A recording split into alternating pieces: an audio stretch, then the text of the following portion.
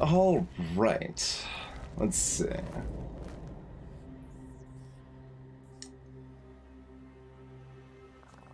Okay, there is in fact an in-game tutorial. As well, like I watched a little short primer that Sneaky Teak made, so we'll try to fill in any blanks from that if the tutorial in-game doesn't cover it. But I guess we don't actually have a ring here, so the core premise I can't demonstrate. They're demonstrating combat first, and we can't actually click the stats of the monster. They just want you to click the monster. All right, but yeah. So we've got attack and defense. We'll have a variety of other stats as well. Health, attack, defense, health. Those are the core stats. We'll have 2 other stats as well, I believe. Hey there, Fuxi. Yeah. Like there's a specific thing that I think I want to try to do more often, at least for anything I'm playing repeatedly. Like, I mean, I guess I've kind of done it in the past somewhat with, like, you know, little in-text descriptions of hexels or stuff like that, but like a viewer primer idea, basically, I kind of picked up from Sneaky Teak, where there's just a little video I could link where it covers kind of the core concepts of the game and like information to look at as a viewer, so you can actually have some idea what's going on and follow it without having played before, right? Like, and that little sort of primer thing would be really nice. How's it going, June? Thank you for 14 months. Everything's empty.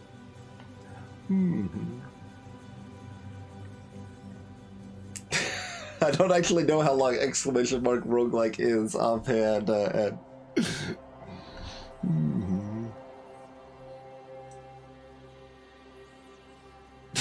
CCT.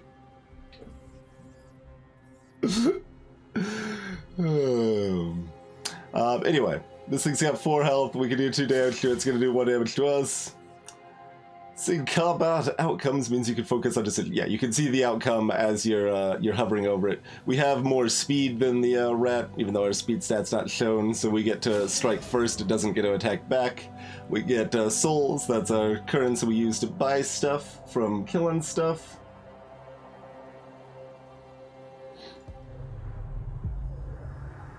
Here, child. Oh, we're arranging them in a line. This isn't a ring. Ooh. Oh, God. It won't be invisible when we're actually playing Addoc. This is just tutorial. I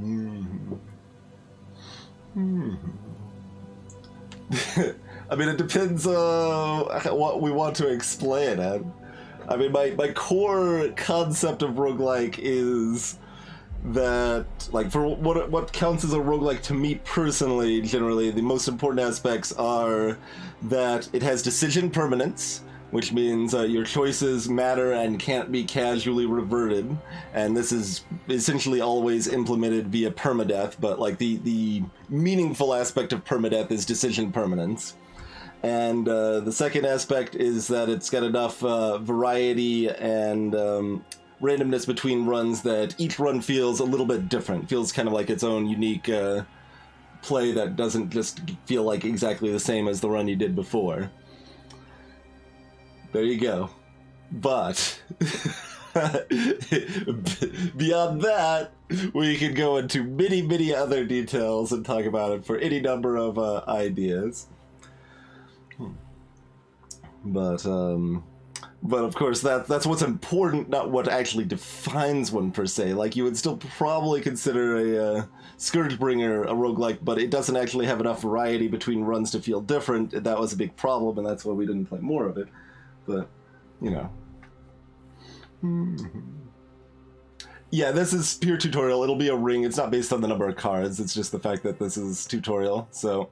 Hey, look, we have more stats. So yes, we've also got a speed stat. This is most important for initiative, so whoever has the higher speed stat attacks first. It also gives you a dodge and stealth chance as well. Rothound.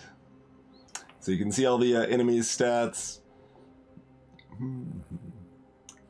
Piercing will hit unless parried.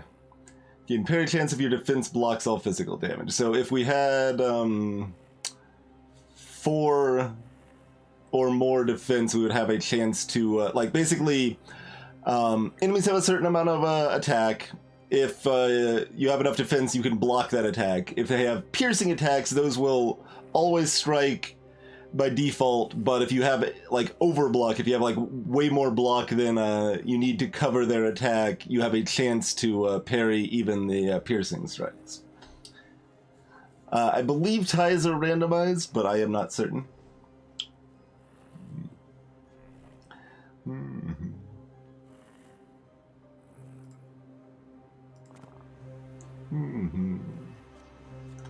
So it shows that they're attacking first by having the speed icon on their side.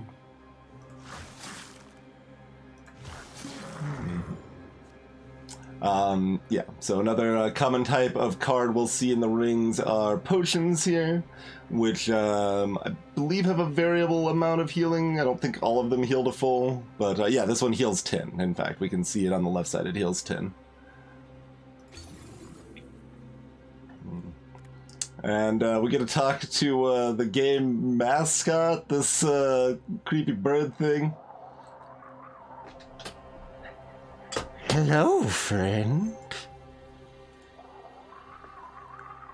Pass me by and through the nest. Take the light with the dark contests. So, when things are arranged in the circle and stuff, you can basically try to sneak past enemies. So being able to sneak past is based on your stealth chance, which is based on your speed. And I believe you always move past it, but basically if you succeed on your stealth roll, you don't get hit. They'll take a hit of opportunity on you if you fail your stealth check.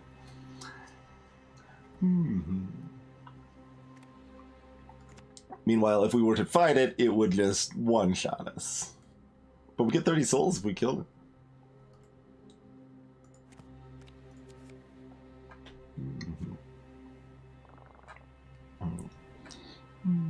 So we've got a whole slew of item slots. What, like 13 or 14 item slots plus a scroll and a tome. I believe scroll is one-time use, tome is repeatable use. The old jar slot. Yep. So Candle gives us 1 clarity, which is our final stat, and increases our stealth chance. So clarity is kind of a mishmash stat. It does a little bit of everything, but it's still, like, useful because all those things are useful. So it gives you crit chance, it gives you more income, so more souls from killing stuff, it gives you more healing from potions, and it gives you curse resistance. I don't exactly know what curses are yet, but we'll get to that, I'm sure. But I guess it's a candle. It kind of looks like a cupcake. Carrying a candle gives us more stealth. Well, don't worry about it. In Legend of Zelda, the bottle slot is a very important slot. Absolutely. That's a good point. So now we're actually in a ring. This is more like the normal game here. So each ring is kind of a dungeon floor, if you will. So each floor is going to have some number of enemies, some number of treasures, some number of potions, some number of scroll stats that'll upgrade your stats, and 1 or more exits. So there's not always only just 1 exit, there can be multiple exits. Yeah, so they get a free attack if we stealth past them. Your base, actually I thought that was, no, our base is 0. The candle actually brought us to 20, okay. And then 2 more from speed. Hey there, Pyronaut. I think you just kind of poke at them, look at them from the distance. So, like, the blank ones here are, I believe, creatures, but we don't know what creatures they are. There's symbols on them, so we can see, like, and we can actually hover over it, looks like. So that says treasure. This one doesn't have a hover over. Maybe that's a stat scroll. Yeah, it looks like an up arrow, so I think that's a stat scroll. And, yeah, that's a potion there. And the treasures just are mimics, but they are, like, it's fine. We can just get the treasure. It's cool. Rainbow socks! So, standard item picks will give you a choice between 2, and you can spend souls to re-roll them. The cost to re-roll depends on the rarity of the item. So, like, the lowest tier rarity always has 1 free re-roll.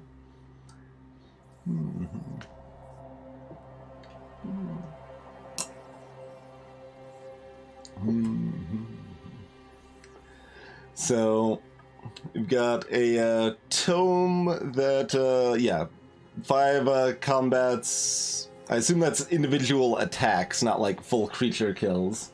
Critic Slug. We can get plus 20 defense for a single fight, or we can just get some general useful stat ups. I mean, the rainbow socks, obviously, we need the socks. I mean, I kind of want to re-roll. Item set brute. Can I change this? Clicking on this doesn't do anything. Yeah, I don't know exactly what that is, but taking the socks.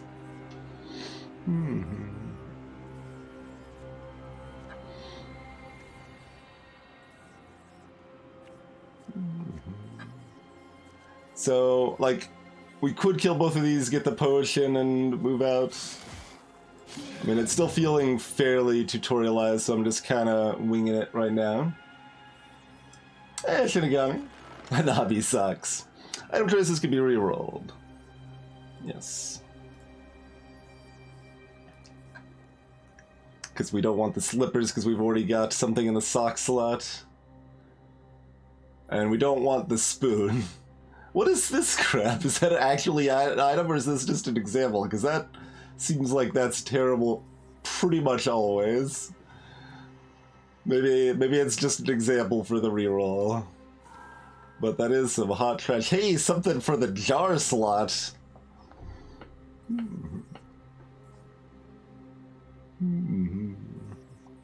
We can get a skirt, gives you more help from potions, and -1 clarity and some help at attack. So, I mean, that's decent. That's probably better than the... Yeah, I think mushroom or jar slots are often like this, where it does a repeated thing a few times and then runs out. You have to be careful of running out of spoons, so... Fun story about spoons. In middle school, for whatever reason, I just decided to start like stashing plastic spoons from the cafeteria. Like I don't really know exactly why, but yeah, I just started to take them repeatedly. Like every lunch break, I just like grab a handful of spoons and like put them in my hoodie front pocket or whatever, and like eventually like I was confronted by some teacher about it or something, and then like I'm just like pulling out like gobs of spoons. I don't. That's one random look at childhood twinge. Hoarding spoons. As for what clarity does, it's a miscellaneous good stuff stat. So it gives you crit, more money, more heals, and curse resistance.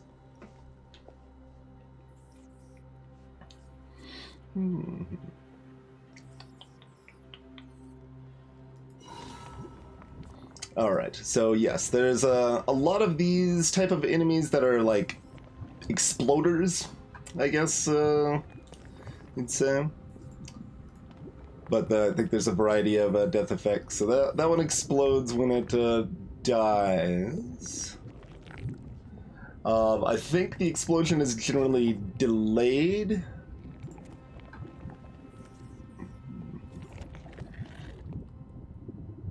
So if we, so let's see. Does it say how much it explodes for? No.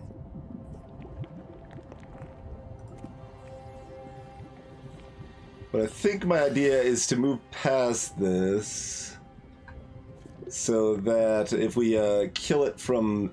Oh no, if we kill it now, it's just gonna explode on us. Okay. You can set up some like indirect effects to destroy it, and then it'll like trigger to explode, and you can like step away, sort of stuff like that. Just like vaguely remembering some of the strats that Teak was using, basically. We've just started, silly idea.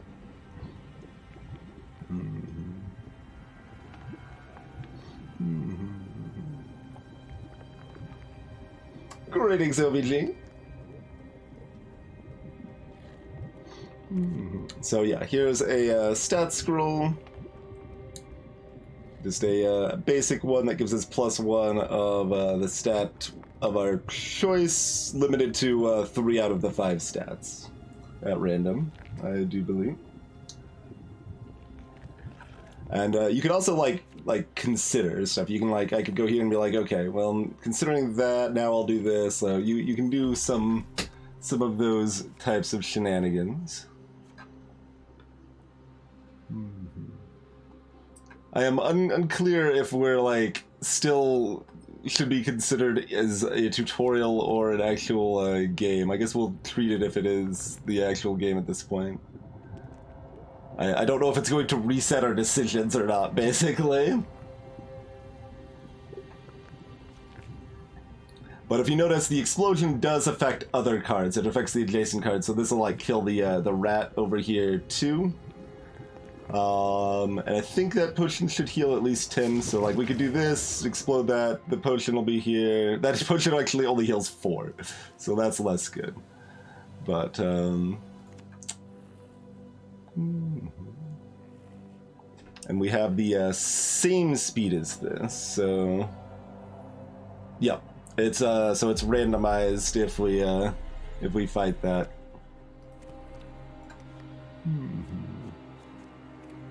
And sometimes you don't want to pick stuff up right away because the spacing of the cards can matter with explosions and stuff like that.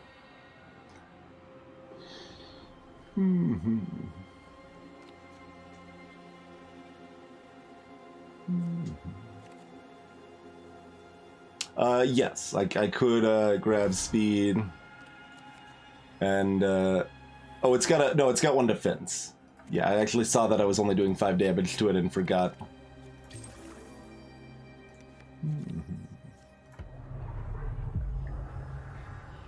So I think I would have taken defense, but speed was fine there too. Yeah, creepy doll seems good. Health and speed, and dungeons have more cards, so more chance at treasures and stuff like that. I think is overall a good thing.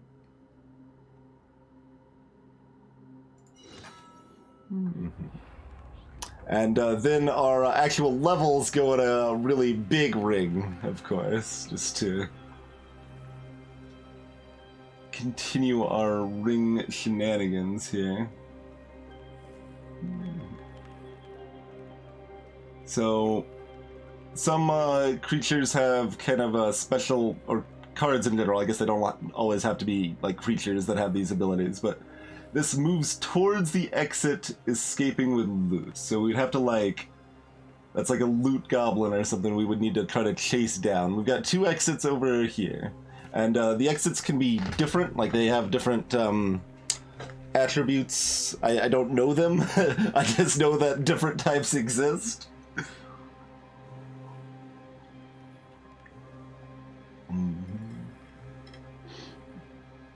You can if you want, Katana. Yeah, I mean, I've seen Sneaky Teak play this.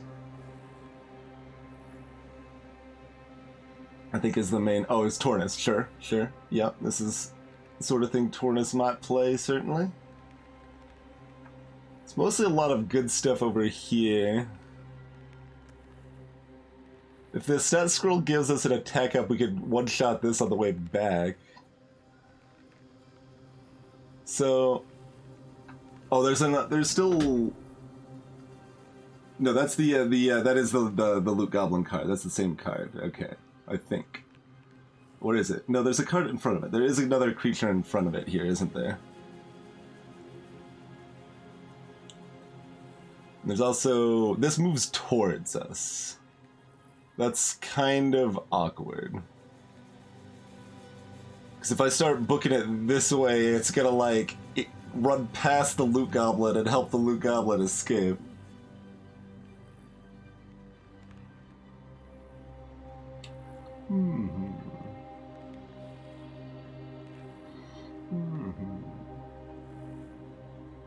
I don't actually know if it's early access or full release. I think it's release. I mean, going left is like terrible, to be clear. This is just enemy exit. But like it might be worth. Yeah, I think we grab the treasure first, and then probably look at either sneaking past or killing it. I mean, given this should be moving this way, I think grabbing the treasure first is somewhat helpful. Okay, so we've got a jewel slot, gives us some crit and attack. Oh wait, no, this is... well, the jewel goes in the amulet slot, and ferocity is a jewel that goes in the jewel slot. I think is the gem, the amulet, maybe amulet. Let's go with the amulet. How about amulet? Emblem would also be good, yeah. So, yeah, more attack damage is good. We've already taken speed up from the stat scroll. We've got some speed up. Elsewise, I think this... I mean, I don't really like relying on crit terribly much, but 2 attack is still more appealing than the 4 speed right now. We could also re-roll, but I mean, this is at least decent right now, and I already know that this is saves enough health that I think it's worth. Let's see. Can we catch up with that thing?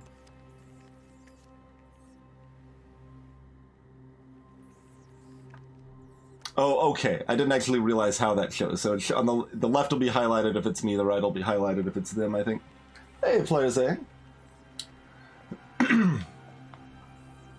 Oh yeah, that's true. This is like a gem slot or something.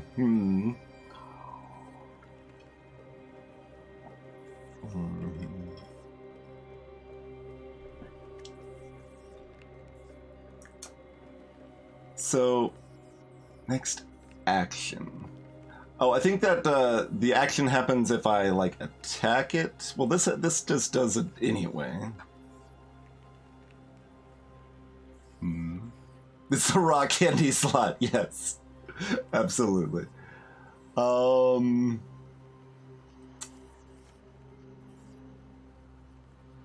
right. Well, let's do this first.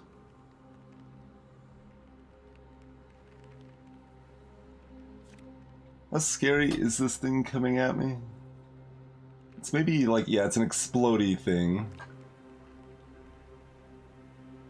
But we can maybe keep it like trapped on the other side of one of these. I'm gonna like pretend I know what I'm doing and that going over here first is a useful thing. Scrounger. Death effect drops treasure. Yep. Loot Goblin indeed.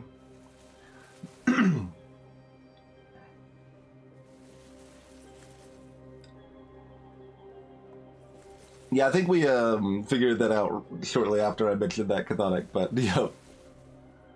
No, the soft lock was talking about not filling my inventory with water. It was talking about destroying all water on the planet. So we had no water source at all. That's where we were discussing the soft lock potential.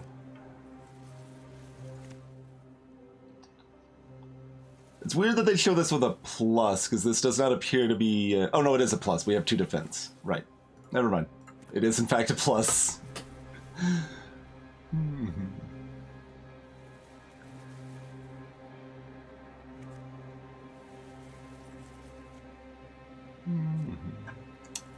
So we could... Okay, I've got a plan. I'm just gonna try it. Also, I thought it was gonna be one more turn for this to get here, but that's probably fine.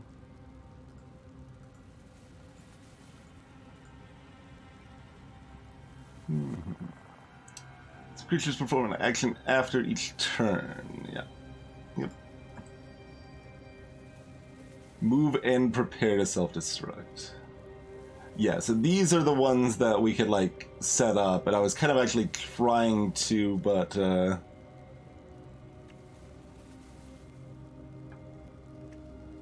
okay, how much, explosion? Do you only do 4 explosion damage? I don't know if that's actually helpful, if it does 4 then, but,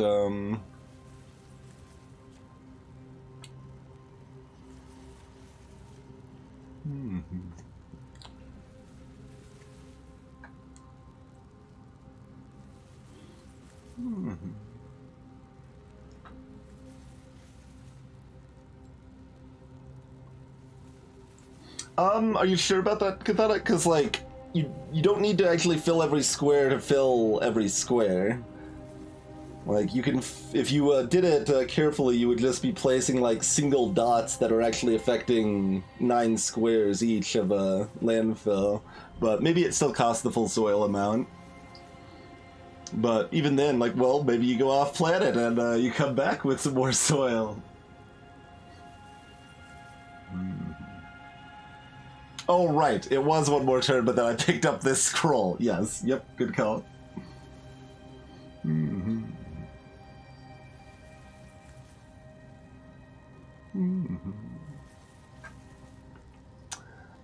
Okay. Well, let's try this then. So.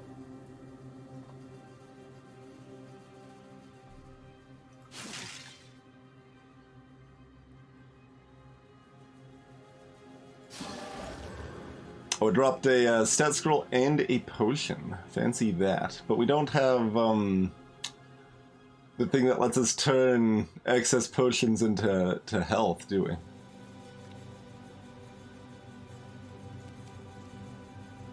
Okay, and we can actually kill this without it exploding on us at all. Okay.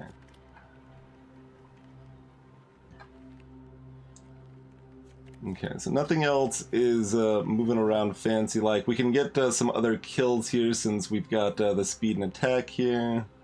Don't think there's any reason not to. Oh, maybe something will give us some clarity and give us some bonus souls. So we should check the chests first. Poison. Okay, so just like Spire Poison, we can cast it every 5 turns. We could also get a Poison Dagger, which is -1 attack, interestingly, but...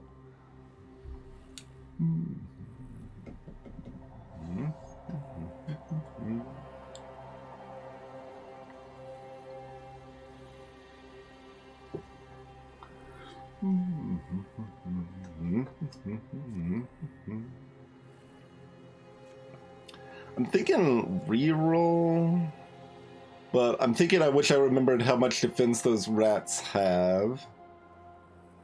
I think we can one-shot it even with the -1 defense, so this could still be a fine take. Each turn. I mean, this is probably just good to grab so I can, like, actually get a good learn on the feel of poison. I mean, that's true of either of these, of course, but I mean grabbing one of these rather than re-rolling in any case. Let's give this a try. We'll give this a try. Okay, we've got stat scrolls.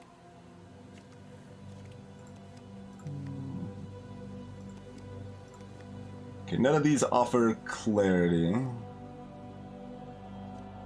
What are you? Restless Triad. That's got 8 speed. We can potentially go around the other way. Killing it would be bonus souls if convenient, but we're very possibly going the other way, but we could grab 2 speed if that seemed prudent. Alright, nothing's increasing the amount of souls we're getting, so let's go ahead and kill that.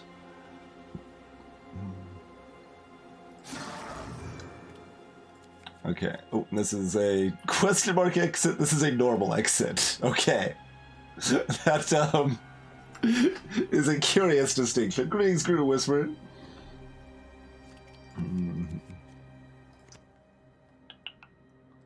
So yeah, if we had 2 speed, we would just be able to kill it. I mean, our attack's already doing decent, and we've also got a poison. I mean, hold on, what is it? So if we do this, it doesn't, I mean, like, this would be kind of wasteful on this, I think, but...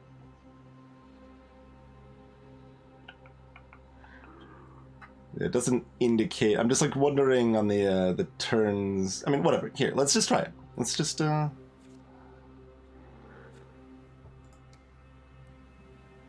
Let's just try it. Okay.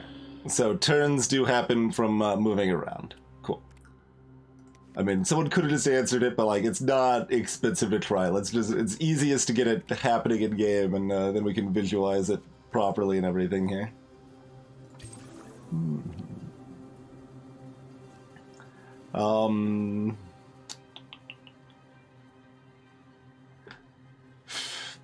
Theoretically, if we have enough speed, we don't need defense. That's not entirely true, I'm sure, but, a single random stat. Oh, yeah, being able to choose seems super important. Yeah.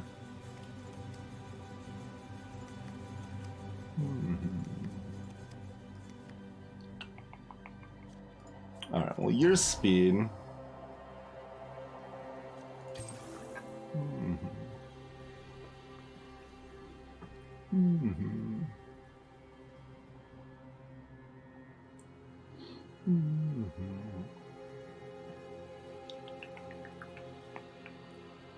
I think we want to go to at least 9 speed. Do we want a shield defense anyway? Like, theoretically, speed plus poison gives us a lot of options, but this is still only every 5 attacks.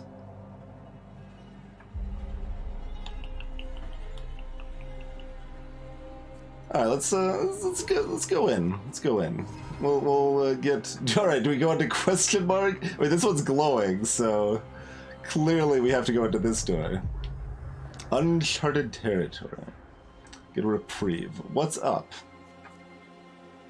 Why am I here?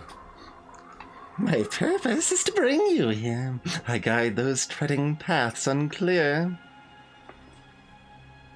All right then. Noted. So this is a cursed potion?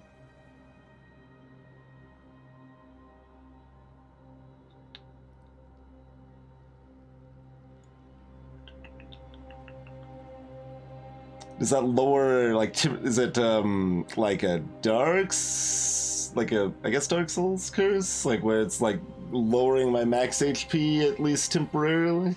Obviously, we don't need it right now, but... Shockingly, this thing would one-shot us.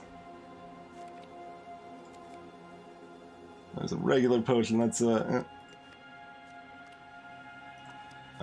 so that's our little short reprieve, nothing else here. I mean, I can't, I don't actually have the curse silly ideas, so it's just Herder Heal? Is that, it seems like kind of weird to have a special ghost icon and such for it if it's just a hurt, but...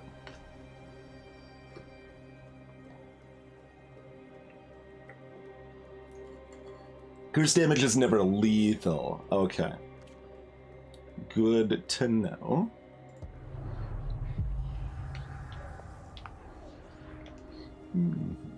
Okay, we got one of those explodey friends moving towards us. We should be able to dodge that with this potion. There's another one moving towards us from this side. So, let's see, if I do this... Oh, but then if I go left, then it's going to... Okay.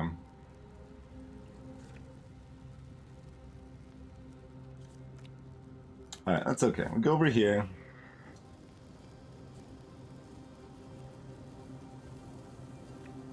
Oh, never mind. That doesn't actually work.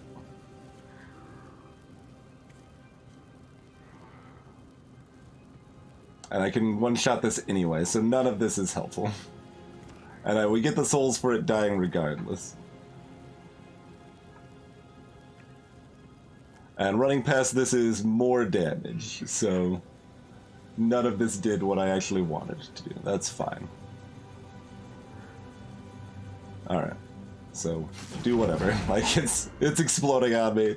I've already... Okay, so if I move right, it'll be between these two. If I move back left, it'll be right here. But it won't be exploding yet until I move right again. And then that's actually fine. I think that's fine.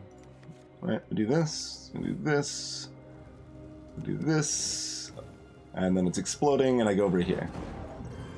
Okay.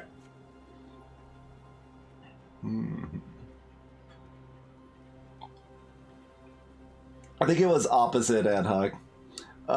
No, yeah, the curse resist was just showing our resist. We have a base of 50% curse resist. Items and clarity can increase our curse resist.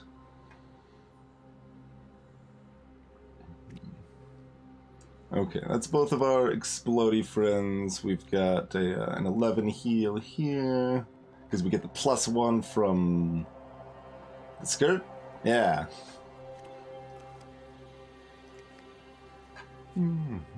We've got heck and speed, so we can kind of dunk things pretty liberally. I think we check the treasure first here, and decide if we want to get any clarity. Tiger Stone, yep, that goes in the rock candy slot. +10 crit chance of attack is higher than your current health. Huh. We're not far off. Bandana. +4 attack when below 50% health.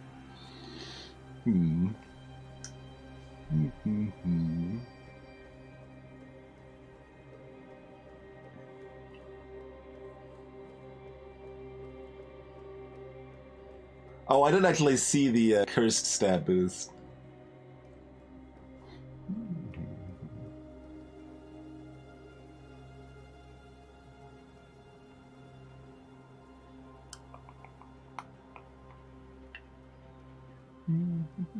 I mean, we want all of these stats. This is a lot more likely to proc, but also we don't really want to dive into crit, but I mean, we could, maybe, if that's how it ends up. We've got enough empty slots I could definitely re-roll these, but like, are we really hoping for too much better than attack and speed when that's kind of what we're looking for right now?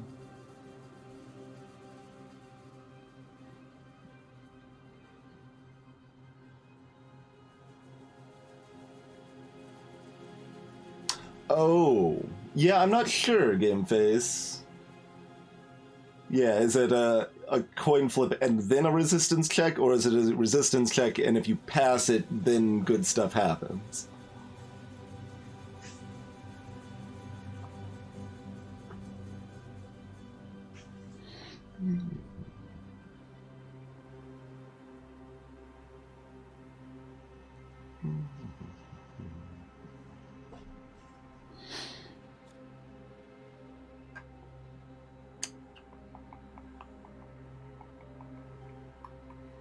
All right, I'm going in on the speed and strength right now.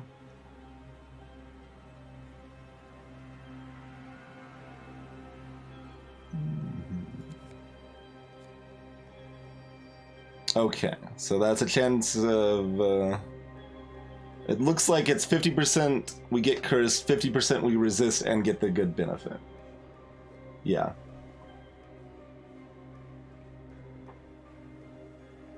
So it's not 2-tier. So I mean we've got the potion anyway, so we're certainly...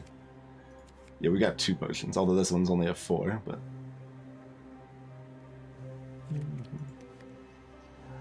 Do we want clarity or perhaps speed? I mean, we may not have the choice.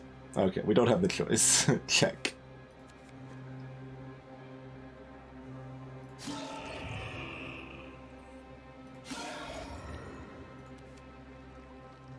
Alright, what's your deal? Death effect none. You are a viscid one. You're just fast, but not fast enough, sucker.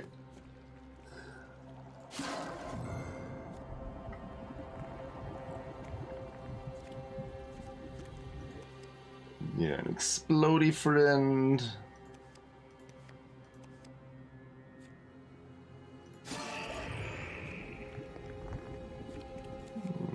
We have 15 healing, or... Yeah, I guess this is only base 3 here.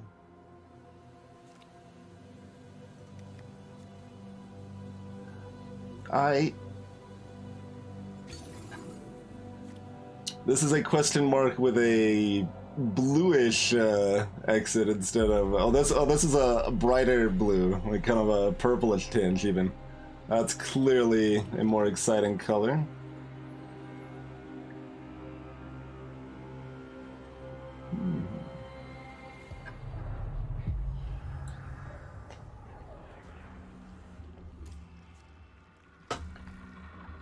I didn't actually see what it said on the like transition there, but we're in a monster-filled area. Nothing's like moving at us. Ambush. Oh, okay. That seems fine. We're fast.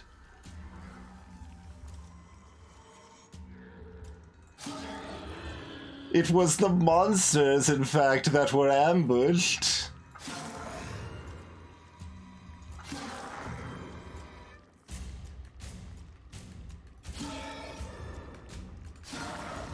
Oh, apparently this doesn't cycle around the ring. You actually just need to kill all of them.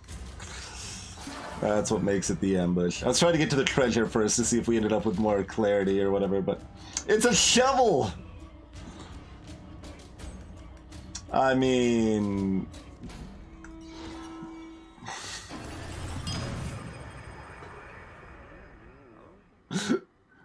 Let's dig relic dig, shall we? +1 treasure at each dungeon up to 3 times. Very nice. How's it going in Shadow? Thanks for 22 months. As for Dyson Sphere program Poreus, it was okay. I am not like super sold on it yet. I think it's worth checking out if you're specifically interested in kind of the theming and like the multiple planets, but in all other cases, like if you're just looking for good factory stuff, Factorio does it a lot better for the core factory building and stuff.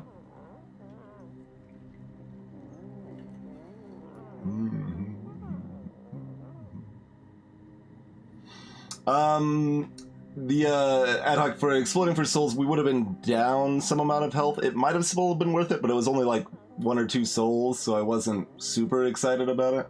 I decided to just be full health.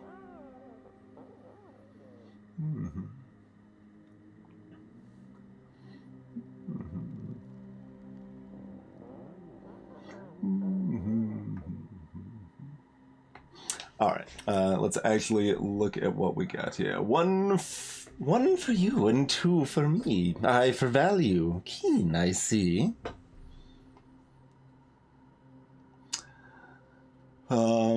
Friend of Frog. Oh man, it's the Speed Frog medallion right here. But it replaces my my other. Befriend frogs to gain 1 health. Well, that's great. Slow burn. Reduce piercing damage taken by 1. Huh. Huh. Oh, I didn't actually realize that we have a mask slot and a helmet slot.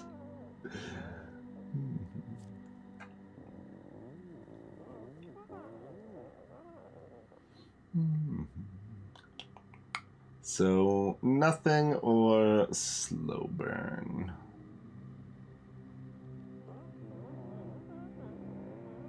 Like, I would take this for free, certainly. I'm just less confident about paying for it.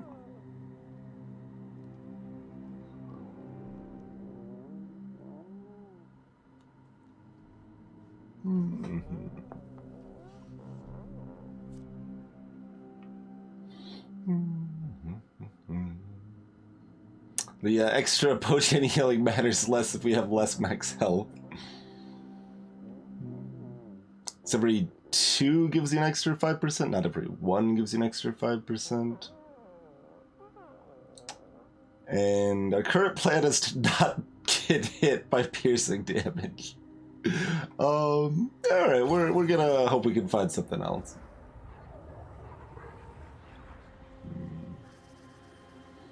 Alright, we got ourselves a loot goblin, we got ourselves something chasing after me, we got some potions over here, got an enemy over here, we've got just eyeballs chilling. Oh, this was what we dug up with our shovel, I guess, yeah? You're faster than me. 14 speed? What is this garbage, Bane Fang? Gonna poison me?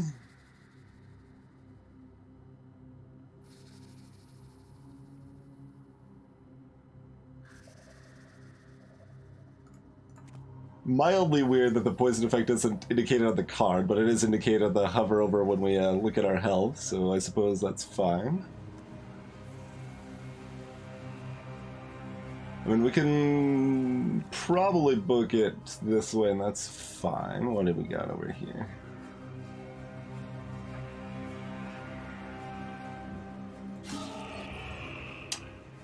Okay, we've got...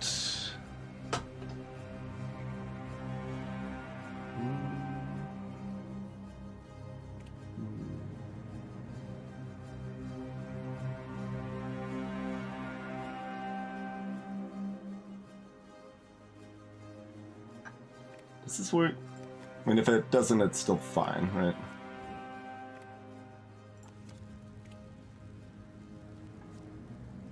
It doesn't look like it's actually about to explode.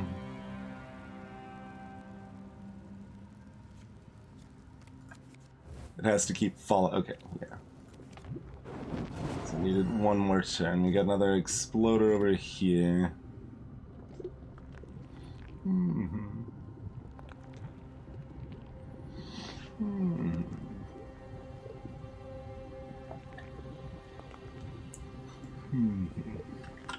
I'm gonna, like, I've got this this link working now, so I'm gonna promote that.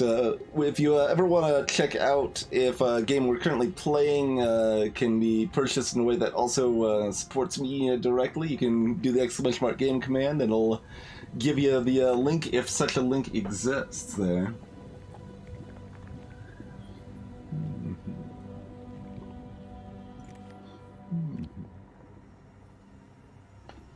Monster Train is good. I certainly don't think you would go wrong going with Monster Train. We still need to go back and play more of that. It just ended up at a weird time that ended up kind of getting it disjointed, that I didn't want to play more, but I was enjoying what I was playing of it.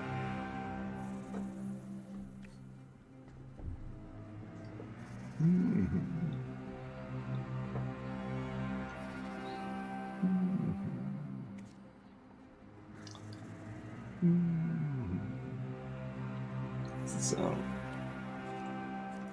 it's worth 4 souls. Oh, that's actually worth 5. Okay. Taking 7 damage there, 6 damage here. Let's see. What type of is that? We don't know how big this potion is. Okay. Explode for 6. Okay. So I can pick up both of these things, kill this thing, take the damage once, and kill both of the enemies at once with that. And we still have the other potion, which will probably be enough to heal us up.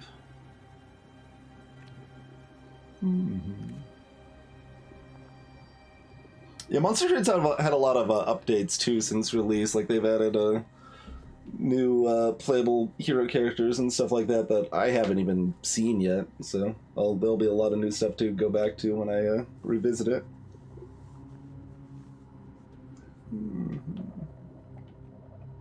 Oh, nice, Plaza. Yeah. Oh yeah, and we've got the spell. That's a good call, Zigling.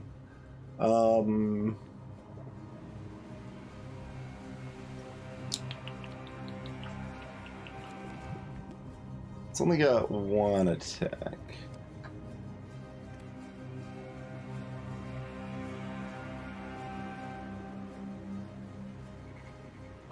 Is it worth using these spell? Also, we maybe need to use the poison on the loot goblin to kill it before it escapes, but if we get 1 more attack up, maybe we can just kill it direct.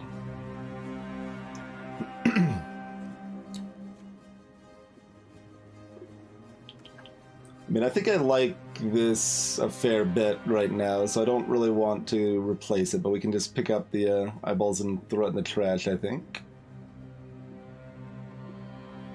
Alright, I think that's our plan either way.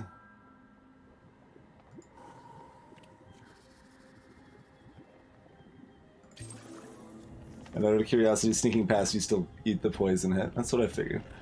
Okay.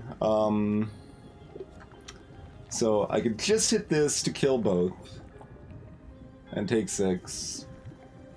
Or I can sneak past it, poison it, run away, and take about 1.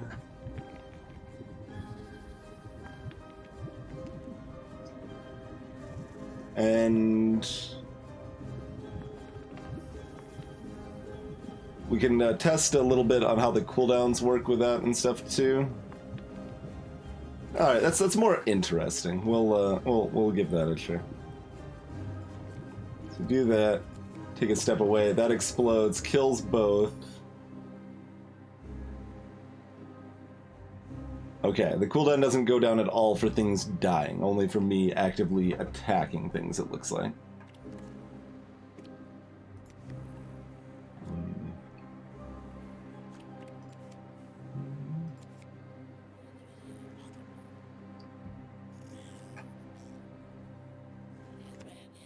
Spine back.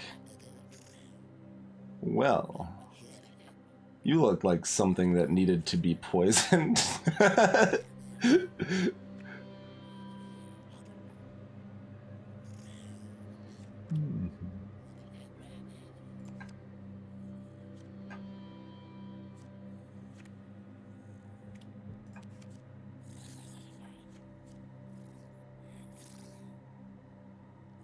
Reflects damage, yeah. Oh wait, it goes into different modes or something? Because it wasn't in that mode before, I don't think. So, if we attack this, we're just taking 3 and it's escaping with the loot, right? I think. Because we don't have our poison. Because it says next action, but it doesn't seem to move every time, so I don't know why it doesn't always move.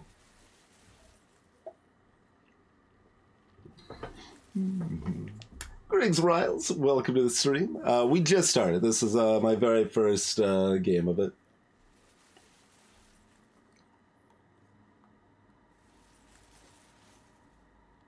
Every other turn.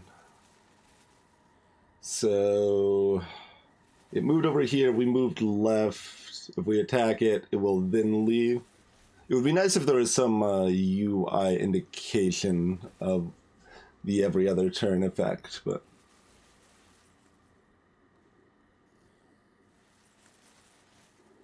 but I'm pretty confident it just escapes immediately.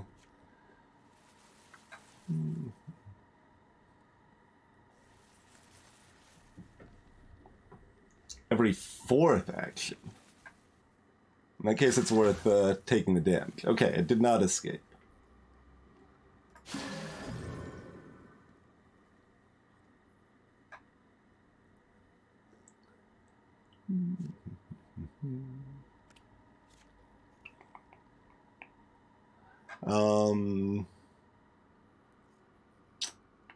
Starting to look like we do want a one upgrade on speed, huh? On on defense rather.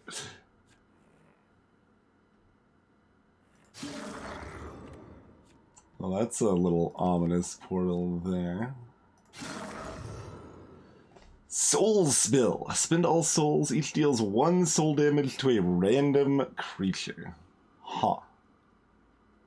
I mean, sure, I'm not sure we want to use it, but we got it.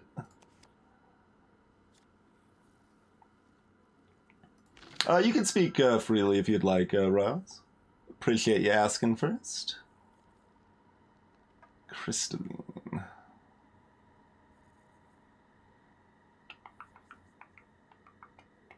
I mean, pretty hard not to take Axe. Like, I said we were going all in on speed and attack, and it's like, hey, you want some more speed and attack? In a slot you don't have taken yet? Don't mind if I do. Alright.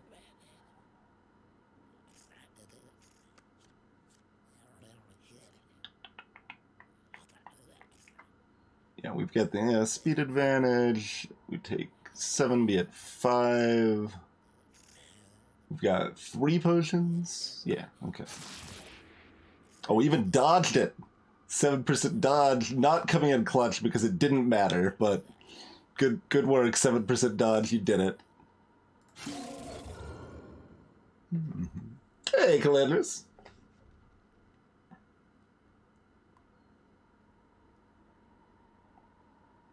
Oh, that is good to know, Riles. Okay, so if you're facing the loot gremlin in the door, it will not... Basically, you're in between it, so it can't run past you to get to the door. Okay.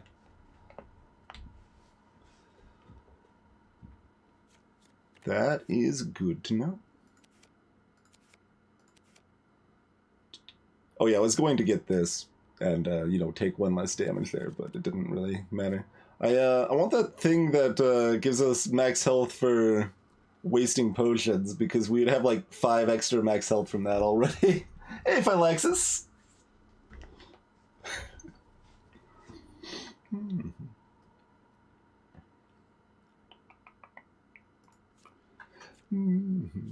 How much do we want to try to dump stat defense?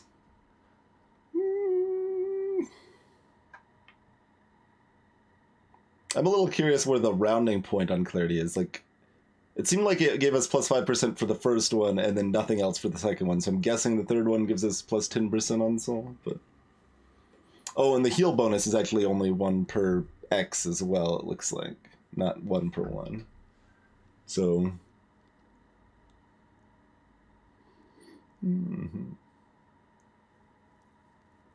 Yeah, chugging mass, that's what it was. Yep.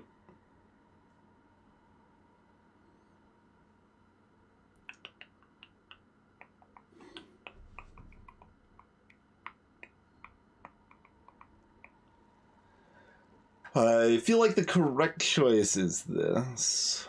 I'm still considering this.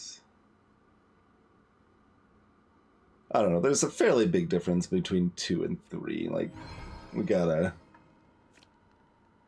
go with that, huh? Alright. I will continue to take the most ominous exit. Is there anything special about this one? That's just a...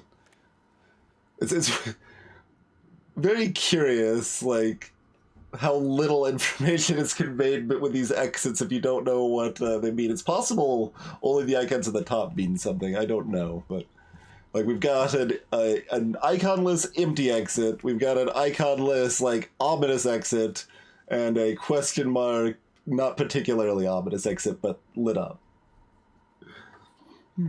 I'm taking the ominous one. New path. Oh, hello. It was, in fact, something ominous. Maybe we're playing a different game now? Alright. I can click on this thing, I guess. Guess we're doing that.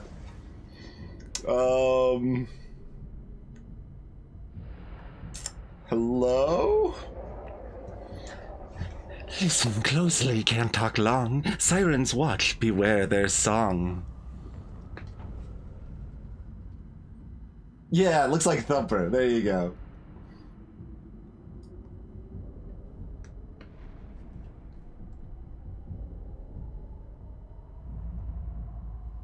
Oh, we're closer. We're clicking again here.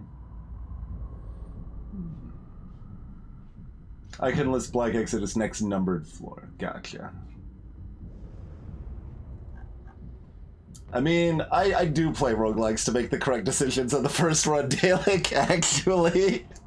Like, that's a questionable approach at times, certainly, but yeah, no, that I ideally want the game to give me information that I can try to make informed decisions even on my first run, right? There's always going to be new stuff to learn over a playthrough, and like, you learn items and synergies and monster patterns and stuff like that, but I like it when stuff is pretty well explained so you can actually make reasonably informed decisions even right off the bat, and that has always been something I loved about Slay the Spire, even when it first launched into early access in like 2017 or whatever, when we were playing it then, like, we could make informed decisions right off the bat, and I won my first run, and it was satisfying, and yeah.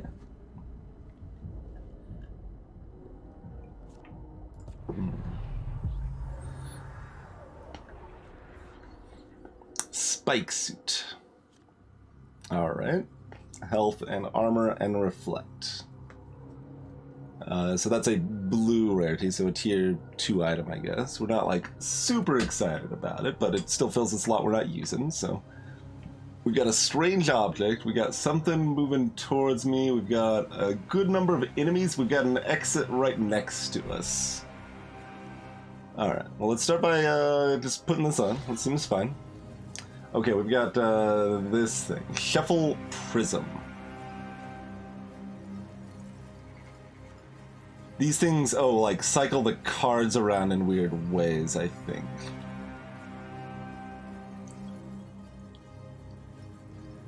If I move towards this, it starts triggering its detonation, right? No? No, it's gonna move towards me and then do it. Okay, we're fine either way.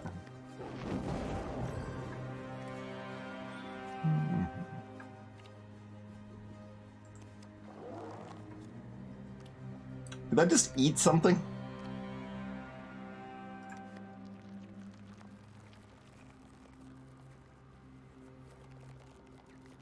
Oh, this actually attacks aggressively. Wretched Amalgam has about a bajillion attack and defense. We can outspeed it, though. Poison's up, but wait, this doesn't take an action. Maybe 10 damage. It does 18 to me. Wait, what does it do 18 to me? Oh, because I attack it, take its damage, and it attacks me on its turn as well. Okay.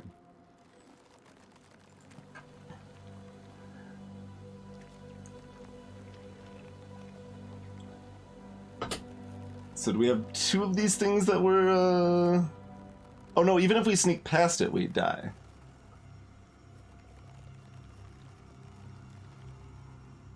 Oh, right, because, no, same logic applies. Same logic applies. Never mind. So if we end up completely trapped, we can always burn our souls and run. I'm just Okay, it doesn't move towards me every turn, so we can outpace it. Although this thing, oh no, it does. It does. It just took a delay. Okay.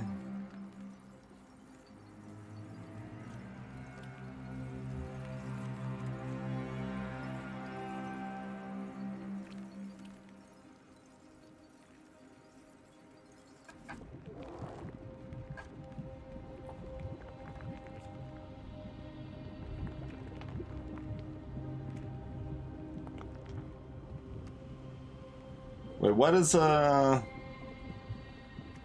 Oh, it attacks me and takes reflect damage and explodes. Okay.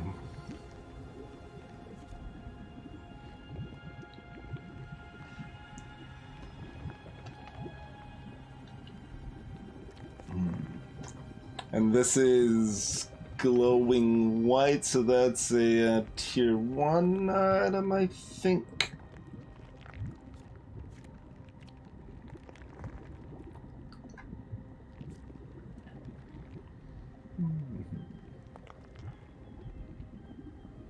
Alright, so even if that's another exploder, we're passably okay. And we've already kind of chosen the greed line, so let's dig in.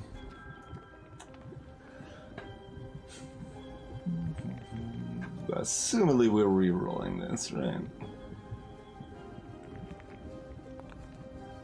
Like, we can have, yeah, no. Guards. No. We still got 4 slots open.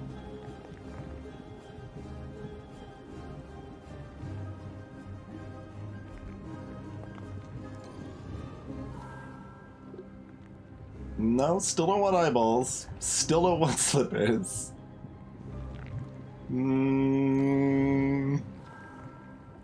Tiger Stone. Okay. Oh, I thought the halberd was the axe I already had for some reason.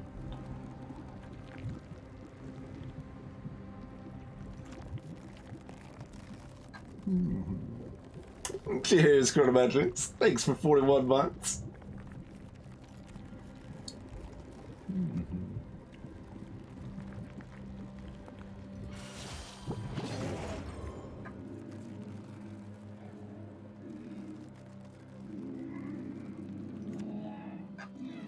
Whisperer. Yeah.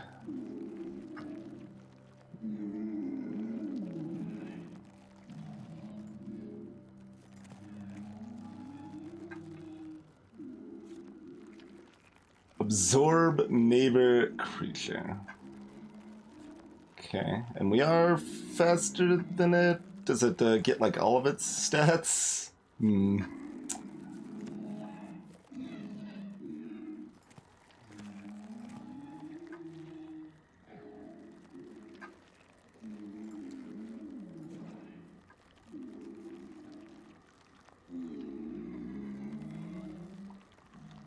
Not that we can do anything other than this.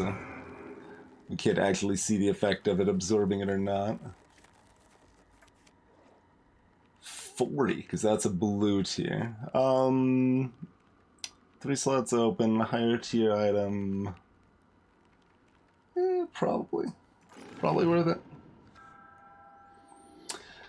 False confidence. Intimidate creatures on attack, and more attack and less defense, huh? More reflect. We get reflecty pants. Alright, intimidate. Stops a creature attacking back.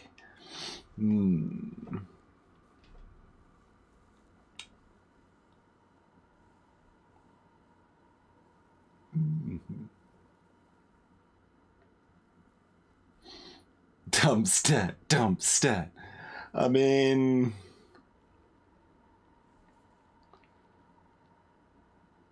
Is this the difference?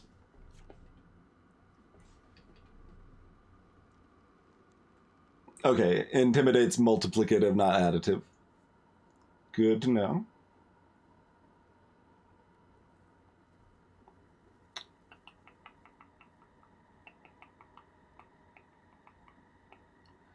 Okay, so it was at 19 health, and we dealt 10 to it, and it'd be at 9, and it has 9 defense.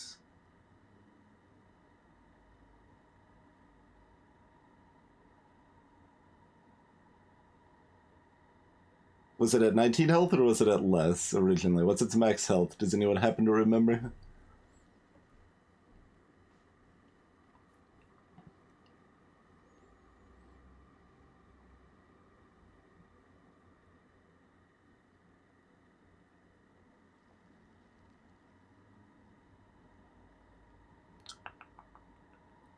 Is it 6 of 19? Yeah, I thought something else had hurt it too, Wallers. I was just trying to remember what if the... yeah, we did get the exploder to hit it. Yes. So that means we don't need the attack from this.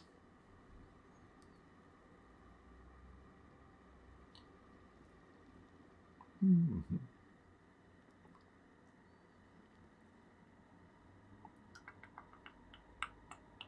It took, it would be at 3, and we can do 6 without this, so. Basically, the choice is to take the false confidence or to re-roll.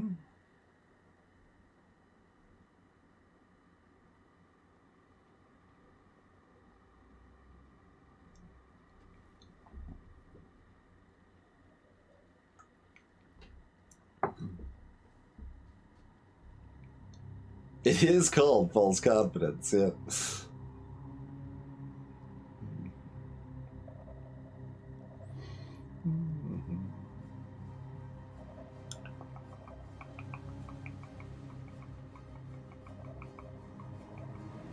Don't really like going from 5 to 3 defense and losing the clarity is bad too. Oh, I wanted to see. We are at 3 clarity. Yeah. So it looks like even clarity is stupid and odd clarity does something. Okay, that's good to keep in mind.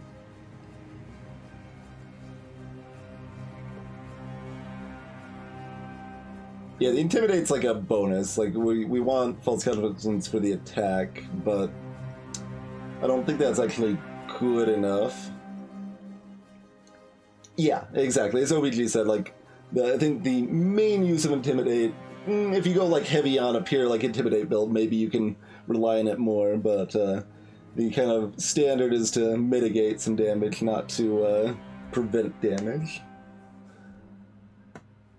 Mm-hmm. Yeah, that's the question, ZZ2. But it's still possible, like, I mean, if we re-roll into, like, boot slot, for example, it's a decent chance the boots will be better because it's a higher tier item anyway, right? Like, we're not that attached to our lovely little socks.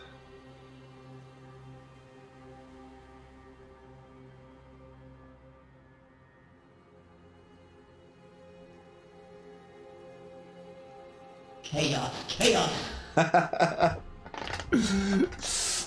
Zergling giving a level of support for false confidence, huh? It also, I don't know what the reroll cost of the second reroll is. That matters a lot too. If let's see, it was 0 to 6 for the tier 1. I'm just trying to guess the scaling. I'm kind of guessing it's going to be 3 and then 9, and we'll have exactly enough. It's 6? Okay, it's only 3 then 6. Okay. So we could reroll twice.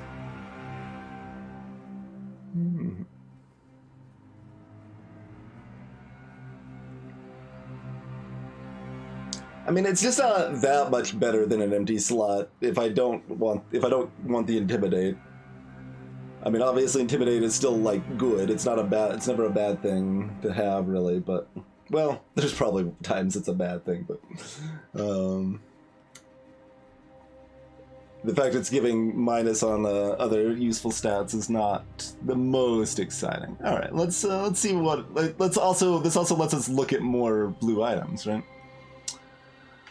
There's Slow Burn again. This time for free instead of $30. Every 4 attacks inflicts a crit. So there just does a guaranteed crit every 4. I don't think it actually says any... Oh, it does, in fact. It says a critical hit does double damage. Perfect. Good on you, game, for actually covering that info. I think we take slow burn, and that's fine.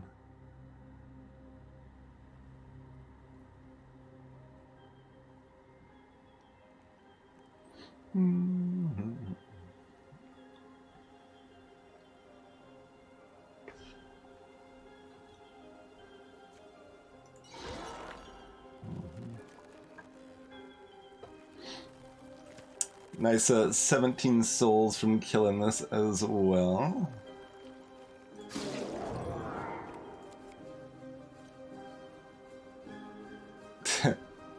I mean, it's EV positive, but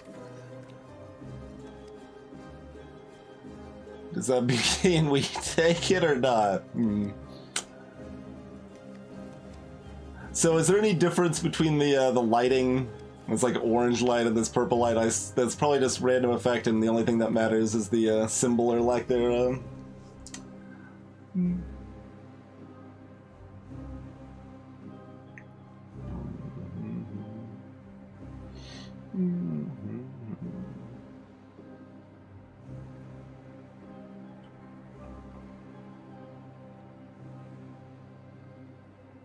You learn what the room is after taking it the first time. Okay, it's just a silly...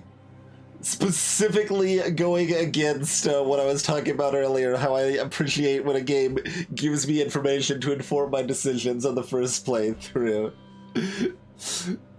It is specifically not doing that. Alright. Duly noted.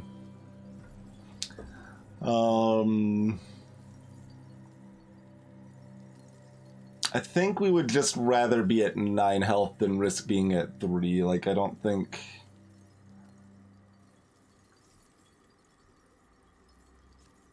Oh, we can do something with this? Oh. I thought I clicked on it before and it didn't do anything.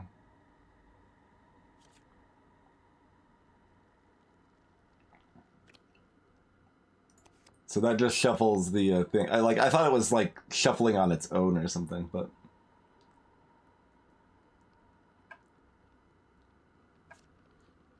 all right, I'm going orange then. A careful maneuver. Move towards exit, escaping with loot. Move towards exit, escaping with loot. And we got 2 exploders running, 3 exploders moving towards me.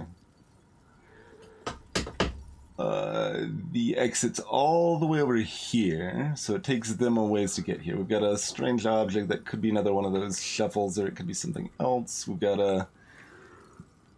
and we got the exploder moving right towards me. I think the shuffle is most likely to be bad for us, because it's already kind of a long ways to the exit for the loot goblins here.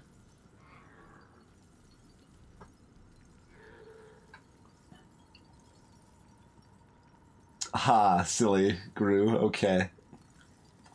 So you're saying we'll be looking to get a file to skip the meta progression if we like the game that we want to play more, probably. Oh, this wasn't a main floor. This only applies to main floors. Okay. Does that? I guess that's true of the jar effects as well. They only apply to main dungeon floors, not to side floors. Okay.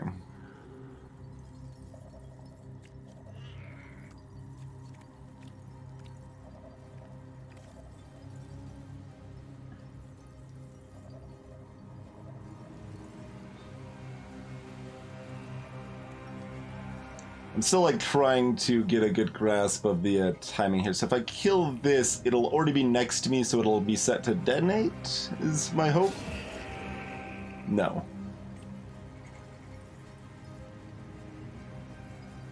But if we move, then it'll be set to detonate and we can move again. And that does just as well.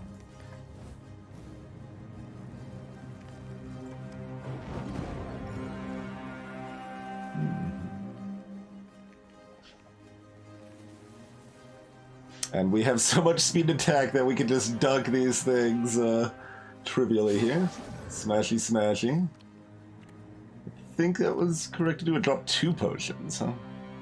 I don't think we're looking to pick up other things. Like, Clarity could be nice for more soul gain here, but I think we need to worry primarily about actually getting the loot. Oh, there's enemies in between, so it actually might be hard to catch. We probably actually want to catch it by running around this way. There's only 1 enemy here. I guess there's only 2 here. But if we if we block it, it can't get through us to the door.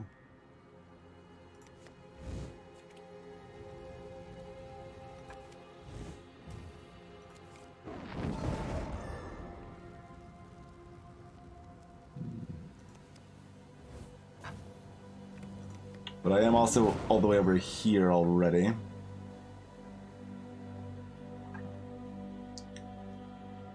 But it moves every 4 turns.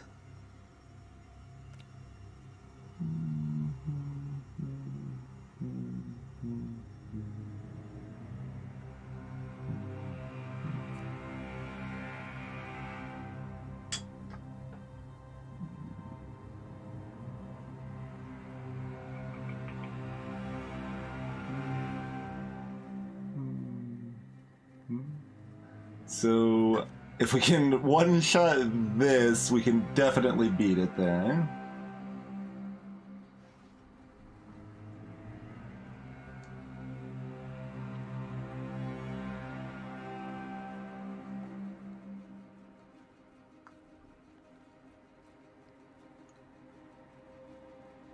Well, you gotta spin the turn anyway, Riles, I think is the idea that Silly's pointing out, right? Like, we spend a turn to move past the scroll, or we spend a turn to pick up the scroll, and that's the same turn.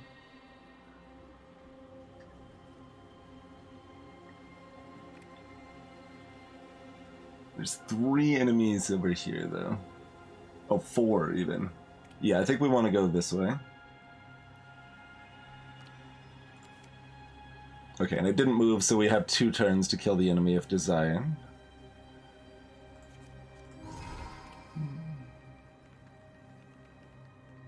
So I guess that applies to the treasure too, huh? Oh, you're fine, Silly.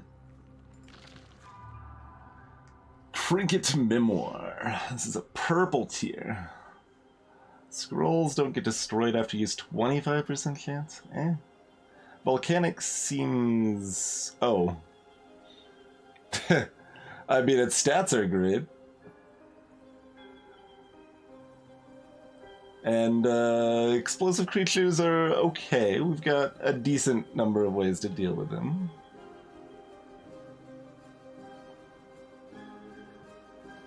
Still got 2 empty slots.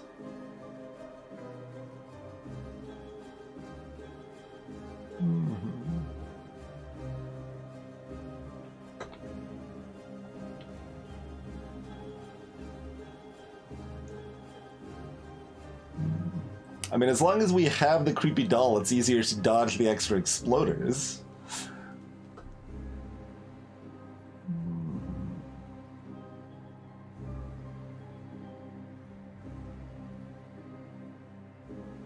We could afford 2 rerolls.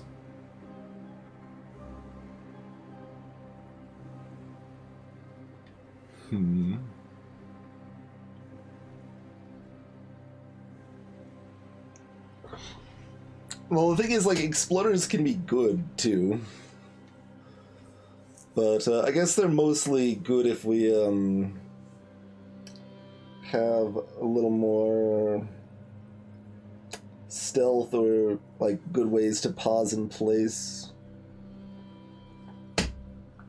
Yeah, I'm never taking Trinket Memoir. It's either Volcanic or reroll. Like, Volcanic's 3 speed, and that's great. Like, that is kind of just what we want.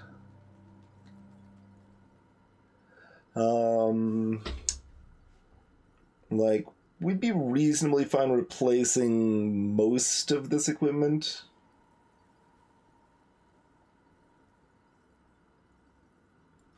Alright. Well, we'll see what else we got. Oh, both blank slots. We got the Power Glove. It's so bad. But in practice, it's actually pretty good. 2 speed. No downside. To attack. No downside. We get all the intimidates.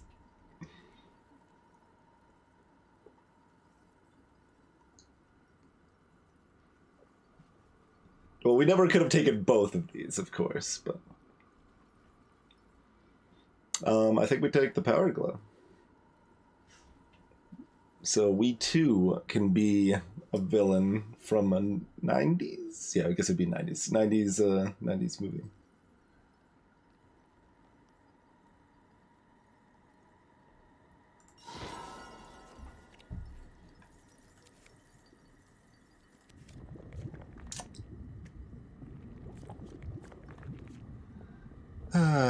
The exploders that wait, is it? I don't actually know if the volcanic spawns these things or if it spawns the moving ones. The moving ones are a lot easier to deal with. They can be more problematic, but a lot of times less problematic.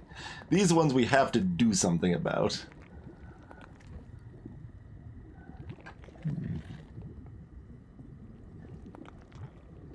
Poison's not up. Okay, so best bet, we've got potions, we'll heal up afterwards, is to try to move past it. That gives us a chance for it to not detonate, and if it detonates, it's the same either way, so... Like, we block the 1 piercing damage anyway, so... Hey, G-Volt. Thanks for 23 months. Appreciate using your Prime here.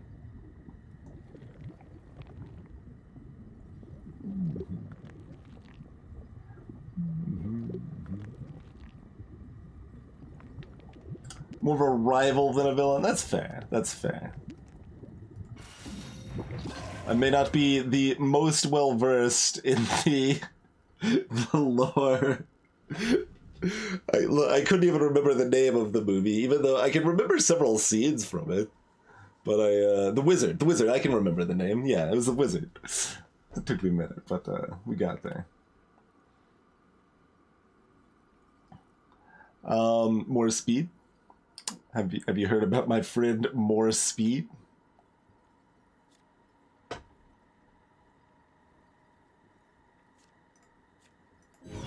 Oh wait, that was a super one. I didn't look closely. Okay, so what that did, it gave me +4 speed and -1 to everything else. I think. Or -1 to 3 other stats, not to everything else, but... Because health is a stat as well.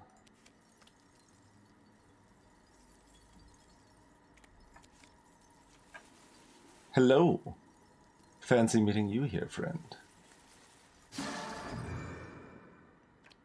Alright, well, we've got piles of potions and treasures, and I guess we'd take the treasures first. A fully heal scroll.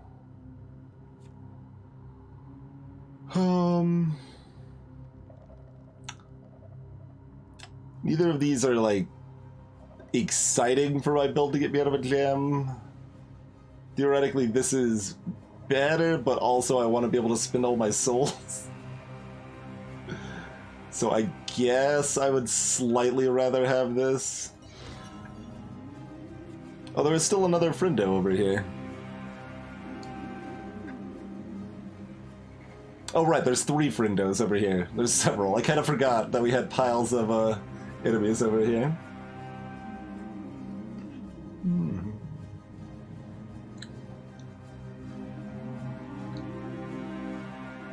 Indeed, Sparky, yeah, I remember that very easily. And now we have the defense that we can just smack him once and they die because they take 5 and then they take 3 return damage even though they're only, yeah, or I guess I deal, well, whichever it is. Yeah, they take 3 reflect damage. Yep. And I deal 5 and the math works out perfectly. So I guess we do that. Oh, but this can't kill us. This is good to keep in mind. Yeah. So while we're at our lowest health, we want to chug the cursed potions. Okay. Oh, I intimidated. That works too. Sure, we don't need to take one, I suppose.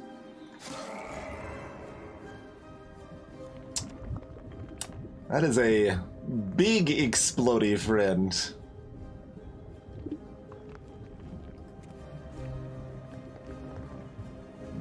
We can move past it once. I'm gonna go the other direction.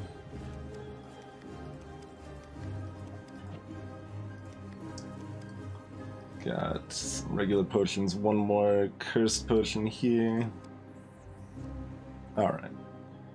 Got ourselves a little rat friend, a three-headed friend,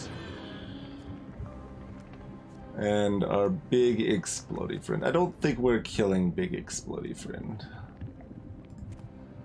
That doesn't seem like a thing that's happening.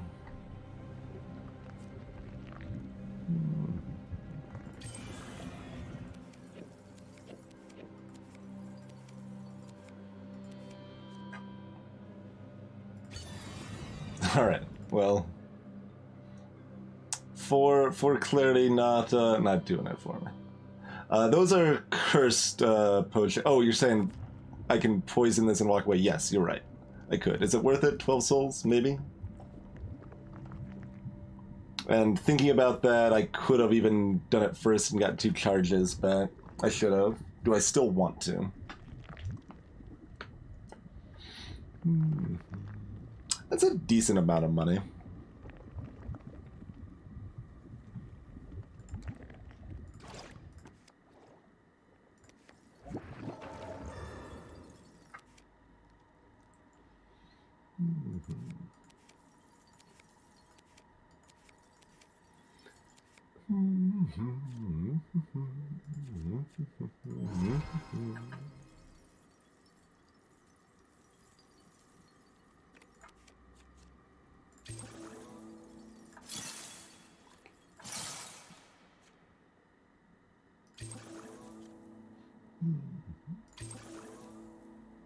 All right, on we go.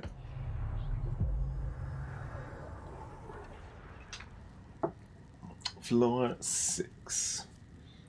All right, we got a movie exploder.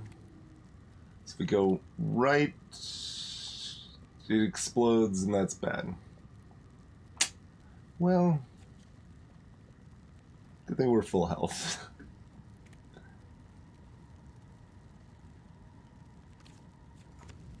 Okay, just attack for 1 piercing. So we can do this and then move back past one. And hope we sneak by so that we don't do the retaliation damage, but if we do the retaliation damage, we explode down the line. I forgot to check what else was moving. I didn't actually mean to move yet, but I think I was mentally, like, hitting the arrow to look around the circle. Okay, we got a move and attack if passing. We got, like, a sinister jester. We got a projectile attacker over here. And a pile of other enemies over this way. Wow. Oh, that one explodes on us before we get away. That's too bad. Good to know, but too bad. So you're up to 14. Wait, why'd my attack go down? Oh, my attack was low enough from the bandana bonus. Right, that's what happened before.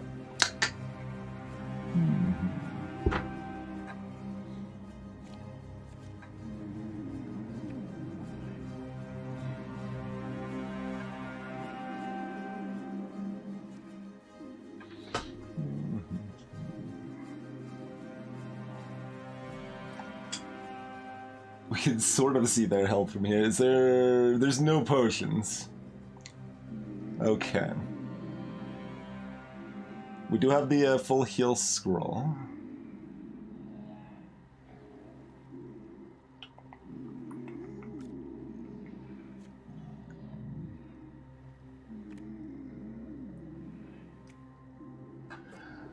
Do we want this?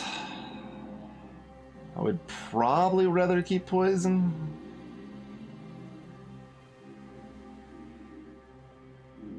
This does some good things against exploders too.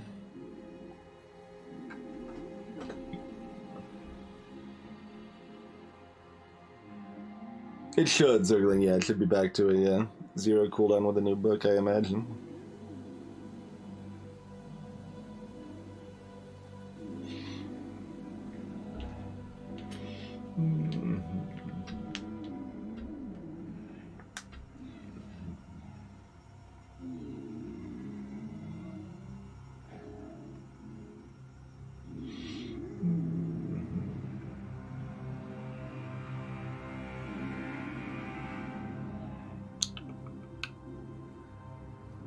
Basically, the question is, do we just keep going in on our kind of build idea, or do we keep poison because it's a contingency plan? It works differently, therefore it might be able to solve some solutions that just more attack might not solve. But then again, many of those problems that some more attack won't solve would be solved with even more attack. So it's interesting.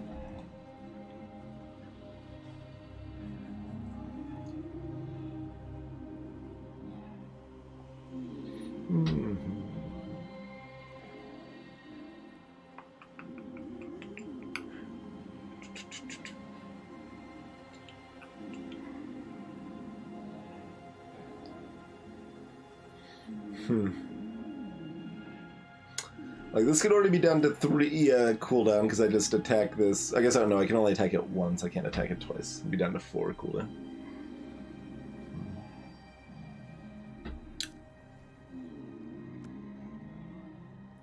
We don't know how much damage the spit does, or if that depends on my block or anything.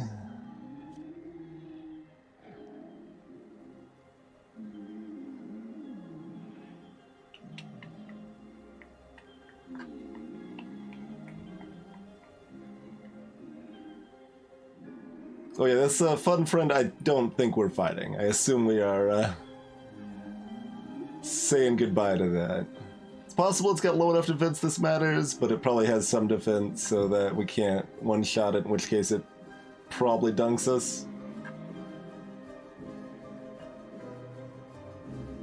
Although we might be able to kill it with poison, but we won't have access to poison. It won't be back up. Alternatively, if we leave, like, this alive and it gets next to it, and I attack this with a splash damage, we can do 5 to it with a splash. Although that's no better than just doing 5 to it directly, is it? It's, yeah.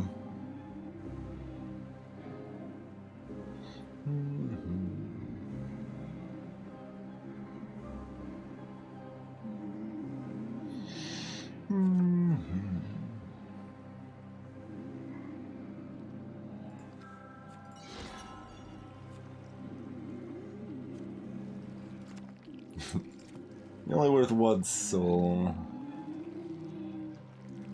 Like, I think I want to keep my distance from this.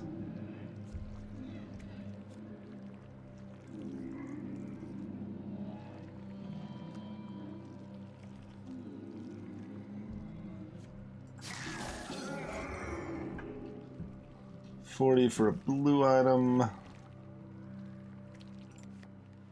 Chugging mask just chilling there. I think it's a little late for me to be excited about that. This reduced piercing damage by 1's actually pretty nice.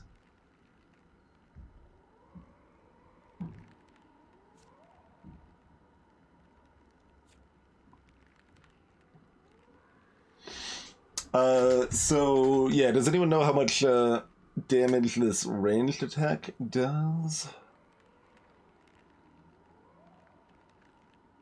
Because it's got to be no more than 5, but I could see it doing up to 5. And, like, I mean, I don't know if it affects my defense or not either.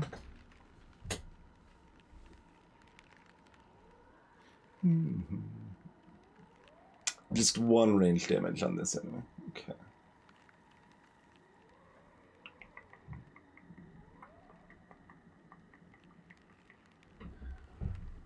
And there's no way to know if this treasure is a paid treasure or not.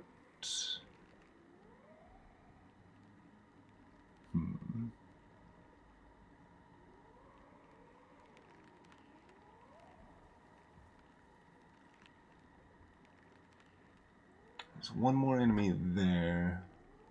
Although if we pick up this stuff, we can exit back out this. Although, if this moves fast enough, we can't. Essentially figuring out how greedy we can be here.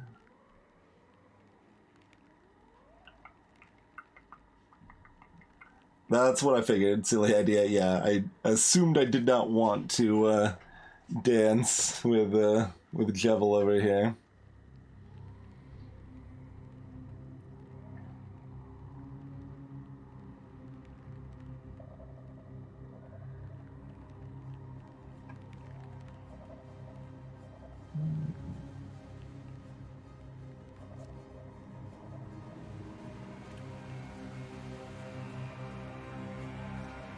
Okay, that only raises the max HP, not current HP. There's like some line. Let's see, that's still not below 1/4 though. Okay, we'd have to be 1 health lower. I was just like imagining a line where we take this to raise our max health to activate our banana so we can activate our book so we have exactly enough attack to one-shot this guy or something, right? Like, very similar situation to this. That could be a thing. I don't think that's going to be a thing here, but hey, Anvar.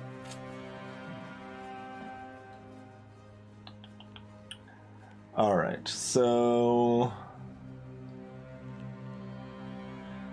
do we just roll the blue, or do we think we're getting this treasure as well? Does this move every single turn?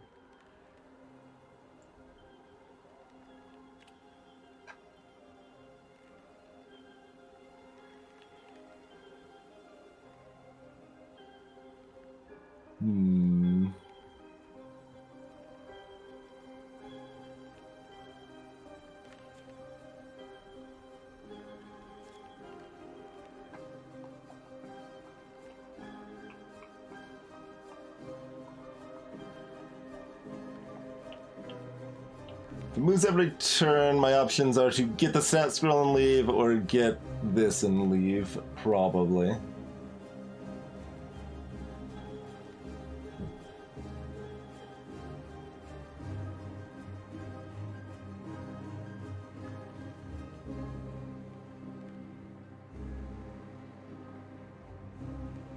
I mean, the heal scroll is just a one-time use thing, so it's not like we're getting that much value off of the mask if we have it, and we've already got a decent mask. Like, I like the reduced piercing damage by 1 here.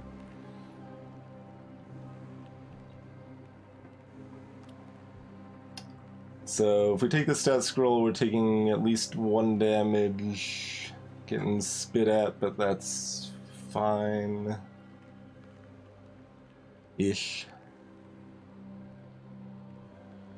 All part of the plan in setting up the ground. The chunky mask take a damage, have enough. I have no idea how much block it has and stuff, so we won't plan on that.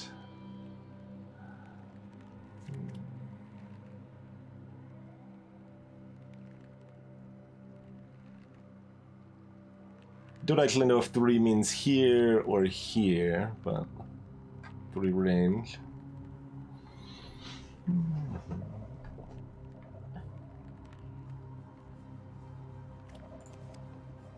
Okay, it's not here.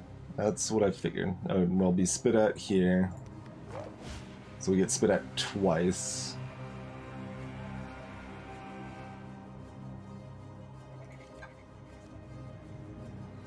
Okay, this is a focus scroll.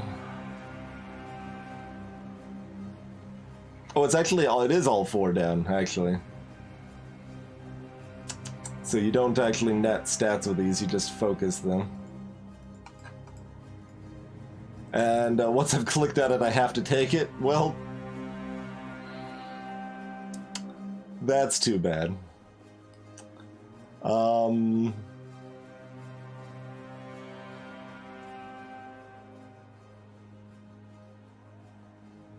Well,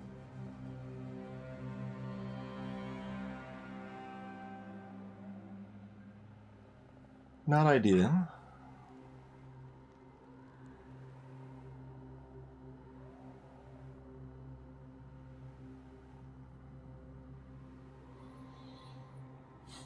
defense or hell. I mean, all of these are actually like, I mean, the stats are all useful, right? Like, all of these things are useful, but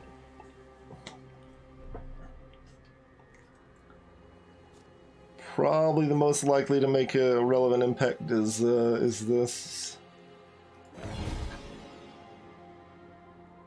Deploy a target dummy which you can attack. Huh. Interesting.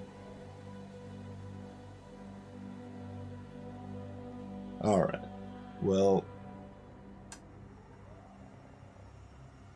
see you later. Yeah, I thought they were still net +1.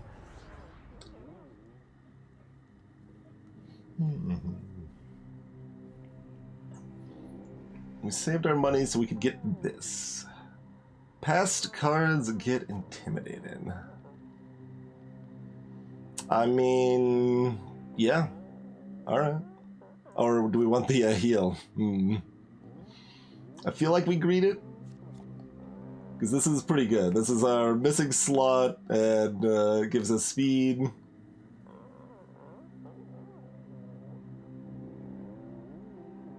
And then we've got 30% stealth, well, I guess it'd be 31% stealth, and 60% intimidate on dodge and stuff.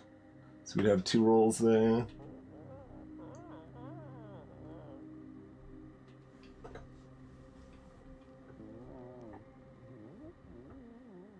And we do have a heal scroll. Alright, hook me up. I am overburdened achievement. We've gotten all of the stuff. Alright, so we're like a third of the way around the overarching dungeon ring. I would say, something like that, because I think it goes all the way around. And with that, let us take ourselves a... oh, I muted the wrong thing. I was like, I started the music and then muted it instead of muting Ring of Pain. Okay, we're here. We got that. Thank you all for hanging out and checking out Ring of Pain with me. We'll be back in just a few minutes and see how the rest of this run goes. See you shortly, folks. And I suppose we could say, like, if you're interested in the game, you can buy it on Humble and support the stream at no extra cost to yourself there. And feel free to drop a follow if you're new and all of that jazz. And we'll be back in just a few minutes, everybody.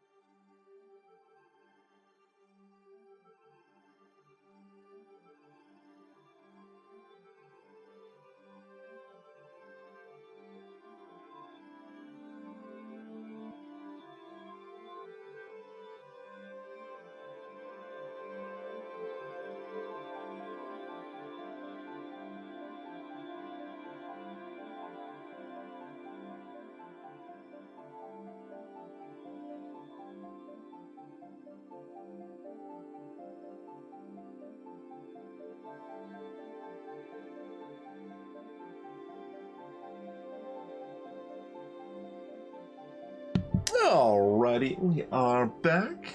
Thanks for your patience, folks. And yeah, the music is definitely focused on the ambient, kind of atmospheric sort of situation. I think we'll leave it on for the first playthrough, but probably. Time for a celebration! Cheese for everyone! Greetings, Van Episode. Probably look at switching it to playlist after the first run there. Salutations, Johnny the King. Welcome to the stream.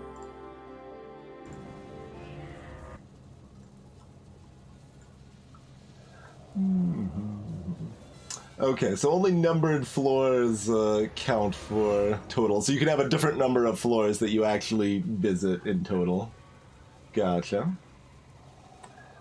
Alright, so what do we have here? We've got something moving towards, yeah, an exploder moving towards us. So these ones look like they're green eyes instead of orange eyes. Oh, they poise and explode. That's the difference. Okay. Okay. These are gonna move together, huh? So we can one-shot this. Break screen still. Damn it. My apologies.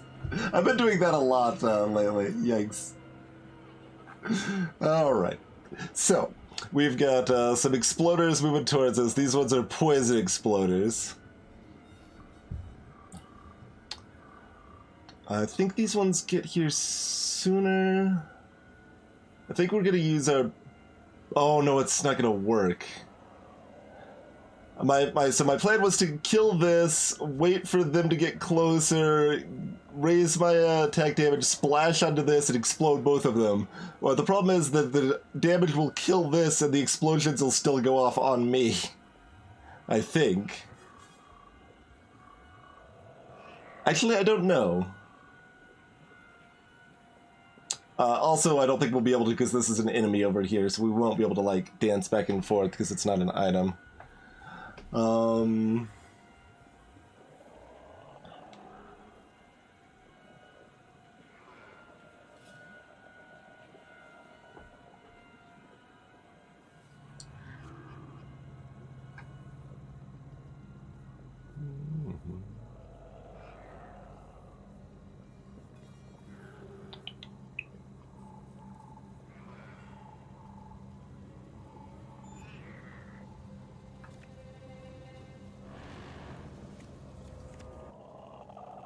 Crooked Loombird.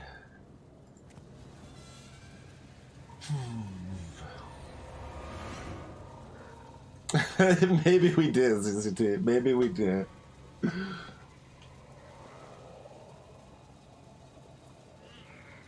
Okay, that is good to know, Riles. I could definitely have seen that working either way. I guess the fact we got hit by the double explosion earlier. Okay, yeah, so the distinction there is if we're trying to sneak past something and we fail, we have not actually moved to the other space yet. The current situation resolves where I'm currently standing before we move. Okay. That's the logic.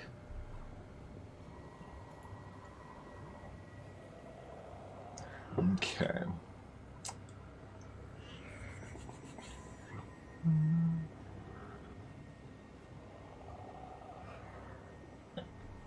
Oh, but because of the chests that they're moving past, these are not actually going to be together anymore, right? Let's see. So that'll be on this side of the chest, that'll be on that side of the chest.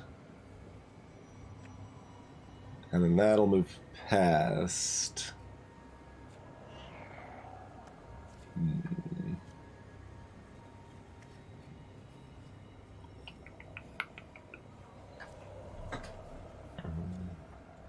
And we can't sneak past this afterwards unless we're using our scroll.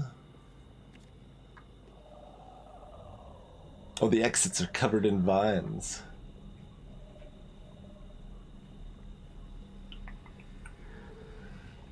So, yeah, mostly about surviving these poison exploders. I think I'm happy we didn't take Volcanic after all. More exploders probably would be too much of a problem for our build in practice.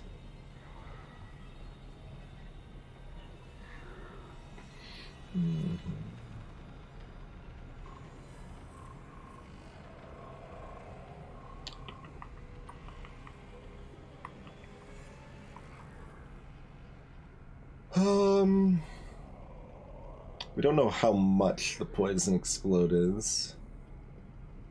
3, probably? Probably 3.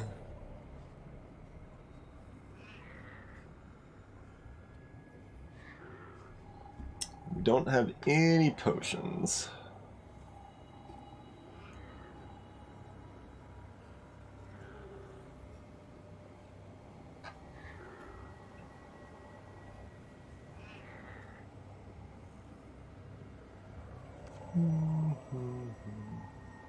Pile of treasure. Several of them are probably paid, though.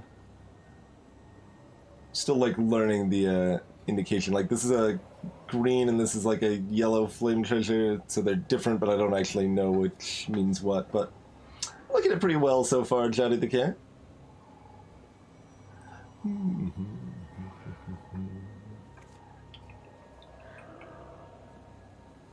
Yeah, it feels like we kind of need to think, like, several turns in advance here.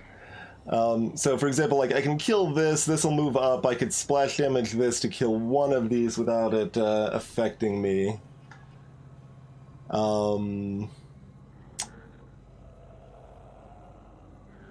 Then, I mean, we do actually have a decent chance we could move past the second one over here.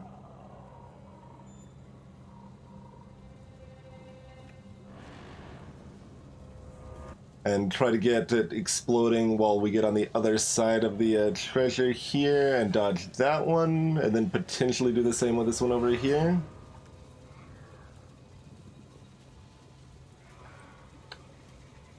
This seems like at least a pretty good line, so let's try it. We got a spiky friend over here. Well, I guess that'll splash onto this, too, right? We don't take retaliation damage for splash, do we? Gonna be real sad if so. We only take one moving past this.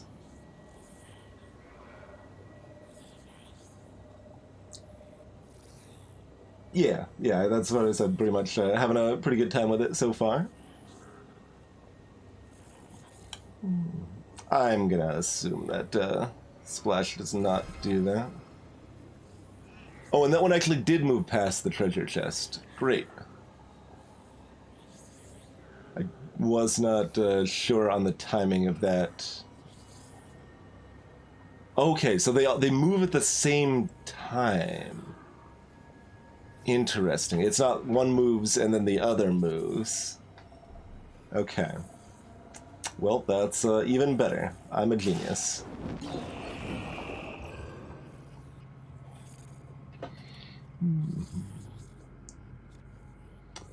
Spiky friend is still active.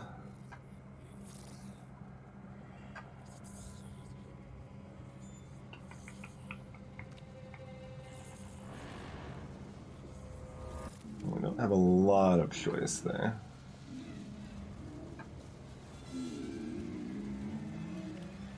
So, still getting a feel for that. Interesting, that doesn't trigger unless it actually moves, even if we move next to it where it already is. Okay. And it is actually 4 poison, not even just the 3 that we thought it might be. But this is fine, we can sneak past this guy and just take 1 or 0. A lot of times we actually take 0 here because we got the Intimidate. Stealth! Alright.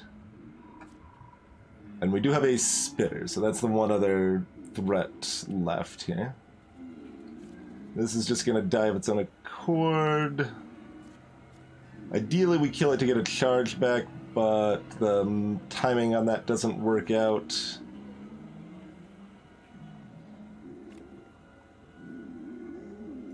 So it's just going to die to poison, and that's fine. And then we just bomb rush the spitter.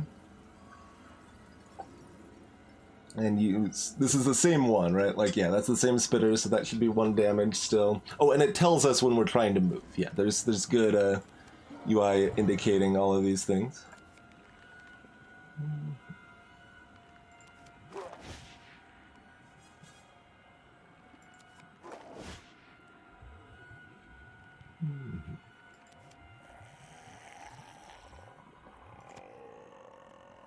Okay, so its stats are terrible, it's just a spitter. Yep. Now, what you would expect. We don't want clarity, so I mean, it would only bump us to an even number anyway, so we wouldn't get more soul income. So we'll just go ahead and kill that.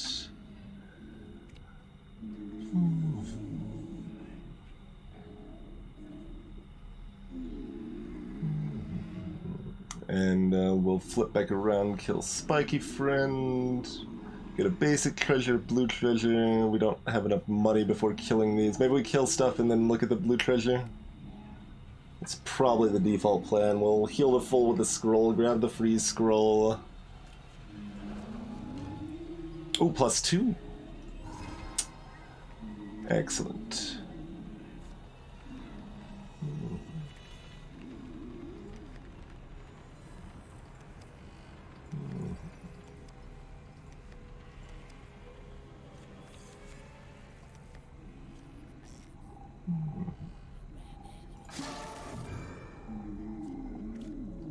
Oh, we won't have enough for the, okay. Fair enough.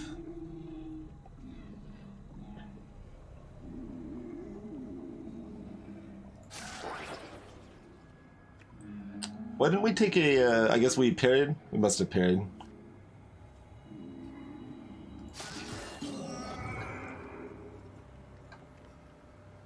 Oh yeah, we parried because it didn't do the reflect damage.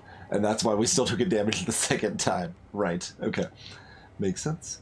I don't think this is actually worth buying, right? Like, that's just a tier 1 item. We've got all of our item slots filled. There's, like, a few we could find some small improvements on, but we should just save our money.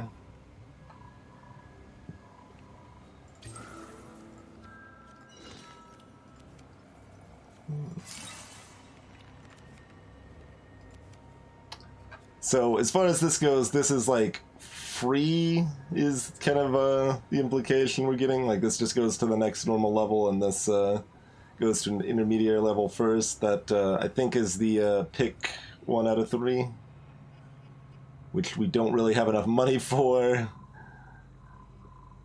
But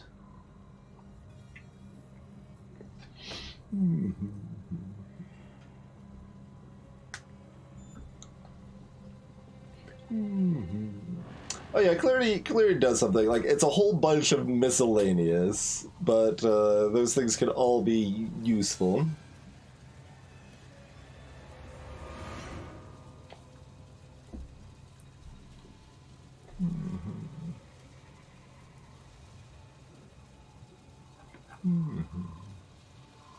But the idea, like, we just ended up with defense. I didn't actually want this much defense. We were pretty much going pure glass cannon with attack and speed focus. Oh, it's this one instead. Okay, well that's not really better. That's arguably worse. But we gotta talk to you again.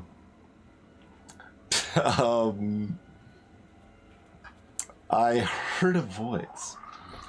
Careful who you listen to. Darkness waits to prey on you.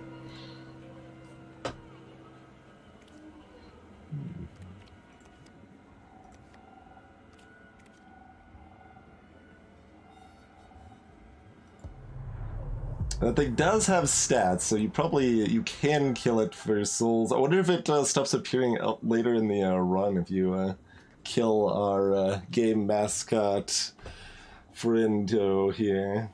Dark Pants. Like regular pants, but more evil. No.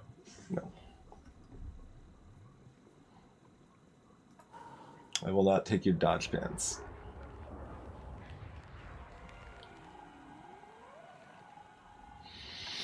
Okay, we got one of our clowns killing directly next to us almost. Huh? Although we're also directly next to an exit. Like, we can just book it if we want to.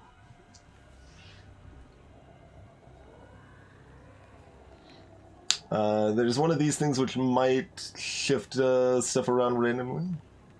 It's a potion, so if we can tank one hit without getting dunked by this... Interesting. If we just move over here, we're expected to take 2. Okay, so just the passing attack isn't going to be a whole lot then. Okay, so it's nothing, it's not the scariest thing. There's enough treasure here, we do want to poke around then, I think. We've got one other exploder moving our way.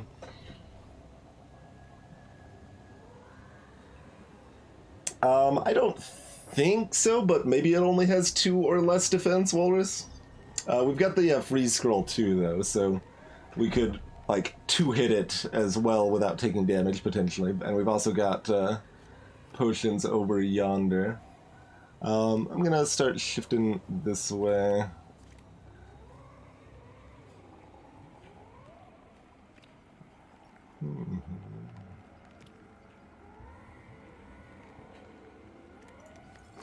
Okay, that's a shift thing. Curious that that only fired at me once, not twice, but...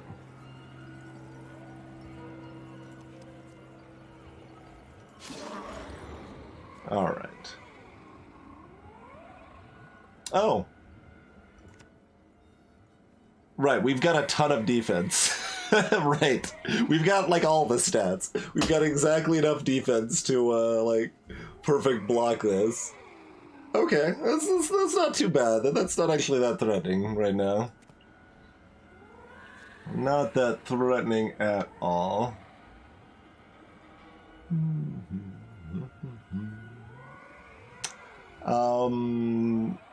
Yeah, we don't need to do anything special. We can heal up after killing this, and maybe, like, any damage we take on these 2 over here. That's a 13 heal, so right now that's a full heal. So, I mean, yeah, that's fine. We do have, yeah, that's true. We have the options from crit, and we have the option of intimidate. So we have a 23% chance, and then another 40% chance to take no damage instead of 2 damage there. So the answer is yes, we are strong enough to kill it one shot. We just forgot that crit chance was a thing, because that's the first time it's been relevant.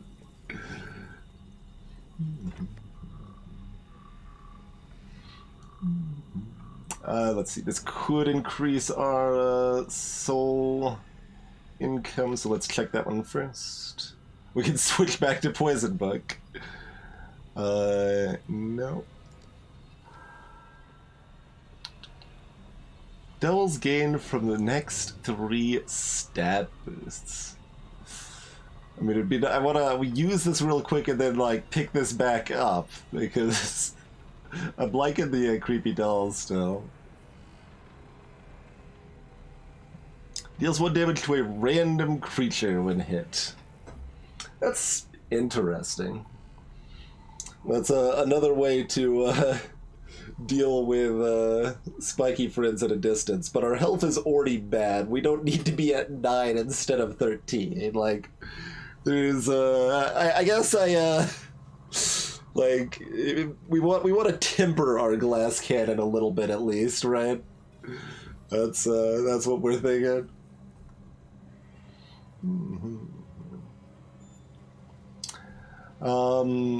So we're pretty unlikely to get something we care about. I don't know that we keep re-rolling here. Let's see. That's still 2 clarity and 1 attack, so, like, we lost its bonus, but it's still doing okay work right now. This is still 1 attack and 1 speed. Candle we could replace pretty easily. And, like, that's actually it. We've kind of got a synergistic build. This we could replace, but I mean, the reducing piercing by one's been pretty nice. I'm not upset with that.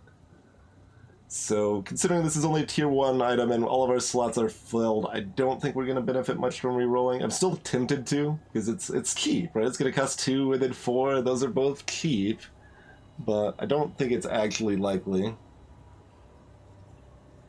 Because we don't want to replace this stuff.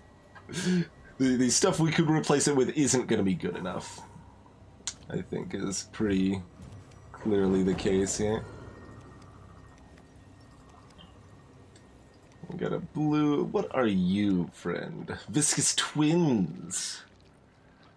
Oh, you're gonna do the blob splitting thing, ain't you? That seems likely.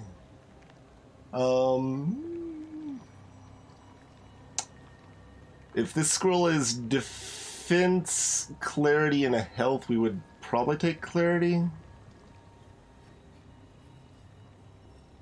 I don't know, maybe we'd take defense at this point.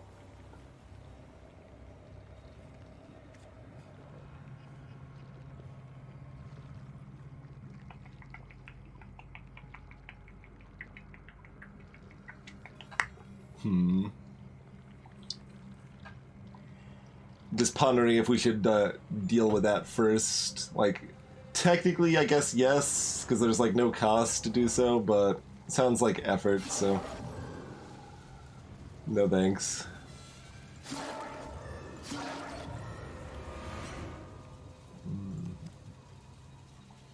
Alright, so that's an up and a down, but it does give us speed, so probably still worth taking. What are you, friend? Blocker. You cannot pass it. Shackles. You, your numbers are low, friendo.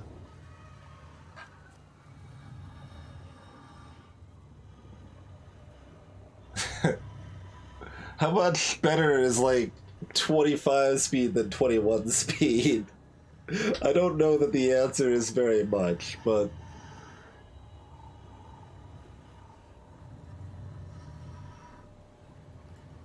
I'm gonna do it anyway.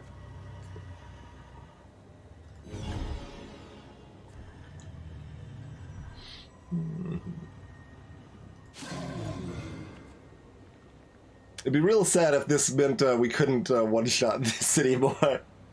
It's really close to that effect. Although we've got a potion, we could have healed up anyway, it'd be fine, but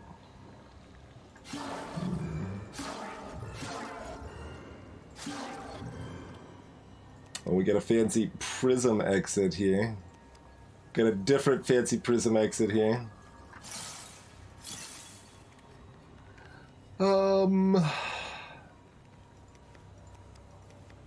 Definitely at a impasse on these treasures here, huh? Like, blue item definitely could be better than what we have.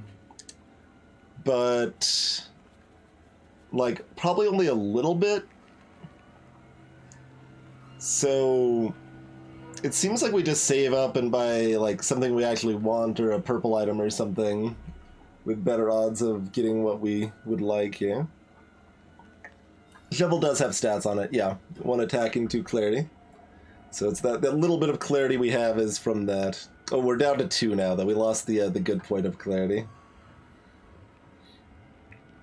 So but yeah, it is still a useful stat. It's like, it's perfectly replaceable if we find anything good, but it's not trash. Even after we have finished relic digging.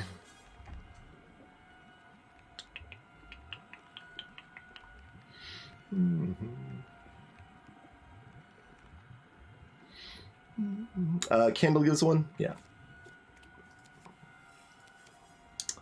Alright, purple. Let's go purple. Purple's a more menacing color. Crossroads, okay.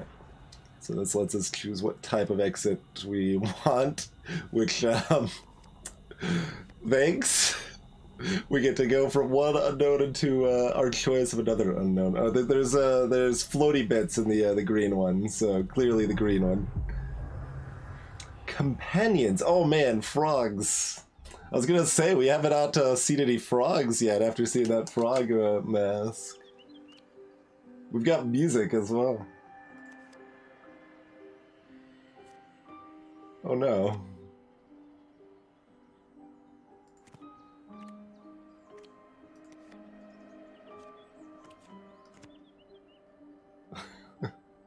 Got a dirt frog licking its own eye. Yeah.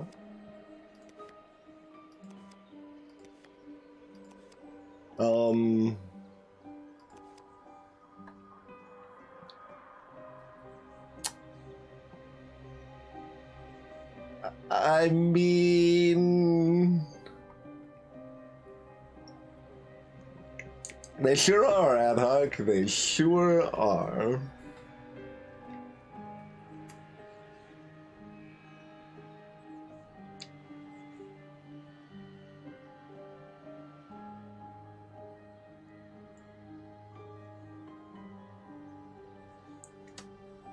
So, I mean, I guess there's probably a relic for the doggos too.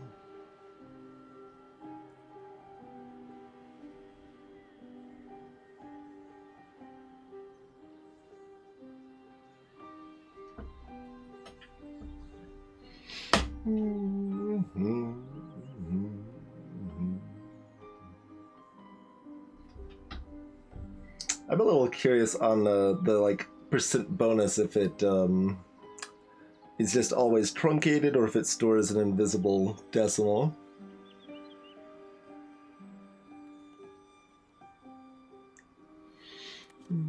Is there enough here to find out?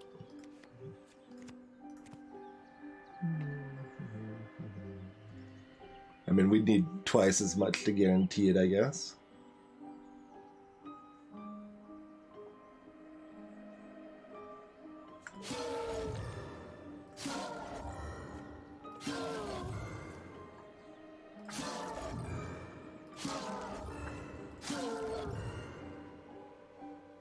Did I miscount? That should have been 10, not 9, I thought. We we unlocked a meta progression thing for our decision.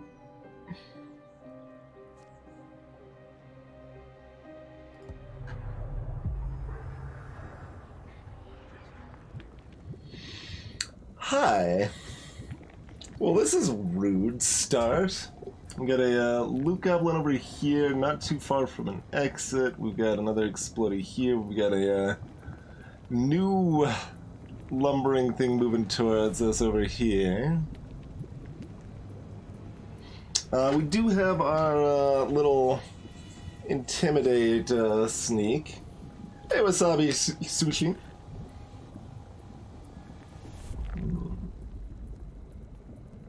Hyperspit.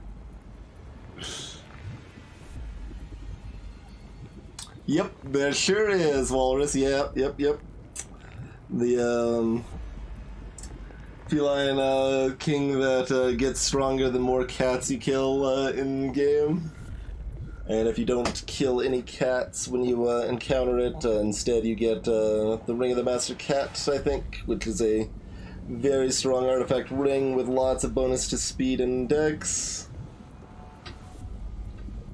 It's definitely been a long time since I've been in the ADOM world, but I still know many things about it at this point.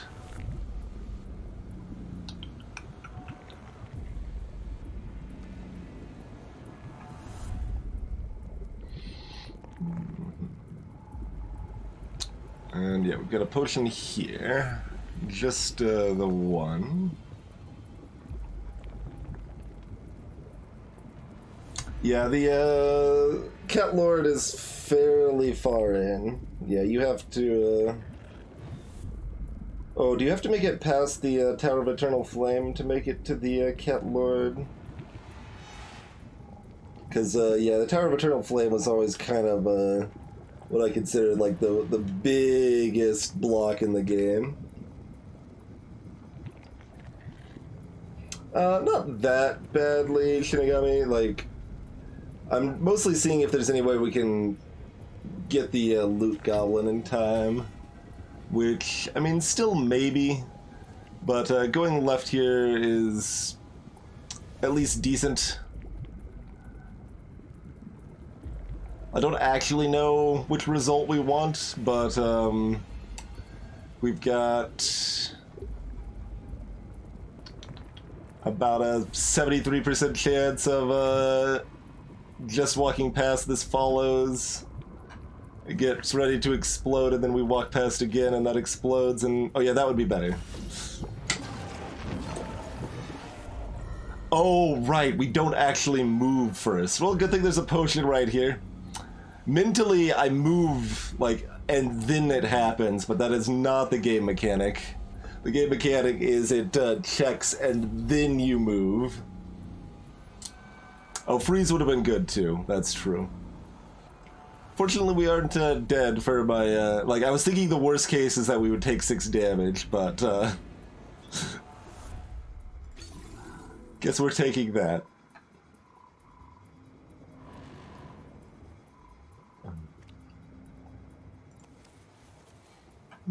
Hey, Loot Goblin didn't even move a step further. Also, I thought there was only 1 enemy here, not 2, so I thought it was going to be harder to catch up to the Loot Goblin.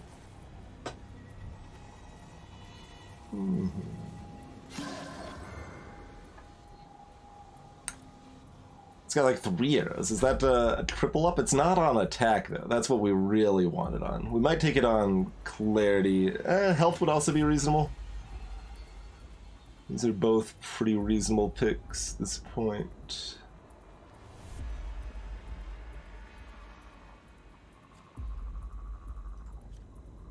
Oh, it's only +1. Okay, less exciting then. Alright, well that's a good point of clarity. Like, being odd number of clarity is actually relevant. Even numbers kind of it's not pointless, but it's much lower impact.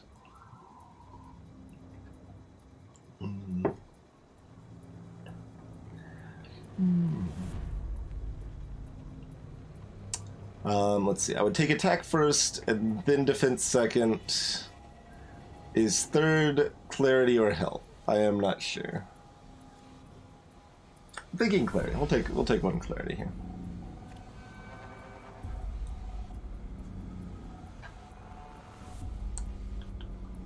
It's only at 10 health. Eyeballs, this is the 3rd time Eyeballs has showed up, incidentally. We've been holding fast on this creepy doll head.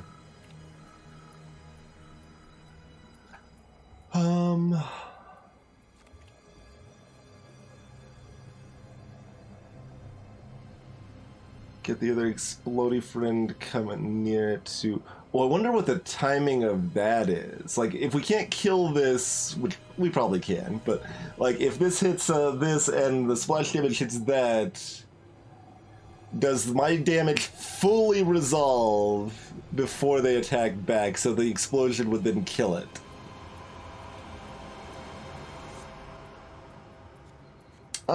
It's at least pretty good, Walrus Custard. I mean, this is my first run. I don't have, like, the best idea, but Dungeons having +2 cards is a generally nice effect. You just have more chances for more loot and stuff.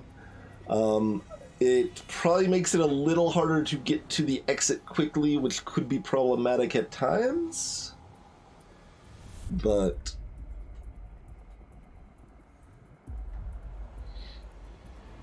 like, I could definitely replace it, but, like, I'm not replacing it with eventual +3 clarity.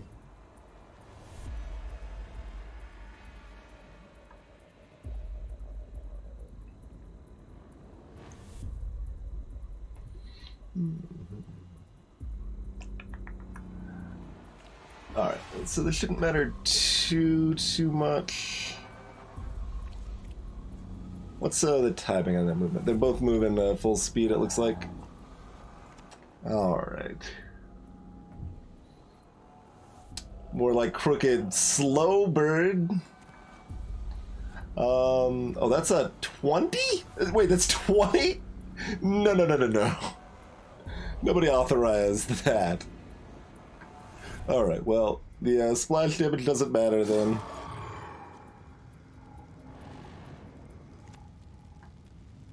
Huge roaming firebead. I mean, I do kind of wish it said the splash damage on it, but... we can't take advantage of the explosion. Not really. I mean, we actually probably could if we wanted to. We could if we had planned in advance. We can't now. Right. That's how that works. Alright, so let's just stand here. Oh, I actually didn't want to attack it because I could have crit, and then I would have died.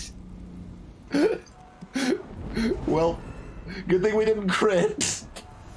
20 damage on those suckers. Alright, well, good to know.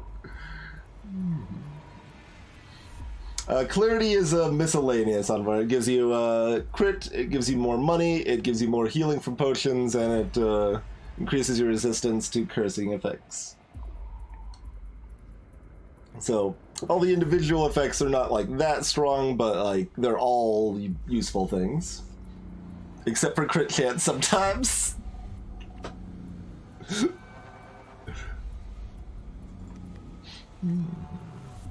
Let's see, we've got some stat scrolls. It's possible we get clear. We probably don't, but there's no rush, so we might as well check what else is going on here before we do any attacks. Okay. Let's get +4 attack and lower everything else. Wait. I don't actually want to do that yet. I want to do it later, but now that I think about it, I'm actually lowering my income. Oh, we're doing that again, huh? I mean... yes. My health is down to 10.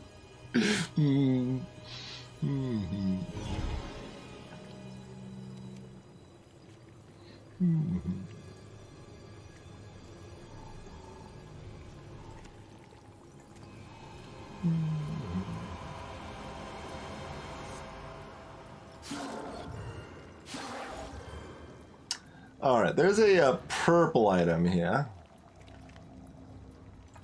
We want to go ahead and buy the purple item? Probably.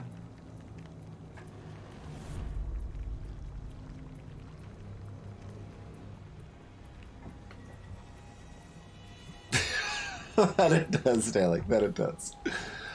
Alright. Got some money for some rerolls. Mimic Friend. Dungeon items will all spawn at the front of the dungeon. Huh. That's, mostly good. Soul Claw. After spell use, deal 5 soul damage to front cards. Huh.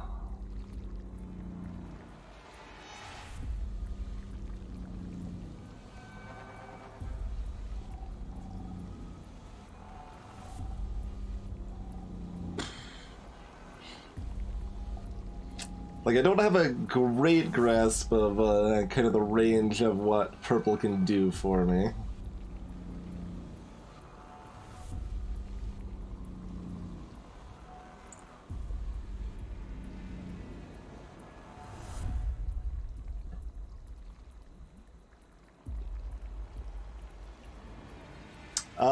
Yeah, I mean, that's a good question, and heck, I have not seen anything that differentiates damage types for any meaning yet.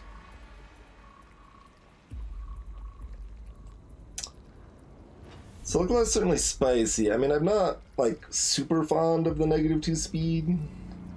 I realize 21 speed is still going to be faster than almost everything we encounter, but, like, I kind of feel like we could encounter a 20 or 21 speed thing. Not too unlikely, but I'm not sure. It ignores block. Okay. It's true damage, basically. Okay. Right. Which, I mean, is what we expect it to be given the effect, but it needs to be differentiated to be clear. Yeah, that makes sense. Yep.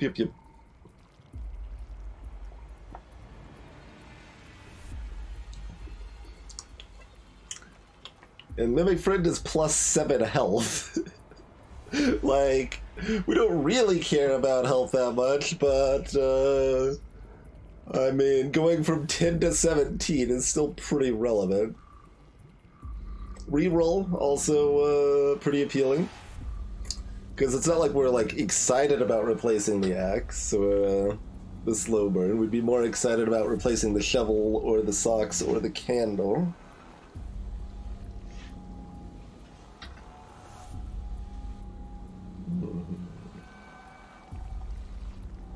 The effect of Mimic Friend is worse than the effect of slow burn.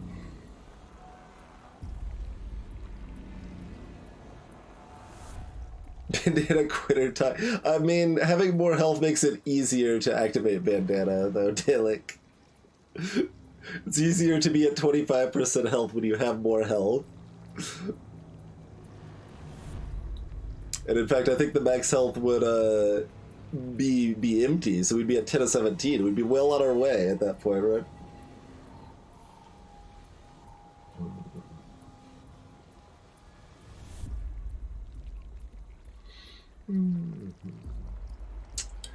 And I mean, we could reroll twice.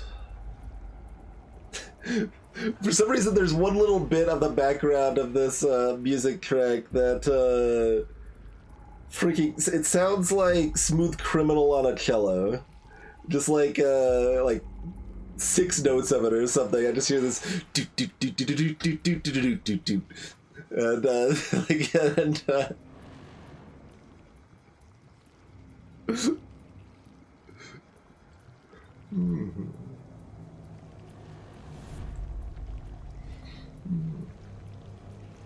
see.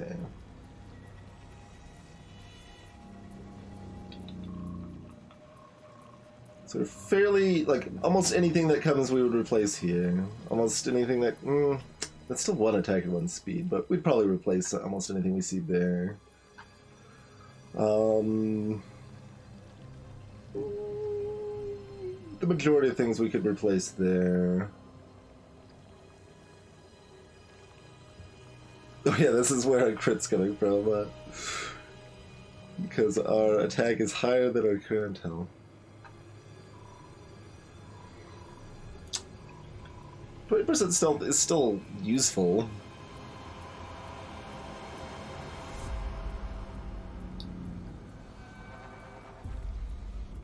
We can replace this and get even less health. And as far as like really broken items, these are purples, not yellows, so I don't think we're getting really broken things right now.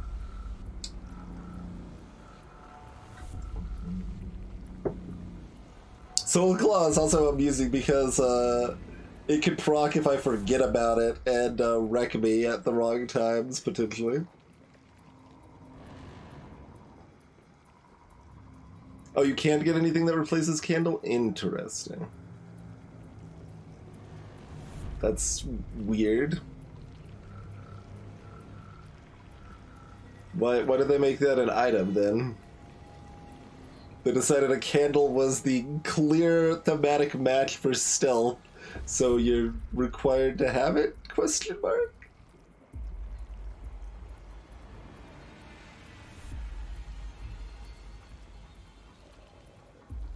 There we go. That part of the song right there. A little bit. It's not that close, but that's what it keeps reminding me of.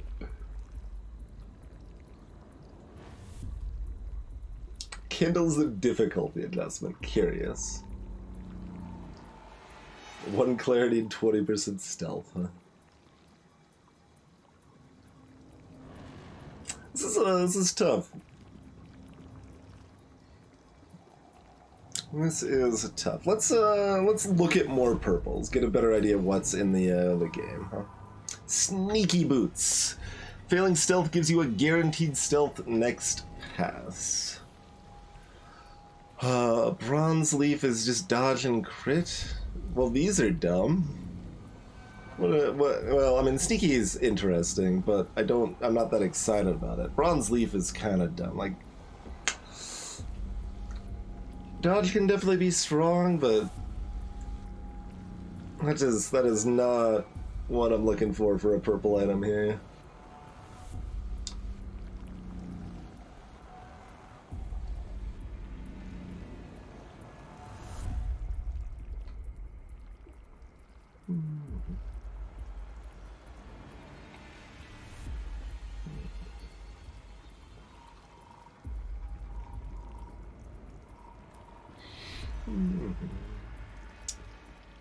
I don't know what we're looking at for, like, I don't know, in any sort of eventual boss or anything like that, if crit's gonna come specifically in handy later.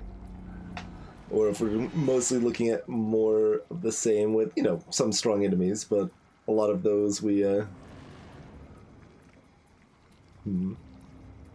It's not even leaf-shaped.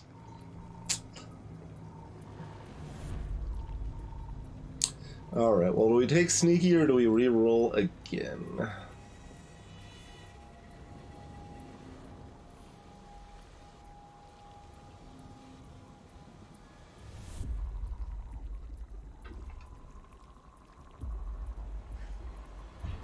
Oh, I hate that stat at Into the Breach, Eddock. It's so jank. I feel like they couldn't figure out how to make that good Into the Breach. I never want that stat. 0% of the time do I want that stat in Into the Breach.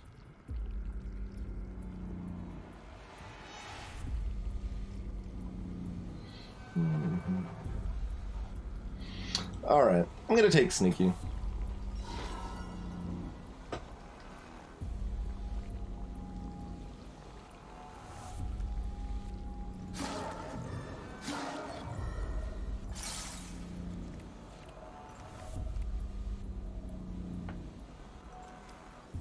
I think I'll keep freeze over explosive. There you go, get hit for 42 damage.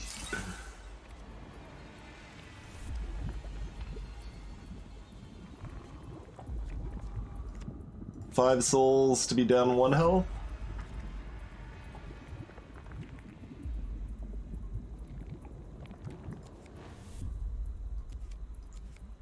Too bad I can't drop my scroll and... oh wait, there's 2 potions. Alright.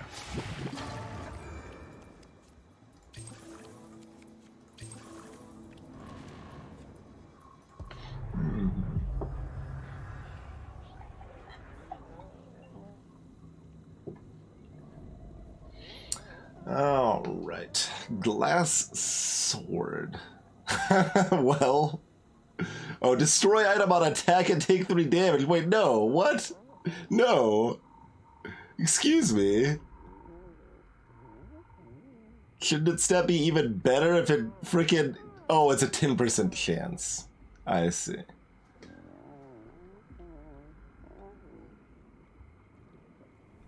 There's Volcanic again. I don't think we're paying... well, we can't afford it, but, alright, well... we will take nothing. Hey, yes.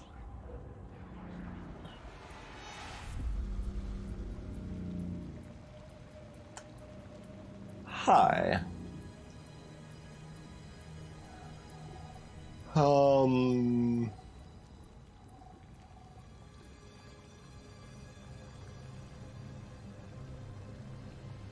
Okay, now that's an important question. There's 2 important questions here. I mean, no, we've got a freeze scroll. Like, there's options here. But what I'm pondering is, so if I attack this, it's gonna spawn 2 blobs. So the first question is where those blobs spawn in relation to this. Like, does it push that over, or do the 2 spawn over this way? And then the second question, if I stealth past something unsuccessfully, it attacks me, it dies from the reflect damage. Is that gap immediately filled so this explodes next to me then? Or is there still empty space while this is exploding and I am in a safe area?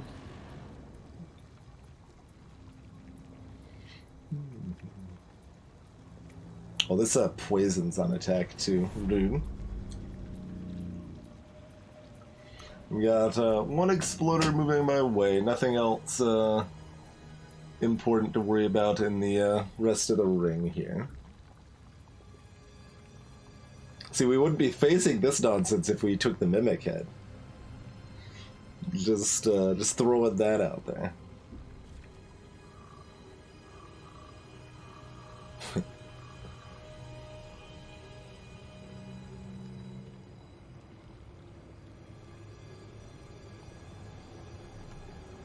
So, is there any potion here? There is a potion here. So, I mean, guaranteed safety, we move, and, like, 30% of the time we take 3 damage.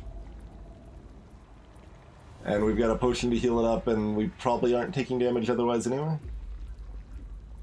But that doesn't learn us things. But also, I don't want to run.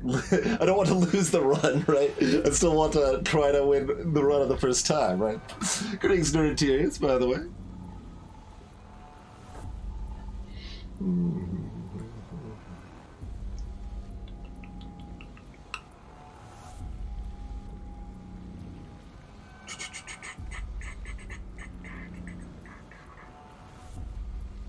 It's very interesting.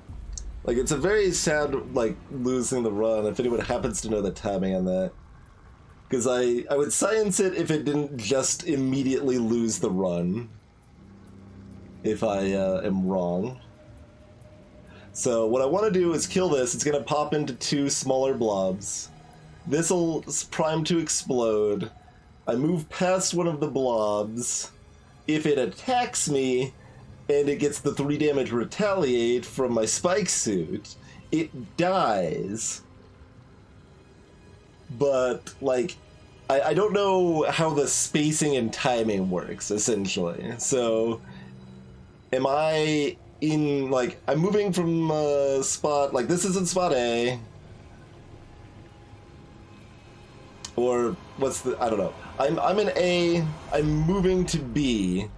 And this is left of A, so it's exploding into A. So, am I still in B when it explodes, even though the area between A and B doesn't exist anymore?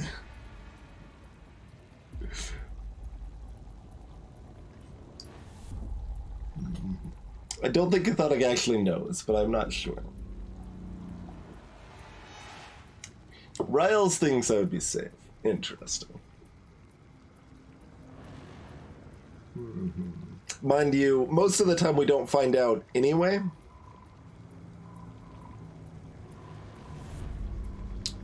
Because we have to fail a 31% stealth and a 60% intimidate for that situation to happen.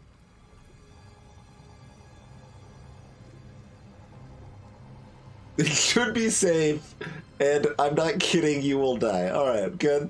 Good to have a consensus there. Alright.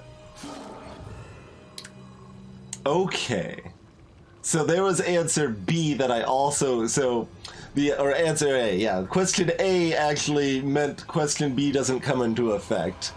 So if the enemy splits, it fills both of the spaces in front of me always, it looks like, even when I'm next to another enemy. Okay, so we've answered question A. We don't get to answer question B, but that's okay. It doesn't, well, no, it does matter if we move past because it's poison damage. Alright, so... see you later. Alright, standard setup scroll.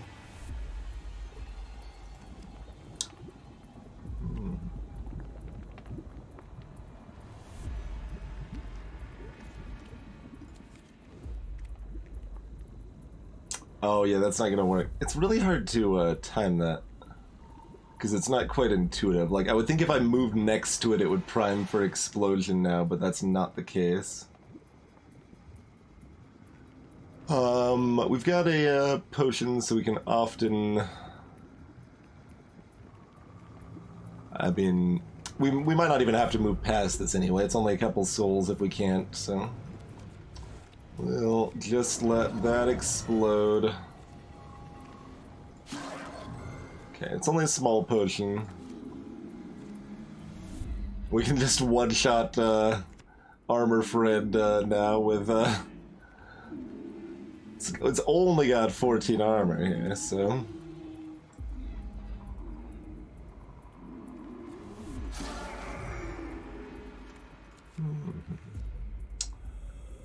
Intimidate.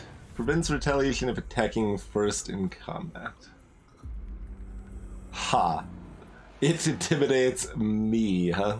And it's got 15 speed, but we got 22.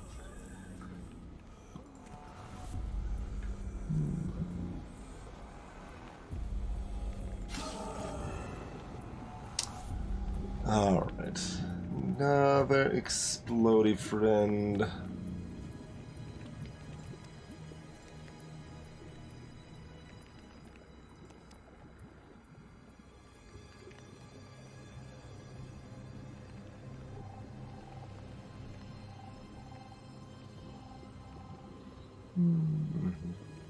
There's a brick wall over here, but that's easy.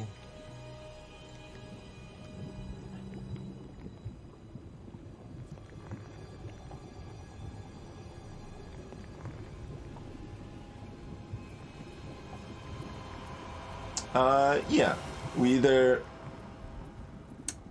intimidate it, or if we fail the stealth check, we are guaranteed to be able to stealth past. Holy moly. This thing. If attacked creature absorbs one random item until death. Do we get the items back after we kill it?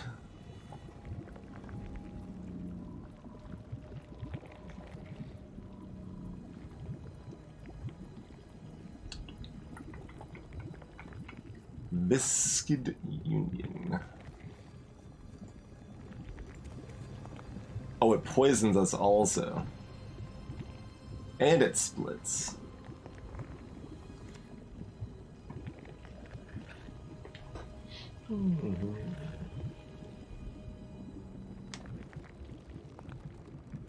Great 60 Ash.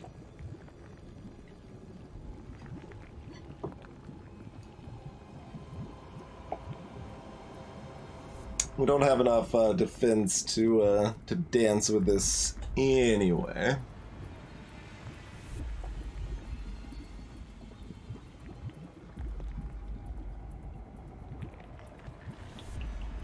So I think we just ignore it.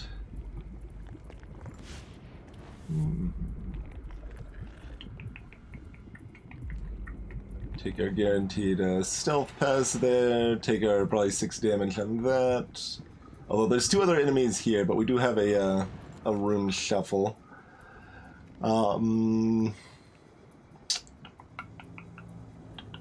Health or attack here?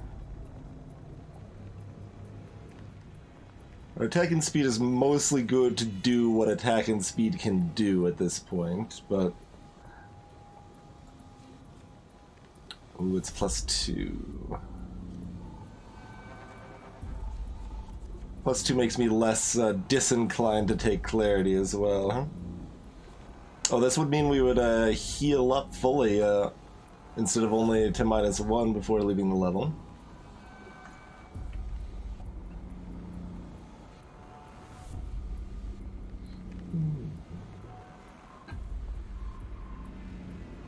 Might also end up being just enough to buy a purple item here.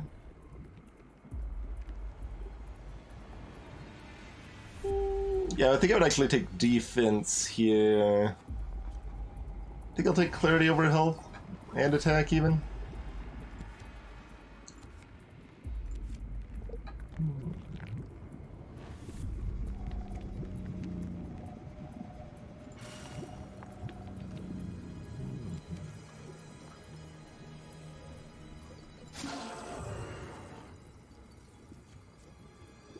What are you?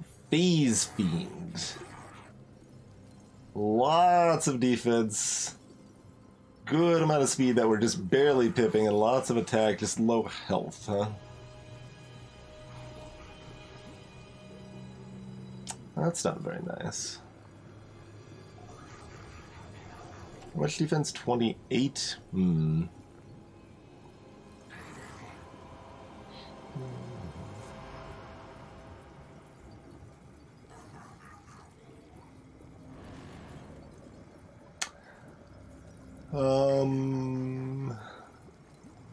If we want to buy one of these, we're gonna have to come back through.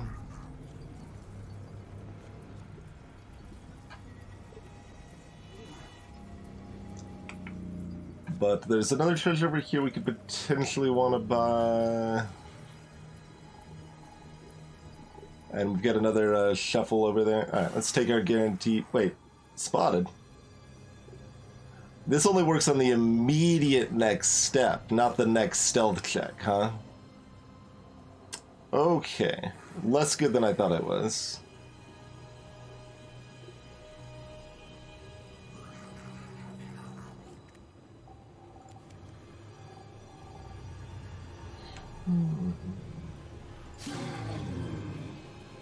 Create exit.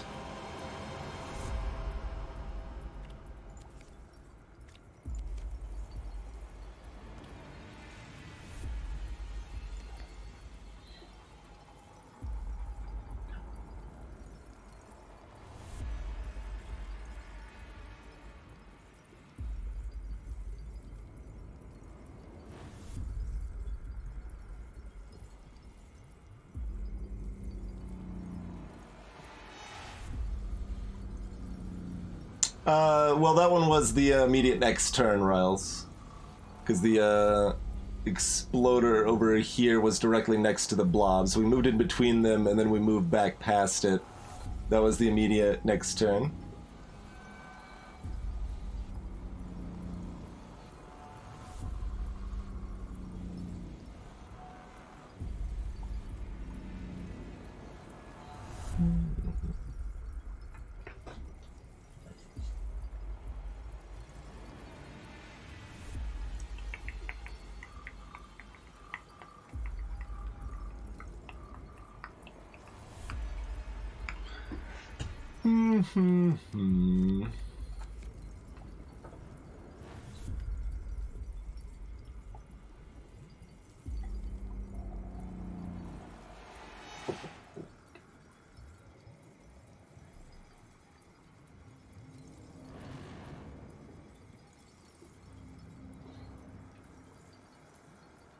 The intermediate exits are often pretty, like, mediocre, but, like, it's still an extra, like, third of a floor for free or something, and that's useful.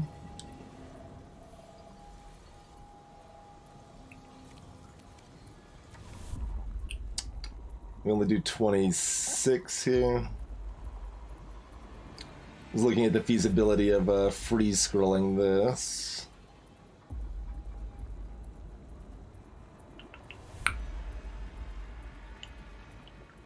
So we can do 26 plus 31, but that is not, or we do 28 plus 26, actually, yeah.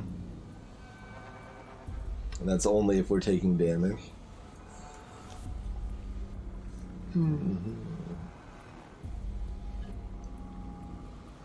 The exploder does 6. That's still not enough, right?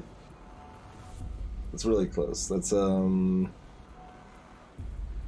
28 plus 29, yeah.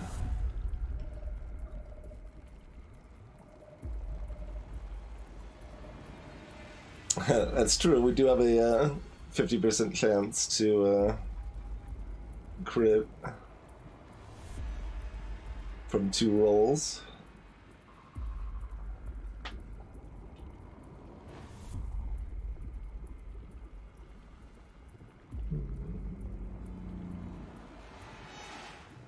How much souls are you worth? 18 and probably like another 8 or something from the small slimes, which I assume we can just one-shot.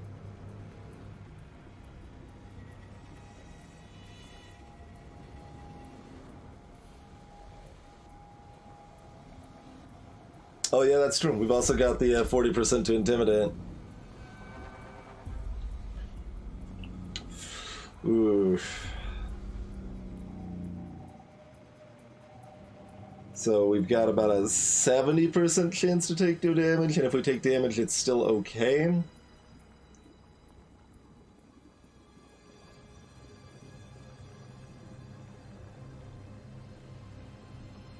Yeah, but that's not, like, that still means I'm taking damage. Like, I attack first anyways, ZZT, so the retaliation damage is irrelevant.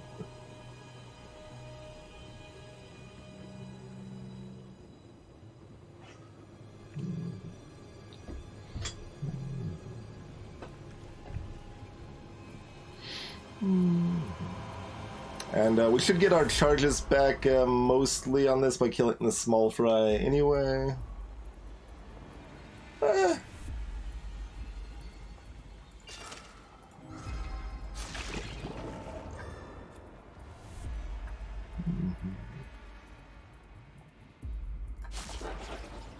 Alright, we got the Intimidate roll. It feels like there should be like some pop-up on that, because like, it's almost like, what happened? It didn't hit back.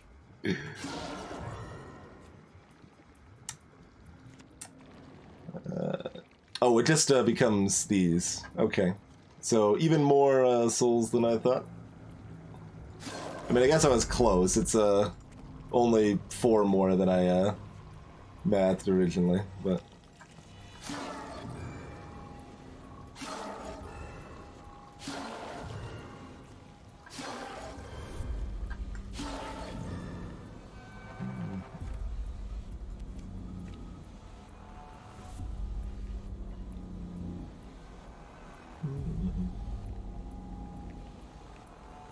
I suppose if we were frisky, we could have like left those alive and shuffled the room to try to splash damage to kill these things. How many souls was our phase friend worth? 9. Not a bad amount. We can just attack it and like, how much damage does it do to us? 8.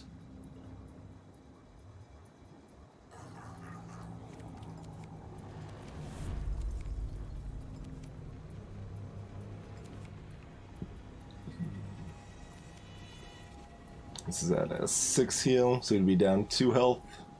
We could also just guaranteed dunk that for 5, huh?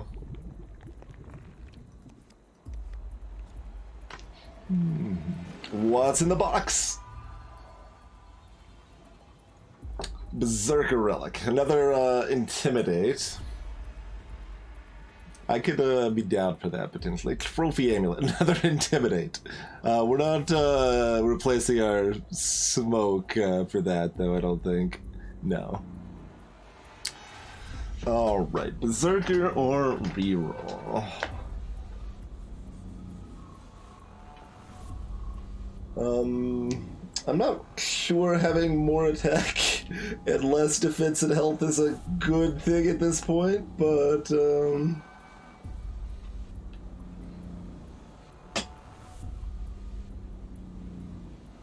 Now, losing the crit is potentially relevant. But, then again, more Intimidate is more intimidating.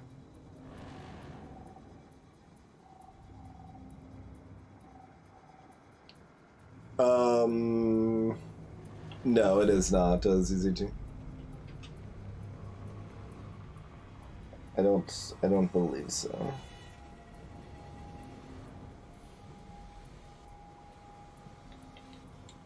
This 2 plus the 2 we could have gotten from the scroll would have been enough, but I think we needed 4 actually, but it only had 5 HP, but we were only doing 1 damage. Like, it has 28 block or something. Like, it looked like we were doing more because of the retaliation damage.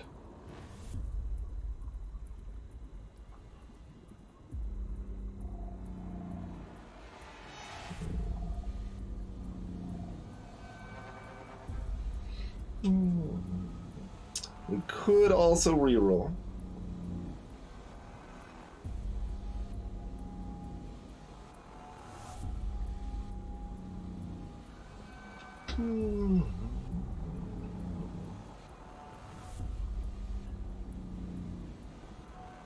Hope we hit shovel.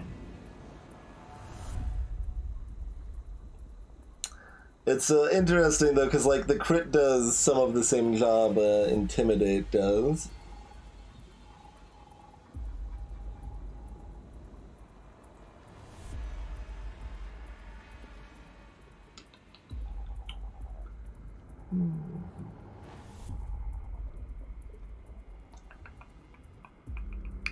I mean, the game really wants us to stack Intimidate, so maybe we just let that happen.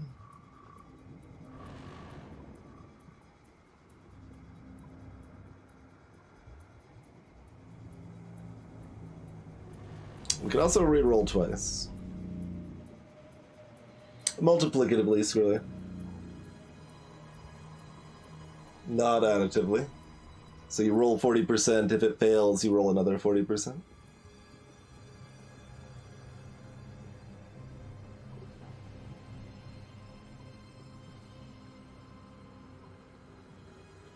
So it's a 64% chance to block both, right? That sounds right. Like, I feel like I've done that math often enough in my gaming career that number feels correct.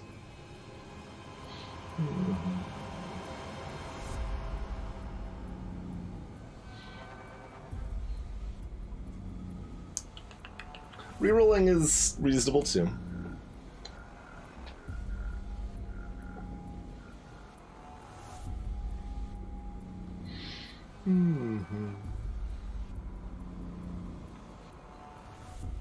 No, they're both 40% Lindwin, and welcome, by the way.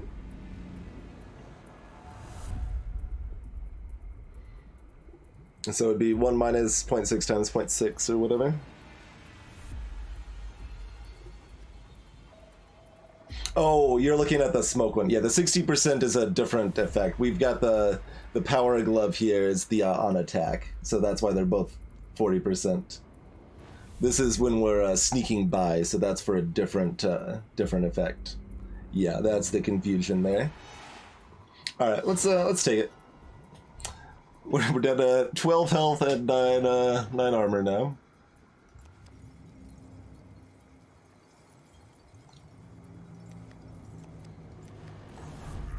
But yeah, 28 defense, so we can't even two-shot it if we intimidate it. Basically, it needs to hit us for us to be able to kill it. Also, our defense is lower now, so it does 9 damage instead. Let's go ahead and pick that up.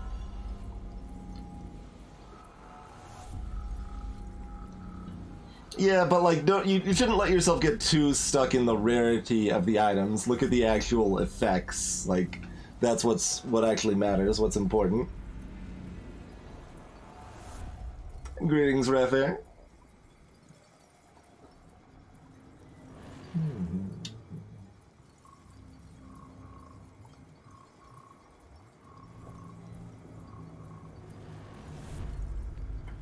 Oh no, it's the other way around, Dalek. If we fail our stealth check, then the smoke can have the effect that it will make them not attack me. So when we're sneaking past something, we have the 31%, then the 60% to not get hit. Hey, Talon.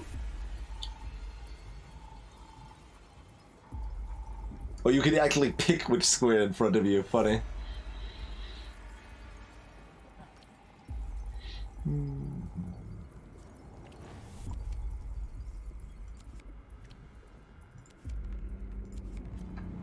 Wait, do we have 2 potions? And no, we just have the 1 potion. Okay, that's what I thought.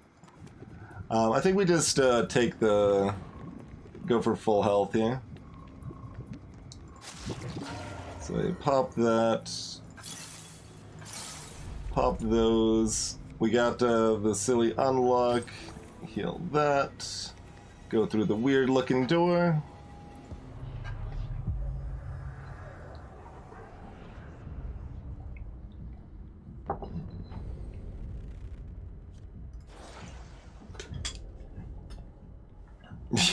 you cursed me? Sure, you cursed me? Not a curse, necessarily. With weakness, temporarily. Oh, okay. Snack. Well. It's moving towards us, huh?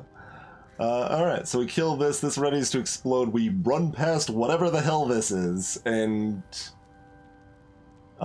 if we might kill it, maybe we make a door instead, or we're sciencing the thing we were talking about sciencing last time. These big exploding friends are rough. Okay, we got, slow burb coming our way. There's one over here, too.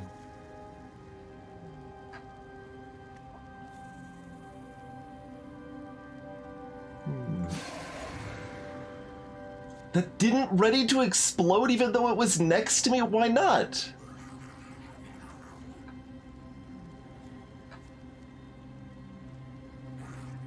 Yeah.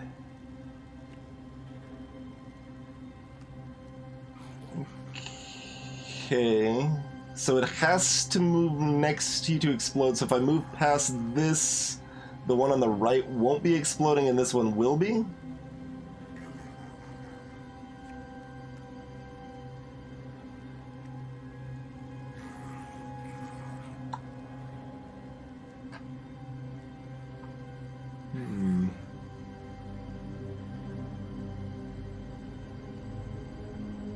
So if they're already next to you... Well, no, this one's preparing to self-destruct. So I guess it's specifically if you kind of start next to one, or maybe if you random move next to one, it screws with the timing. So that's what makes it inconsistent. It's kind of weird, but...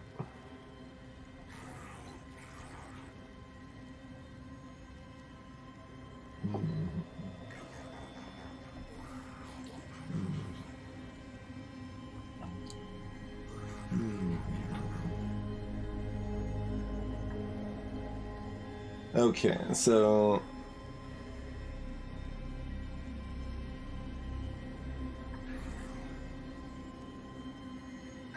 Hey, motherboards!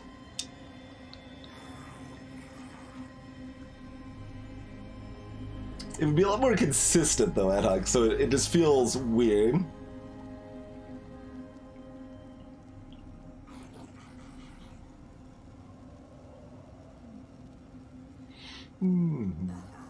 So...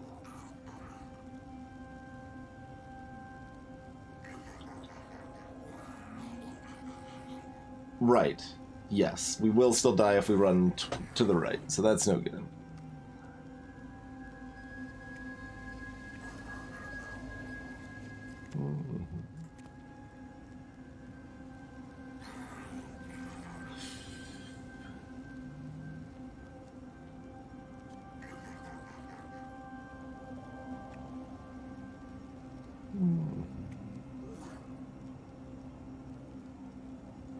So we can either run left twice, or we can create an exit.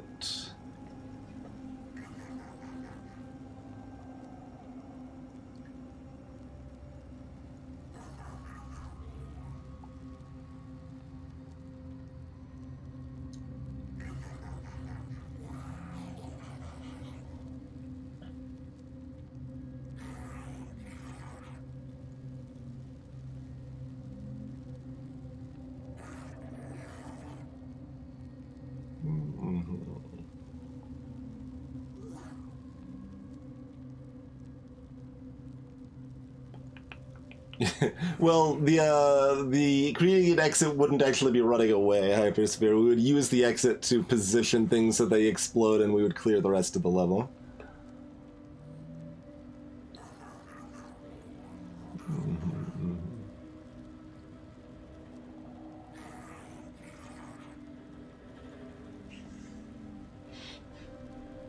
Yeah, we can do 2 damage to it. We're 3 damage short for one-shotting this with our book. Well, we're not doing that, Daly. We do have 1 potion.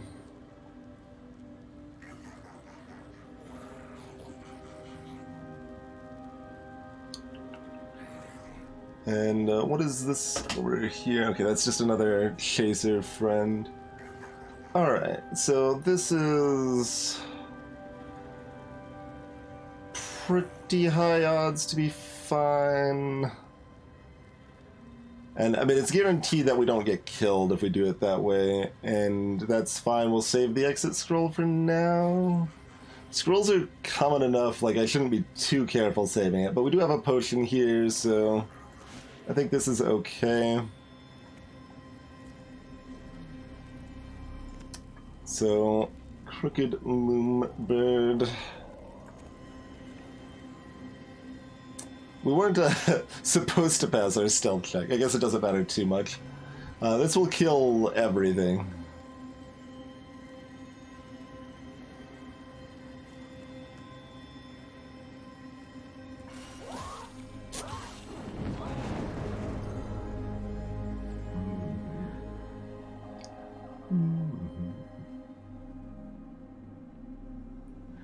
We could take our guaranteed stealth. Like, it should show that we have guaranteed stealth, though. Oh, it does. It does. It shows right here. Yes.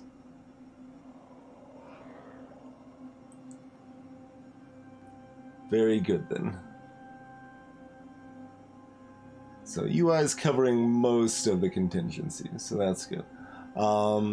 There's not stat scrolls, just potions. Like, we could theoretically try to find some clarity before farming these.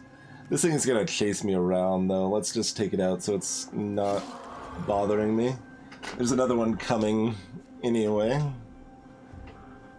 And we might need to dunk it. Okay, we haven't moved, so stealth's still at 100% is maybe how that works, then. We can take actions as long as we don't move from the space. That's what it seems like. Hey, Sneaky Teak. Thank you kindly for the raid, sir. I imagine most of the folks around here are familiar with Teak, but if you're not, definitely give him a follow. One of my favorite places on Twitch, and watching Teak made me decide to go ahead and try this. It's been kind of on the radar for a while, but it looked fun when Teak was playing it, so we're trying it out for the first time. Doing pretty good so far. We've got a fairly glass cannon focus going here. Greetings, Ashande. Do I go Vagabond Ace, Minotaur, Tipper the Sixth, welcome. I'm like making up like meeting to TH6, apparently. So we're, what, on floor 10 of 16 or something like that? Cheers, Femo Jammer. Thank you for the bits as well. Hey, Amzace. Yeah, having a pretty good night. So, yeah, we've got mostly attack and speed. Got a touch of shield and clarity here. We've got a lot of intimidate.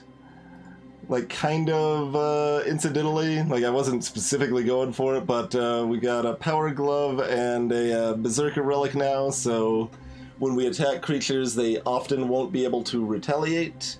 And if we sneak past creatures, they often won't be able to retaliate. So we've got that going on. Most of our other stuff is stats. Let's see. This gives us extra cards in the dungeon.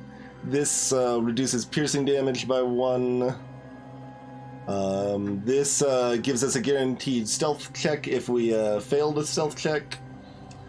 And this gives us extra health from potions, and this gives us reflect damage. So when I said most other stuff gave stats, I meant like 2 items, but most of them have additional effects. I guess the bandana does too, but we mostly haven't cared about the extra attack here. Yeah, it doesn't say what floor we're on anywhere. That would probably be nice, especially for the viewing experience, but that's okay. So we're kind of, we're learning the game, basically. We're doing decently with it so far. So it attacks me for 4.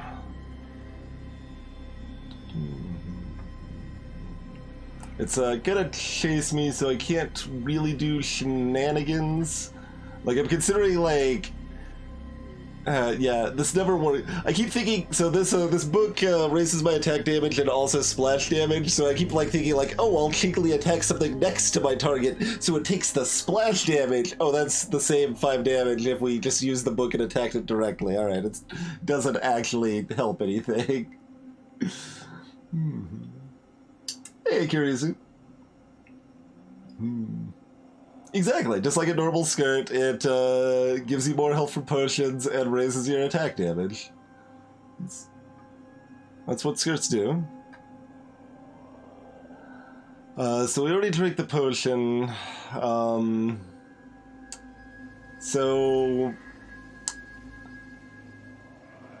Let's see, this is 64% chance to intimidate, and then another 23% chance with the remainder to crit, to take no damage. So we're about, what, 70% for no damage? Otherwise we take 80, and that's, or 8. 80 would not be okay. 8 is okay. I mean, my other choice is to just kind of run and hope we don't have to deal with this, but I don't really have that choice. So let's just see what happens. Alright, we got the crit. Cool. So now we're mostly free to do what we want. We got a spitting jerk over here. So we got treasure here and here. So I think the green one means it's one to buy and the yellow is on the ground. I still haven't, like, paid close enough attention to that, but sure, let's, nope. That is not the case. We probably want to buy this, though. Oh, we got another one of these phase jerks, huh? Oh, you do 2 piercing, so I can't, I was, like, wondering if I could, set up to cheese my, stealth, like... There's definitely times you could with these boots. Oh, so that's the treasure scroll. Okay, that's a, or, scroll, rather. Gotcha. Yeah, our current scroll lets us create a random exit, so we often will keep this over the other scroll, although we could just use it to make an exit of our choice and take the other scroll too. That's a possibility. Oh, we'd like to open this with an extra 18, so we have enough for 2 rerolls.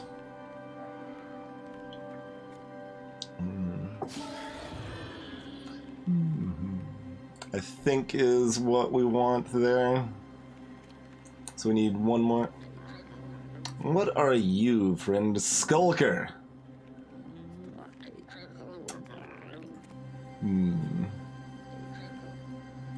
Well, I don't care for you very much, friend. Alternatively, maybe we make an exit scroll to leave. That's another thing we might do.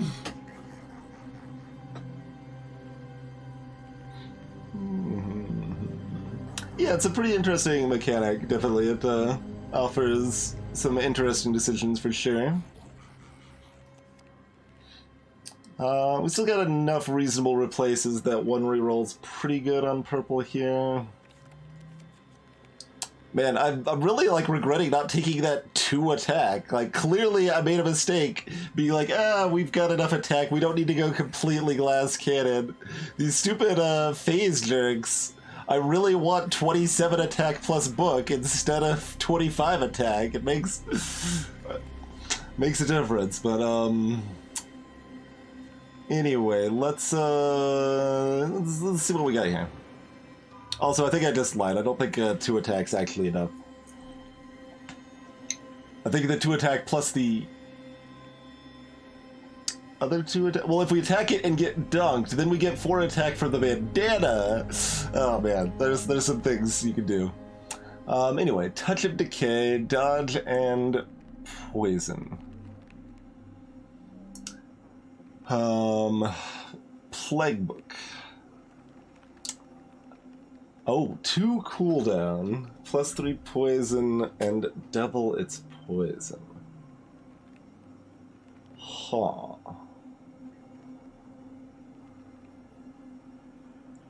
Yeah. Yeah. Alright.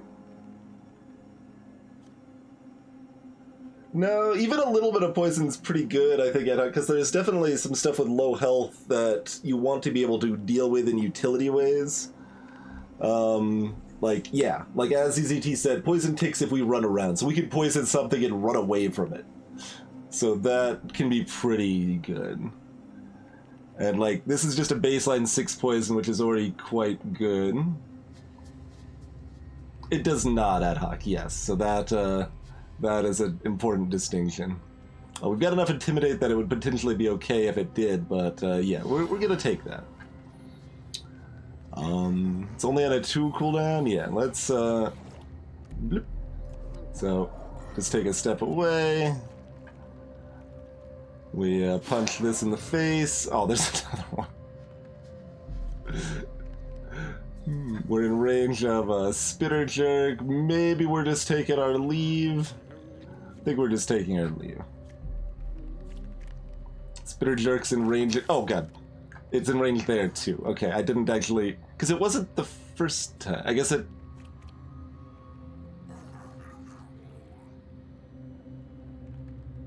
Right, when you kill something and move into the square, it's... Yeah. Okay, that makes sense.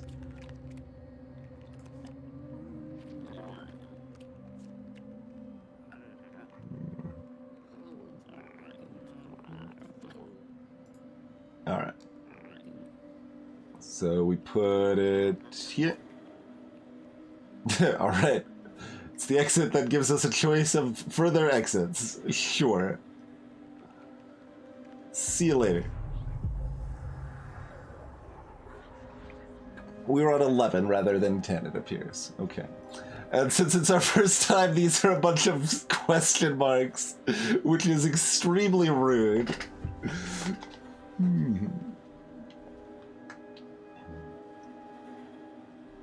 And by combats in that case, Tilad means me actively attacking something. Although, wait, it counted down to 1. Oh yeah, I attacked the small thing. I attacked the small thing. Alright, so we've got, like, Autumn Brisk door with a tree shadow. We've got, Disco Laser Light Show. And we've got Disco Laser Light Show in hell. So, those are our, options here. Hey, Spherical. Thinking either Tree Branch or Disco in Hell.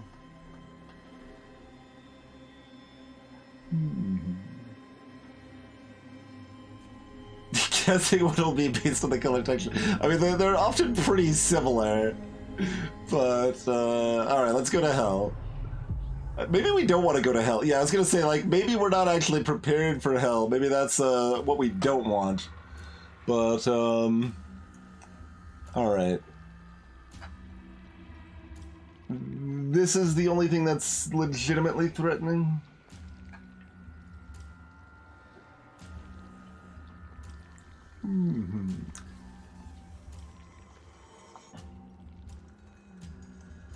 I think these are fine. The music's picking up, like I'm getting like afraid I have to like do something here.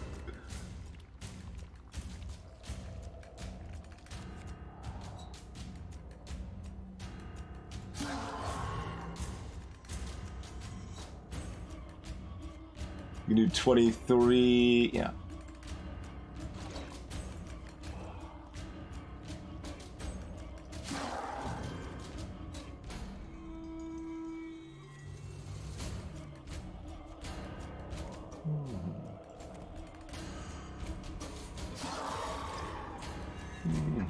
Defeat the dark.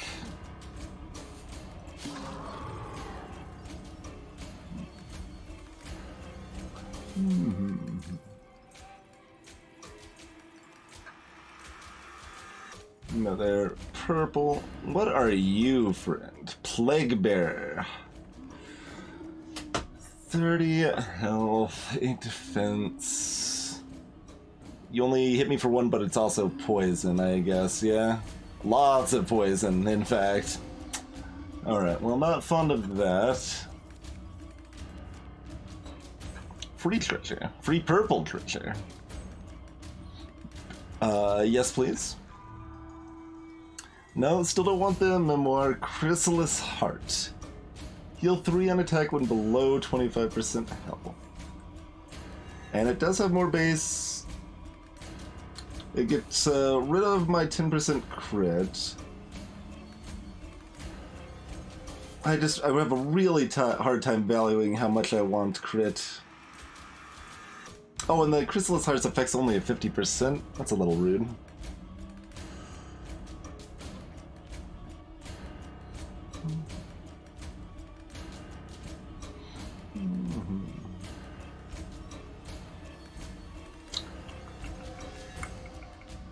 I'm gonna reroll. Oh, and apparently this is a thing. Is that... Okay, it doesn't, we're getting different sets otherwise. Summoned oh god, we could go down to 6 health. After spell use, gain plus 10 defense for 1 turn. Okay, what's Frostbite do? Attacks always crit on frozen creatures. I think we're re-rolling again. Crit is double damage, Hyper, yes. Yeah, I mean, plus 10 defense with a 2-charge spell is good.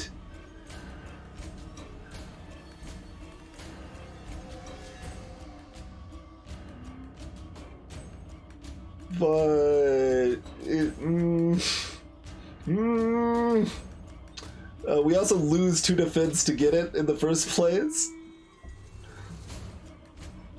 So it's like plus 8 defense only, which is actually kind of a lot less exciting. Like, we want it to block everything if we're gonna do that, and it's not. We just don't have enough.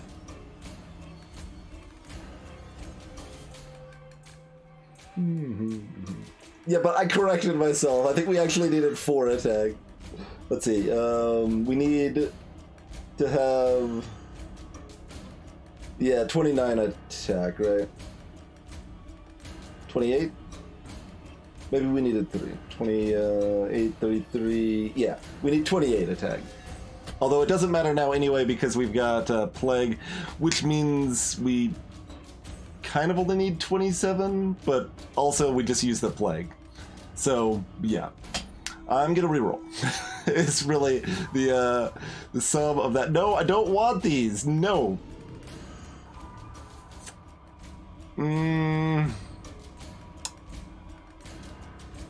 What's tipping point? Creatures with less than 25% health are frozen on hit. No! Get out of here! Where's my shovel replacement? We've already dug Relic Dug. I wanna do shovel. Alright. Purples rapidly went from very exciting to nothing but disappointment. Let's see, wait, can I... Yeah, let's,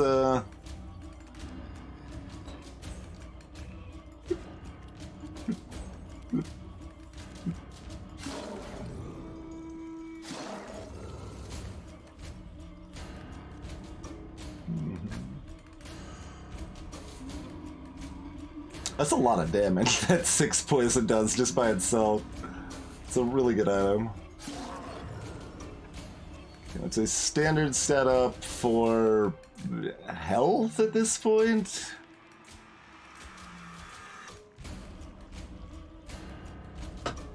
We'll save you if we need a recharge.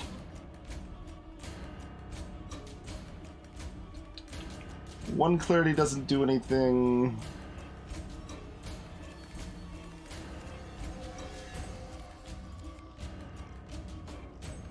Oh, you do 1 poison if I fail the sneak, huh? The thought was to keep it alive in case we need to refresh the poison. Which I think is fine. I tried.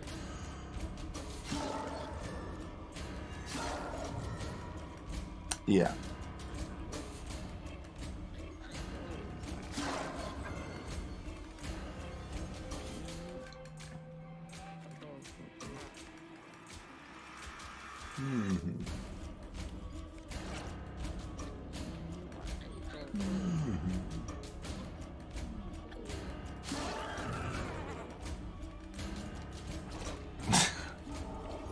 Alright.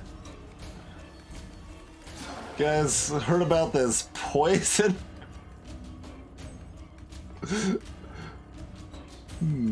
We're also dollars short to check the other one, but I don't think I would check it without the reroll anyway.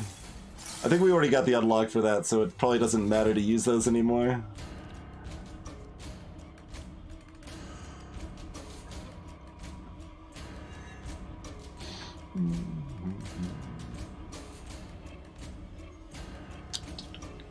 I mean, I would take attack or defense over these stats, but given these stats... health?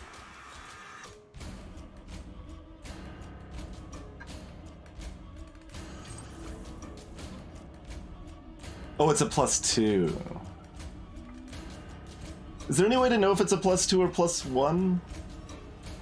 Because I thought the symbol looked the same for a +1, but maybe I'm wrong.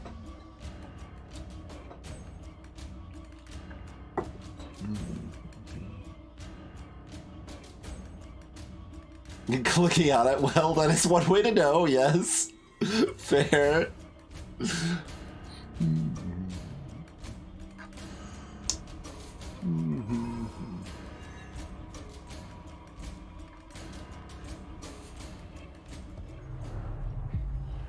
Alright, we're at up to 12. We've got this jerk that we want to poison and run from. We need to attack first to recharge our poison. We've got an exploding poisoner. We've got another one of these jerks. That's a little troubling, but hey, we've got 14 health now. I'm sure everything will be fine always and forever.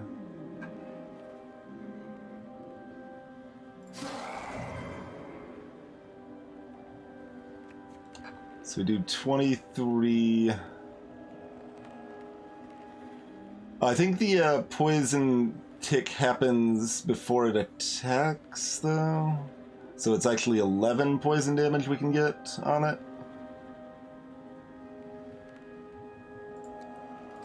So we get 6 here.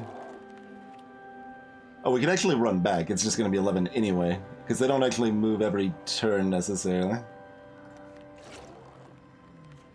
Cool. And we've got this jerk coming in hot.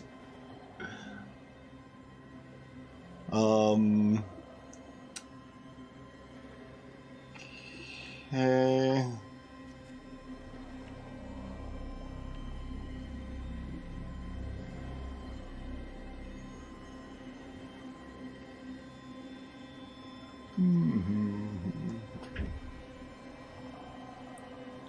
I don't think that works that high. Greg's Dragon Warrior. Does what become higher?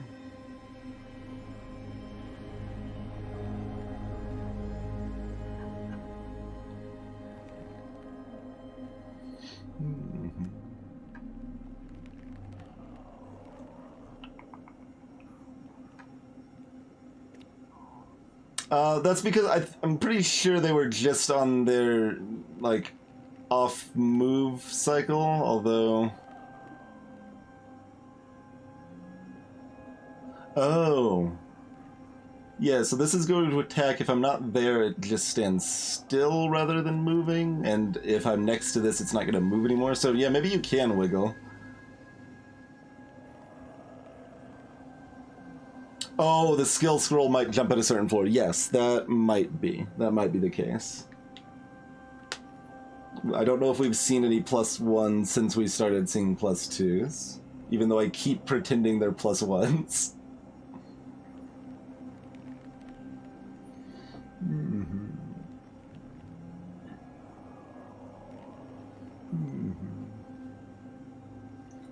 So yeah, I think you're right that I can jiggle. Let me look at the timing of this. If we move over here, this will move here. We move back here, this moves next to us. Then we move over here, that follows us and primes an explosion. So we would then have to sneak past this one, which is not where we want to be. It would be fine, because we could then, if we failed our sneak, we would have a guaranteed sneak here, and we could then move over there and get the potion if need be.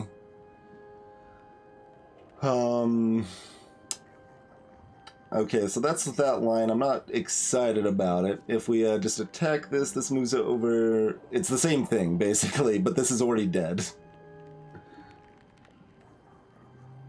Oh, but this moves over first, I guess. This is in a different position. They move simultaneously at height. So, for example, if there was 2 poison here, like there was another exploder right behind this, they would both move past this thing at the same time. It wouldn't be like, they wouldn't swap places, they wouldn't have this one move past it and the other one stand still. Yeah, they would both move past it.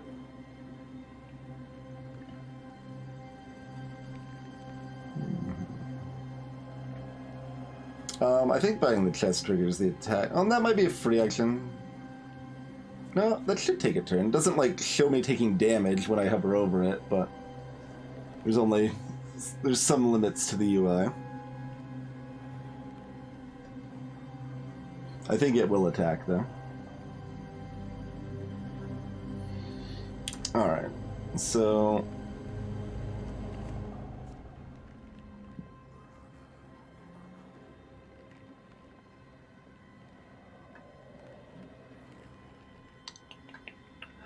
this explodes for 4, so 3 does 10, and that's enough to bring, because we can do 23 damage. Is that soon enough? I think that's soon enough. And that will be 2 things killed, so our poison will be back up. We can use the poison to kill this.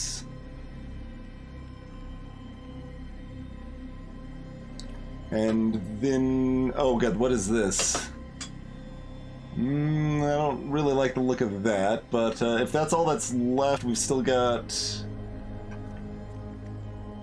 like 3 things we can move past, probably. And this poison will also hit whatever this enemy is as well. Oh, is that an amalgam? I mean, we've seen it once. It's not going to be easy to instantly ID enemies at a distance, yeah?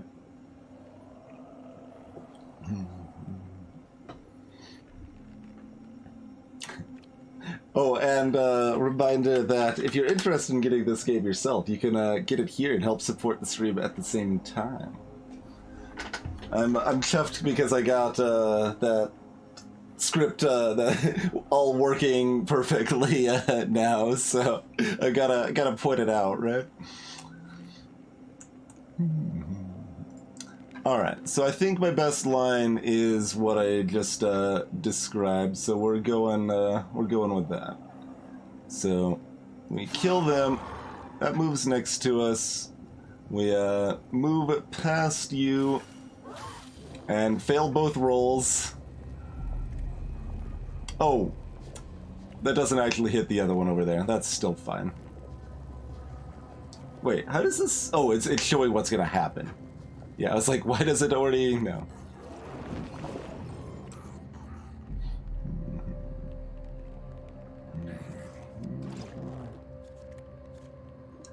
Okay.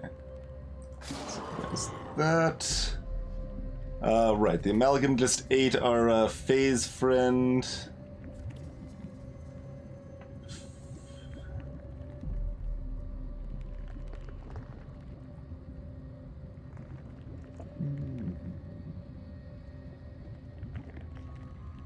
So we're not poisoning that anymore.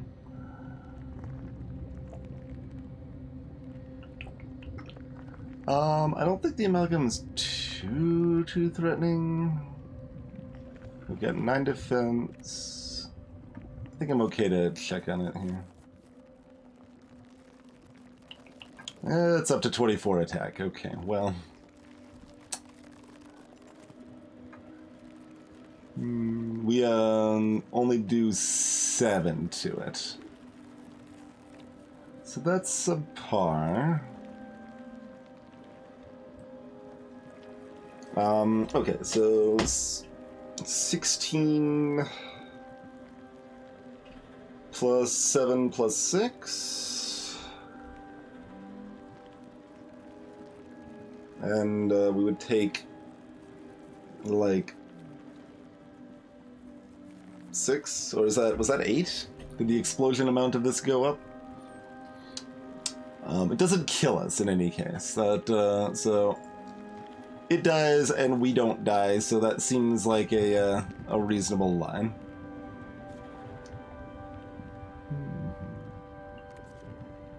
Yeah, we actually, this is 8. The earlier ones were 6, I think, right? Oh, this is a huge. Okay.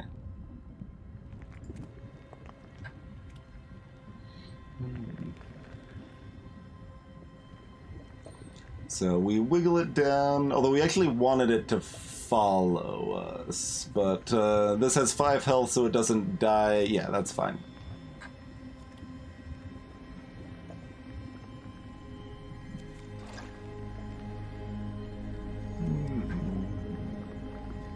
Wait, oh, there's a loot goblin. I didn't even see the loot goblin.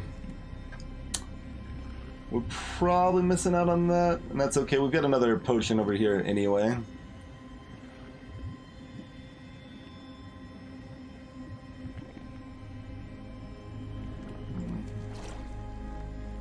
Wait, did I miscount? Can we actually just kill this next turn? We can.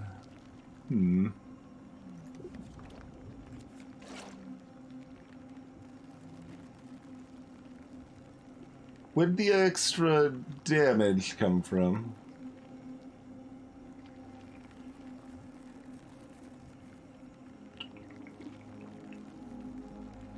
Oh, because I was comparing a stack of 4 poison, not a stack of 5. Yeah, I was just adding 1 to the 10 damage stack from the previous spellbook, but that was 4, not 5. Math is hard.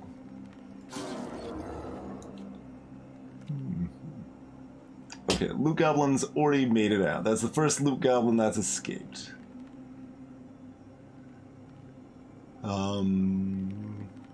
And this is a full heal, so we'll still be able to kill this, but let's see what the treasures look like first. We got a free blue, we got a legendary we can't afford. Oh, we got another friendo over here, huh? Not gonna be getting enough souls off of this. I need to sell this. Let me fence this relic real quick, and then maybe we can afford this, huh?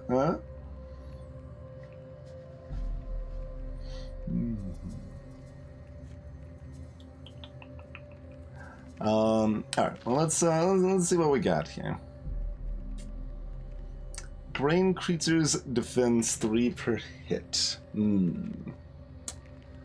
Interesting, but we're not super set up for that. We kind of can be. It is a shovel replacement. It does lose us a clarity and an attack, though. And I'm just not that excited about 5% dodge.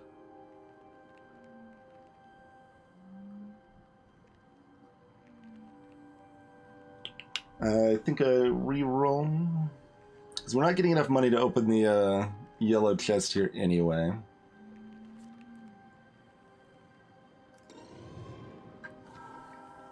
onion suit.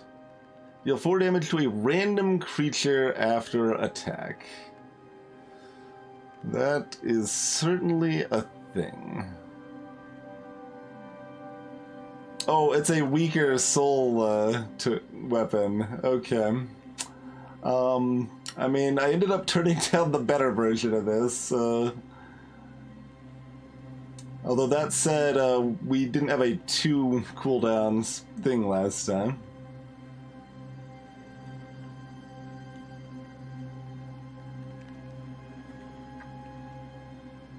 This would be more interesting at 5 damage than 4. Also, this doesn't specify soul damage, but I would assume it's also true damage.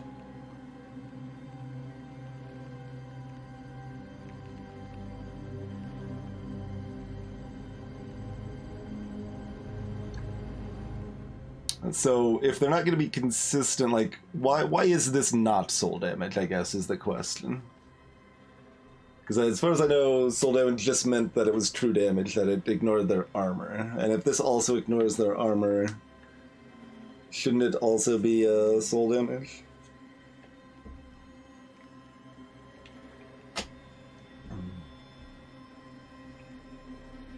There's an item that gives bonuses to soul damage attacks. That's not a good enough reason, though, because that's just a weird inconsistency.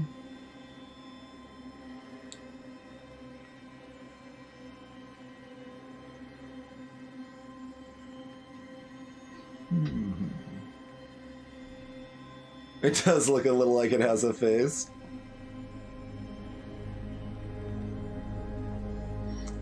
I think we re-roll this, then get disappointed and leave, probably. We could take this. We have seen at least one enemy with 21 speed, or 20 speed, so our current speed is not irrelevant.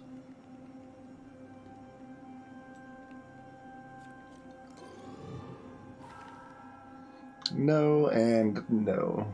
Do we roll one more time and say no and no again?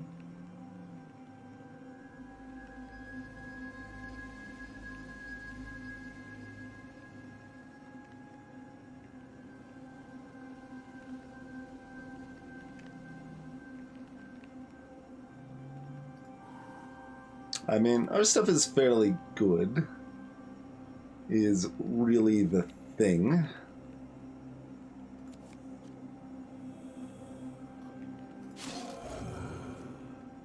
Oh, hello, I didn't see you there.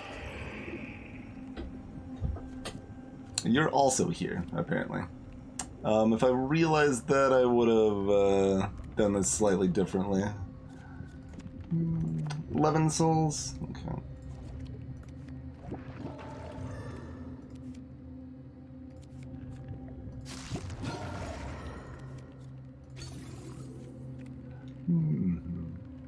So I could have had this on 0 cooldown if I realized the other enemy was there. Also, if I realized it was there, we could have afforded this! Oh wait, no, we would have been $1 short. We would have been at 159. Because we didn't do the 9 cost reroll. We would have been $1 short. There's Jessio.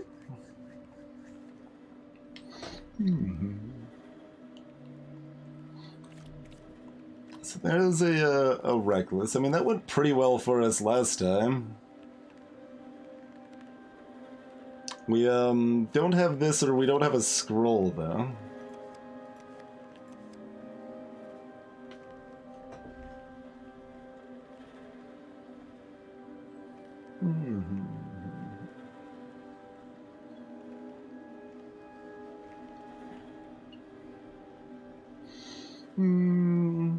I don't think I want to open the purples here. I mostly just want to save my money for a yellow. There's...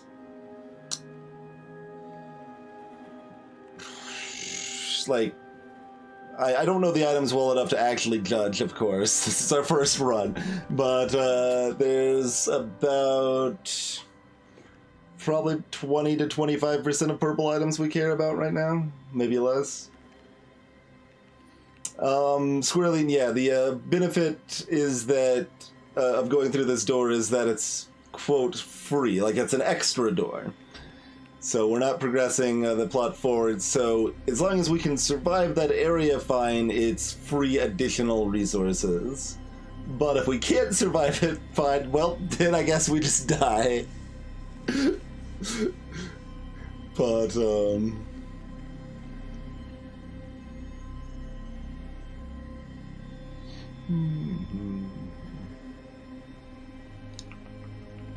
I mean, I guess if we saw the purple tier soul torch thing, we would replace our weapon with that.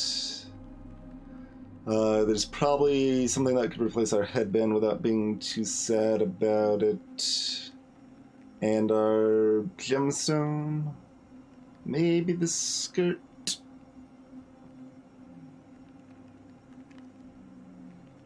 I'm already in my hope. I mean, I guess basically the question is if this reckless room is scary enough that we want the extra help from... Like, we've got some good extra help from our intimidation and stuff. Like, we've got a lot of checks to avoid disaster. So we should be fine. We kind of make back the money we spend on the treasure over here in the reckless room to some extent.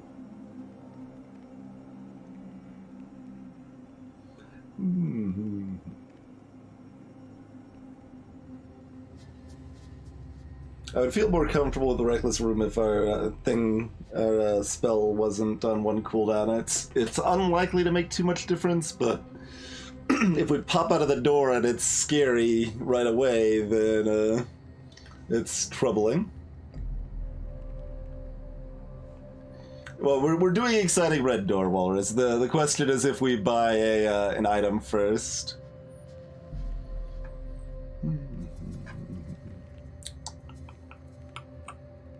That seems prudent. Alright, y'all ready for disappointment?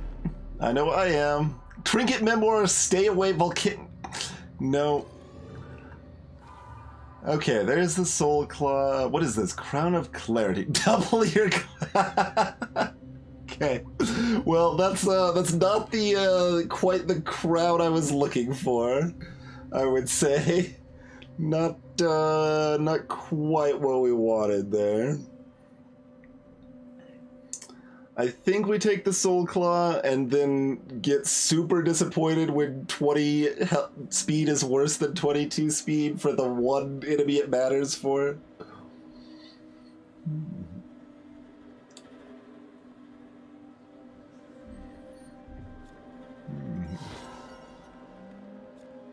Or maybe that 1% dodge would have saved the day.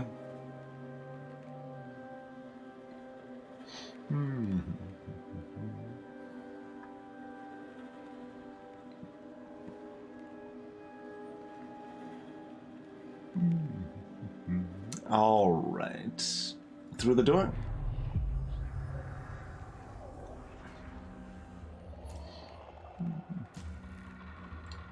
Okay, we've got... This is the scarier one. They look pretty similar, right? Like, you can just, which one has... I guess they both have, back problems, but one's spiky. Alright, this looks fine. We start in a fairly comfortable spot. The music, like, ticking up like this makes me feel like, oh god, if I don't, like, act fast, everything's gonna go wrong or something.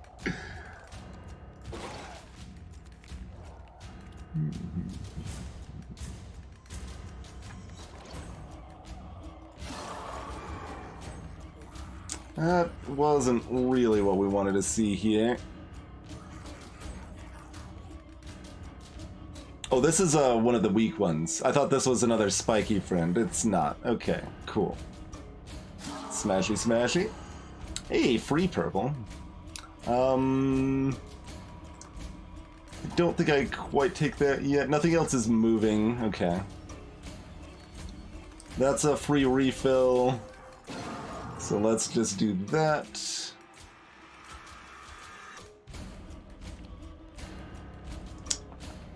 And we're getting more money because we got the 4 extra clarity too. So we're getting a little extra cash money now.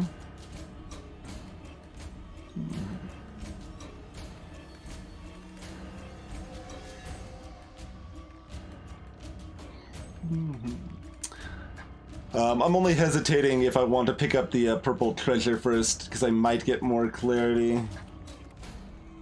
It's probably more likely I get more than less, but I might want to spend rerolls, and like if this is a gold item, we might just have barely enough money for it.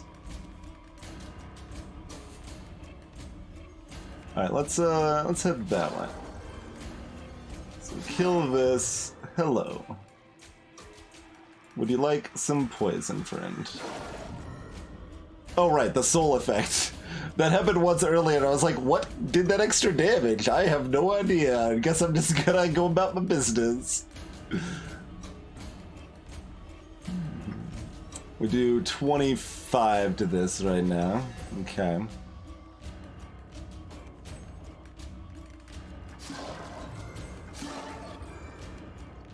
Can't make it back in time to get the double-double, but we don't need it anyway.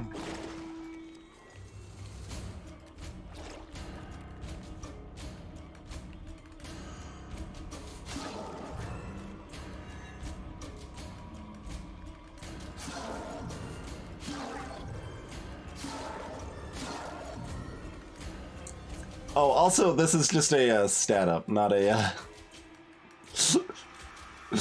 not an item. We should have taken the item. That's okay. Do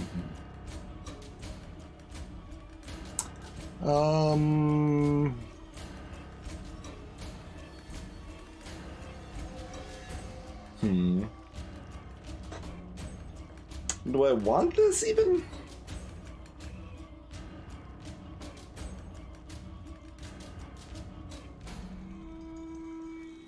If it was net positive, I would still take it, but when it's not net positive, I'm less excited about it here at this point.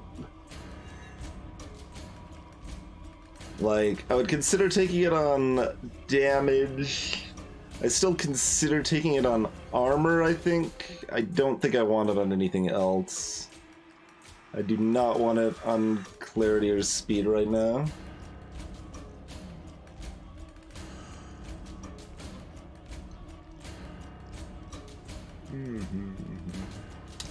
Do the stats like go up significantly over time? Maybe they go up more than I thought. That could be an argument for speed, if so. I haven't been watching the enemy stats like too closely.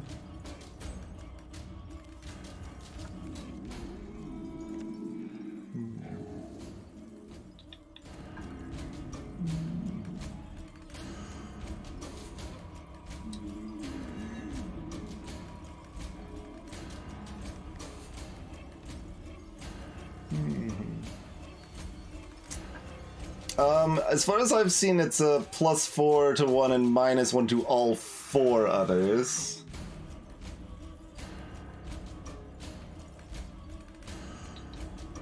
If I'm picking this up, we should kill all the enemies here first, so we get the clarity bonus on them.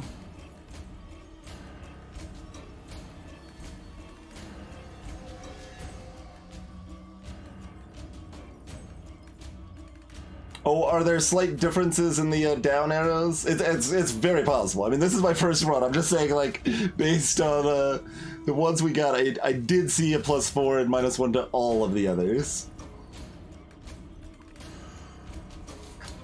So this might be different. Like, there's like some subtle differences in the symbols that I may not notice. Alright, let's kill everyone. I guess we'll take it for speed, partially just to verify our thoughts on the effects, too. Versatile. +3 to your highest stat when equipped. Oh. Oh. Yeah. I'll take that. Yeah. Gimme. I like that a lot.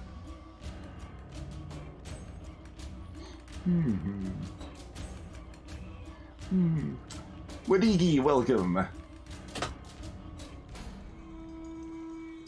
Now I'm not sure we take that anymore. Let's finish killing the riffraff, yeah.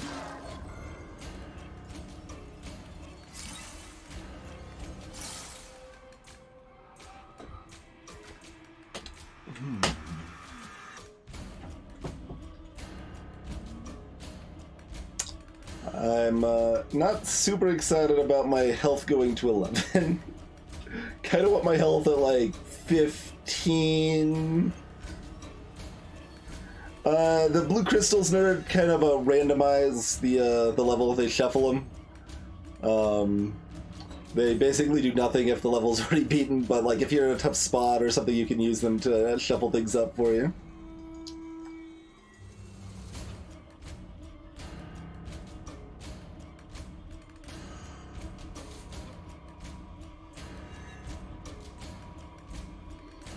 So basically, we're either putting this into defense or we're not taking it.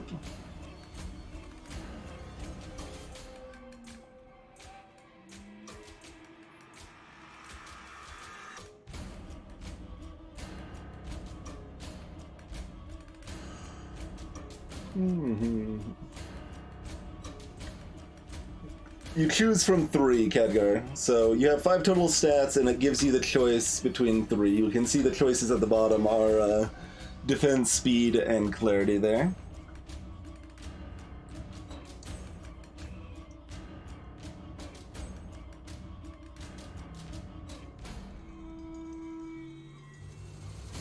All right, people are not sure of the effects. Let's verify. So this is a big yellow arrow with a small up arrow beneath it and 2 big down arrows.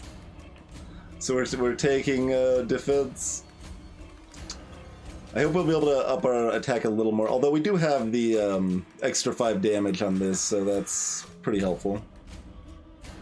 I also don't like, because this is dropping a clarity tier also, which sucks, but... Because odd clarity is relevantly more impactful than even clarity.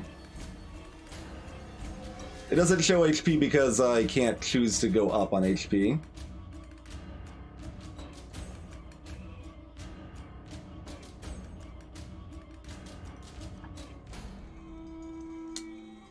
Okay, interesting. It varies. Yeah, there's a bunch of different types. Maybe it's random how many go down? Or maybe this had 2 down arrows, so 2 stats went down. Or are these going to be down 2? No, they're only down 1. Yeah, no, this is super worth it.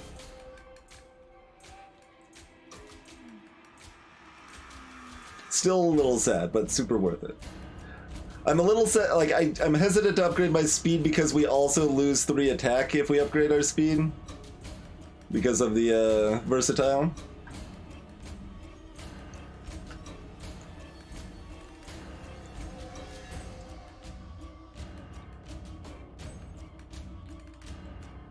That's the hope ZZT, but like it just they're all arrows and stat symbols, right? All of them are a bunch of arrows and stat symbols. And I think they are unique, but especially at a first time playthrough, it's like, all right, well, there's a big arrow and some down arrows. Like that's like what I parse. I don't parse. There's exactly 1 big arrow and exactly 2 down arrows, right? Because apparently that distinction does matter, but that's not what I'm looking for on a first playthrough for a distinction, right? I think we do need the defense here more than the other stuff, though. I'm happy our health isn't going down. I would do this if it didn't mean losing the attack, but I really want to have 26 attack more than 23 attack.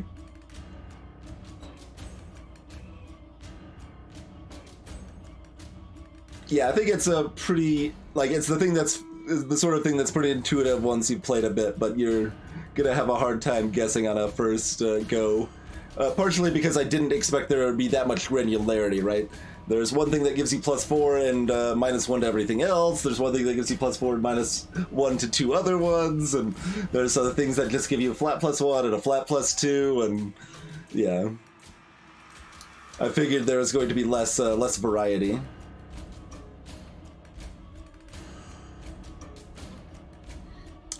As far as I know, it's adjusting Ringworm, so whatever my current highest stat is, it gets +3. So it transfers to the speed, but I would just much rather that +3 be in attack than that +3 be in speed.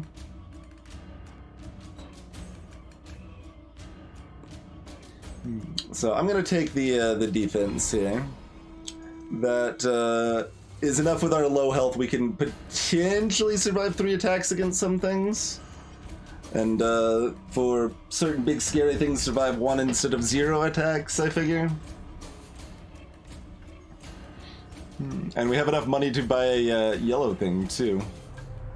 So that brings us to, oh, not floor 13. Brings us to immovable object. Gain +3 defense when hit until you next move. Ha! Ha! No, I don't think so. Interesting, though. We would lose 2 health if we took it. I mean, that's a very powerful effect. Like, if you have a decent amount of defensive stacking, that's a very powerful effect, potentially. Like, say you have like a poison dagger and a giant pile of defense, you could just sit there poke, poke, poke, poke, poke, poke. Like, there's things that could work pretty well with it, but that said, we're not buying any of this. We're leaving. And we continue to be a little sad we don't have, like, Gulping Mist. I mean, this is a good effect. Don't get me wrong. This is a good effect, but, we would have, had, like, if we had it from the beginning of the game, this would be, like, plus 14 max health or something at this point. At least 10.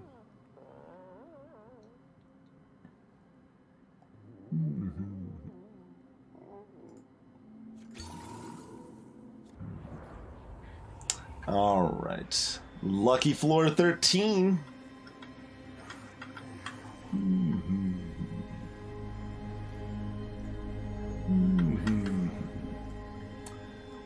But before we explore Lucky Floor 13, we do need to take ourselves a quick break, take a moment, stretch out, grab yourself a fresh beverage, all of that jazz.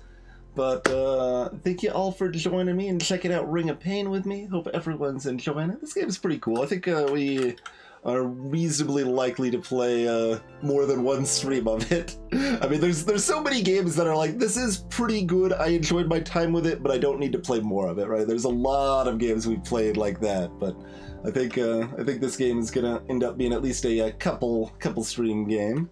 And yeah, thanks for watching, everybody. Feel free to drop a follow if you're new, and we'll be back in just a few minutes.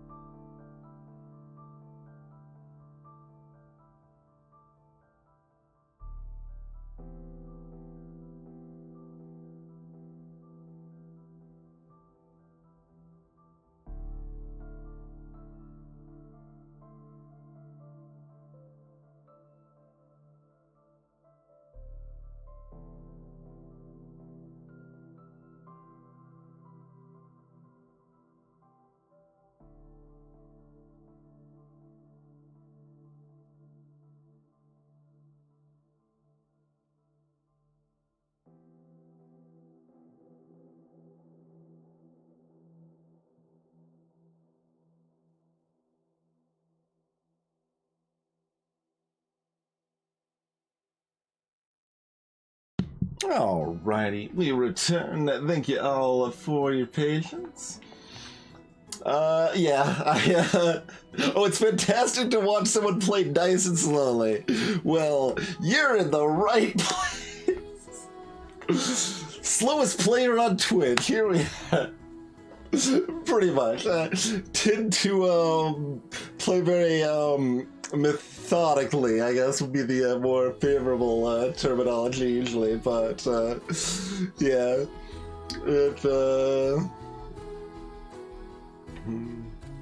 Nice, nerd. Always interesting to hear where people roll in from. Yeah,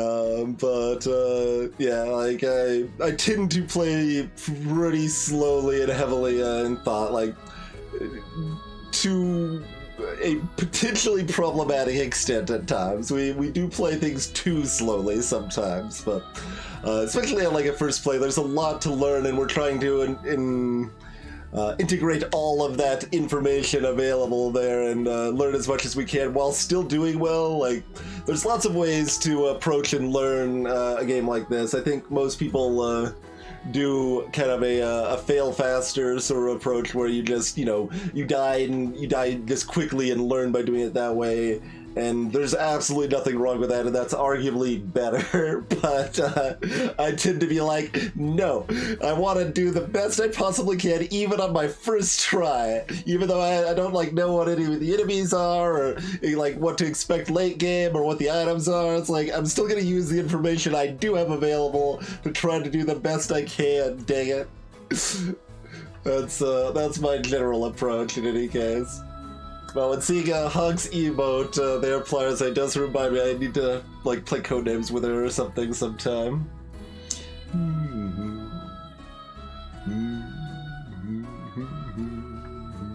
Yeah, except for Unlucky, yeah, exactly. Even I actually don't play Spelunky slow. I don't enjoy Spelunky slow. You obviously it's a platformer that's real time, that's fairly fast in general, but for example, the slowest you could do Spelunky would be like doing high score runs or something like that, right? But I super don't enjoy that, but I also don't really just enjoy collecting all of the gold I can. I mostly just go at a reasonable clip most of the time in Spelunky, and my favorite thing to do in a Spelunky one is to do pacifist runs that we do reasonably fast. I'm usually not trying to speedrun pacifist runs. Pacifist is enough of a challenge on its own, but we go pretty fast in Spelunky. So, and I mean, historically, there, especially older time in this stream, we've done a decent amount of speedrunning too. So, I guess more broadly, my speed is fast or glacial. This whole area in between where most people exist. I'm not the best speedrunner, so I'm not ultra fast, but I can be fast or I can be glacial, over here. You can't even really see it on the measure here, but that middle ground I have a much harder time approaching. That's somewhat true in board games too, that I really like a lot of real-time games and board games and stuff, but have a hard time sometimes going at a medium speed instead of a slow speed or a fast speed.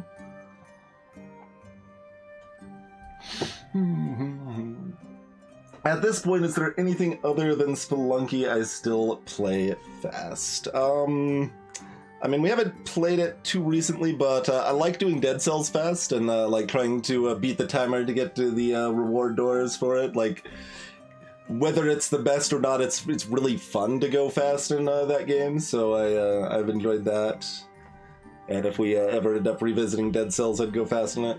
If Skull fixes the things that make it actively bad to go fast, then I would be more inclined to go fast in that game. But as it is, it super rewards you for standing around doing nothing for 60 seconds, so if I can't beat the game at all, I need to take advantage of that, at least for now.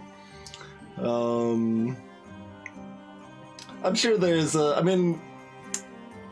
we can play Tamitsi kind of fast now that we're good enough at Tamitsi. We can do Tamitsi fast. Although on the hard levels, we're still not going fast. Like, hard levels are still hard, it turns out. But let's see. I mean, Disc Room, you don't have a choice. So Disc Room, you're just dying. Dying quickly and trying to stay alive. This is not a Chocobo ship. This is Braddy and Catty from Undertale. Is that... there we go. That is a Fangamer one there. I mean, I don't know that I would say I'm still quick at Putt-Putt Saves the Zoo. Like... I mean, I had the record for Putt-Putt Saves the Zoo multiple times, but when I first found out about speedrunning Putt-Putt Saves the Zoo, it was like a minute 8 second for the record or something. And then when I first got the record, I think Bananas, who first had the record there, improved her time and was like a minute 2 seconds or something. And then I got like about a minute or 59 seconds or something. I think I had the record again at like 47 seconds or something, and I had that record for like 6 hours before it was taken back from me. But I'm too much of an old man to compete now. Like the really good players, I'm so beaten on Putt-Putt Saves the Zoo at this point. Like, what? How low am I on the leaderboard at this point? I'm 15th. I am 15th now with my 47 seconds. The record is 31 seconds now. Like, you hear about like a 16-second improvement, it's like, oh yeah, okay, that's relevant. But it's in a game that's less than a minute long. 16 seconds, it's a third faster than me. My time that was once the record 5 years ago, but not anymore, man. I know. That's God. And that's such a big gap between first and second too. Like the 37 seconds was really fast. But like even getting sub 50 seconds for me would be very difficult at this point, I think. I don't know if anyone else ever played Putt-Putt Saves the Zoo blindfolded, Cathonic. We might still have the blindfolded record based on merit of nobody else doing it, with our like 3-hour blindfolded run of a game I can beat in less than a minute. It was so nightmarish to play blindfolded, oh god. Oh god.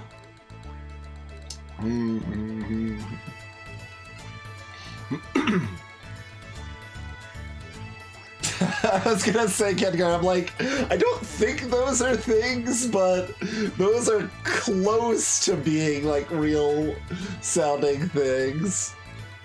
Because there's totally a bridge, but like, it wouldn't be a double bridge skip, but maybe it would be based on clicking it twice and it would like move you to the next room automatically. There's some weird things. There is some tech.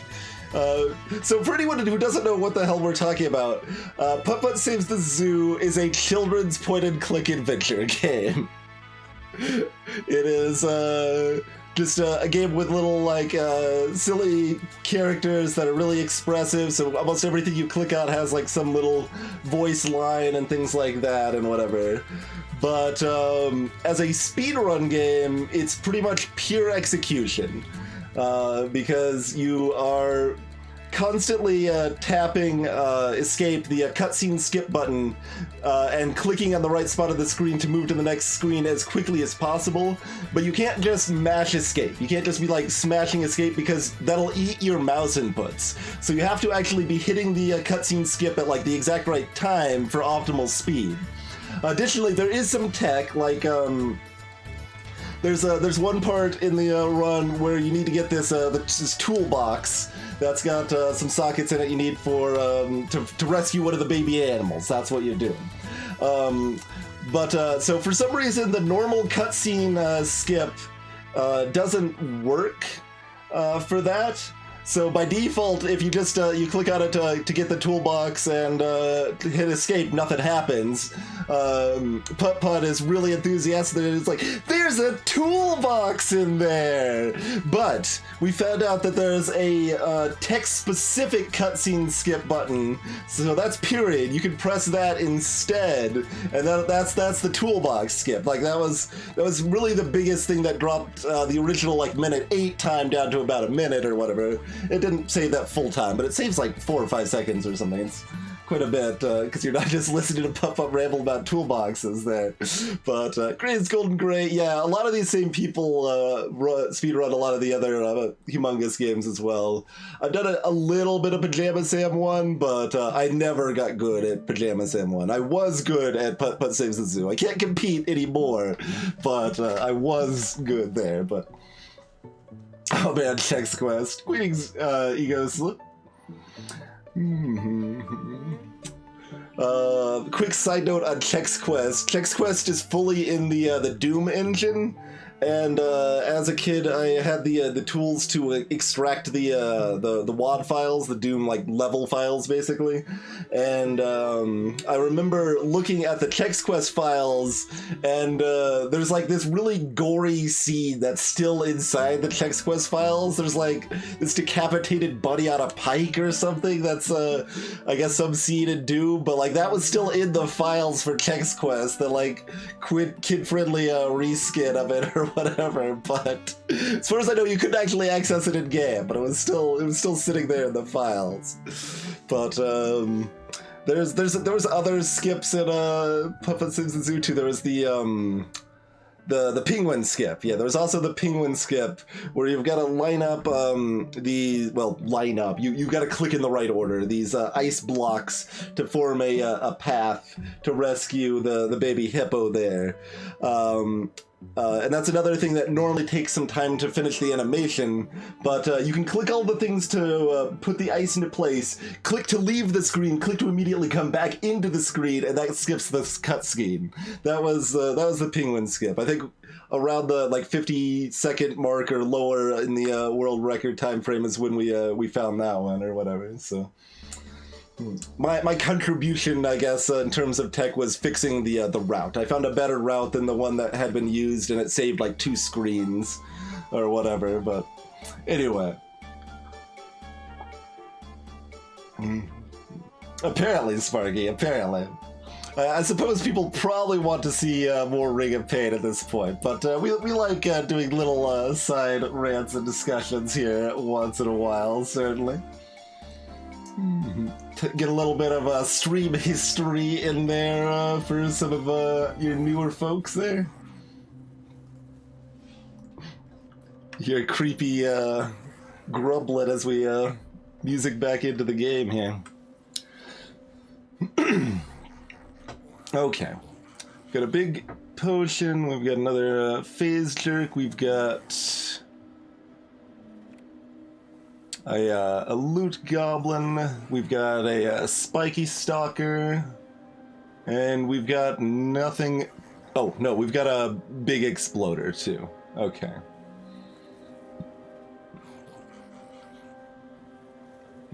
So which way are you actually going? I guess the exit's this. They changed the style of the exit based on the area, but like some of them, like this one, looks a lot more similar to the other cards and not very distinct as an exit there. So it makes me like have to double check if there's one elsewhere. I don't think there is, unless there's one right there. Oh wait, there's something else moving towards me over here. Another stalker of some sort, probably. Oh, it's awkward that we can't actually see what that is. We can see like a little bit of its health bar with a chromatic aberration there, but that just looks like everything else. We can't actually see a number. We know it's not an exploder though.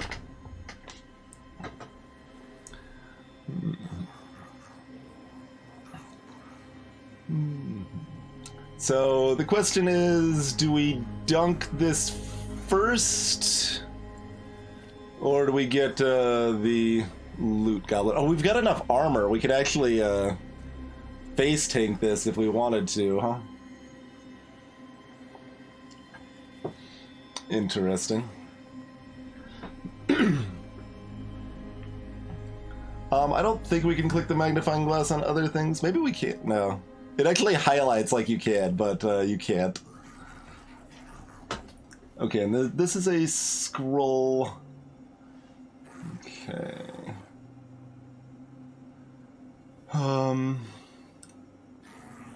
So the big thing to make sure we don't get wrecked by is this big explodey friend over here. This triangle has 28 defense. Yeah. So those stats are staying the same. I was not sure if like it. I'm hoping everything's stats stay the same based on the type of creature, but I'm not sure.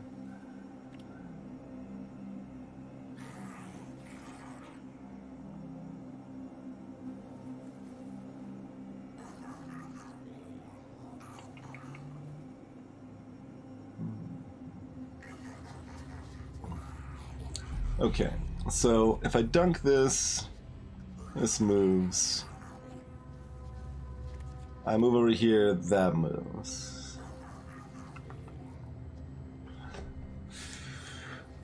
And timing is then bad. If I go over here, that moves, I kill this. Timing is maybe not bad because of the loot.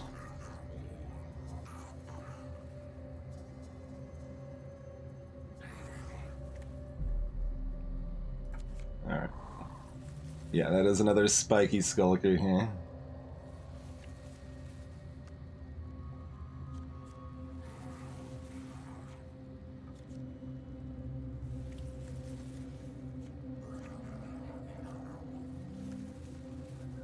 The safest might actually be to jump past our loot goblin friend.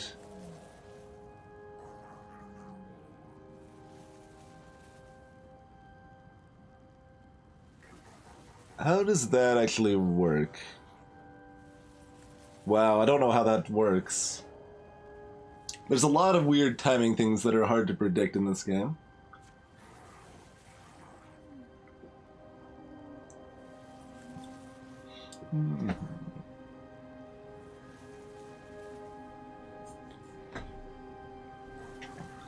So, if I go past this, this can't move anymore. And this can still move. So I guess what probably happens is this actually moves past the exploding boy. And I don't think it gets primed to explode.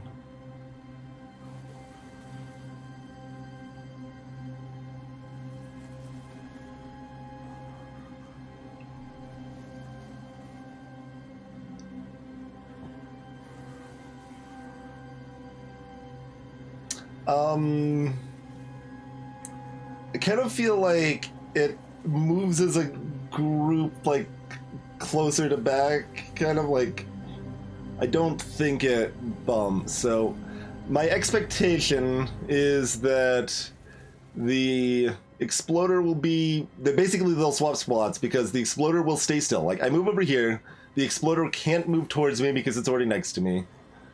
Okay, but if it acts first, it should change its priorities to move and then prep for explosion. And then this will be next to me. But it's not next to me anymore. When does it decide its next move?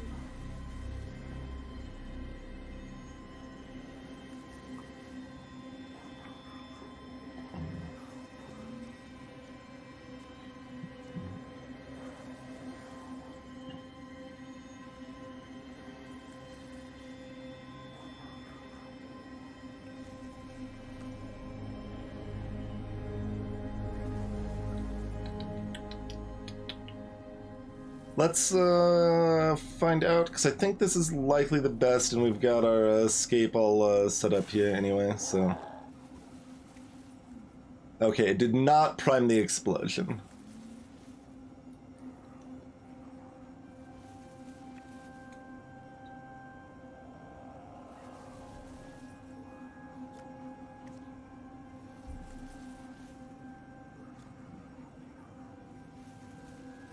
This seemed the most likely to me as well.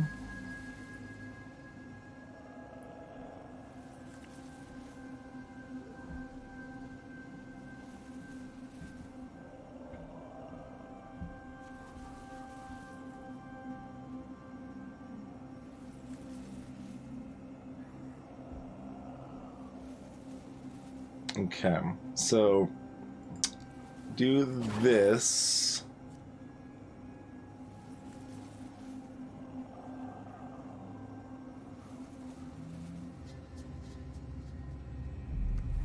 Okay, the poison proc is last. For some reason, I saw one thing I was attacking earlier that made it look like the poison proc was earlier.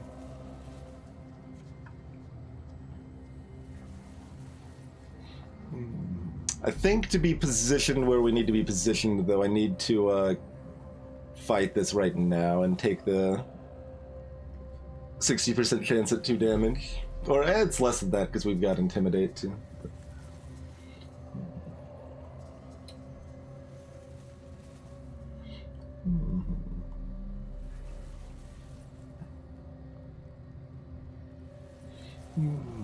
I mean, the goblin's like dead. We don't care about the goblin. We just care about the goblin being alive enough to let us run from the exploding friend.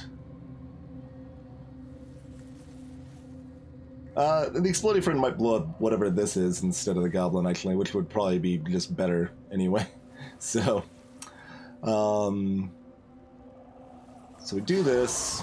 So you stay here. Now you're set to prime and self-destruct. So we move back past it. And we haven't moved, so we don't even risk the damage there. What is this? That's a blocker. Okay, that's why we can already see it. Oh, there's a freaking amalgam over here. Butts. That didn't make itself known until now, or did I not see it? Alright, well. We don't have a lot of choice in this matter. Okay.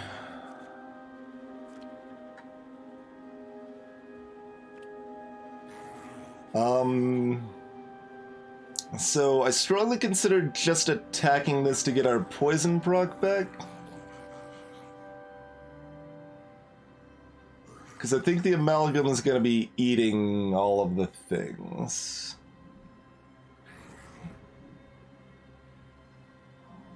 Well, the one thing that's left. Yeah, we aren't going to kill this before it eats this, so I think I just punch this so that we can get our spell book down.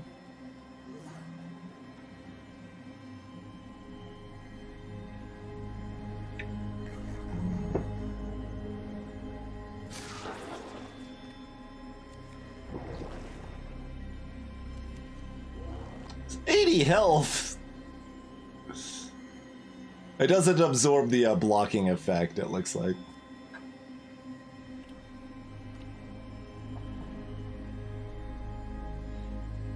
Okay, this is just up arrows. So I think this is... Well, there's 3. So this should be +3 to a single stat with no downside. But I can't get it on attack. Maybe you want that on defense right now.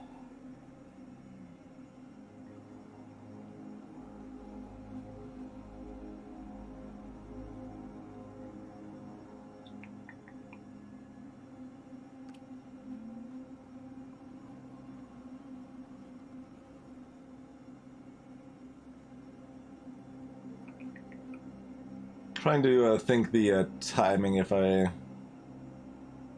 should move towards it. Like, this doesn't attack, right? It just moves towards me.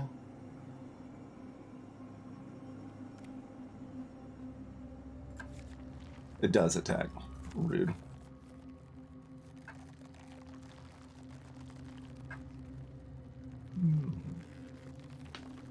So it's got 25 plus 2 attack. It's also got 24 speed, as we knew that might become relevant. Well, this is a nightmare.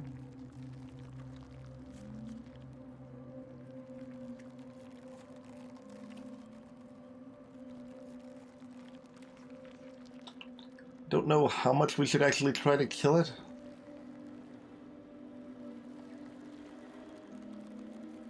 Like, we might want to save our poison to try to sneak past whatever else is over here.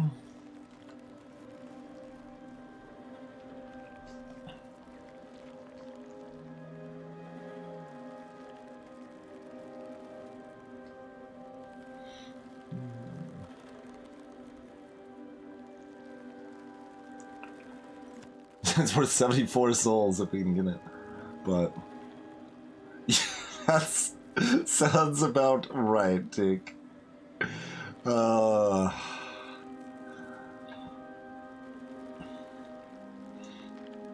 will not repeat what you said. It's too bad. Did we already see what was over here?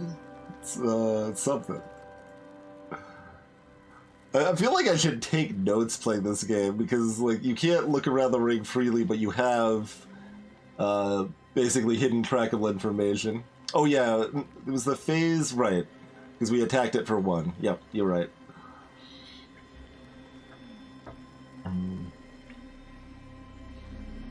Yeah, poison's 21. We could do 2 sets of poison, maybe, for 42. And we could attack for like 12.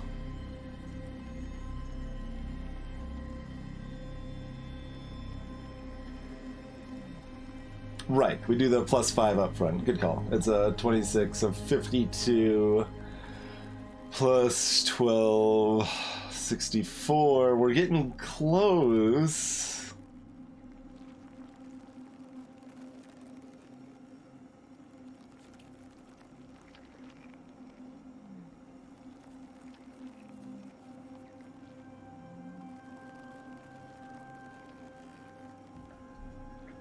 There's 1 enemy here and 1 enemy here.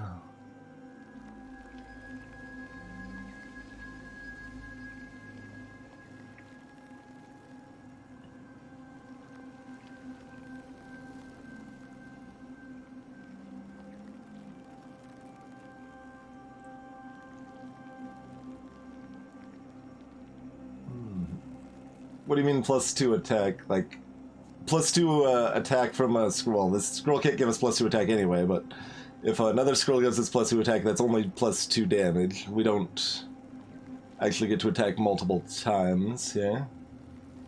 And we would need this speed to be able to attack first anyway.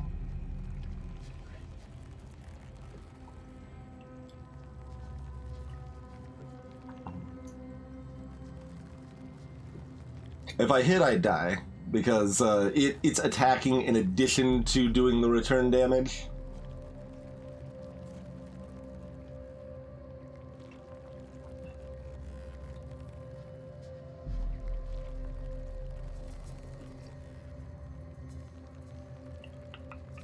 So I think I should save my poison to get past other threats here. Wait, this is only a +1. Why does it have 3 arrows then? I'm trying to make, like, consistent sense of these arrows. Apparently we can still find +1s this late. So what happens if I have 2 stats at 23?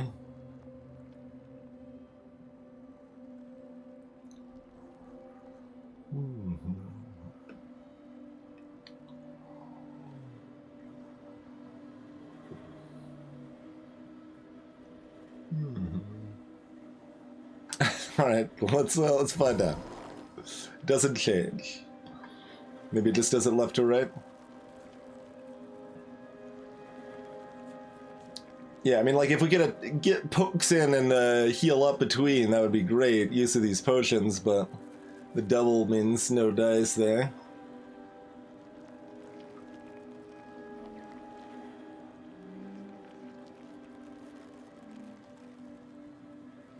It could be what's currently higher, but it would still, like, need a tiebreaker if they were both the same when you first got it.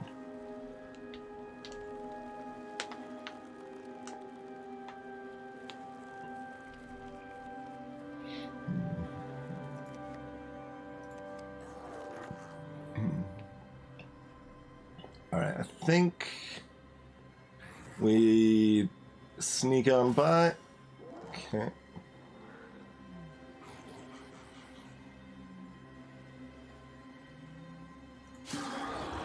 Oh, wait, why did that kill the other one? I didn't activate a spell. What? Oh, it ate it. Right. Deathbed, the bed that eats people.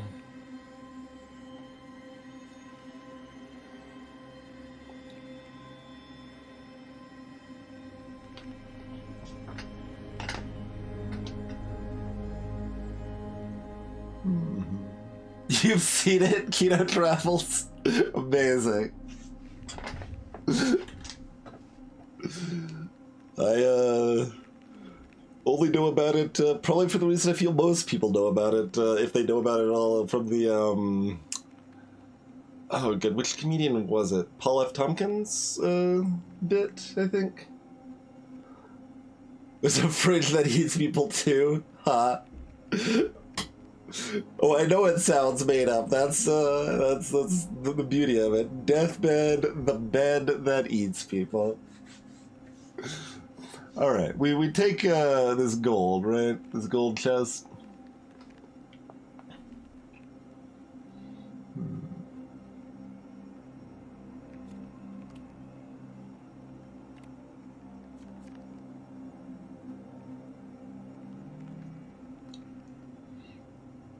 Greetings, Kitty Catastrophe.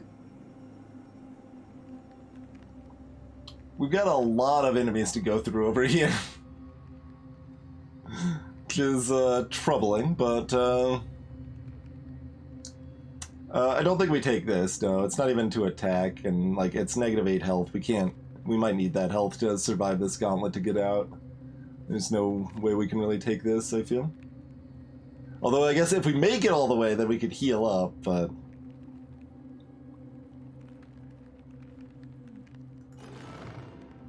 Alright, what are you selling here? Instability. Attacks inflict a random status effect. Betrayal. Your next attack after dodging is a guaranteed crit.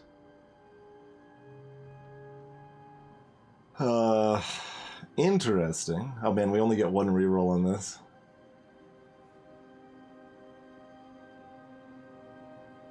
We can do better, right?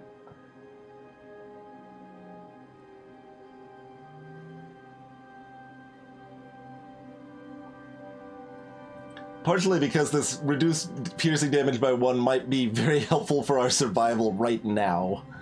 I mean, I suppose the crit into the dodge into crit could be very helpful for our survival right now too.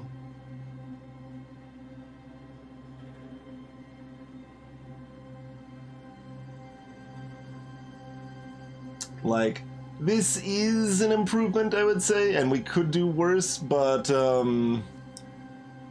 I think we need to reroll.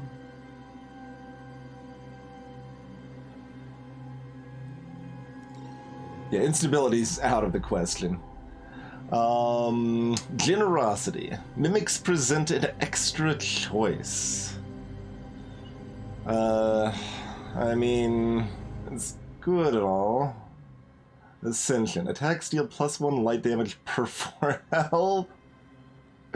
Oh god, we have to take nothing, probably. Do we take Generosity? I think we need to keep the Berserker Relic.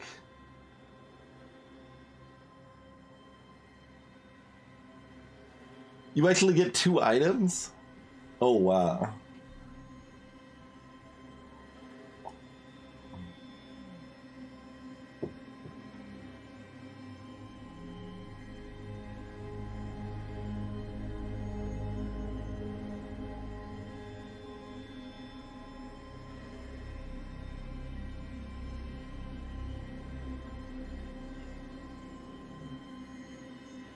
Yeah, that is, that really needs to be changed in the text. Like, that, the text is just a blatant lie. If that's the effect. The light damage on Ascension should be piercing, I assume. Although, that's not necessarily better if it is. I guess it's better. It's just kind of weird if it's a separate set of damage, but...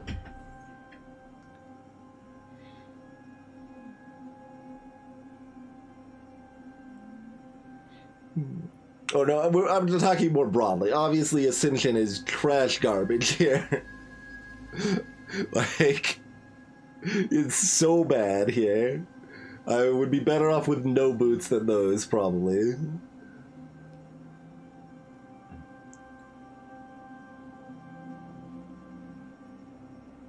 Oh, does it say anything on light damage? No, there's no tooltip on that. So, the problem with taking Generosity is that we lose 7 attack.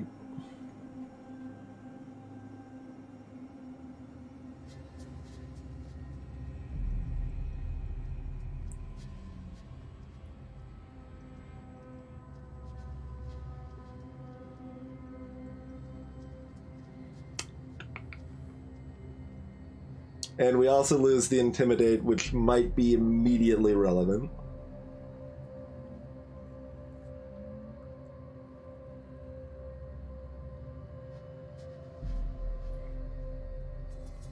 Yeah, that's actually a good distinction too. Was it you get to take both items if you want, or you get 2 separate, fully separate picks?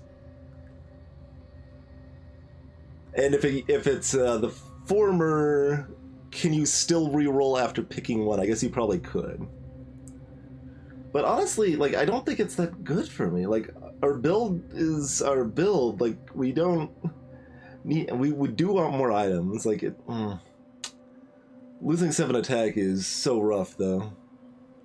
You can't reroll the second selection. Two fully separate picks. Okay. But you can't reroll the second selection. So it's not a full second pick because you can't reroll it, but otherwise it's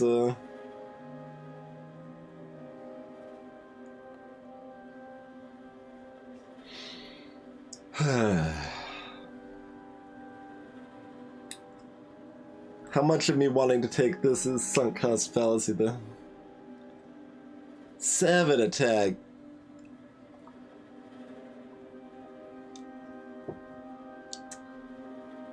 So we're already at finishing area 11 of 16. It does have enough time to be beneficial.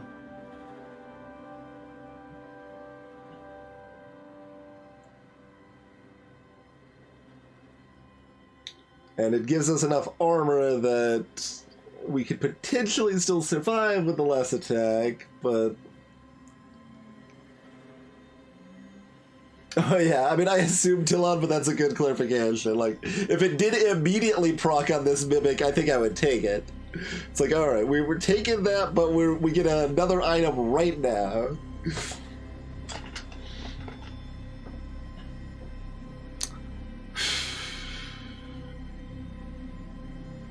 Oh, but they even turn dark when I hover over a discard here. It's like, look, you're throwing gold cards into the garbage can.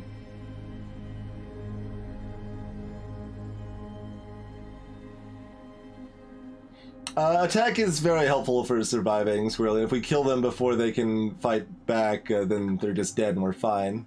Additionally, this has Intimidate on it, so that gives us a roll that if we attack it, they don't necessarily have a chance to fight back. So those two things together let us actually fight to kill things rather than only sneak past them, basically. And killing things is also good because we get souls.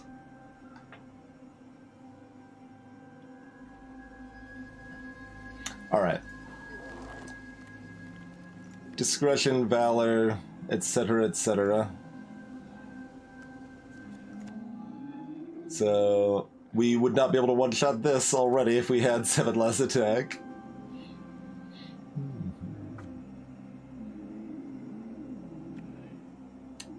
Only does 1 if we sneak past, but then it's just gonna eat it.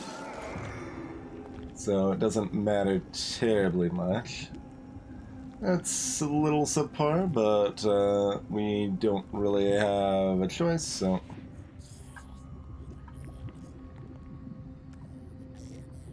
Now we want to sneak past. Like, we could kill this, but we don't want to be next to this. It's just going to eat... Although I guess it's going to be next to it anyway, but it can only eat one thing at a time. How many souls are you with? 5? How close is the exit? 1 enemy away? Although we want to pick up the scroll. Although I guess if we... Wait. If we kill all the other thing... No, we don't have any way to recharge our poison. I was going to say, we could, like, run around from this Amalgate all day long, but that doesn't really do anything.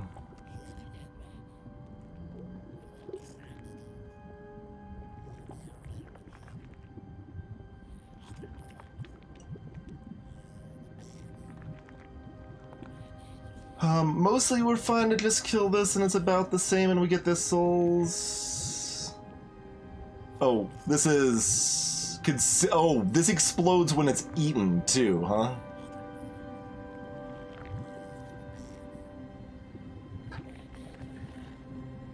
Okay, in that case we are sneaking by.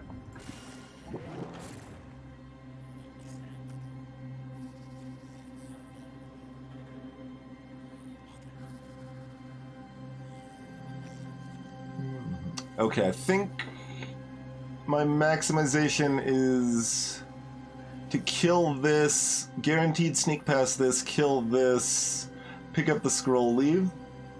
Greetings, Doom Lord.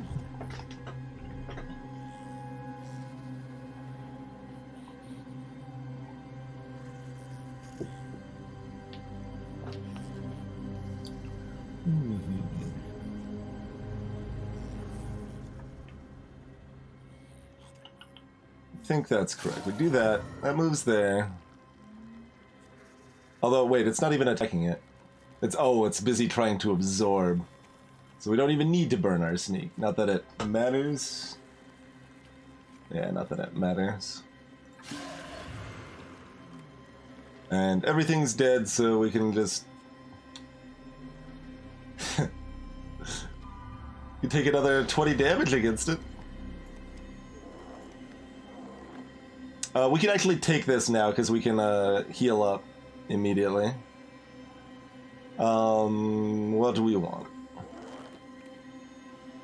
Oh, wait, did it... Oh, right, you don't get this...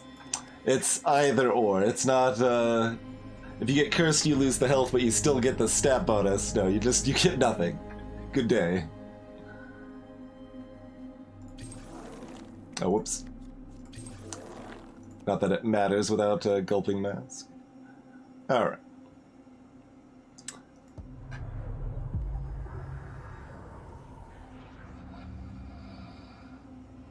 Also, I think we were on 11 because we were on 13. So that's all the more reason we didn't actually have that much time for generosity to do things, to be honest. Huge shackles.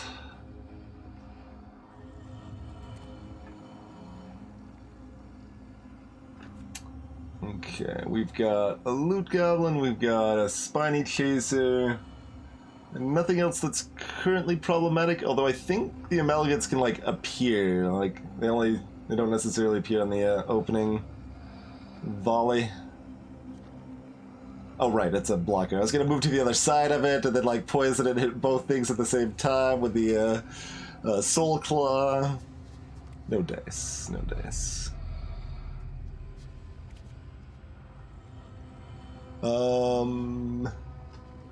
I guess these 3 are exits. It's fairly hard to catch this, but we potentially can. So this is 2 stats. Oh, this is the same one where we get +4 to 1 stat and -1 to the other 2 that we didn't pick. None of these are attack again.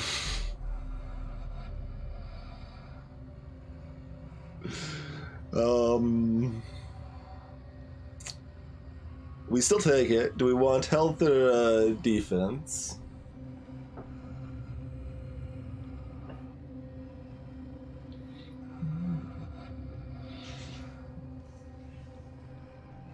Well, and if we don't think we can make the Loot Goblin, we could always randomize it.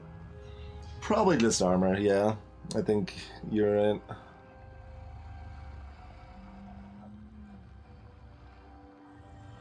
Health, like, armor is more directly, clearly good. Health has some, like, interesting dynamics, depending on, like, special attacks and explosions and stuff like that. And being able to heal is part of it as well.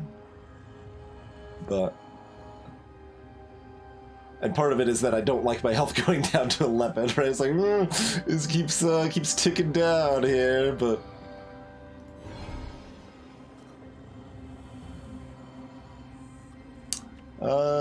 These are a couple of projectile jokes. Hey, look, examples of, health mattering. Immediately. Just immediately, the game's like, hey, have you heard about how health matters?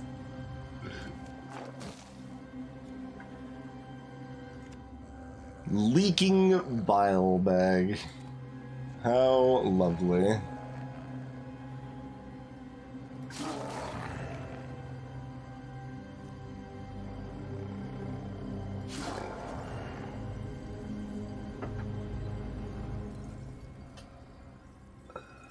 We can't catch that.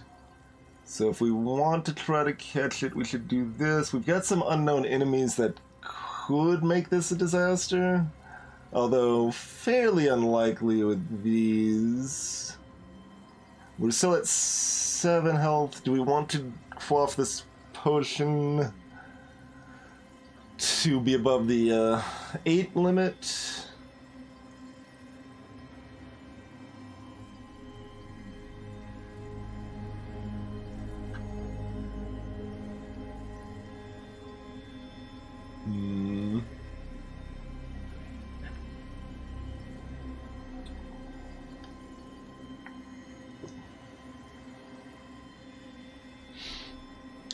Yeah, I don't think we can shuffle if we're below...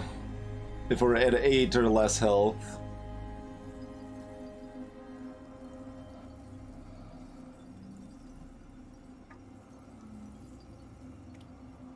So at 9 we could explode for 8 and still survive.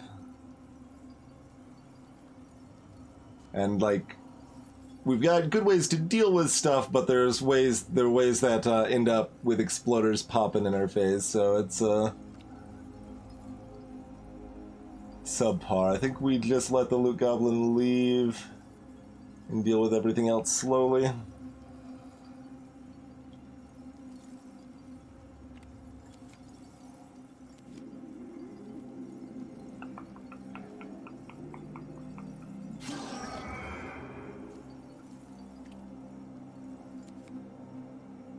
Okay, that's another one. It's not attack again! Give me attack! I just... apparently we're going to be a tank now instead? I guess. We don't take this yet because it lowers our clarity. We can also just take it on clarity, I suppose. But we probably take armor.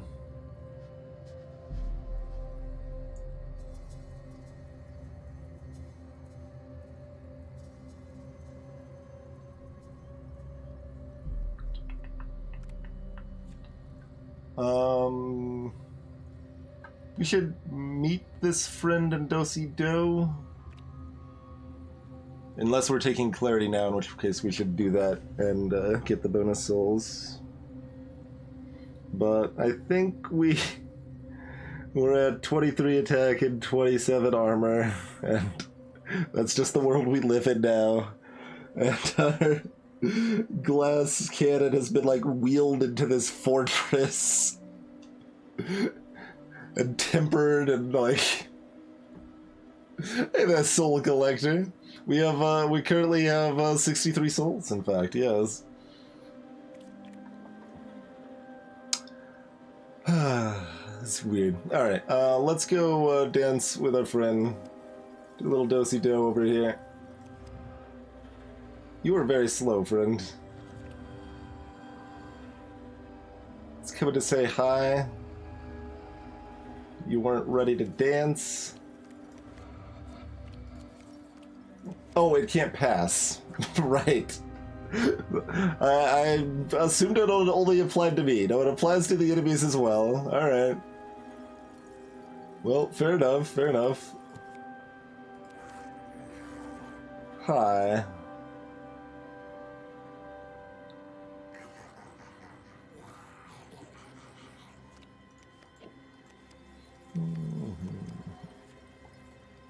So it's a 7 heal.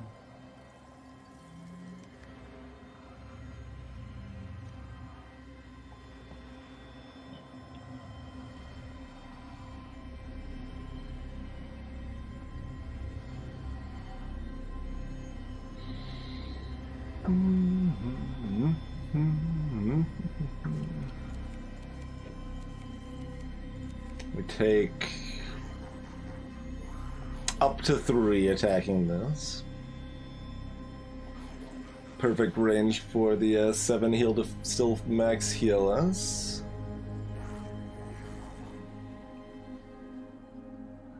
Yeah, I think so, Ad Hoc. So we've got a couple approaches. I think my approach is to dunk the blocker, run back here, punch this to refresh our poison, run back do-si-do with our spiky friend and poison them, run back, away from them again, run back, and then punch them, and then they're dead. And we do that all before picking up this scroll because we might need that attack first.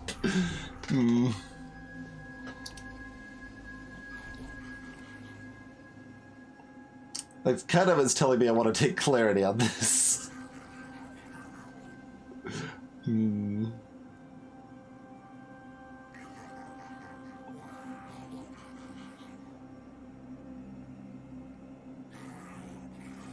No, they've got enough armor piercing. They've got 4 armor piercing attacks, CZT.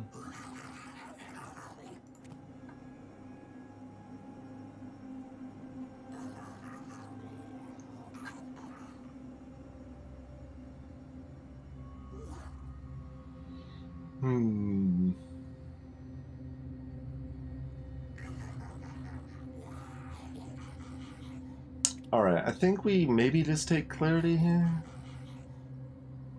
I don't know, its other bonuses are just not that good. Feels like we needed this sooner if we want clarity now.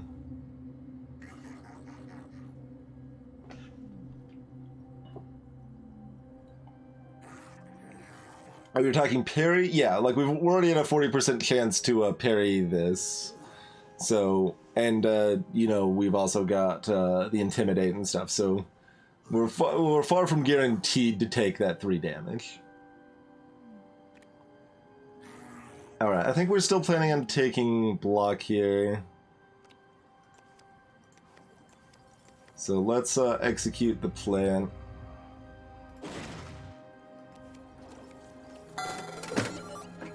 Cheers, the Soul Collector. Thank you kindly for dropping some bits my way. Suppose it doesn't really... Okay, so if it does matter, we want to punch this first. Rude. Missed all my rolls. So punch this. Poison this. Do-si-do. Say hello.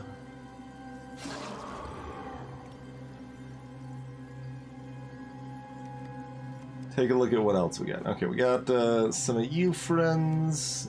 Easy things to refill our charges on as needed. So let's just dunk this first and see what's on the other side.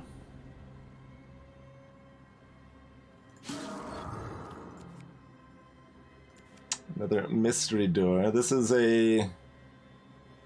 Okay, that's one big up and just one, like, fancy down. So is this the +4, -1 to everything else? You mock me, golden chest. Hey, look, it's something else we would like to poison.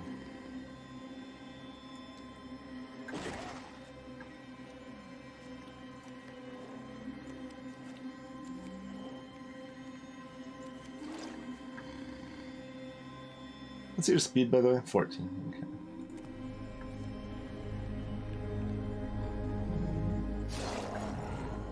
Upgrade. Spend all souls. For every 30 souls, gain +1 to a random stat.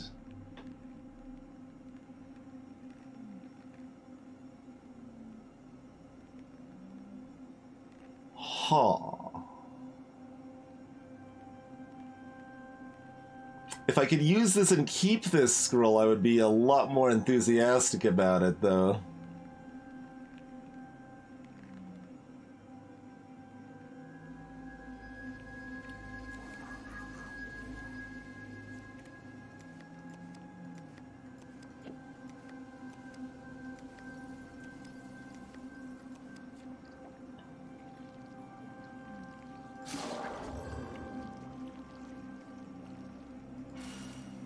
Oh, I didn't actually mean to sneak past that, but whatever.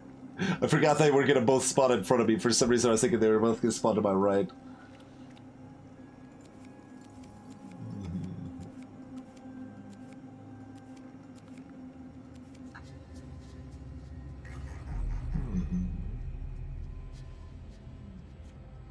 Indeed, Kiryu, yeah.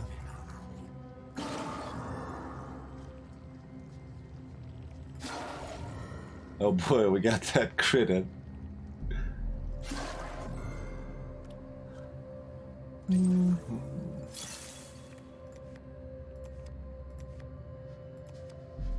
Yeah, I don't think we take the upgrade.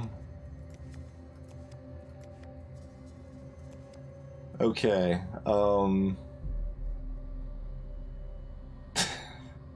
why does it keep being on these 3 stats only? I guess one time we dropped a health. We haven't seen attack on these things for a million years.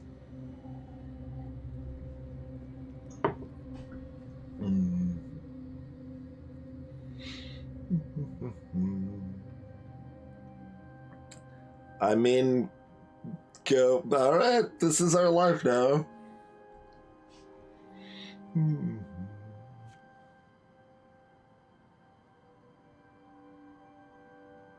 Yeah, like, the upgrade is fine, I just don't like also losing this scroll. This could definitely be the burst damage we need to deal with a big problem.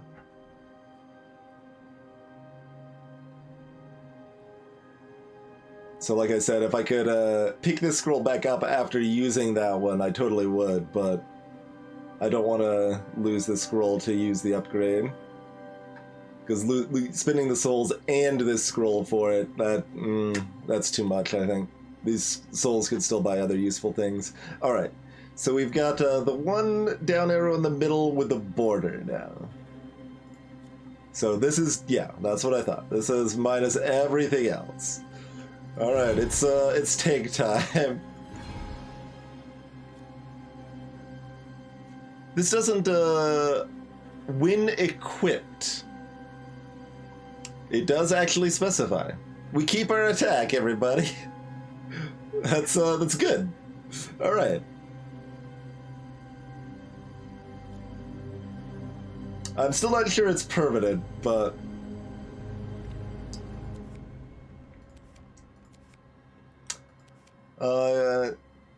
Question mark or this? I've been here twice. I've already forgot what it is. I think we go to the question mark. I cannot Destiny now.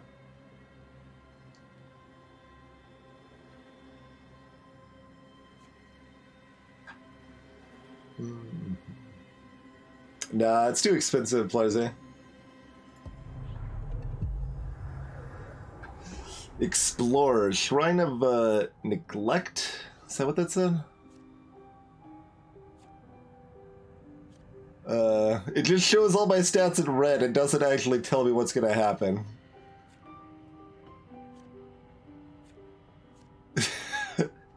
mm.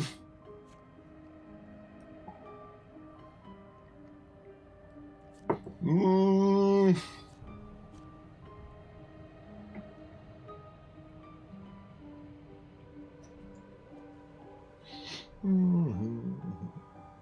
It would heal you at the cost of stats if you were missing HP. Oh, okay. It paints your stats.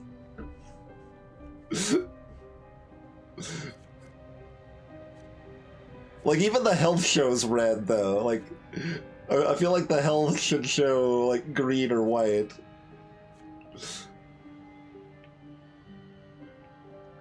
Oh, that's the Fountain of Health. Okay, what's Sacrificial Shrine do? I do, in fact, want spoilers, yes. I feel like the effects of this should just be listed in-game. I don't think trial and error for this sort of stuff is very interesting.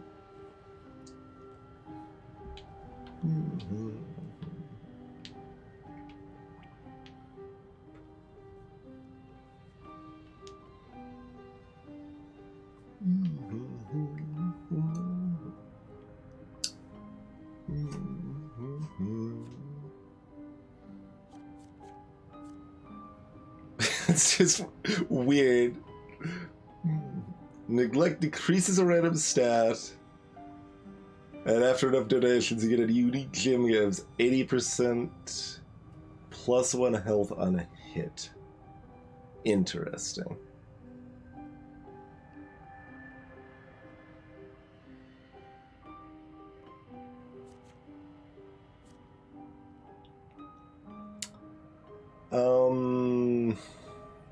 No. I think the answer is no.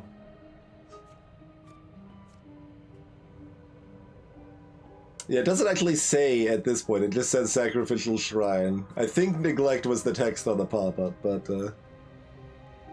hey, Warren, just do it. No, we're doing good. I want to see if we can win our first run here.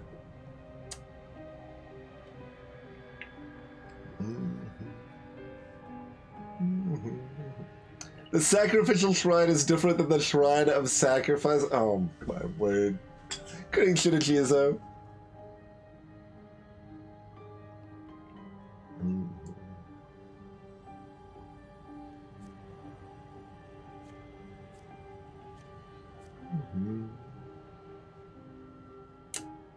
Oh, are you thinking that the like in-game text of it unlocks after we use it once? Is that a thing? Or is it gonna be a pure memory thing anyway? If it's a pure memory thing anyway, I'm clicking this door. Although maybe I do it anyway and just, you know, get an unlocked save file to skip the meta progression nonsense. You don't think there's ever a text for shrines? Okay.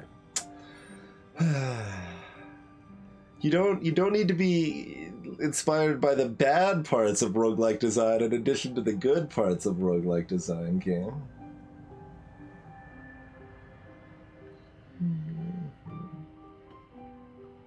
Alright, I'm just out of here. I'm out of here.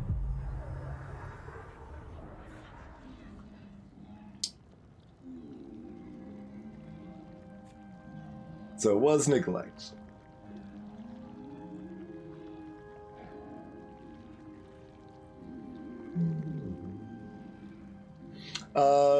We're looking at a shrine, Nerdtears, a shrine of neglect, and trying to figure out what it does because the game is not really elucidate that itself. Okay, so we've got a big exploder. goodies over here. Lots of monsters over here. Potion there, potion there. Oh, we've got a Explodio right here, too. Okay. Okay, sneaking past this is easy, and then, yeah, so we keep this alive.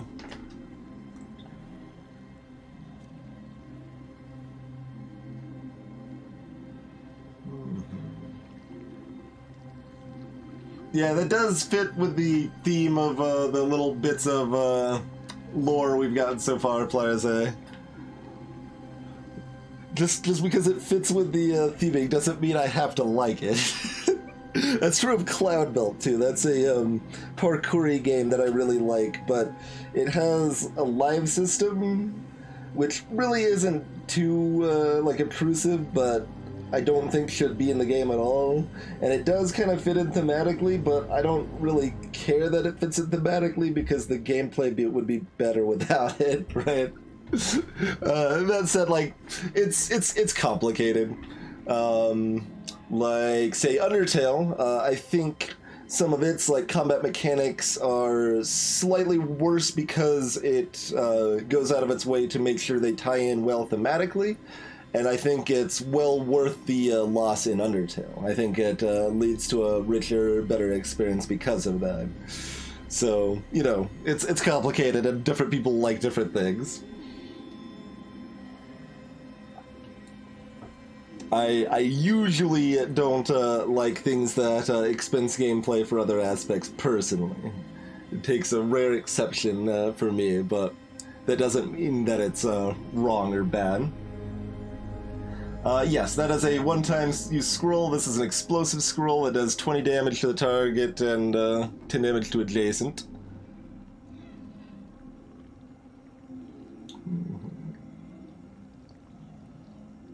Yeah, that's not super fun, kid game. Okay, so pop. Oh, we've got a couple of spitters over here, which, I mean, I guess running into is still fine, so we still stick with that plan.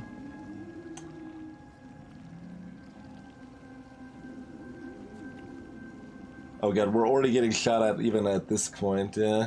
Well, we still got 10 health. That's enough to get shot at a few times and survive. Alright. Hello.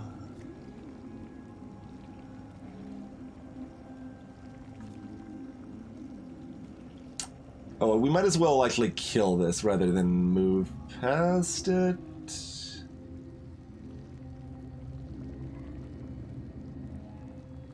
Yeah, kill that. That procs explosion. We move past that. Oh, the other one's that far away. But I thought they were adjacent. And there's also 2 of these, and next I can move clockwise. That's new. We've got walls. We need to really look at the monsters again after the first move, because a lot of them don't reveal themselves until 1 or 2 actions has taken place, and I kind of expect that once we reveal them, you know, but that's not the case.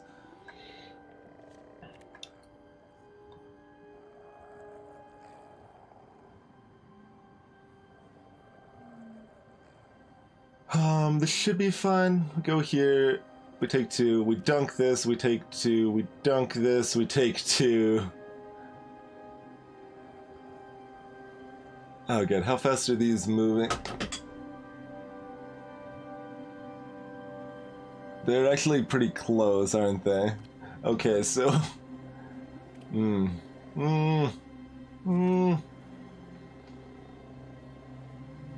We could just leave. It seems like that's usually worse, but the fact this is a cursed potion makes it better to consider just leaving, actually, than it would be otherwise. There's another potion over here, though.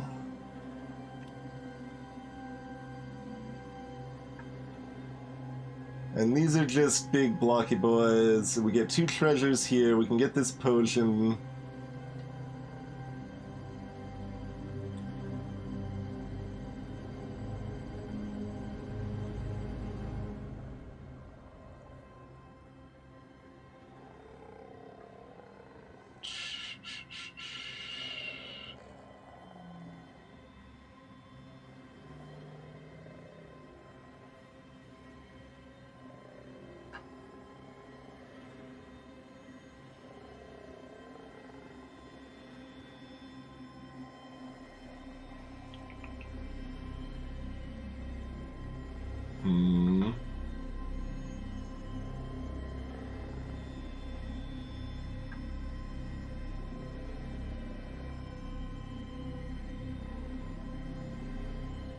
Interesting.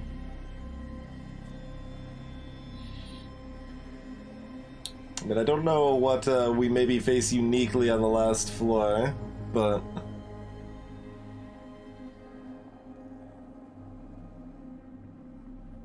We've got a lot of luck chances on our side as well. Hey there, Templar.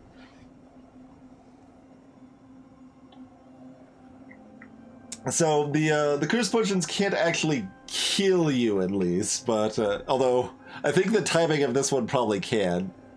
We take 6 damage from the curse, and then we take 2 damage from the spit there, but. Yeah, maybe +2 health, maybe death. Look, the +2 health is slightly more likely, so probably still worth taking, right? Okay. So, we could just leave now. We got 8 health going into kind of the final area, and whatever terrors await us there.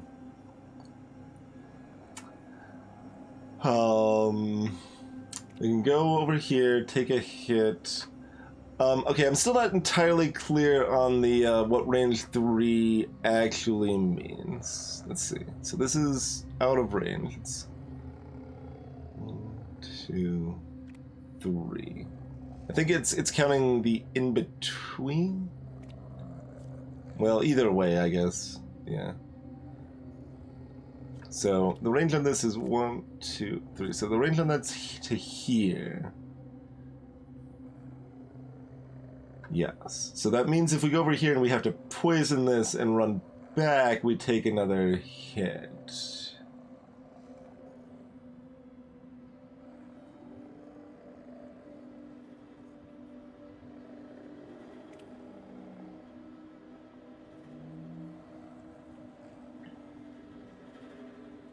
And we could use that door instead.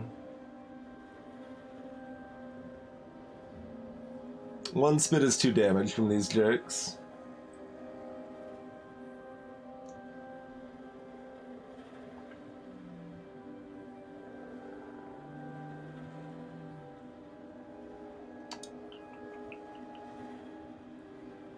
So we got 1 unknown that could easily be just something trivial. And then 1 blocker, which I think we saw was the same as this, just a normal hulky jerk that we can poison, step back, kill, and access our potion. We do have 2 still explodey friends to worry about, and then we've got this thing that's moving clockwise to worry about as well. Oh, but, so can this not move through the blocker either then? I guess it can't, right? The blocker should block everybody.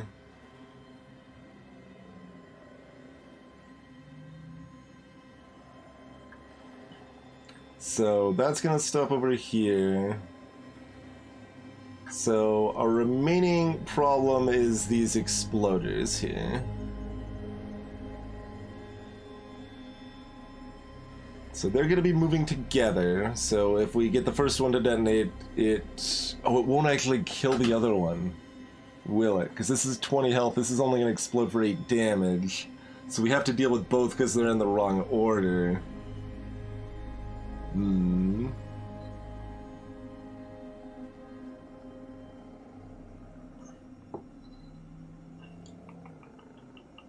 But there's treasure over here. There's treasure. Y'all heard about treasure? I think it's actually most prudent to leave. Which maybe doesn't bode well for our success in the final floor, but so it goes. Sometimes you have a terrible Sector 7 and you can still beat the flagship, right? Like...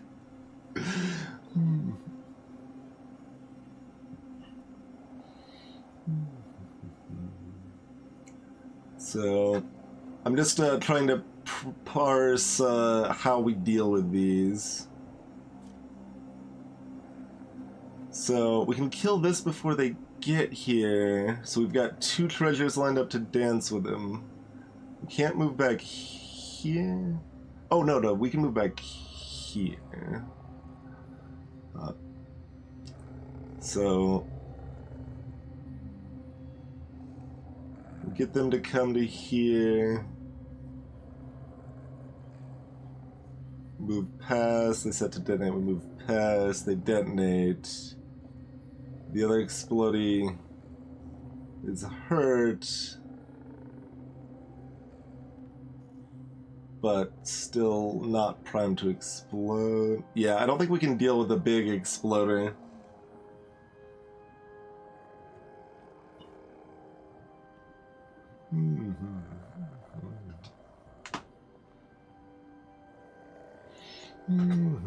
So I think we should just leave.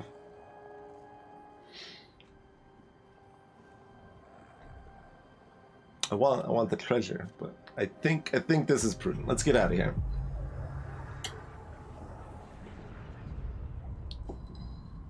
That's brilliant. Yeah, I've failed to execute plans too. It happens, and it's always really frustrating. What should I do? Favor darkness, strike the creature. Helpful now, with hidden feature. Are you telling me to kill Owl Friend?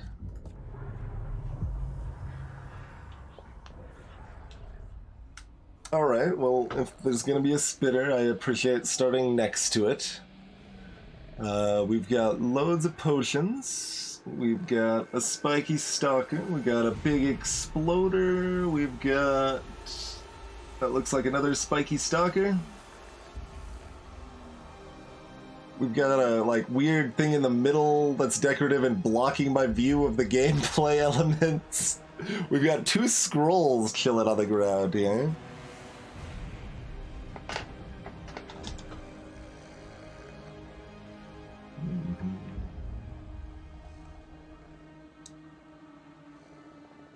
Alright, so we punch this.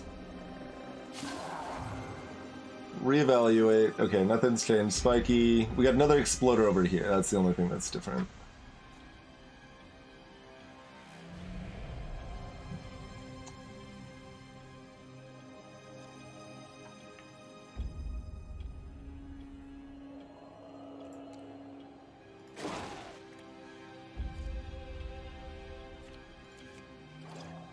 There's another upgrade.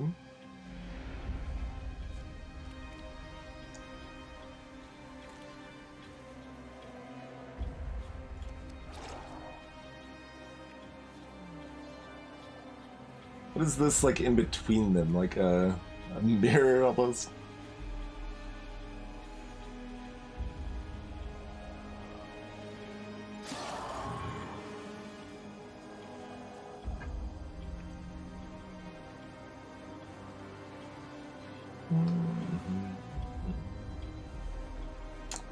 Alright, assumedly we just eat the damage here. With the exploders, I don't want to mess around with what like this is over here. Because if this is weak, then it's better to run over here, kill it, get our poison back, kill this. Like, we've got a little time to spare for that. But if this is something scary, we need to kill, like, punch this now so the exploders don't trap me later.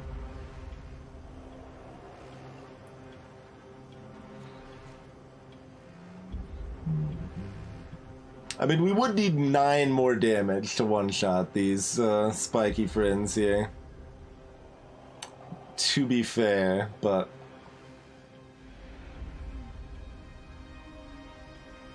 most of the time we don't take much here. Let's, like, we've got lots of ways we don't. We've got a 26 crit chance, we've got 2 40% intimidate rolls, and failing those, then each set of 2 damage has a 60% parry chance. All right, we made it on the first roll.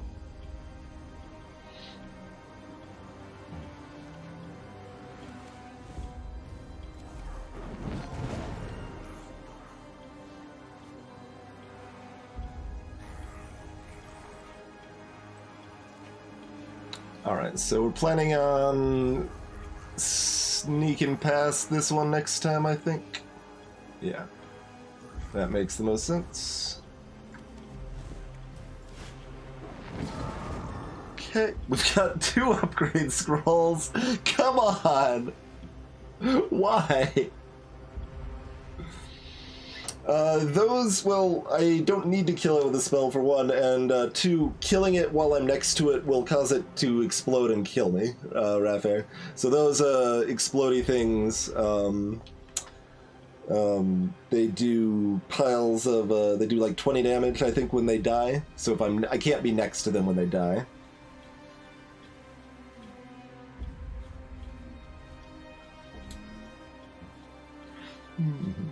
Oh, the phase guy.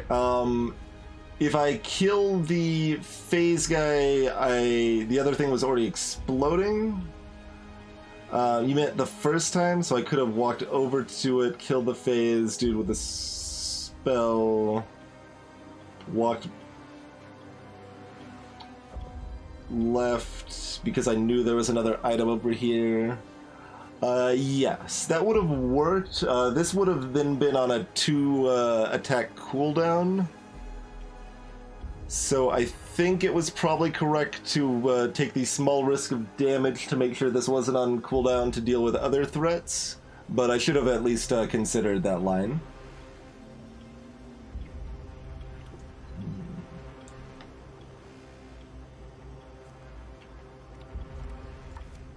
Glacier.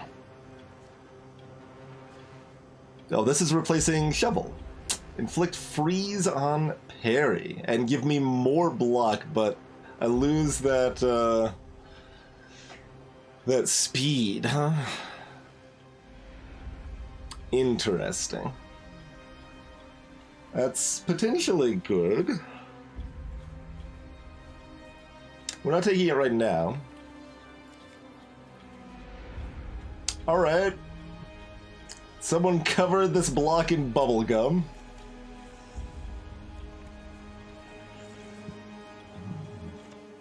Large spine back, yes.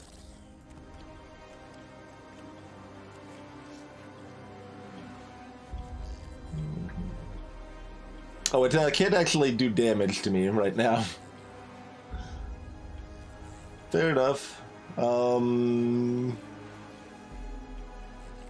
Alright, well, I'm gonna poke this way then, because we can use that to recharge stuff if need be. Hello, friend. We can get 2 hits on this, so we're pretty safe to recharge. We've got a pile of other enemies, though.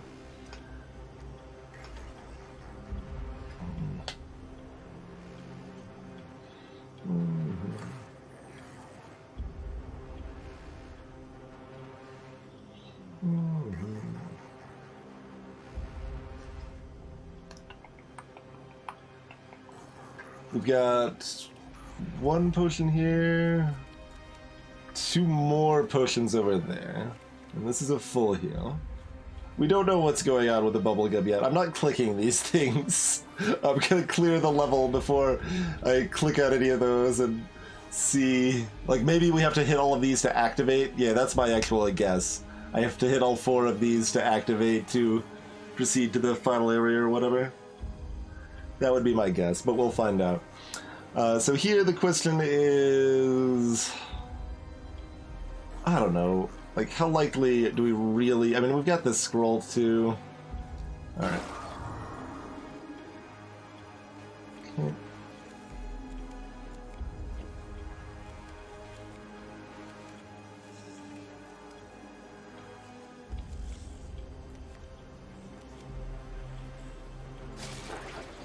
Oh, I didn't want to crit there.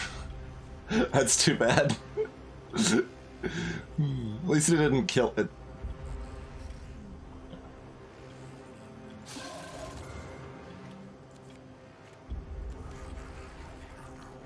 Okay, we're not gonna poison you yet. We might need to sneak past you and hit poison on multiple things or something. Or we might need to poke you to refill our poison, etc.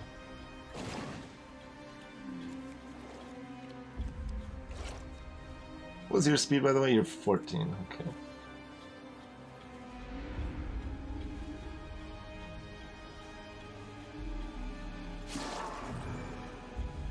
Okay.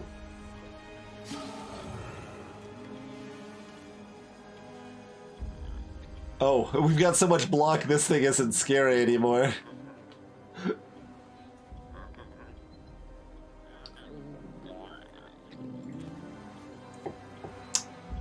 Cool. Yep, okay. I know we've got enough potions that shouldn't matter at all, but we're still gonna play it tight.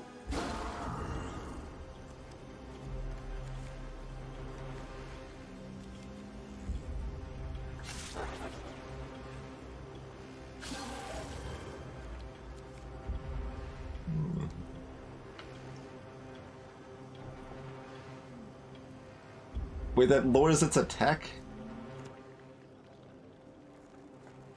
If a chat, yeah. Why does poisoning it lower its attack?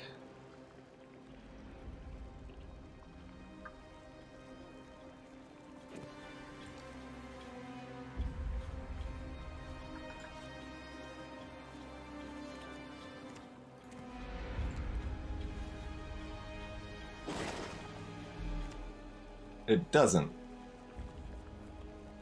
Oh, that's the soul damage. Okay. It looked like it was saying it was losing attack. Okay. I hadn't actually seen the hover for the soul damage before.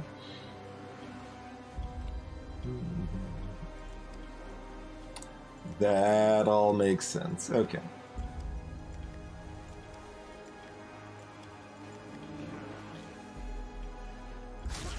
Smashy, smashy.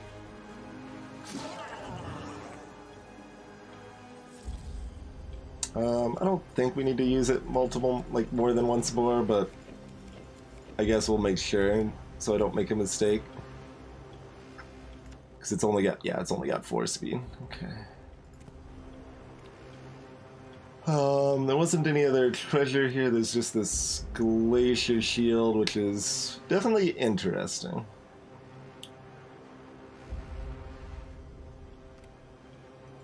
Alright, this floor was way smoother.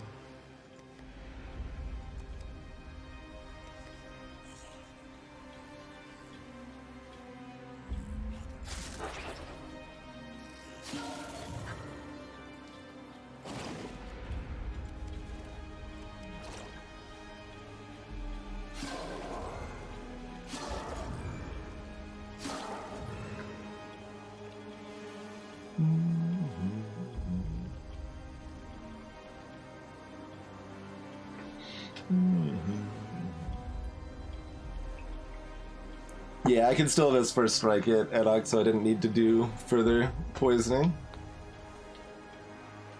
But yeah, if it mattered for the cooldown, I would have done it differently. So, I guess here's a question that I would actually like an answer to if people know. When we're done with this area, will we have another chance to spend our money, or should we really just burn an upgrade scroll now for all of our souls? Maybe we should do the upgrade anyway, but that's a relevant fact point if we even have any other opportunity to spend our money. I think there's no reason not to kill the rest, yeah.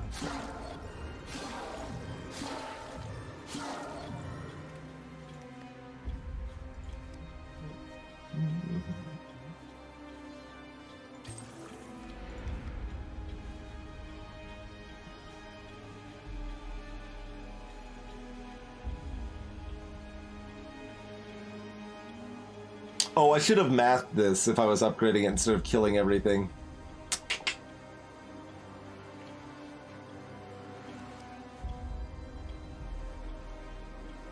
Well. Remaining question is if we take Glacier or not.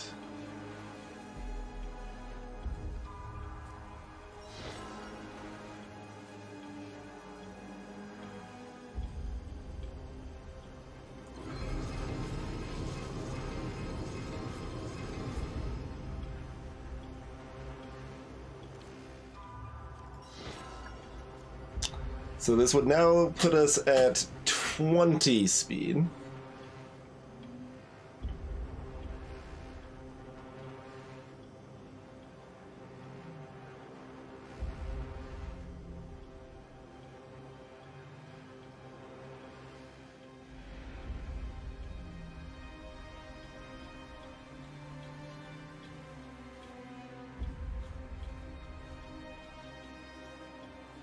Plarze, we figured out earlier, versatile doesn't shift.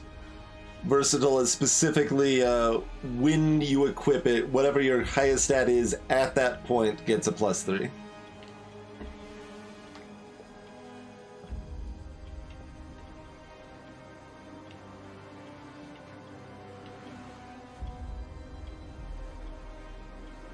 Yeah, we have no idea what we're facing. So far we've only seen one enemy that 24 versus 20 speed would matter.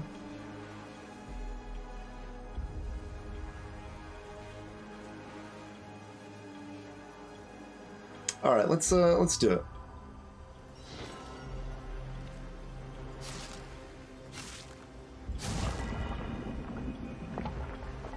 I guess I should have saved like an enemy alive in case these things weren't what I thought they were, but they are in fact what I thought they were.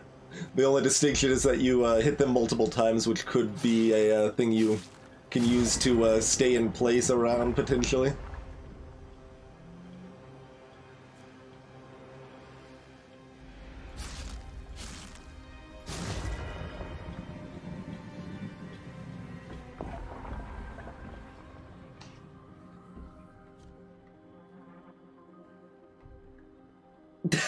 Oh god, we Dark Souls now, huh?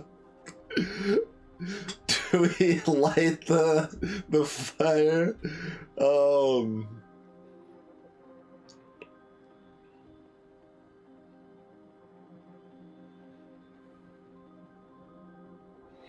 Should I have been taking notes on the like 4 lines of lore we've received this game? The blob dimension creature seemed vaguely in favor of option 2 here.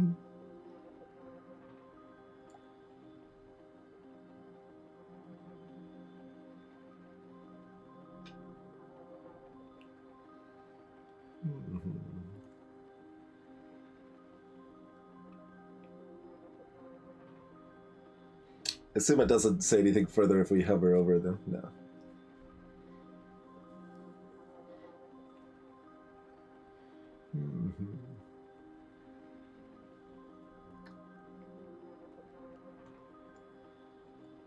So this candle we've been carrying, we could use it to ignite the tower and light a power.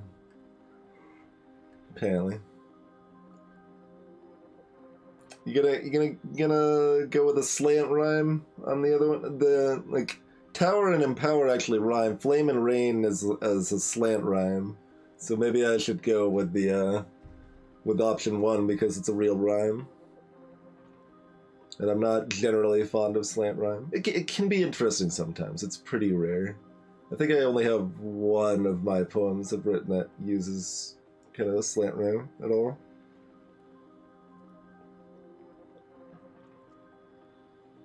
Because there's some words that almost nothing rhymes with, but you want to use because they're good words. And you don't want to always rhyme treasure with measure.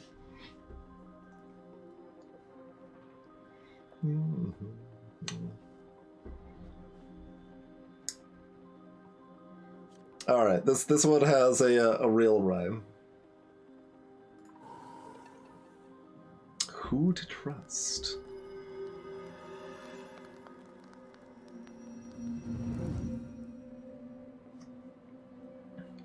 What now? Shadow's Essence? I think you could have done it is and the meter would have been better. Okay.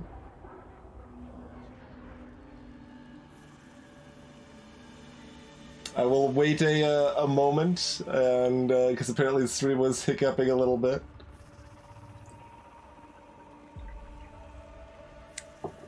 Well, this doesn't look great.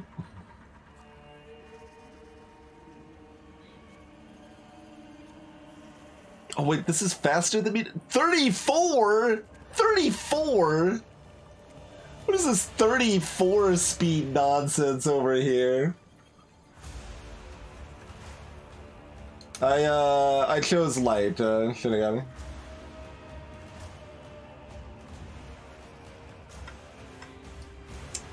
I will wait before proceeding. We're getting comm casted. So it's going to be low res for a moment. We'll let the bitrate kick back up a little bit. So we chose light. It gave us one rhyme. I would say check the VOD for it, but that may not be possible. I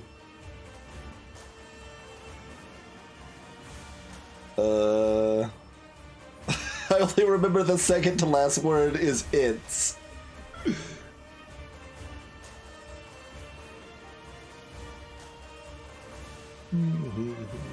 That was not the quote I got, Cat Guy.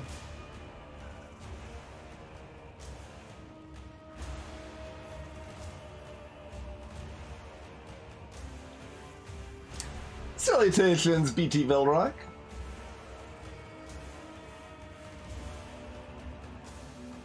I took the yellow path.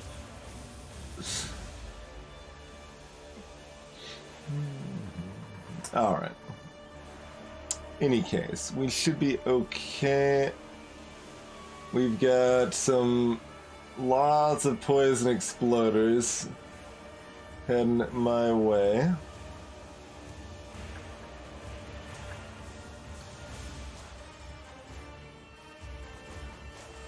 Wait, oh, we have 100% parry chance. But we do eat the poison.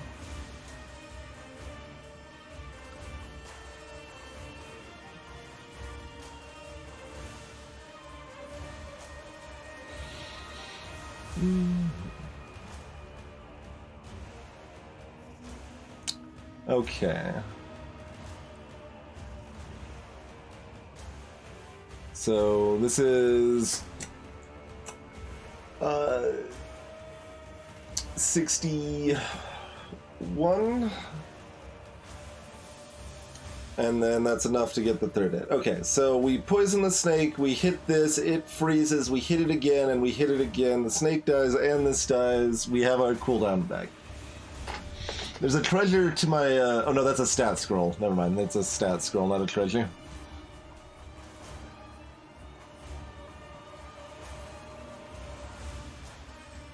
And we end up taking 3 damage off of the poison. Although maybe not if we intimidate. Although that means we... well, give me 1 max HP. Oh, it ate my thing. Right. This is the eater. It'll give it back, though. It'll give it back. Although that changed my my math. Hopefully that's still gonna end up fine in the end. Probably.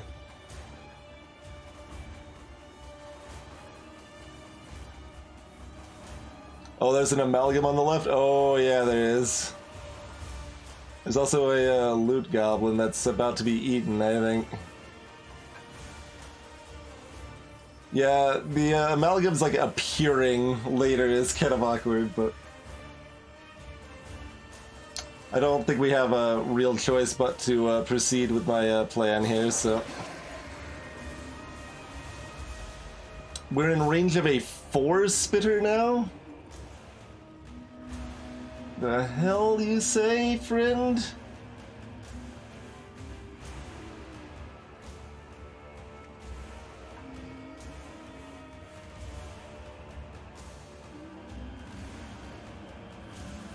Where's the exit? Is there an exit?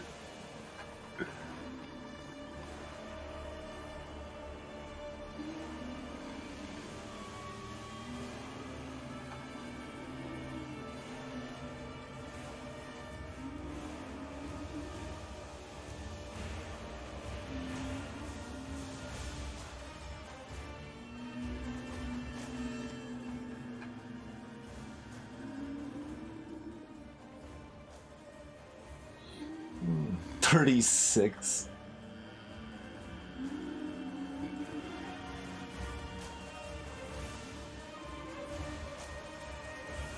I mean, if there's no exit, then we mostly just die to the amalgam, but we've got a lot of block. There's so much stuff in between that we can't, and there's a freaking poison jerk over here too. So I think we need to kill this now, get our item back. It spawns more enemies, that puts us out of range of the spitter. We probably have to poison this first. Amalgam is loads of death, yes. We've got, like, you know, some intimidates and dodge chances and stuff that could theoretically handle it, but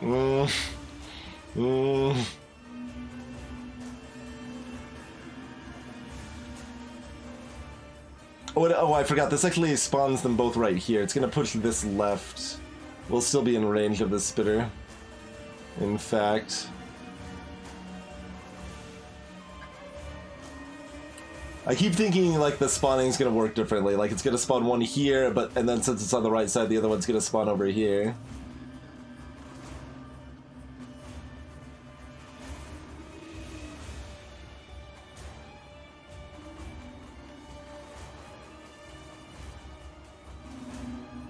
I mean,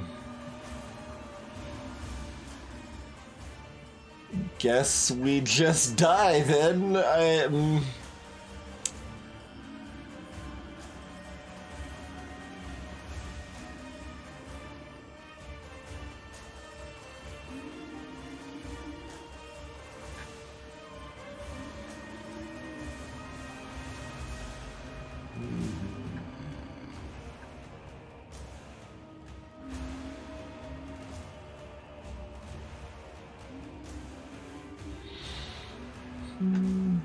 So there's a potion here.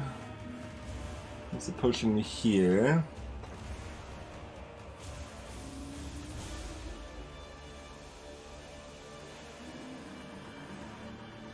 Plague Bear is only 4 poison, so it would bring me down to 1. Assuming I survive the 80% parry chance.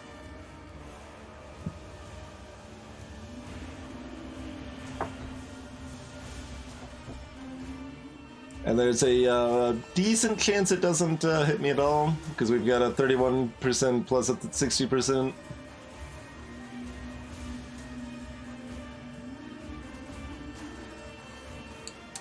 Yeah, I don't think we can do that, though, ad hoc. It feels like we need something like that.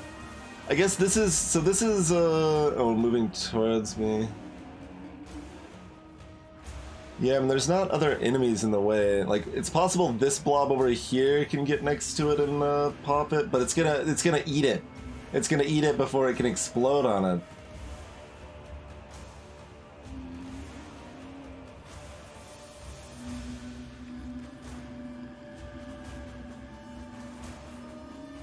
There's 2?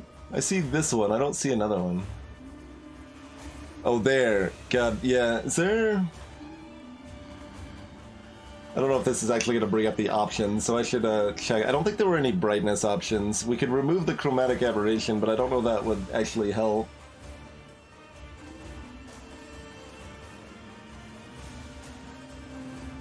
Oh, you might... I think you're actually right, Squirrelian. Yeah, you are right. If it eats the exploder still explodes. Yeah, we did see that earlier. Greetings, Kanamore. Been a minute since I've seen you around. Thank you for the Prime support. Okay. So, even if we fail, we're still alive here. But we may not be for much longer. But I think we do need to kind of bum rush in this way. Detonate this, like, on this pretty much. And try to set up to double this exploding onto this.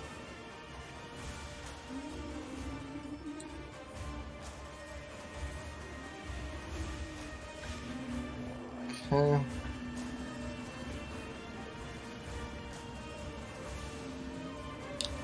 Got a bigger salamander friend.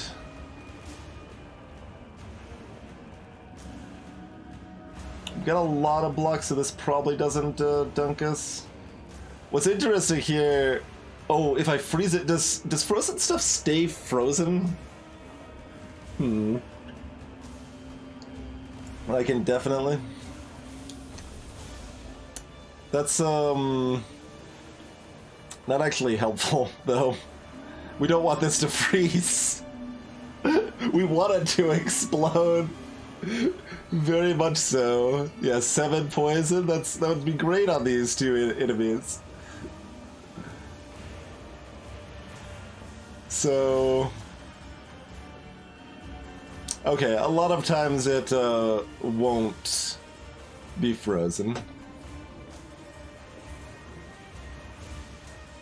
And, I mean, this is our line regardless, so... Okay. Okay.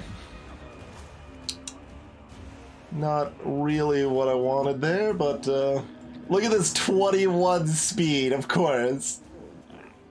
Who do you think you are with your 21 speed? On the plus side, you only have 35 attacks, so... You know...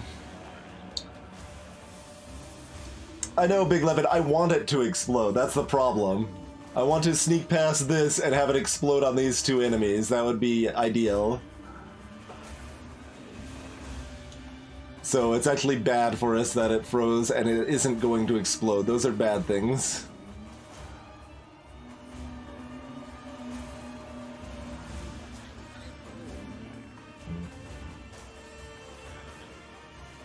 It's frozen until we attack it, Timbler.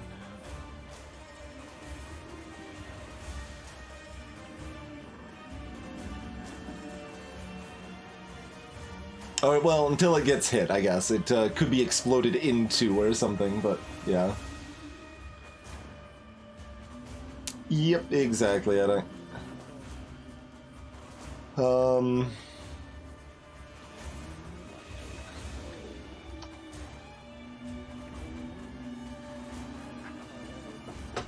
It's at 52 something? It's not actually that big yet, huh?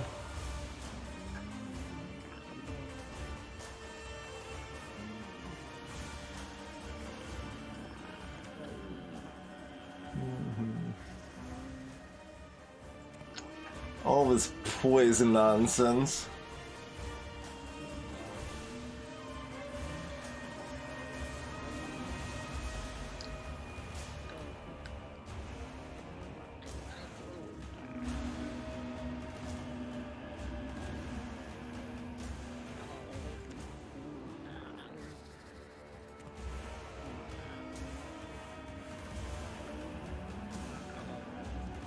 Okay, so if we run past it and it does hit us and poison us, it will be guaranteedly frozen, for whatever that's worth.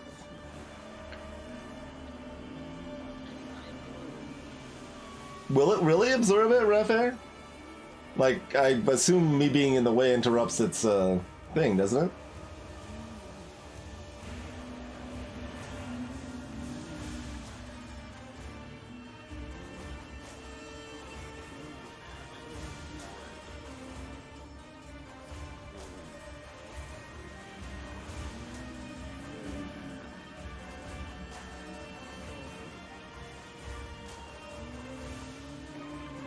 Man, lots of contingent there, huh? That's pretty important.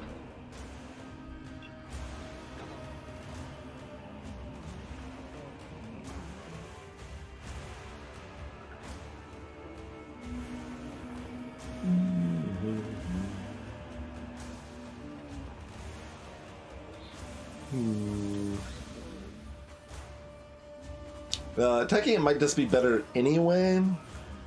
My hesitation with attacking it is that I may want to be able to attack to restore charges.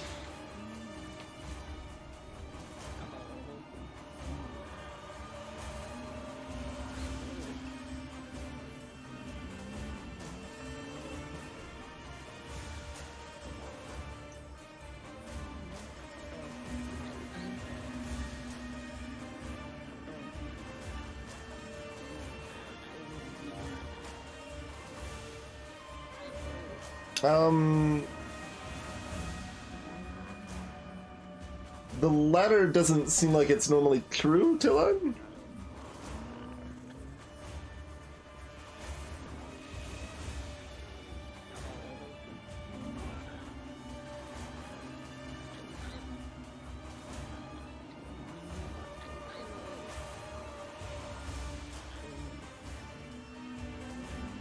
That's not the case, fortunately, I know.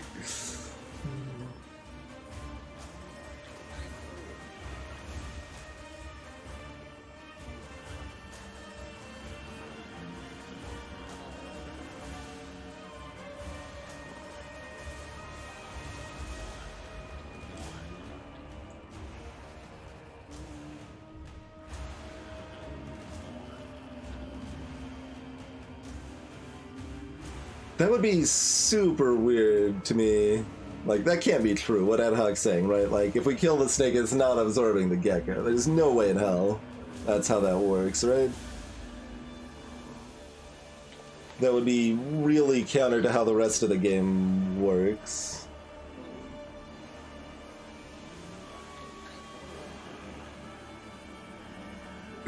Indeed, Cat Guy.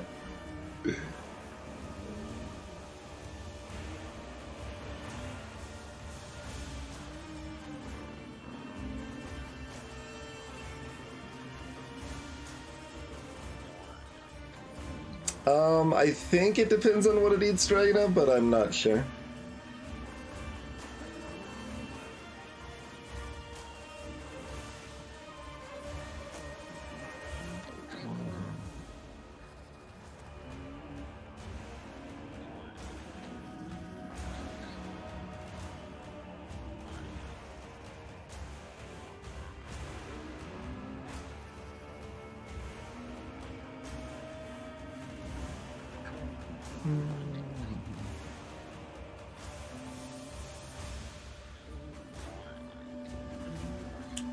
So we get a 64% chance we don't get poison here. I guess more because we've got the dodge, so 70% or so.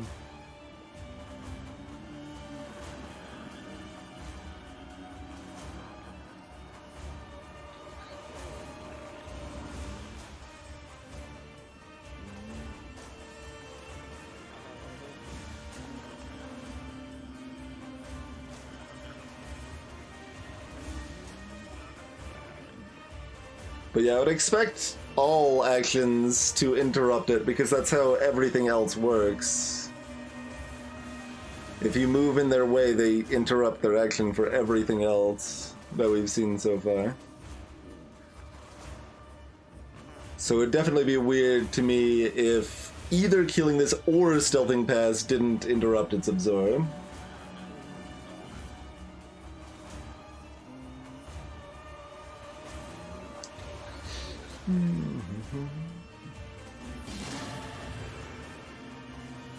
Hey, it interrupted its absorb. So, that one seemed guaranteed to me that it would interrupt, but...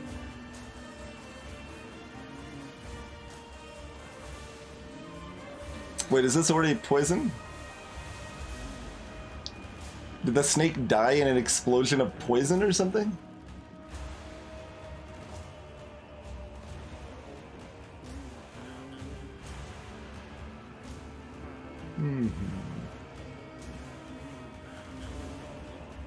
No. Oh, right, the absorbing...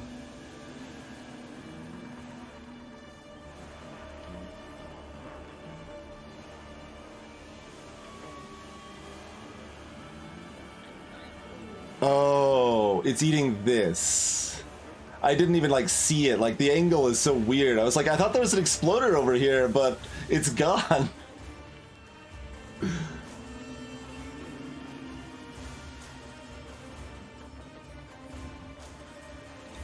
So... this means we have to attack this to stall?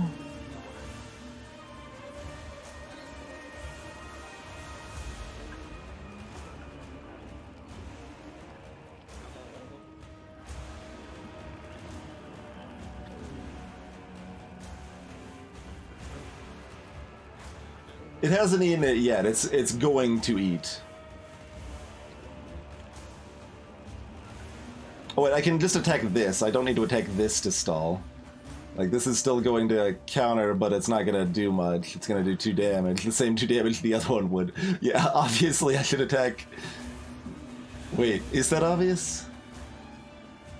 Because it's gonna be poisoned for 13. It isn't poisoned yet, Outdog. It'll be poisoned next turn. If I poison it now, it'll be poisoned for 6...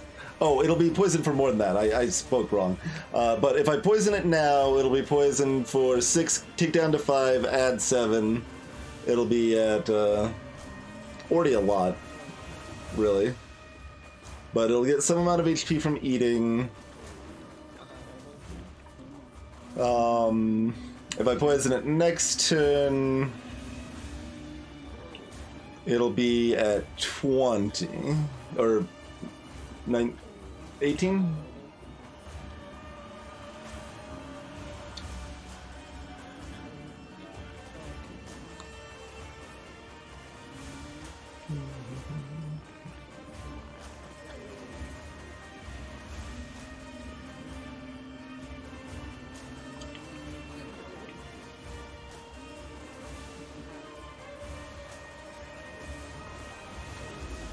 I wish we had some reasonable way to heal anywhere near me, but...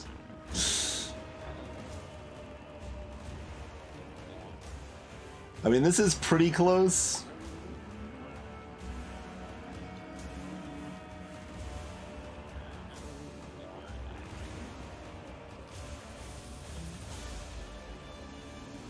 This actually has a chance to freeze it.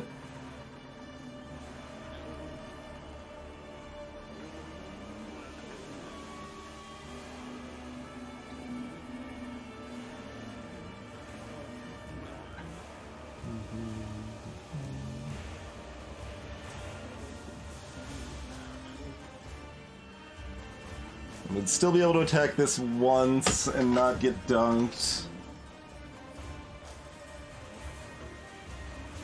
Yeah, there is a, I don't know, wax face chilling over here.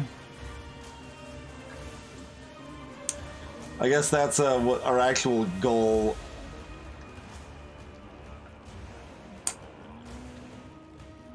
So it's possible if we knew that, we should have just ran for the spitter, quaffed the potion, killed the spitter, ran for the this thing, but we're here now and we're killing an amalgam and it's good. Yeah, I don't know how much health or whatever else it's gonna have after eating.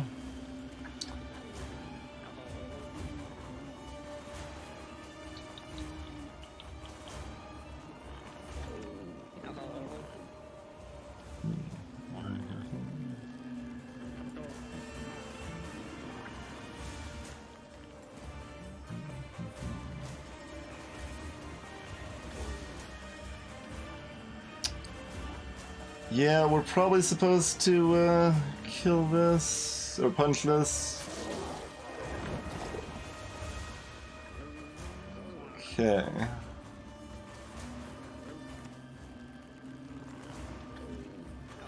And it wants to eat again. It's gonna want to keep on eating.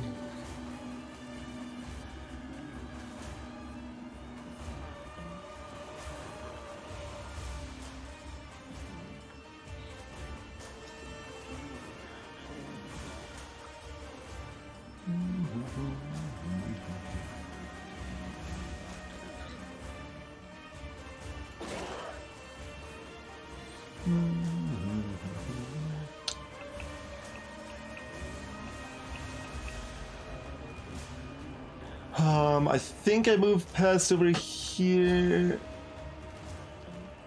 because we need to be in position to be able to deal with this exploder, and we want to drink this potion, I think.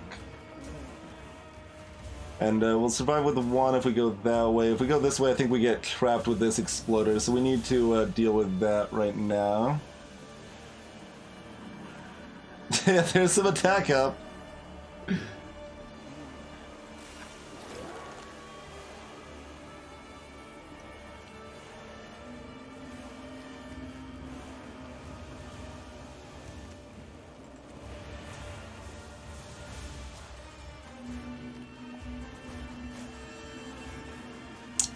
I wanted this to stay alive, but I don't really have a choice in the matter.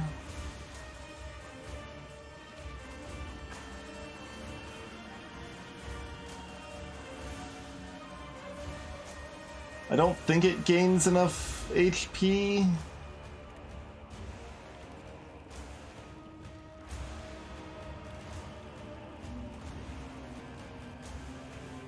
That would be hilarious, I think.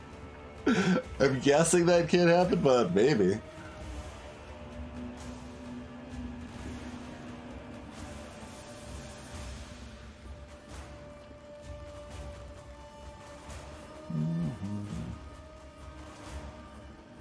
How do we know which way it's got a preference still on? Because I figured it would be trying to eat over here, but suppose it could be either.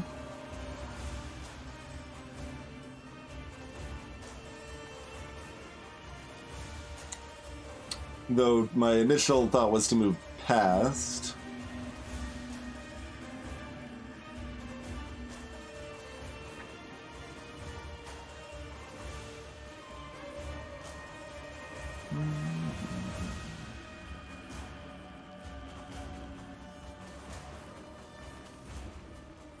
I do have a free sidestep.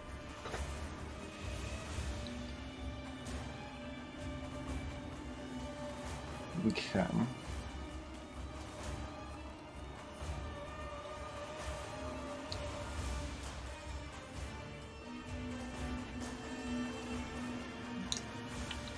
I think we lose our free stealth if we move over here. So maybe we chug the potion. This gets ready to move and then detonate. We can move back across as needed.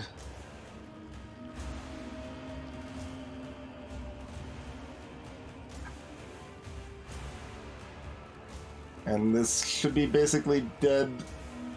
That's what it said, Khadgar, but we've seen that not be the case.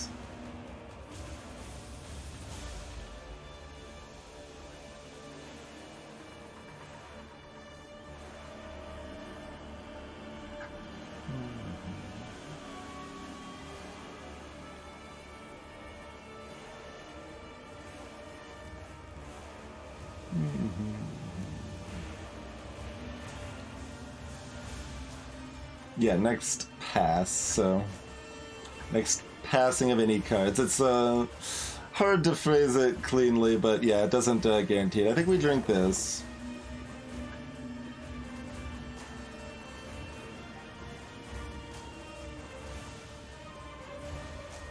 And we can go in either direction at this point.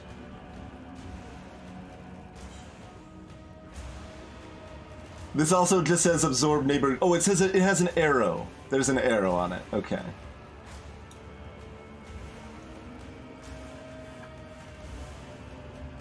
Although, oh, it won't actually be able to absorb because it'll already be dead. I guess that's the ticket. Which means this will poison the Hierophant, which is great.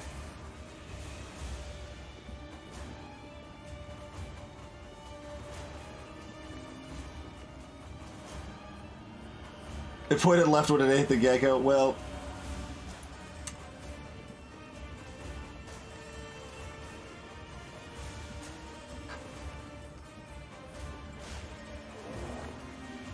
it did in fact eat that. And now it's getting ready to eat again. Poison's still ticking.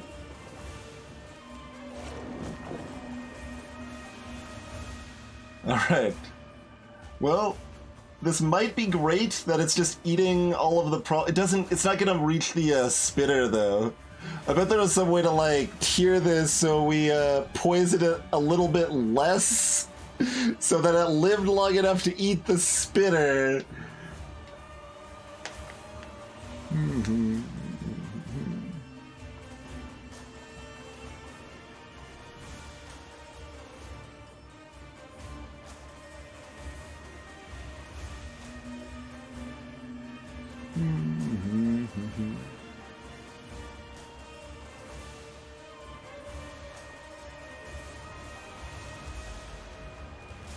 I think so, Ad Hoc.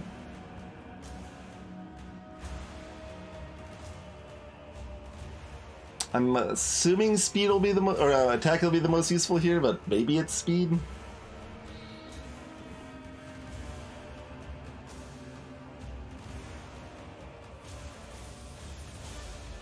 I don't see the spitter anymore.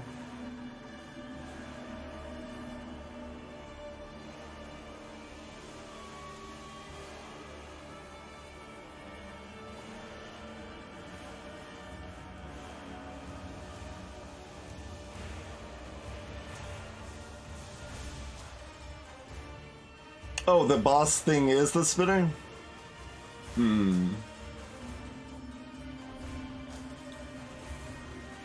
Troubling.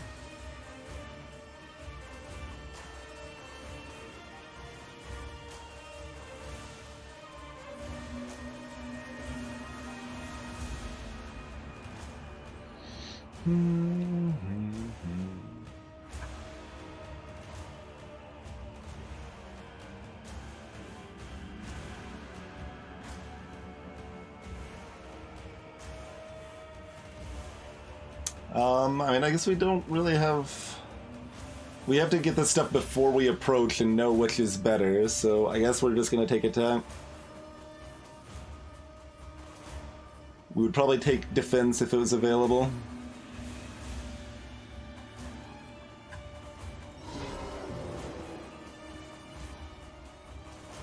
We did get our item back, in fact. Okay, these are still alive, which gives us some recharge fodder. We'll look at the treasure before we pop this. Oh, this is a scroll. Yeah, we know that's a scroll. So we know there's no other treasure to buy, so the second upgrade scroll here will actually have some effect.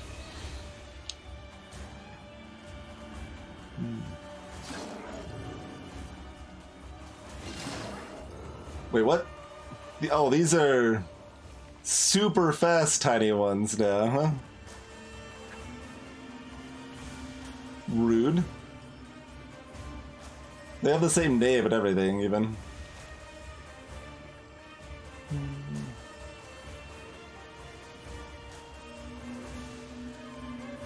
Alright, so that's an explosive.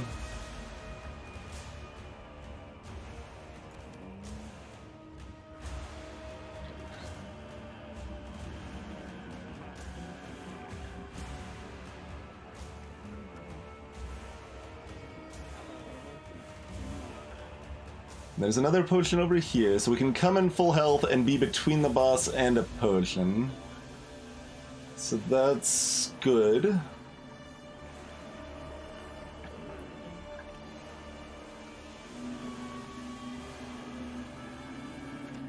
.21 speed. If we upgrade first. Then again, okay, how much is this potion? This is a 6 heal. Okay.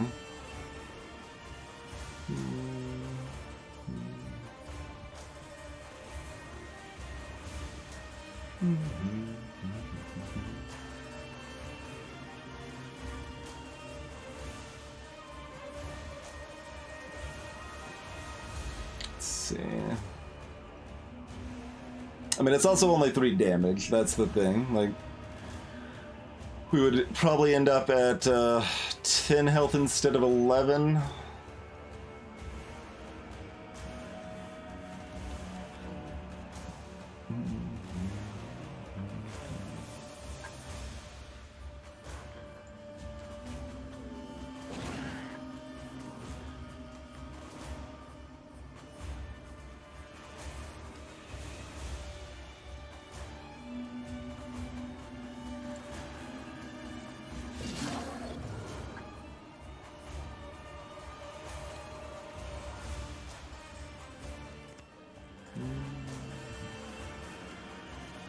How many souls are you worth? 18.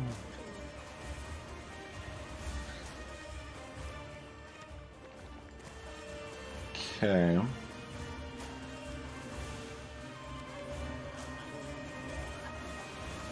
Oh no, we're gonna take more hits here because those small ones are going to. Okay, so given that we should not greed.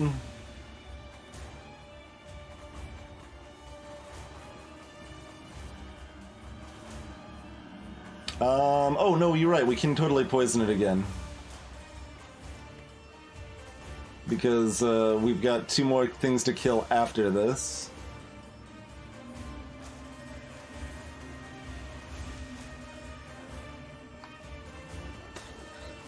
So we can get 1 more stat out of it for whatever little that's worth. The only reason not to would be to kill these things, but we don't need to kill these things. We're going this way, and that's fine.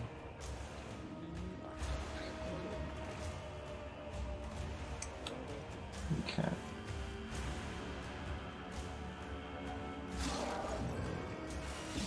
Oh, I forgot that would happen, but that's fine. That's fine. Yeah, that's the damage we would have taken anyway.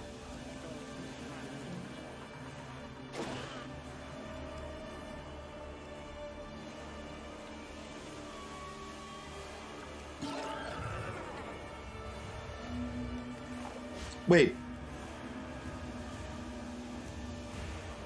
Okay, it didn't actually hit me. It just said it was going to and also made the animation. That was weird.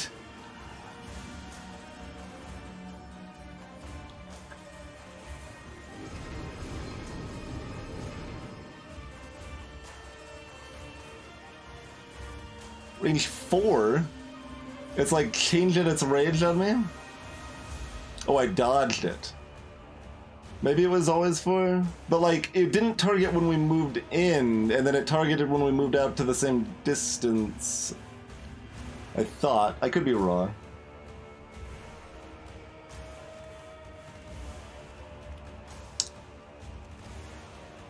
This is definitely troubling, though.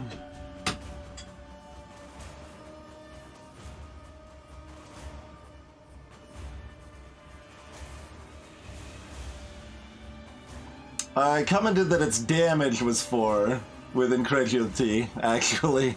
Not that its range was 4.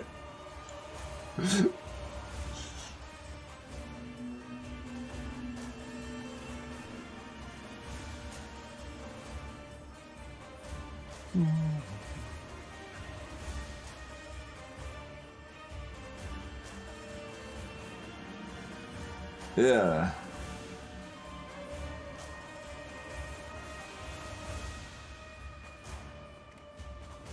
Okay, well this is all terrible.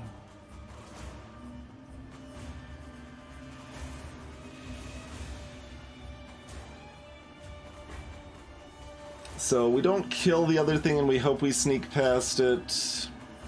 Because... oh no, we would still survive, I think. Depending on if it attacks us for being next to it. But if we don't kill the other thing, we don't get our poison ready. This is miserable. I did not think its range was this far.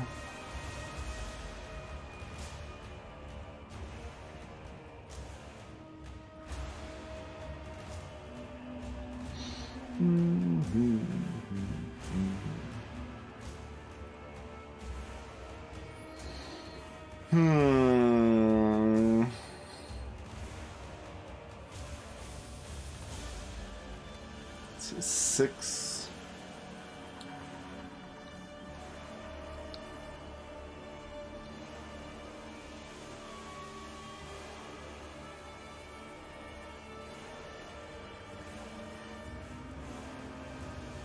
That's, well, like, I need to do everything, because I had this all planned out, but now everything gets me killed. So I need a completely new plan.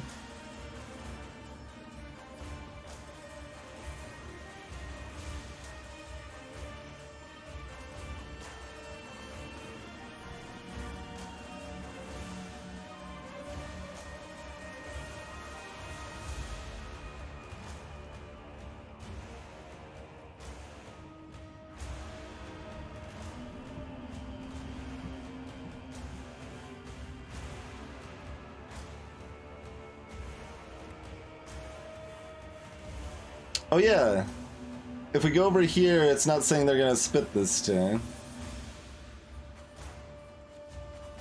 So it's probably every other turn.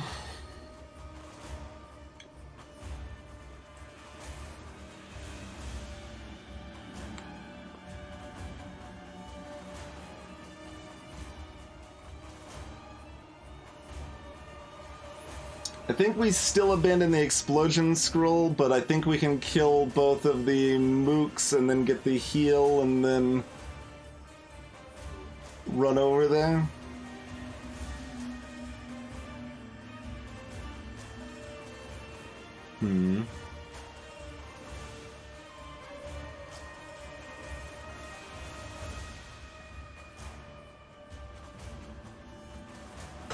Also, I'm now looking at like the yellow or the pink at the bottom of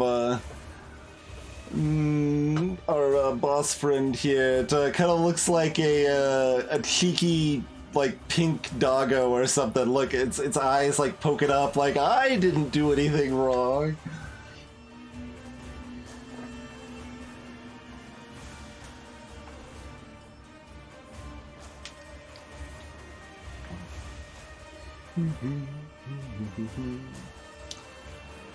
Okay.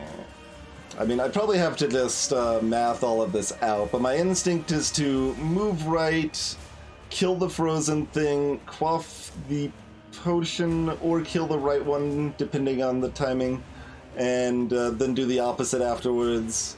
Then just book it directly to them. I guess we pick up the scroll on the way because it's just the same to pick it up versus run past it.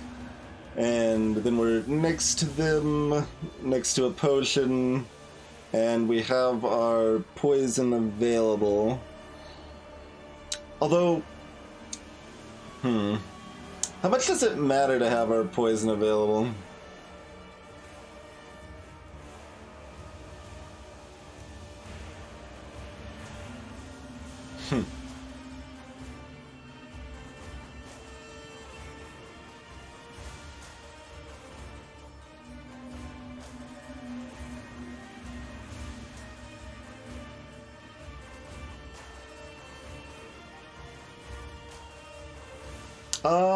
Yeah, that might work, CCT. I might live long enough to pick up the other potion.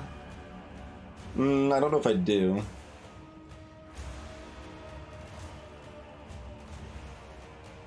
Poison is a free action.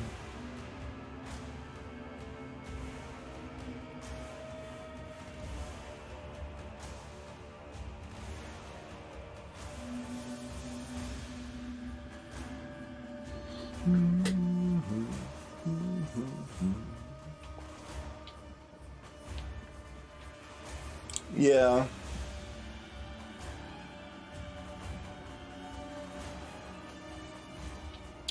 You're probably right, ZZT. The last move would be to move next to them, and if you move next to them, they don't shoot. So that still might be a thing, but...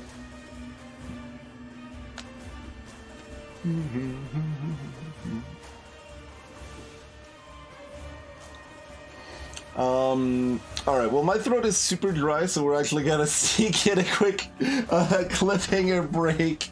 But I will be right back. So we will just take like a 2-3 minute break here, and then we'll find out our epic conclusion. But I'm gonna do the right thing for me and not keep talking for another like 40 minutes while my throat's super dry. So we'll be right back and see how this goes in a minute here. We cannot, I'm afraid, motherboards. Only things adjacent.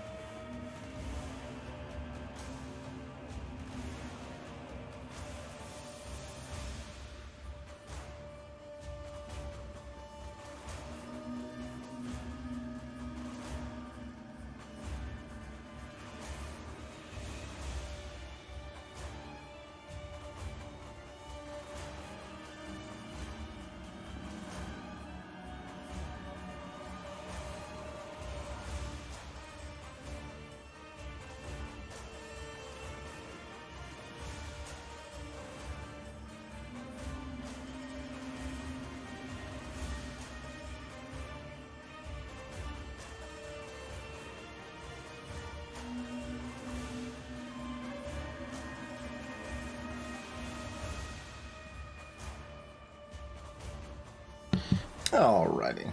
Incidentally, we didn't comment on the fact that the late game does have music. The early game is where only the ambience is, I suppose.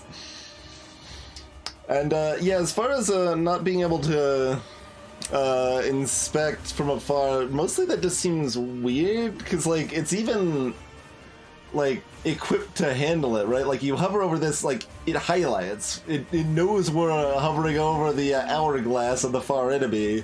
It just doesn't do anything when we click on it. You have to earn the music. Okay, I was thinking about the timing. I think this works. So we kill this, we kill this, we take 4 + 1, 5, we're at 3. We upgrade stats, it's shooting again, we drink one of the potions, and then we're there. Magnifying glass, yes, if I said hourglass. So I think that's all correct. Oh, we're not even being shot at yet here. Is it every 3 turns? That'd be a lot more reasonable for a 4 damage, 4 distance strike.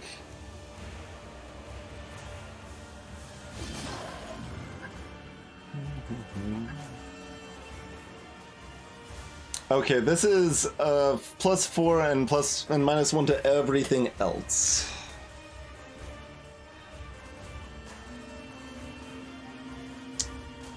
I mean, like, it's attack, right?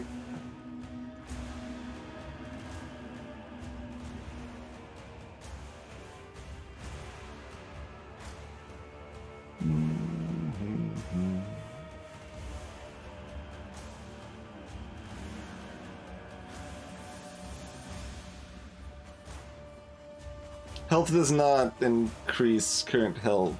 Normally, it seems to if you're already full health, so I don't know if there's something else with it, but maybe maybe health from items doesn't increase current health, but health from stat ups does? Is that the distinction? We're right next to 2 potions, but this potion is only going to heal for 6, and the other one might also only heal for 6. And if that's the case, the health up isn't really going to do anything for us.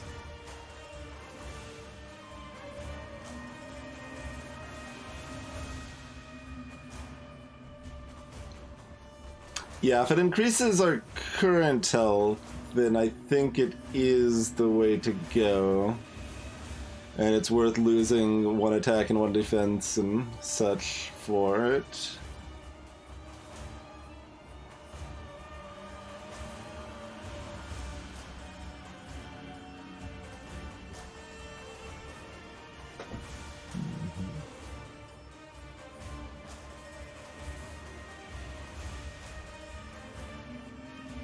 It doesn't show it as increasing our current health.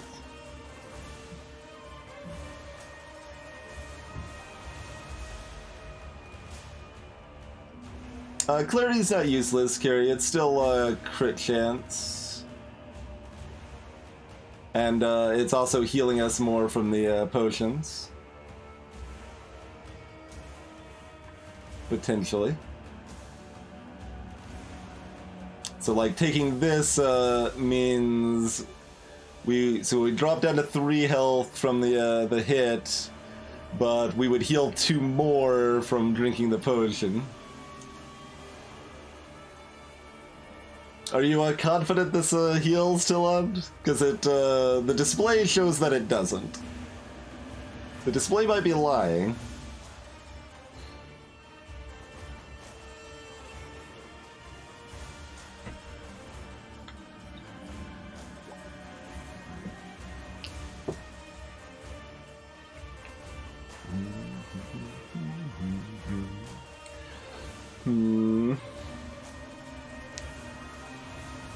The other potion's big, this could still be helpful.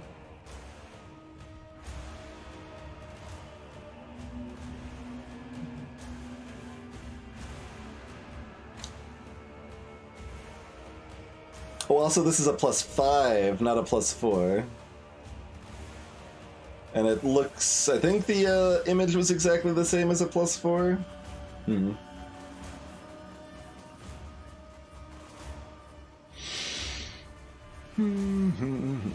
Alright, it's only the entire run on the line. Let's try it. It does in fact give current health, the UI should reflect it, and it does not.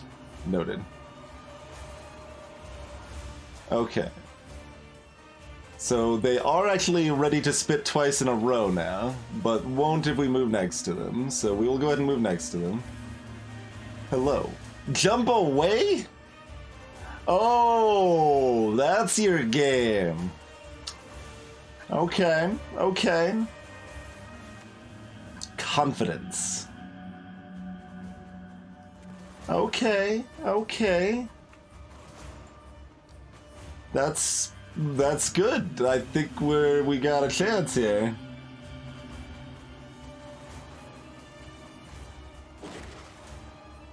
%80 chance to freeze them? Nope.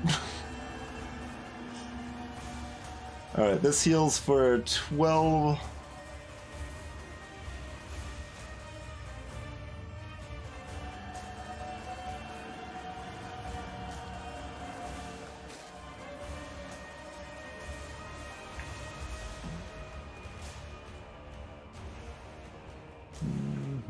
Oh, we're picking up stuff on the way, so we can actually wait on this potion too. Oh yeah, they could jump between the two blockers.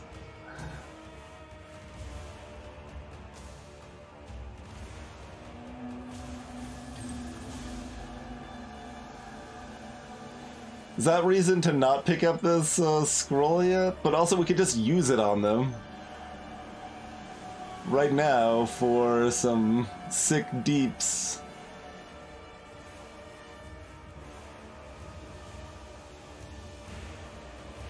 But it makes it pretty likely they jump between the two blockers. Well, they're jumping now. So moving next to them won't do anything anyway.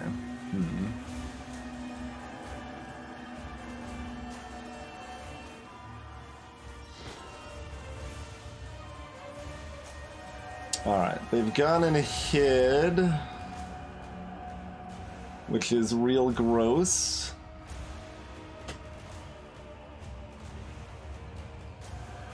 I should have noted down their stats more, but we can use this scroll here.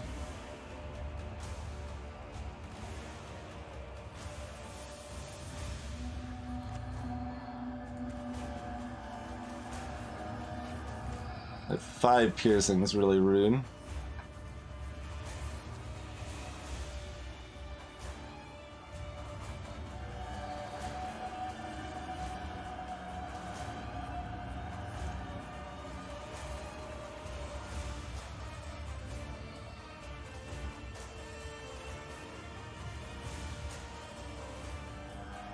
See, like, I don't know now, because they've stalled their spit before, but are they just gonna rapid spit now?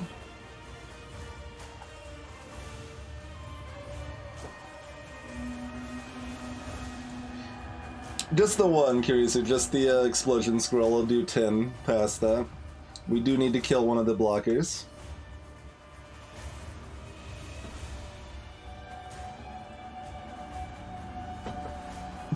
Oh god. The thing of nightmares, ad hoc.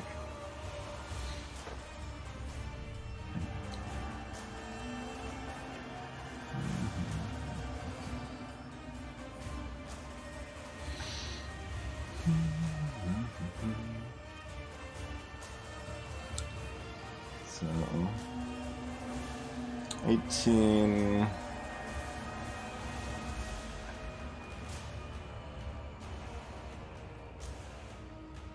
They have nowhere to run to. Are we just golden? Oh, also, this brings me down to 1, not to 0. I thought this brought me down to 0. That made, like, the decision a lot harder. This is only a 12 heal, but...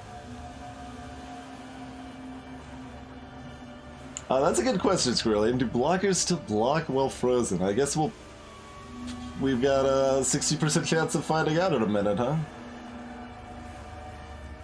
I mean, I guess we don't need to use this now, but we're probably using it now.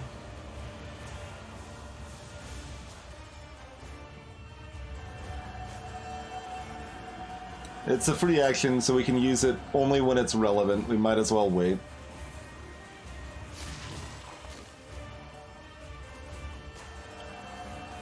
Okay, they're doing nothing.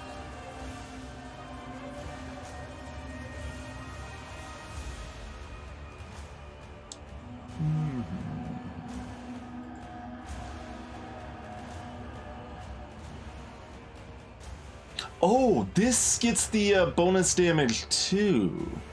Interesting. That doesn't help us here.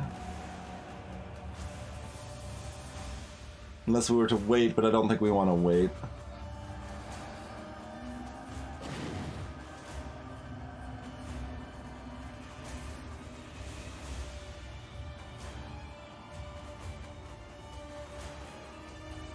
Like, I almost want to heal first?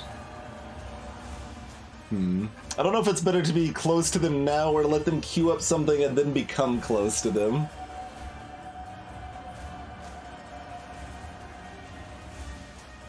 Like, we should be in good shape either way, as far as I know, but... I mean, we might not even need to heal, actually. Right? Yeah, you're jumping away, you're just dead. Who needs to heal? Healing's for suckers. I mean, I guess I'm gonna heal, though. Because I'm a sucker. I assume that's it, but there's still a portal, so I'm gonna heal and, you know. New path. How's it going? There's now 5 options I can click on.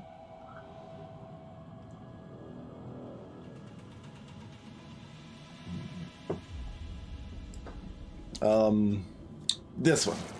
Oh, we're fighting him. That's right. You're pathetic. Words like this will hurt us both. To fill a void, do not self-loathe. Connection. What?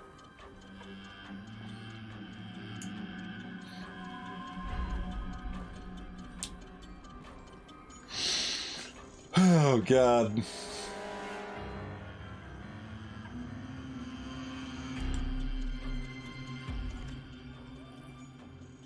Oh, glad I drank the potion.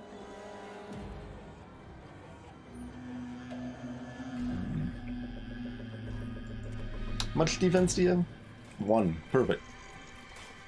What's connection? Yeah, sure. This item's pretty good, incidentally. It's reduced piercing damage by 1, does a lot. Trait connection.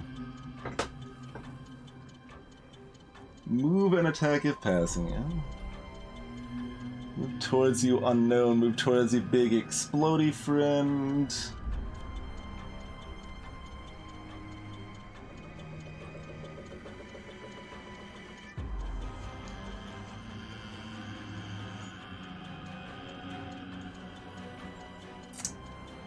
I don't really feel trait connection accurately describes in depth what your moveset might be doing, but...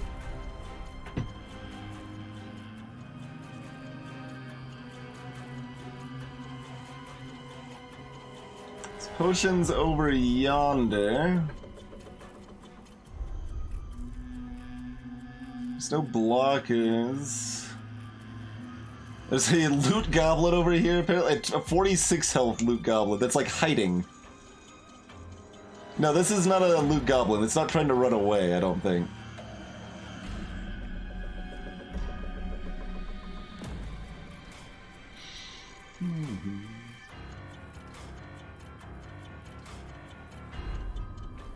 Yeah, that's kind of what I was thinking, Nerd Tears, is that there's multiple connections and they, have some sort of shared moveset. And yes, we do not appear to have an exit. Well, I think I just punched this. So, if I'm playing this like a normal level, like there's nothing special going on, I try to kill things in this way so I have a path to run away from the exploders. This is something that's moving towards me, and if it passes me, it attacks me. It's a devil. Weird dancing gesture thing. So this looks very boss-like, and it will often be frozen, so let's go in.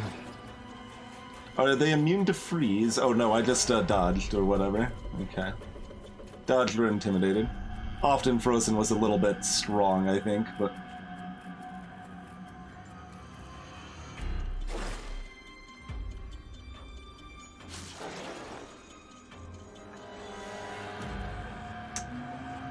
Oh, it's going that way.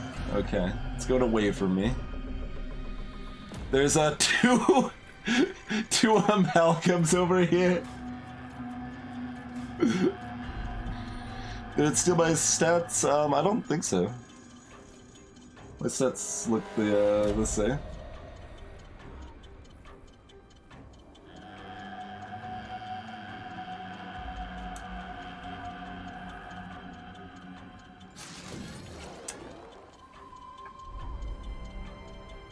Okay, it resisted being frozen. It did avoid the freeze.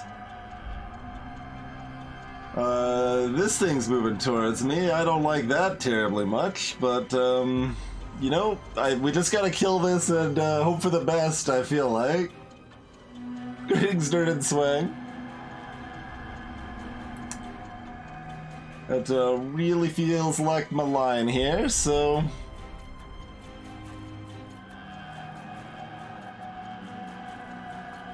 I mean, it's dead.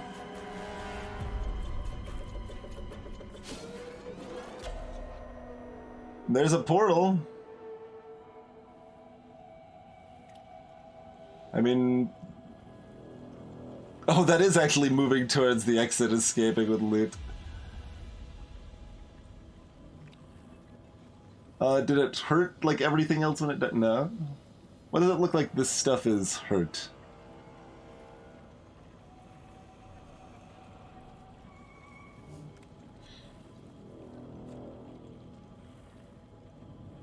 Is something about to explode? Oh, something's about to be eaten, and therefore it's going to explode. That's what's happening. Okay. I'm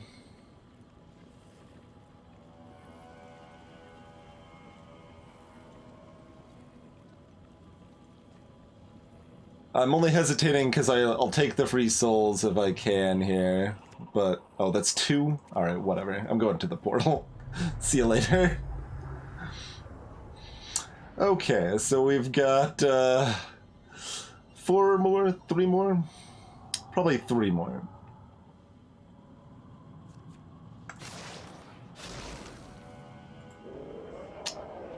Weakness breeds where hatred feeds. Reconsider feeble deeds. Discipline.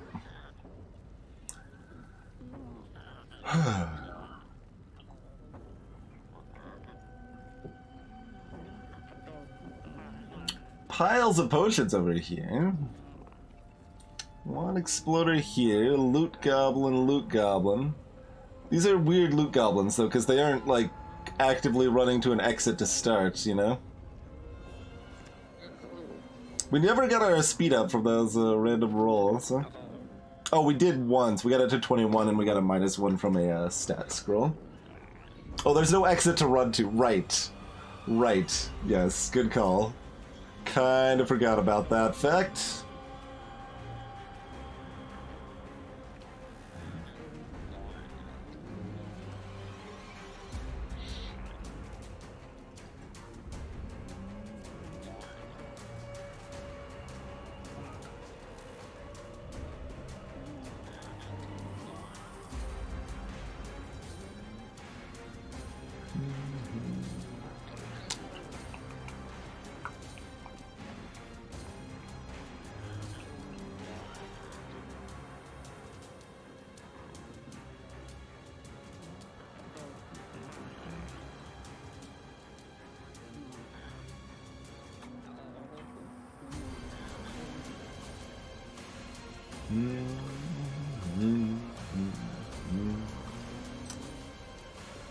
Okay, I mean, I think I pick up the explosive scroll.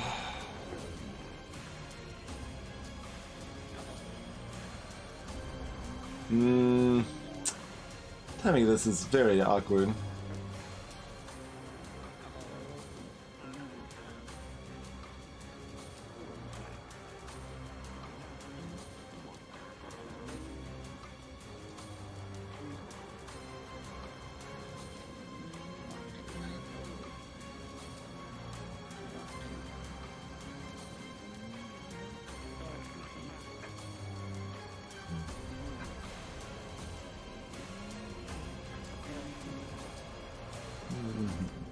You and your 35 plus 1 damage, so I can't even parry you. Yeah, that's kind of what it feels like.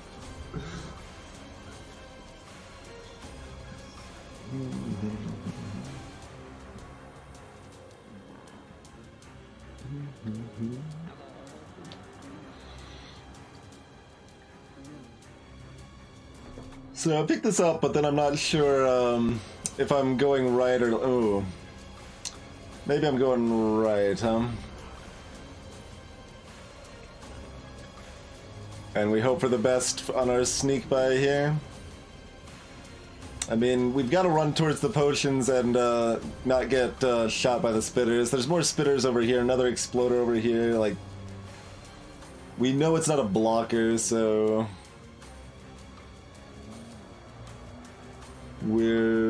that's our line. Like, we might even freeze it.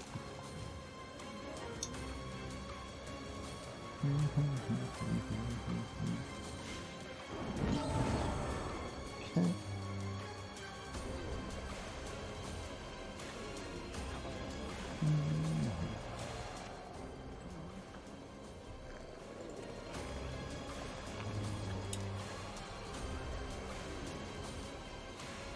Yeah, it's Ring of Pain, not Donut of Mild Torment. That is fair. That's fair.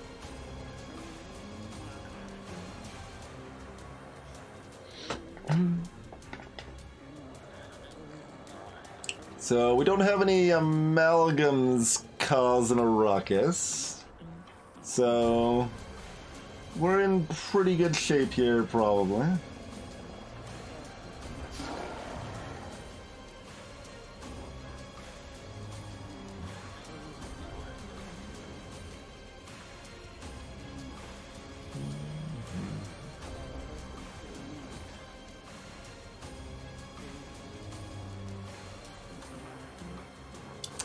Do I do the known decent poison, or do I save it for the potential better poison?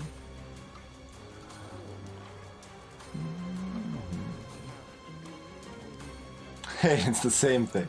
Okay.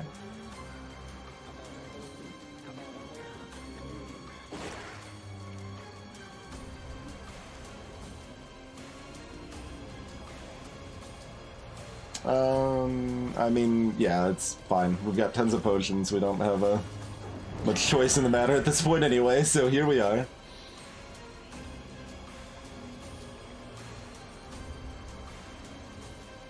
There's only one card left, so I guess that's our boss, friendo. I feel like I go snooping around the right side and boinking these spitters first, though, huh? I don't know, we could just swing back this way.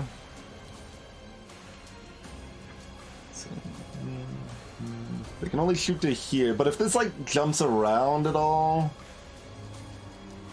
I feel like we want to dunk the spitters first. We got, like, a giant pile of potions.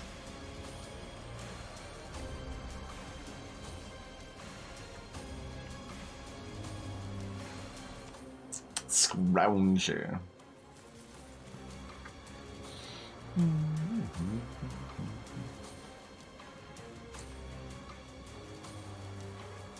Oh, we do have more speed than it, right? Yeah. Okay. It's discipline. Do we think it's jump around? Probably not. That's fair.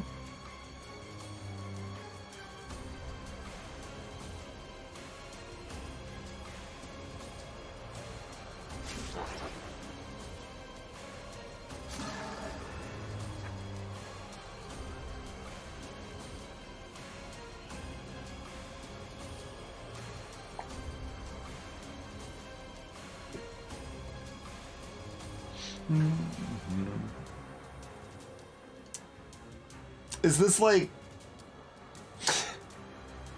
The fact that it's called discipline makes me not want to pick up any items. That would be really rude and awkward mechanic though, right? Like, that would just be dumb.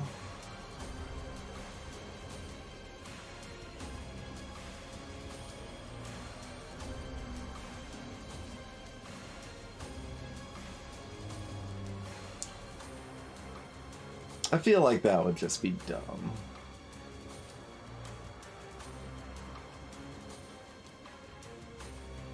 Like, this is approached gimmicky, but it's not giving us any indication that it's full-blown on gimmicky.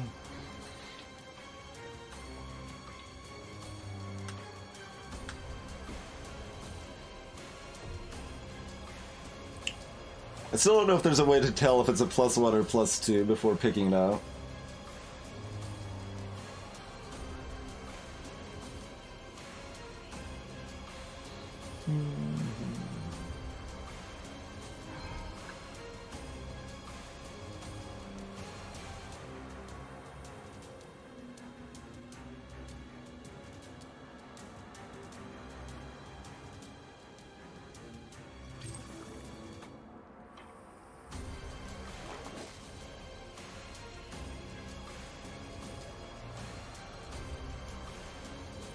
I don't know the timing on this.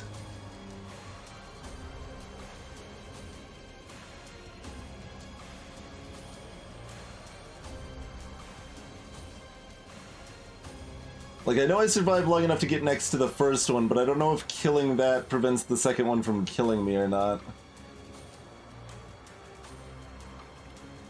Oh, this only heals 5 anyway. Alright, I mean, I guess the answer is just to drink it then, huh?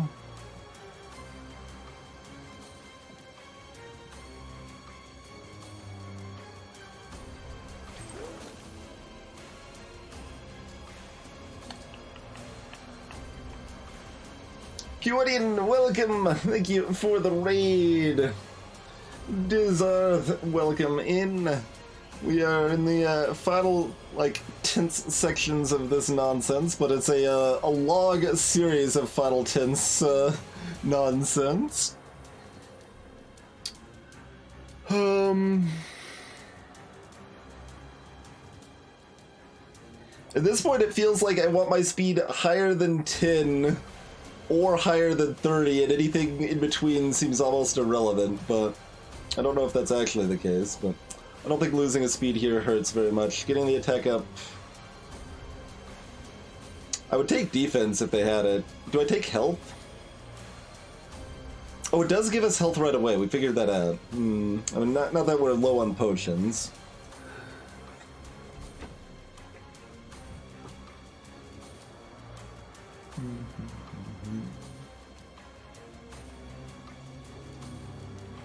+5.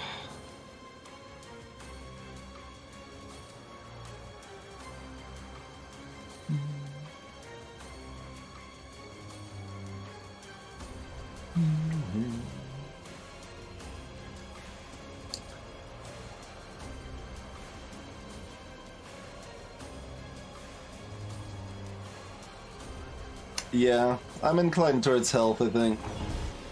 Yeah, actual things that we seem to be weak against. Okay, so it says we take 3 damage if we just kill this, so we should smooth on past it here and attack them from here.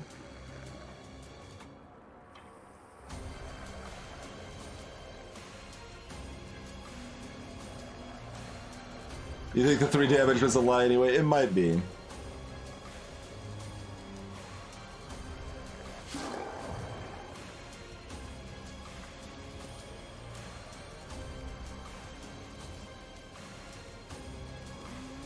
But yeah, Kiwa, this is it's pretty neat. Like the core mechanic, you can kind of see we've got this this ring of monsters and loot. and you kind of move around the ring and deal with interactions, like kind of uniquely based on where stuff is in the ring, and some stuff moves around, and kind of the sort of stuff you would expect of that. Acorn soup, yes, it's a ring of pain, so it's aptly named. That's what we're saying. No, that wasn't the case, Squirrelian. It said I would take 6 if I moved past the scroll, but it said I would take 3 if I picked up the scroll.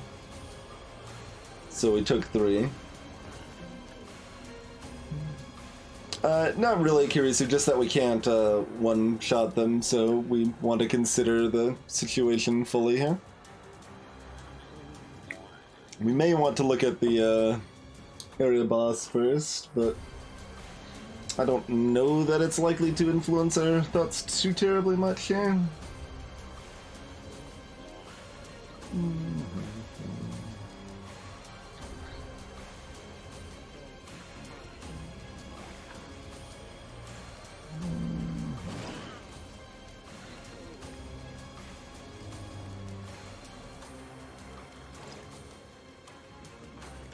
Oh, right, it's got 21 speed. Forgot about that. Okay.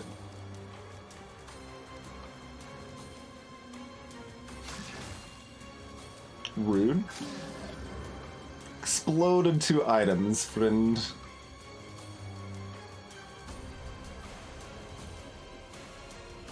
I'm not sure if we actually even need to bother killing that, so we should get over to the boss and see what it looks like.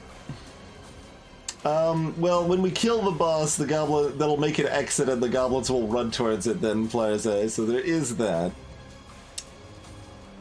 Take one more armor.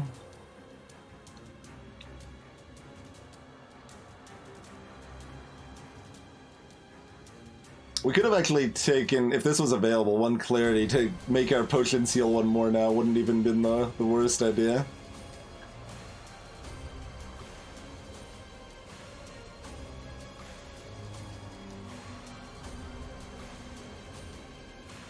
I'm like slightly afraid that we can't like move once we move next to the boss or something weird.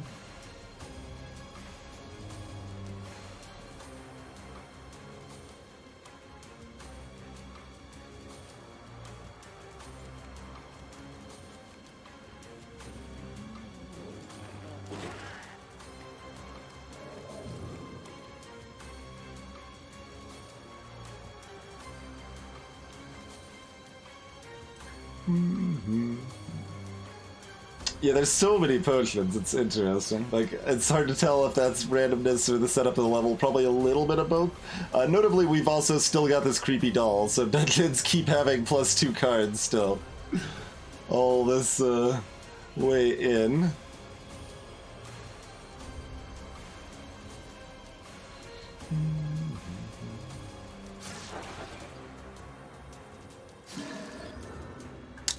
Two stat ups this time, very good.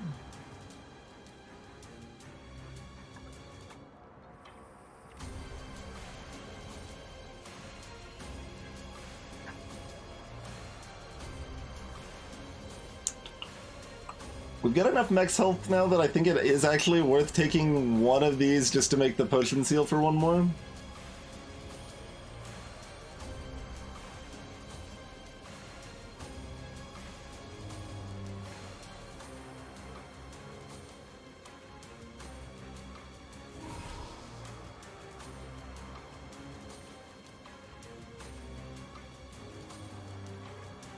Wait, does that not boost it?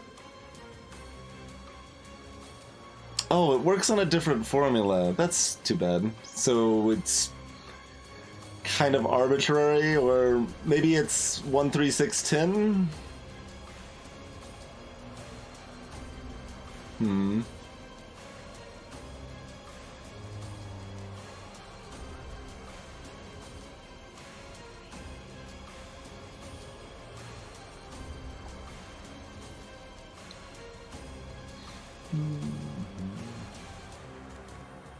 I mean, we could test it.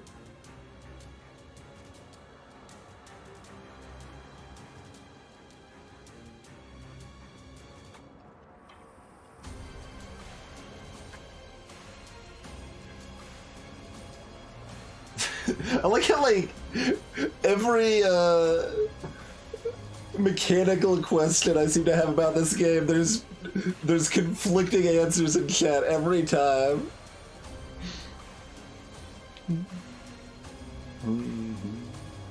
Although Nerd might just be memeing, to be fair.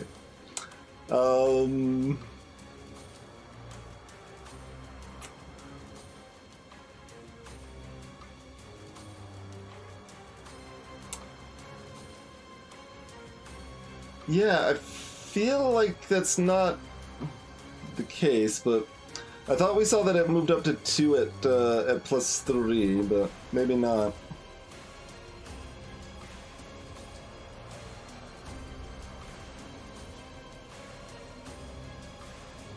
Also, this is a curse one, so... I mean, we've got enough potions that it's not the biggest risk. We take it before we leave, if nothing else. But... yeah, they might have done that, ZZT. Like, that would make sense. It's just what I thought I saw otherwise, but I could very well be wrong about what I saw earlier, you know?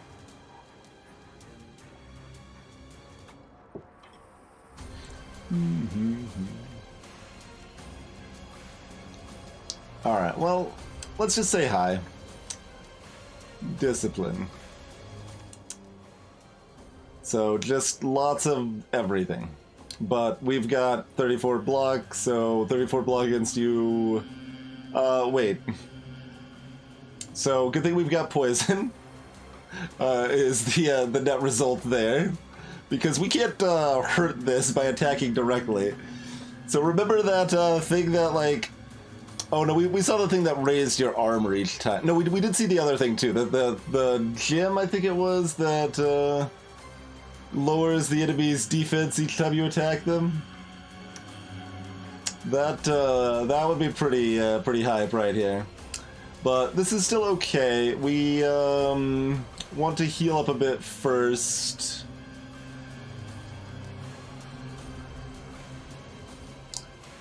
And then we poison it, attack it twice, poison it again, and it will get the doubling going, you know? I don't think it has an action. I think it just kills and counterattacks. I do not want to use the poison now. Unless there's a loot goblin left alive. Yeah, we should have left some stuff alive because of that. I should have thought about that. I don't know why I didn't. But that's still fine.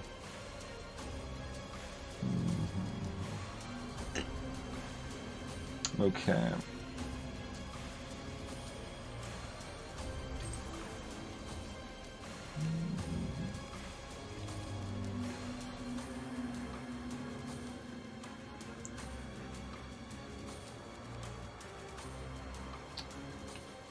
Do we take this because we want it to not be in the circle?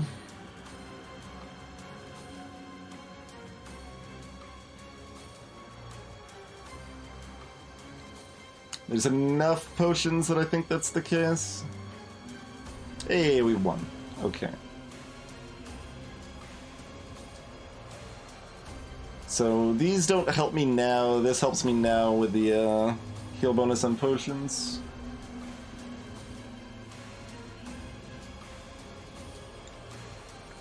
Okay, we're only taking 3 each go.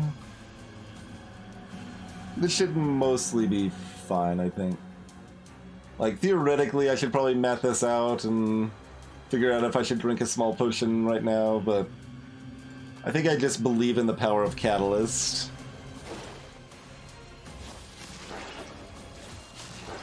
Gets all in my face about it.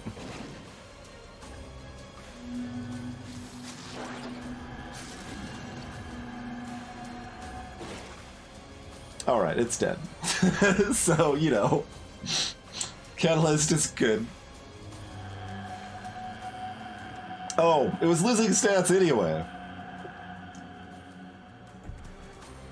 Well, we didn't even need it to have it lose stats. We were ready to kill it full bore.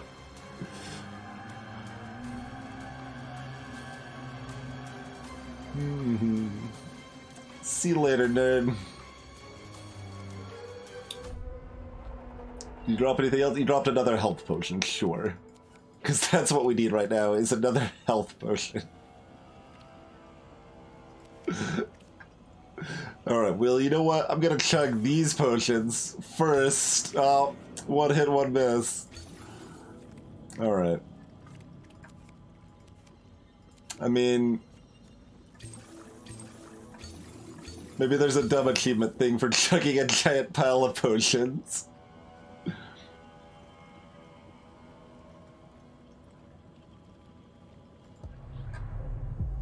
Oh, you're right, ZZT. I completely neglected to refresh my spell for the next area. That could hurt me. Time alone, a pain well known. A future failing, fate is sown. That was definitely a misstep. Calm. Hi.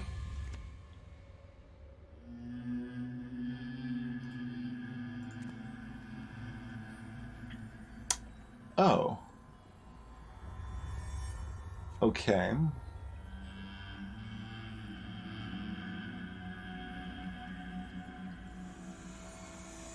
I assume everything comes to life and starts running at me as soon as we start attacking. So, you know what would be really good here is if we had our poison available. Oh, God.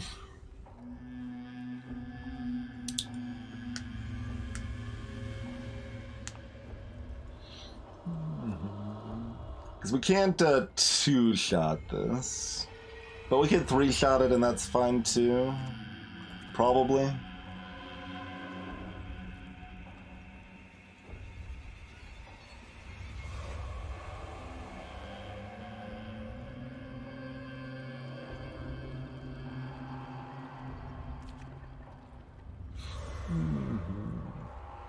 There's a scroll over there.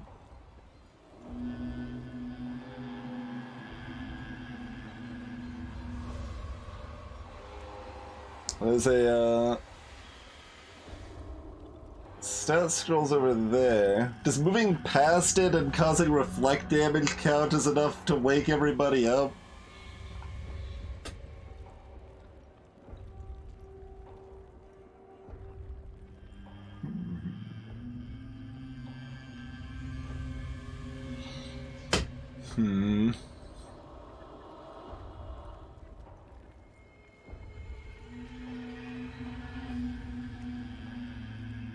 I mean, I guess if that's the thing, we can just loop around all the way around, right?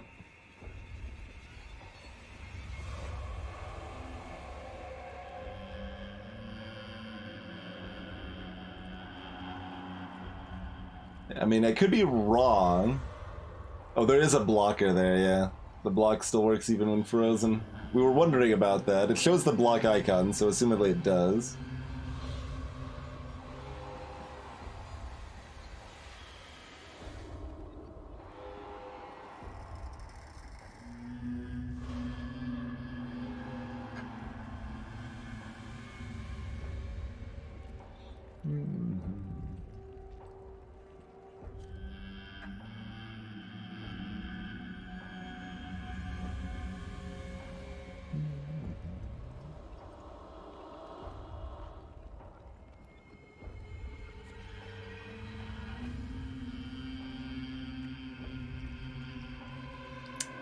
Like, why is this in the wrong space? Like, it's indented instead of, like, it should be going out to about here, card-wise, or like here, yeah, to be visible. That's kind of weird.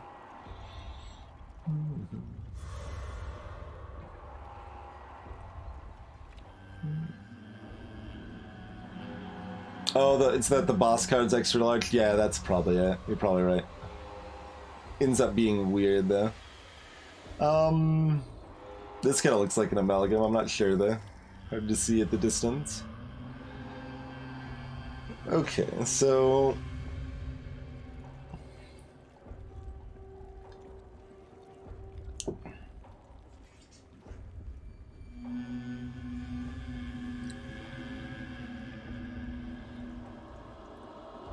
My assumption is that we can attack it 3 times, a portal will spawn, we get out before everything makes it to us. My assumption is that attacking anything will wake up everything.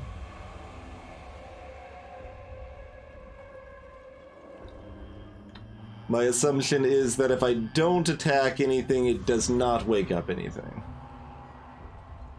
Any number of these assumptions could be wrong.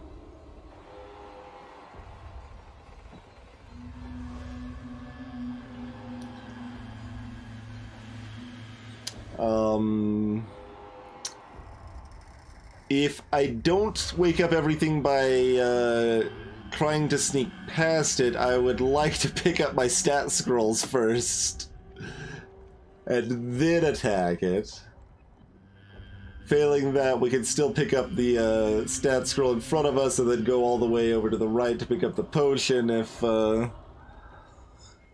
we miss our coin flip.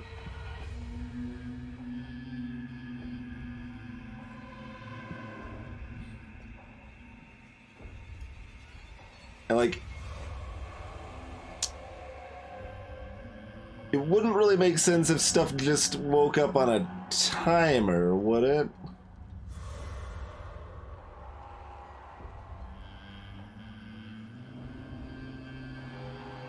That would be weird for Calm, I think.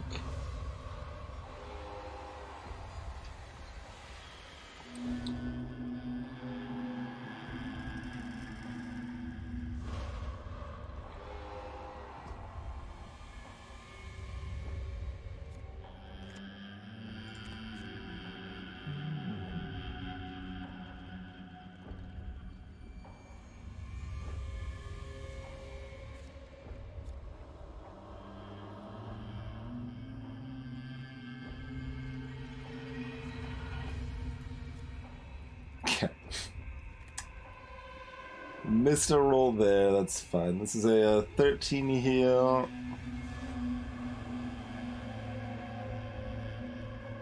Maybe I should have just left it there, but...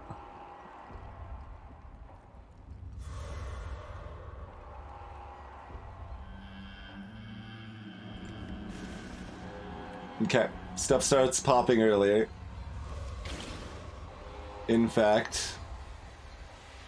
So it was actually fortuitous we started next to the boss. Let's just book it, is what we're saying. Yes.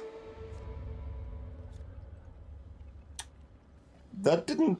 I didn't think that was woken up yet. Maybe it was, though, huh? Other things are still frozen. Like, it didn't all wake up. Things are waking up gradually. Every turn, Calm will unfreeze a monster. Interesting. Okay. Alright. So... Oh, that, No, that's fine. That was part of the plan. I think. Okay, you're not exploding now, so we pick up the stat scroll now. Then we, move...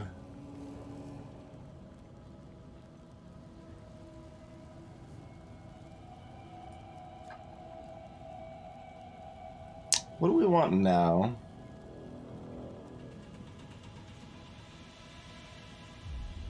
Damage, probably?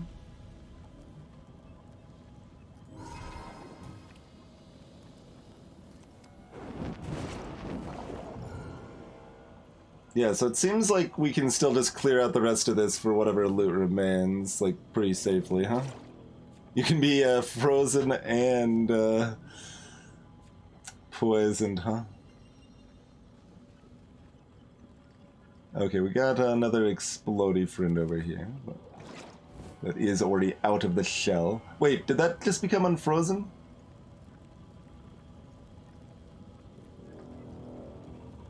And this is unfrozen.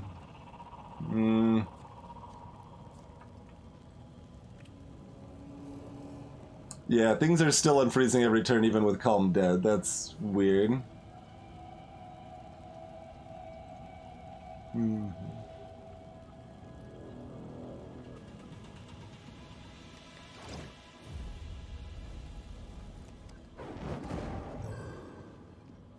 But we'll still at least pick up some... Well, no, nothing else is unfreezing now. That just unfroze, though, right? Maybe that was just the moving past it. Is it unfreezing stuff if it moves past it? Or just spawn? Oh yeah, there's a black hole thing here. Interesting.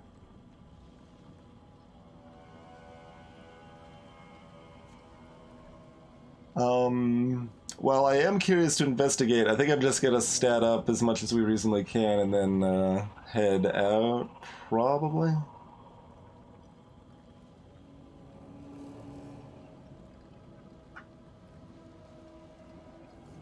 I'm trying to see if that stat is different. It looks like the same thing.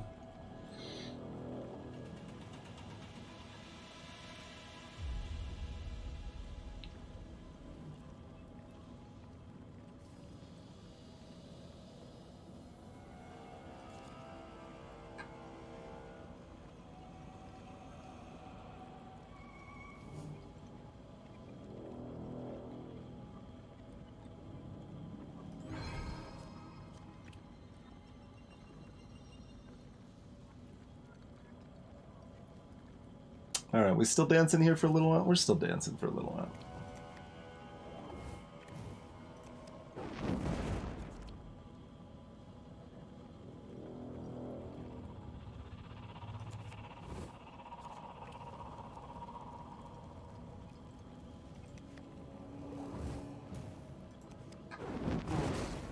Oh, I got spit at. How rude.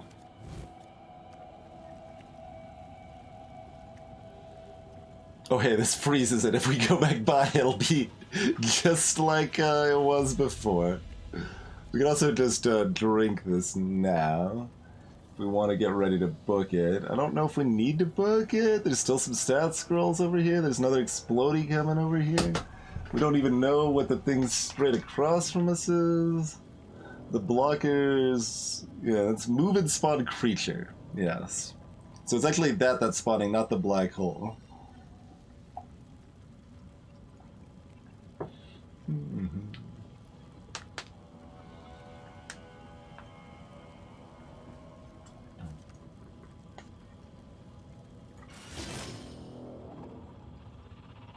And it is just spawning these things every time, so we can like make an infinitely big circle full of these. Oh, they are worth 0 souls. I was gonna say, am I like gonna just be farming souls here, or...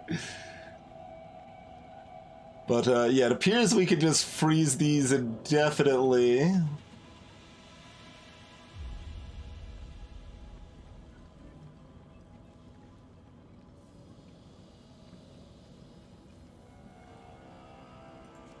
Interesting.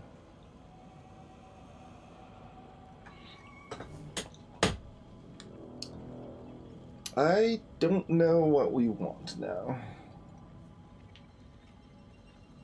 So, Overblock is still somewhat helpful for parry chance. If they're frozen, they don't blow up, though, second. I can walk past them and just freeze them because my block's so high, basically. And I've got this Glacier Shield here that... oh, we can't hover over its effect right now, but when I successfully parry something, it freezes it. Greetings, Punching Kirby.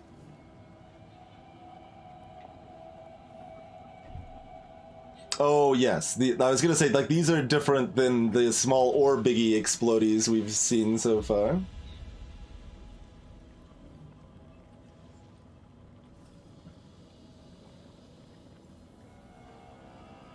It's interesting, like, this thing's almost a sub-boss, alongside the Called Nonsense.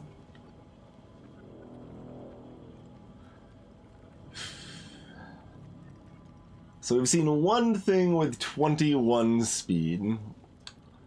That was the one relevant point of anything between, like, 15 and 30, basically. So none of these are going to be, like, terribly impactful. I mean, big surprise. +1 when we've got 30 of stats, but...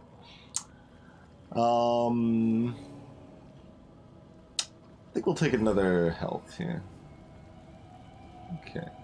So sneak past you, freeze you. Wait, It unfroze and now it's exploding.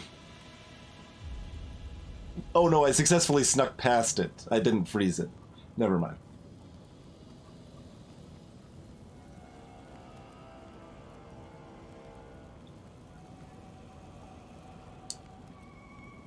Alright, that's fine.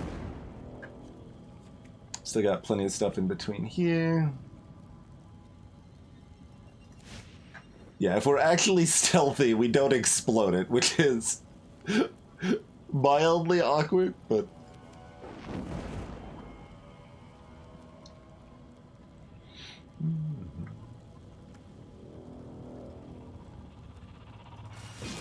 Alright, that one we froze. There's another upgrade scroll, which we may very well want.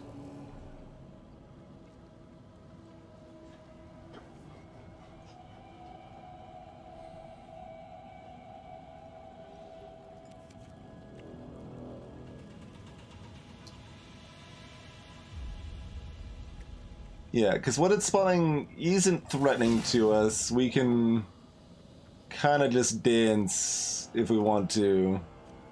We can leave our friends behind. Yeah, these skulkers are the ones that are at 21.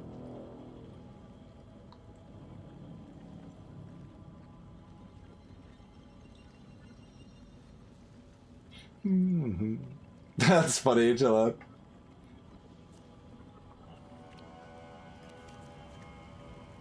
Okay, this is potentially problematic.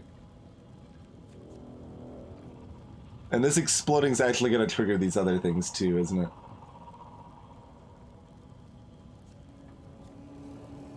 Because if I don't freeze it, then I've got nowhere to run, potentially. Like, I don't know if I can... Oh, it's moving clockwise. It's moving away? Okay. So if I move over towards it, it also... Wait, can it? There's a blocker in the way.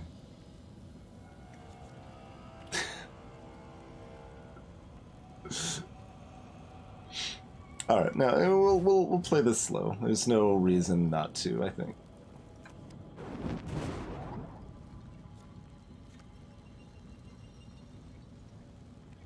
Oh, and that doesn't actually wake things up. The exploding on them does not wake them up. So we can actually kill everything we want to. The spitter being awake is the only problem thing.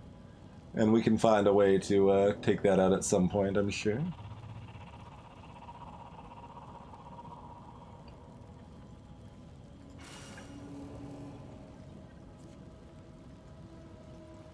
Oh, it wasn't, it became next to me rather than move next to me. Alright, well.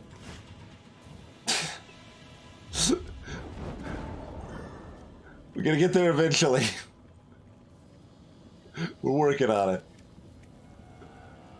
I need to do this safely, though, you know? Alright. What do you look like, friend? Firebreed. You're fast, but you hit like a noodle.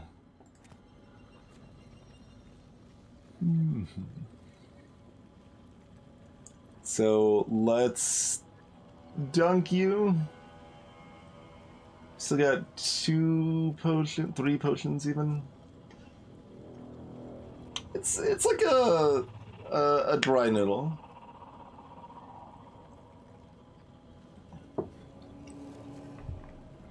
I mean, we're going to be attacking enough things, I guess I might as well do this. This doesn't wake things up, does it? If it does, we can run past it again anyway. Okay.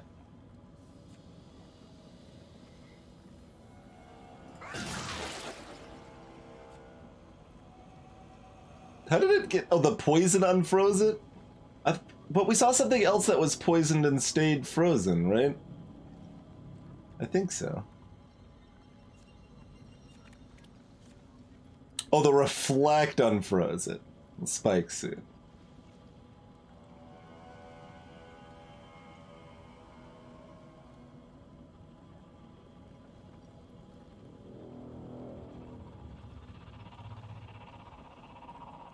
Or just that I attacked second. Okay, yes. We're so used to having the most speed that, like, mechanics of me not having the most speed are incomprehensible to me.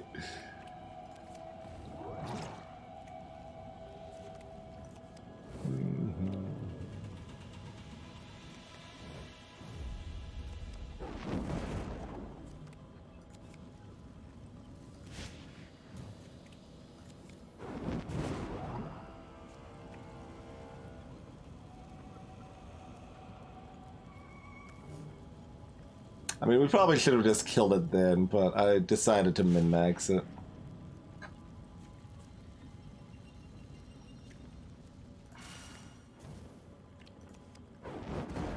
We can kill it with its own shoddy merchandise.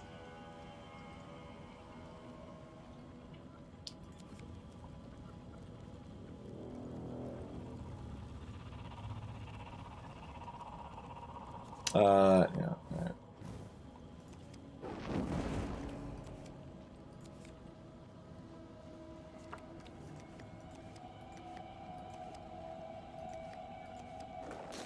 Ow. Guess we just run straight for that now. Kind of forgot that was there. Get dodged on, son. Oh yeah, we should look at this. Next section, Steal Souls.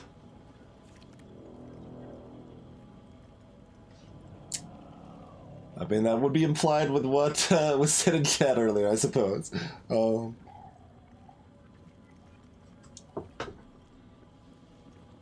Should I heal up first? Probably.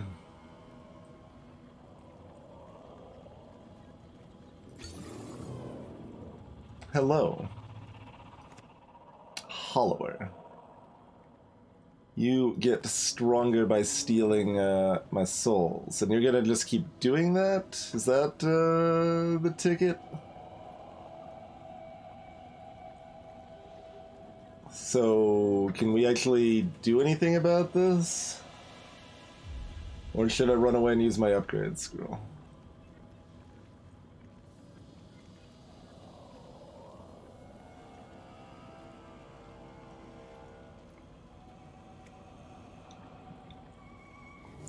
So, I mean, we can do 41 plus 17 right now.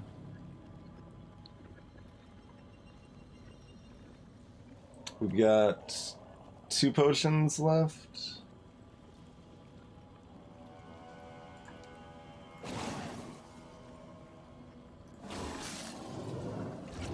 Oh, okay. I thought it got stronger because I thought this had like 30 health when we approached it, and then it jumped to 76 when it stole souls. So that's why I was like, I'm not sure if we can do this, but yeah, no, this is fine.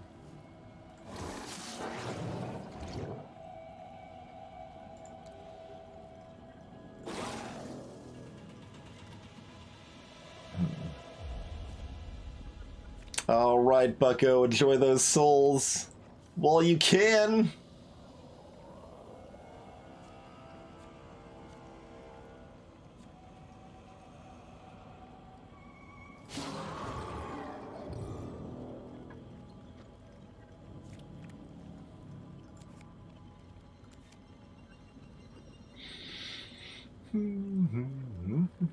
We didn't even have to use this. So we'll burn this to kill some more goobers, basically. Charge up that gets stronger with more souls stolen. Gotcha. Well, I mean, if it's +5 minus 4... Is it possible the first one we picked up was +5 minus 4 and we misread it? I could have sworn it was +4 minus 4, though.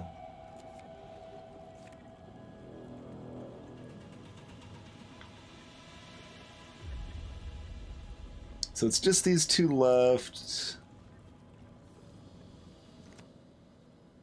Does 4 damage. We've got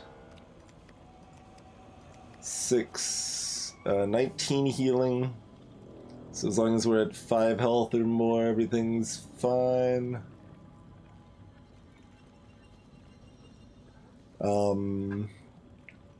Upgrade scrolls divisible by 30. How many more souls are we gonna get? You're worth 0. You're worth 18, so that's 21.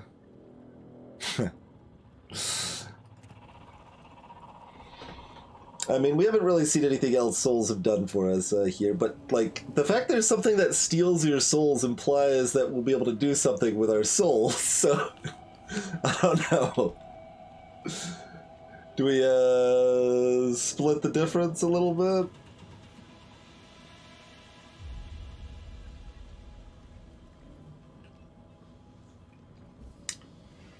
Casting the explosive won't, wake them out of ice, will it? Like, I don't think so.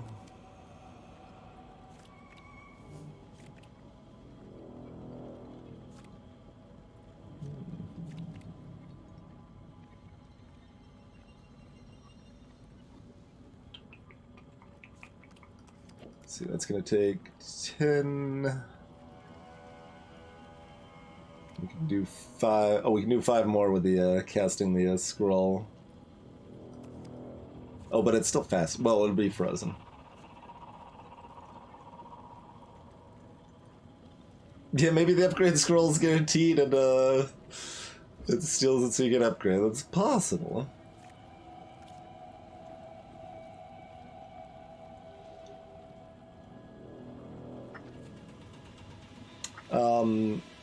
Anyway, none of this should really matter. Like, even if we don't use the scroll... Whatever it is.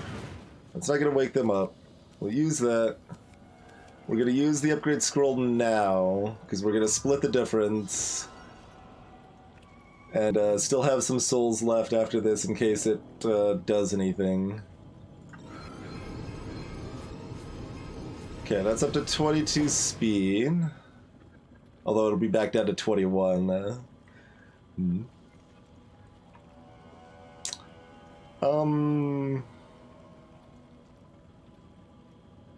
If we want to even out our stats, we could give ourselves a little clarity, I suppose. Losing 1 block unlikely to be very relevant, although overblock still does parry better.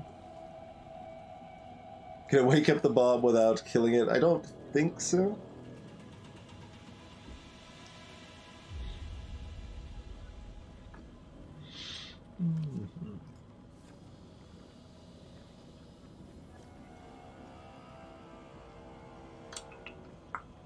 So, one of these is the pick.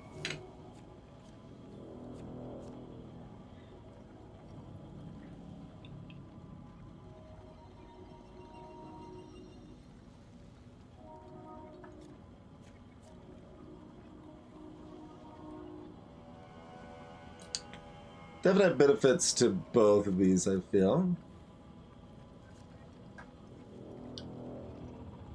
This is better if we also have this because it makes the potions heal for a lot more. So give me some of each, please.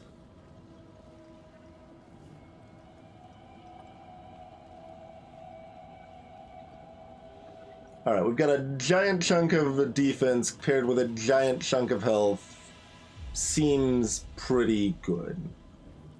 Right, like that just, yeah.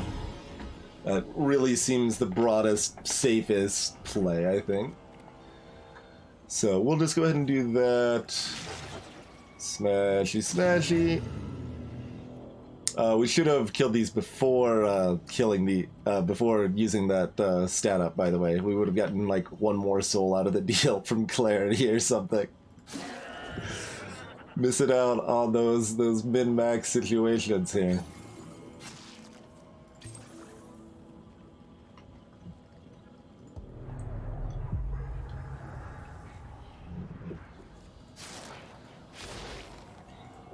Do you feel it, Mr. Krabs? I feel the future shining in. Bring it here. You still won't win. Vision. Okay, we're playing the game again. I want my 22 speed against this. Although, wait, it can't hurt us. I thought it had more than one piercing. Oh no, it just had 35 plus 1, and we only had like 35 defense instead of 38 before. Now these suckers can't even hurt us. Who cares about having enough speed? Okay, we got another black hole. I don't think I want to spend any more souls if there's multiple levels of things sucking up our souls.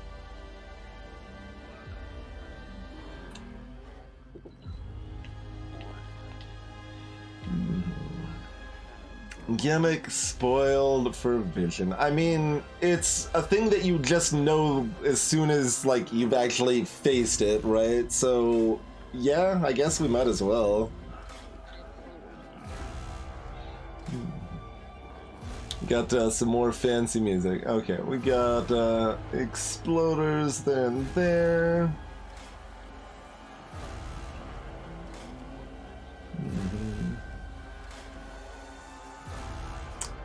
It hides cards. That's a really bad gimmick.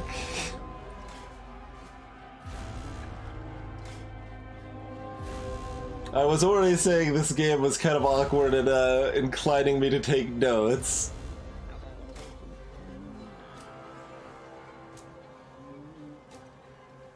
Everybody disliked that. Okay, we leave both of those here. Kite the exploder.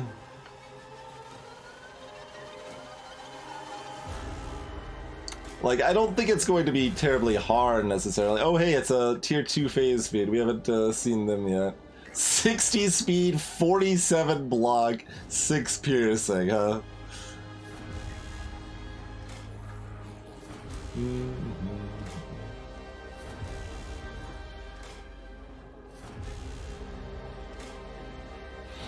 And it's gonna explode in a safe place, but...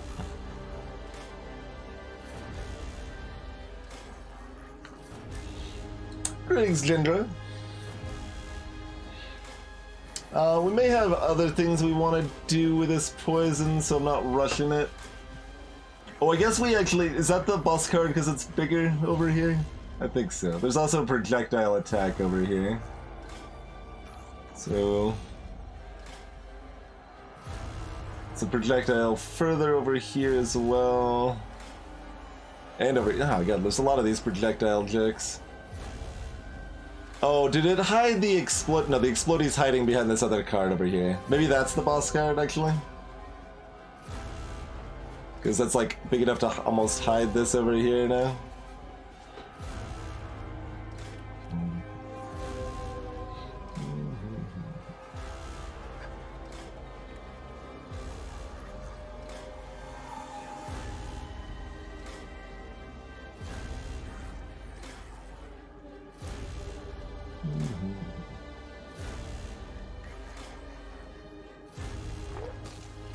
Oh, right. I should have seen if that was happening.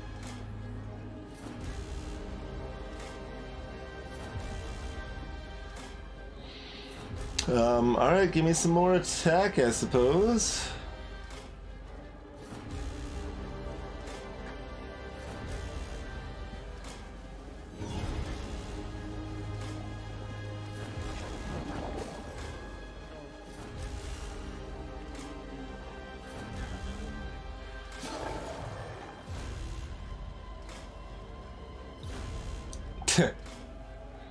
If we avoided it longer, it would have just not exploded. We've got the free stealth here if we want to go back past it, which I suppose we do. That's going to be the safest thing to do.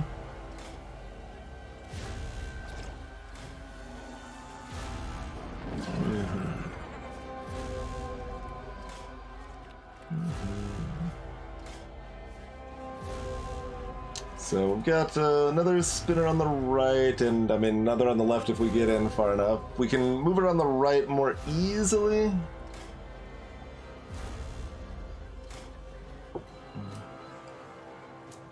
Probably. Alright.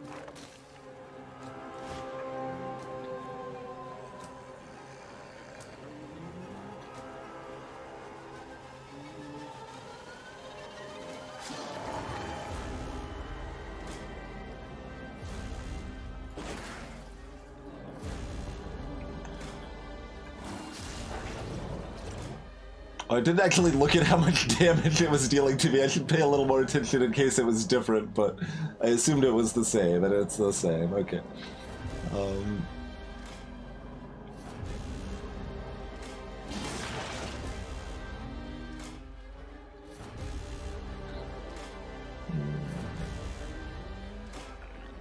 So do we want this off cooldown? I don't think it matters. I mean, it might matter.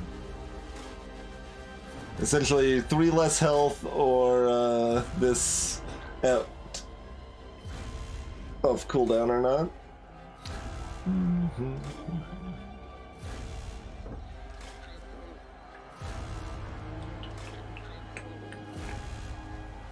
That's...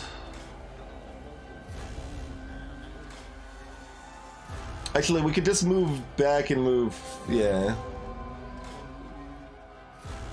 Oh no, it attacks first. Right, yeah, it's got more speed. Yep.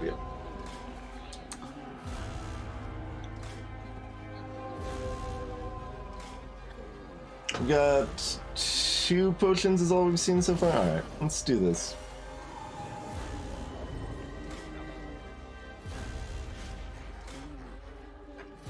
Hey look, something else we want to poison. That does 5 damage instead of 3. So it goes. Though we often parry it.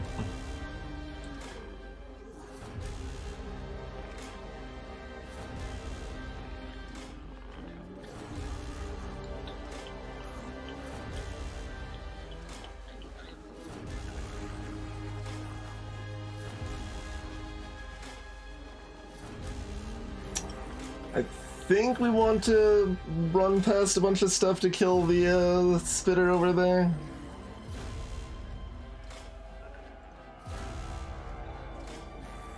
I feel like that's the play I want to make.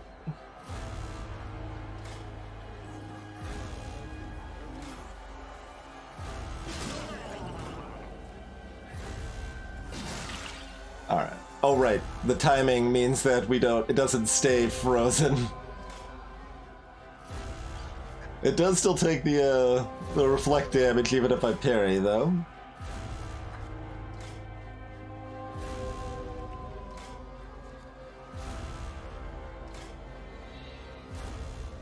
Alright, do we kill this with poison, or do we keep taking our parry rolls? So, like, for this to actually hit me, it's only going to do 5 damage, but to actually hit me... let's see... It's about it's a 7.6% chance for this to actually hit me. I believe. Because we've got an 80% and then a 40% and then a 40%. Not necessarily in that order, but...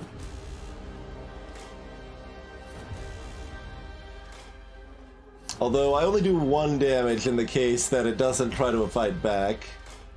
So the 40% is coming from this Intimidate effect. I've got 2 of these that Intimidate, when I attack, gives a chance that they don't attack back. So I've got 2 40% chances enemies do not attack back. Oh, does that work if I move second? Maybe not. Probably not, in fact. Given what Teak was saying earlier about speed and Intimidate. Good call. Alright, so we have an 80% chance of not taking damage.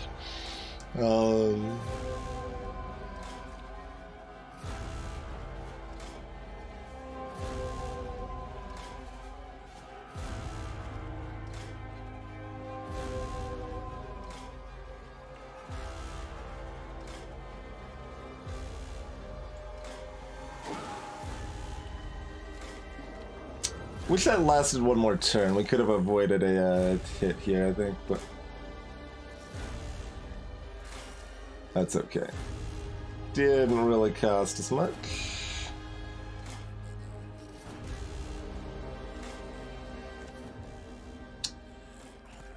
Vulnerable. hell I'm gonna put in big scarecrows right now when it still has 38 block win.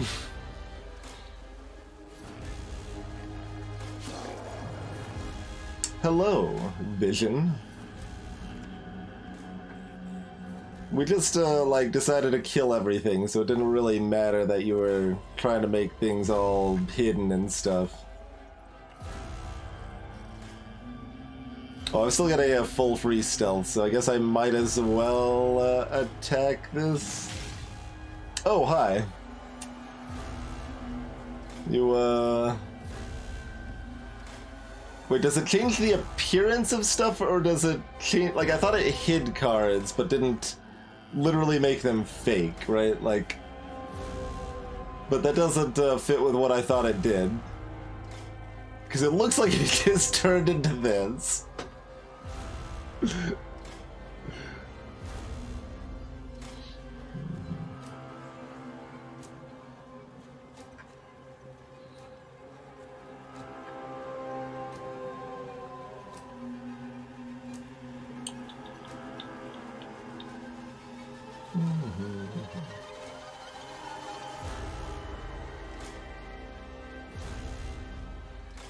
Maybe it just decided to book it out of here.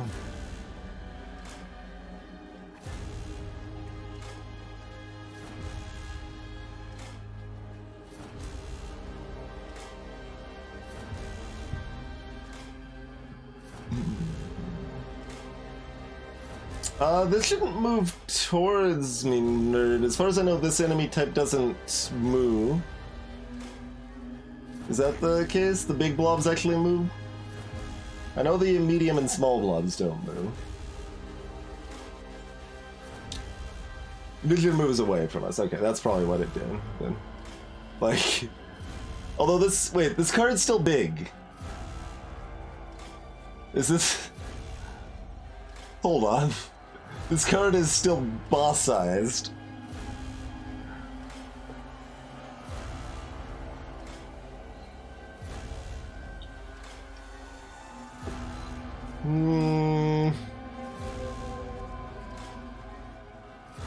What's your speed for? Okay.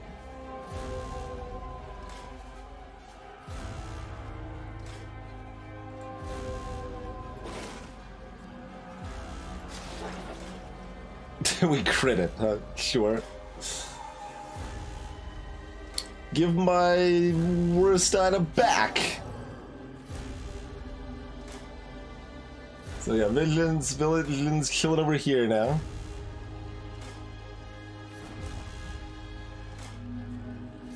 So we've got one freeze. Oh, we can freely walk across these as much as we would like. Okay. I mean, we've got 2 potions. Let's just go dunk Vision. Is that the scheme here? Well, we could try, but... Hello! Turns out I could run past, like, everything and not care, so...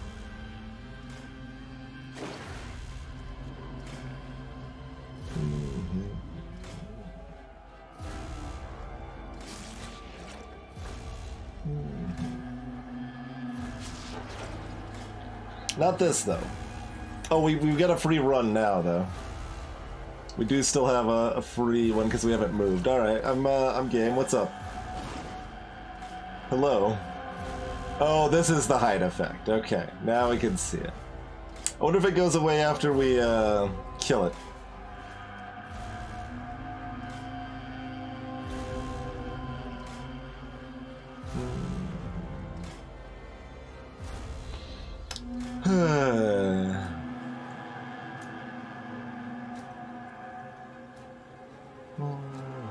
I'm trying to remember what's here. I think that's a potion. I don't think it matters either way, but I think this is technically the best EV play.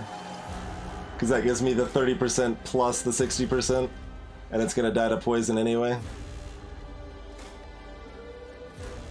Oh hey, it doesn't go away. Okay. Let's heal 12.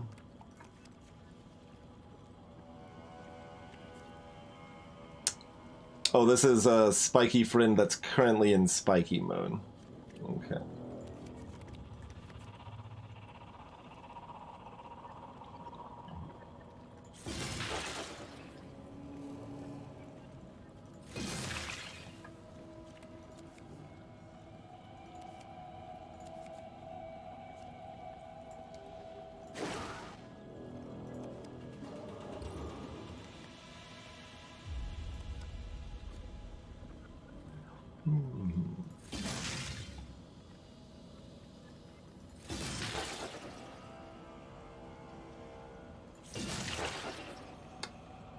Oh, it even glows which intimidate effect happened. That would happen this time.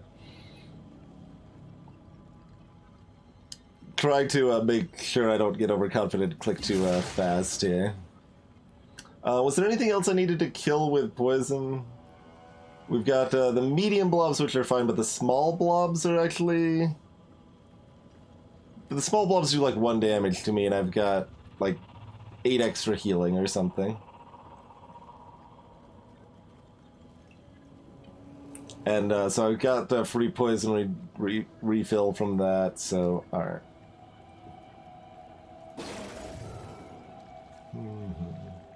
Oh, we'd actually brought it that low by that point.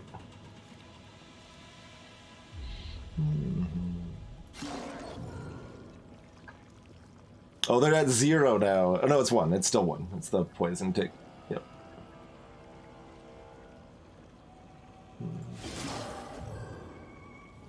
So I'm definitely wondering if the fact that there's all these things eating our souls is just thematic weirdness, or if it actually matters for some reason. Wait, what else was left?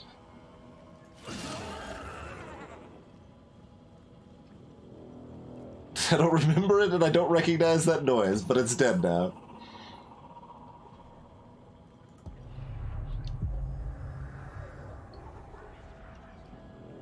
Alright, do we face you?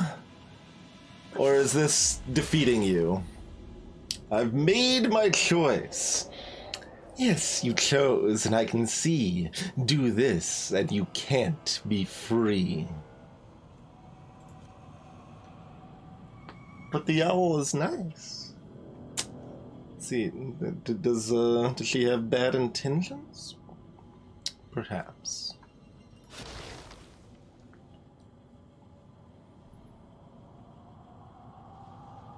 Do we win, or do we have yet another boss? Oh, we're fighting. We're punching it. We gotta click things. Interactive game experience. Have we... I did it? Deliverance. A life bereaved. Together bound, we have achieved. Okay, there's the achievement part.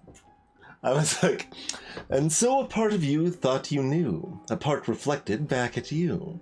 Too much to bear and put to rest, again suppressed, and here we nest, or rest. It was one of the two. Both of them made sense.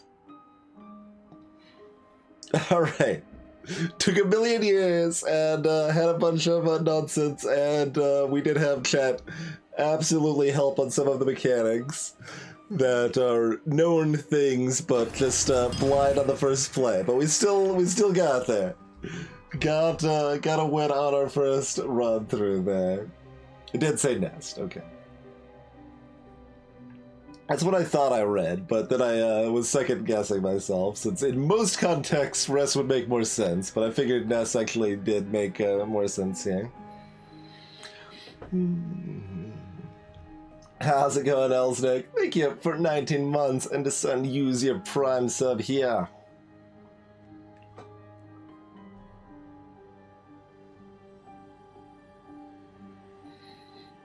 So it sounds like the other path is less tedious.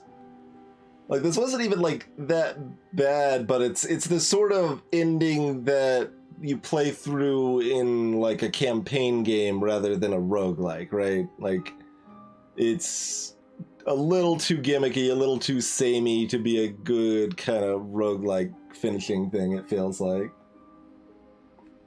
We did successfully attack the darkness.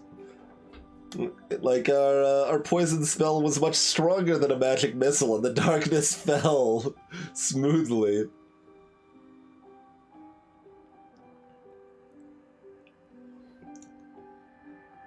Dim Dum Dam, the comedian champion. Oh, Esty is in the list. Yeah, that makes sense. I think Esty was playing this pretty early on.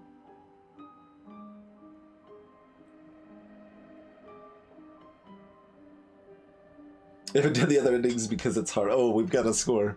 Deep within the ring of pain, the cycle is complete. Again? Again? Look, I know the rhyming dictionary tells you that again and pain rhyme, but the rhyming dictionary is lying to you, and you need to realize that and find a different rhyme, okay? I've been there. I've been there. I know the rhyming dictionary lists again, but we don't pronounce it again anymore. That's not how that works. Rhymes in Australian? Is that common in Australia to pronounce it again? Like that seems like a vaguely Britishism, but it doesn't like. It seems like more of a sub accent rather than a predominantly Australian or predominantly British thing. But I certainly could be wrong.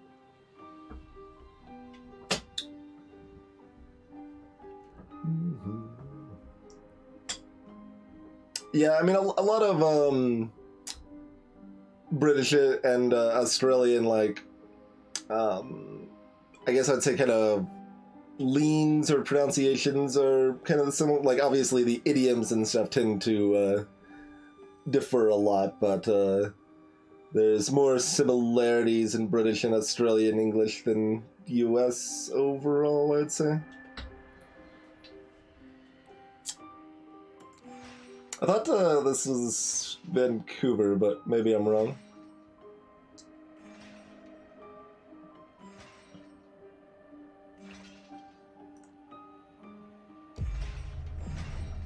We've got a loot box? Why do we have a loot box? Dual wield. We've just, that doesn't look... You put a question mark on the effect, I don't even get to see the effect.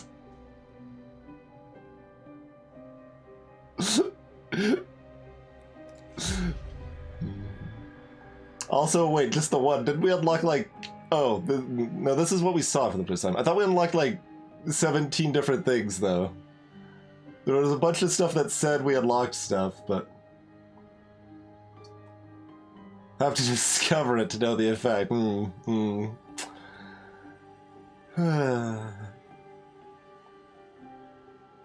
I pressed the arrow, Corn Soup.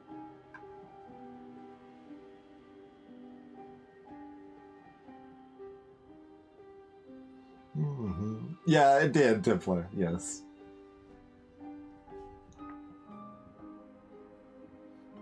Apparently I pressed the thing to skip playing everything, but, like, the arrow reads as next to me, so I pressed next.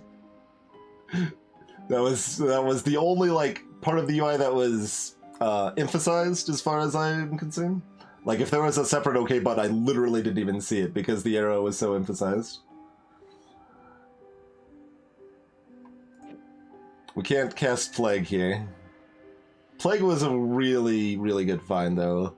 Like, remember how I was saying earlier that the poison book, I'm like, well, like, it doesn't really focus on our build, but, like, it gives us options to deal with stuff our build's bad at. Mind you, by the end, we just had everything. we had Clarity as a dumb stat, and we had all of the other things, so... It's not like we were a glass cannon build anymore. We were a glass cannon that just kept getting armored up due to circumstance. We didn't have much choice in the matter.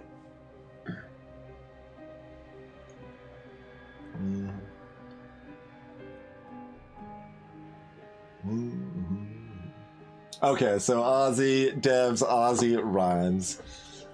Alright, that's fair. That's fair. Language is weird and complicated. Depth reach question mark.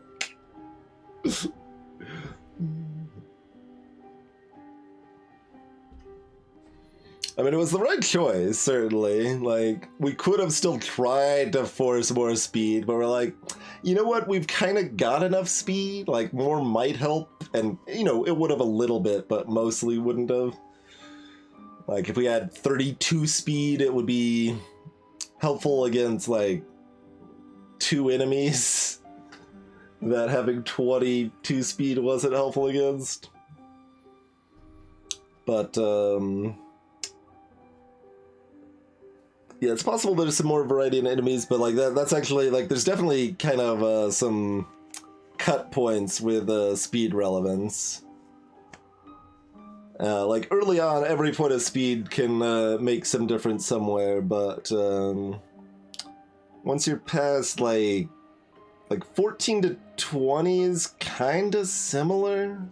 There's a few steps in there, I think, but.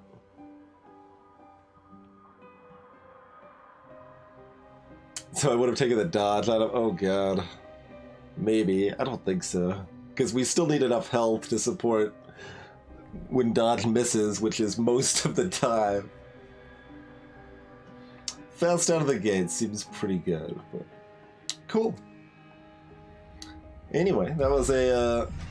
Oh, wait. There's more stuff happening. Okay, we unlocked the collection. Sure. There's no arrow button yet. Daily dungeon. Difficulty setting. Double candle? What does it mean? So difficulty was separate from the double candle, though.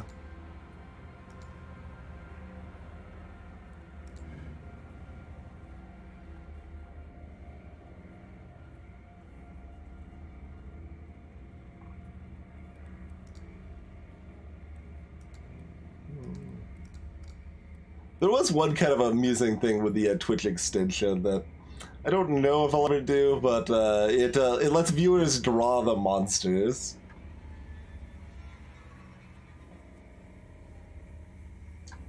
Like, double candle sounds like easier, but apparently double candle is harder. So that's kind of funny. But it's weird that it says it unlocks difficulty and that it unlocks double candle if they are the one and the same, but sure.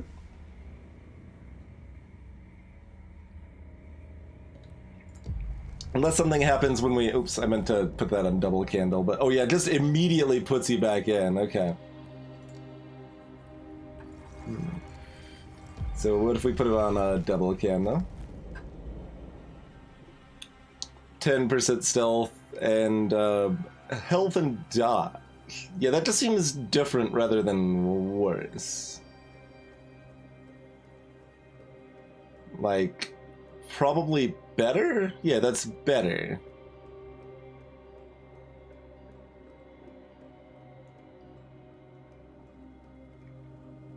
So we have 2 less clarity, so we start with -1 clarity. But we have +5 health and +5 dodge and 10% stealth instead of 20% stealth.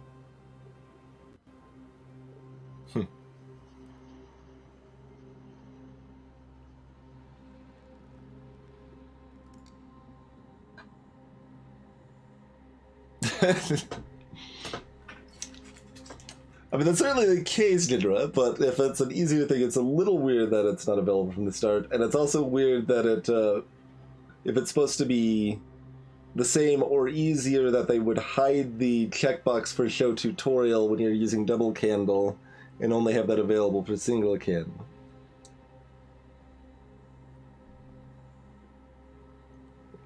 But it changes other stuff, it makes the monsters harder. Yeah, it's just weird. They like... It's certainly like an approach. It's, I guess the biggest thing that's weird is that it's like not, communicated at all.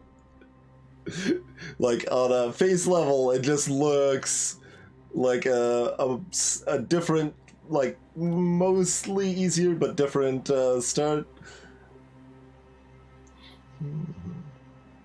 So it's funny. Like, are there any? You're probably the same. Wait, no, you have more attack. You have a lot more attack. Because I think you normally only have 2, maybe 3. Yeah, so that has more attack. We've got an orb on the first level, which I'm not sure is normal. We've already got these checks. Yeah, alright.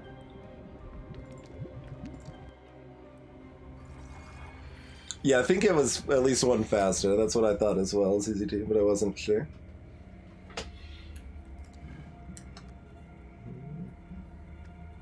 So we've seen half of the stuff.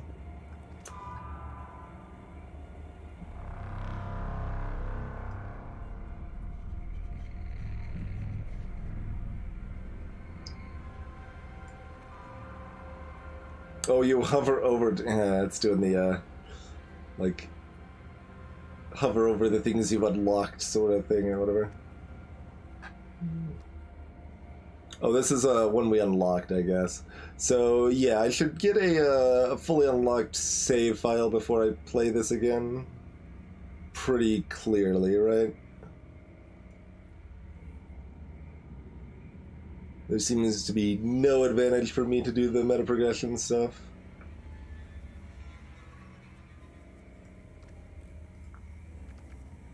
There's still a lot of yellows we haven't seen for sure.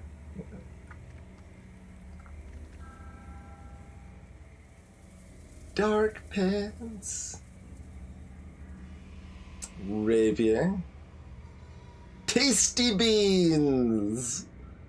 See, how is this acceptable when Tasty Beans are not even available when you start the game? You need to unlock the Tasty Beans. Cool. Yeah, so I think we'll play... Oh god, staring at me! I think we will play more of... Yes.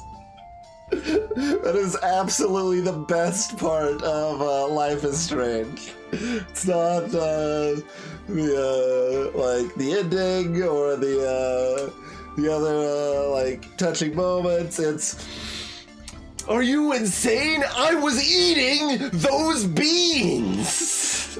Like,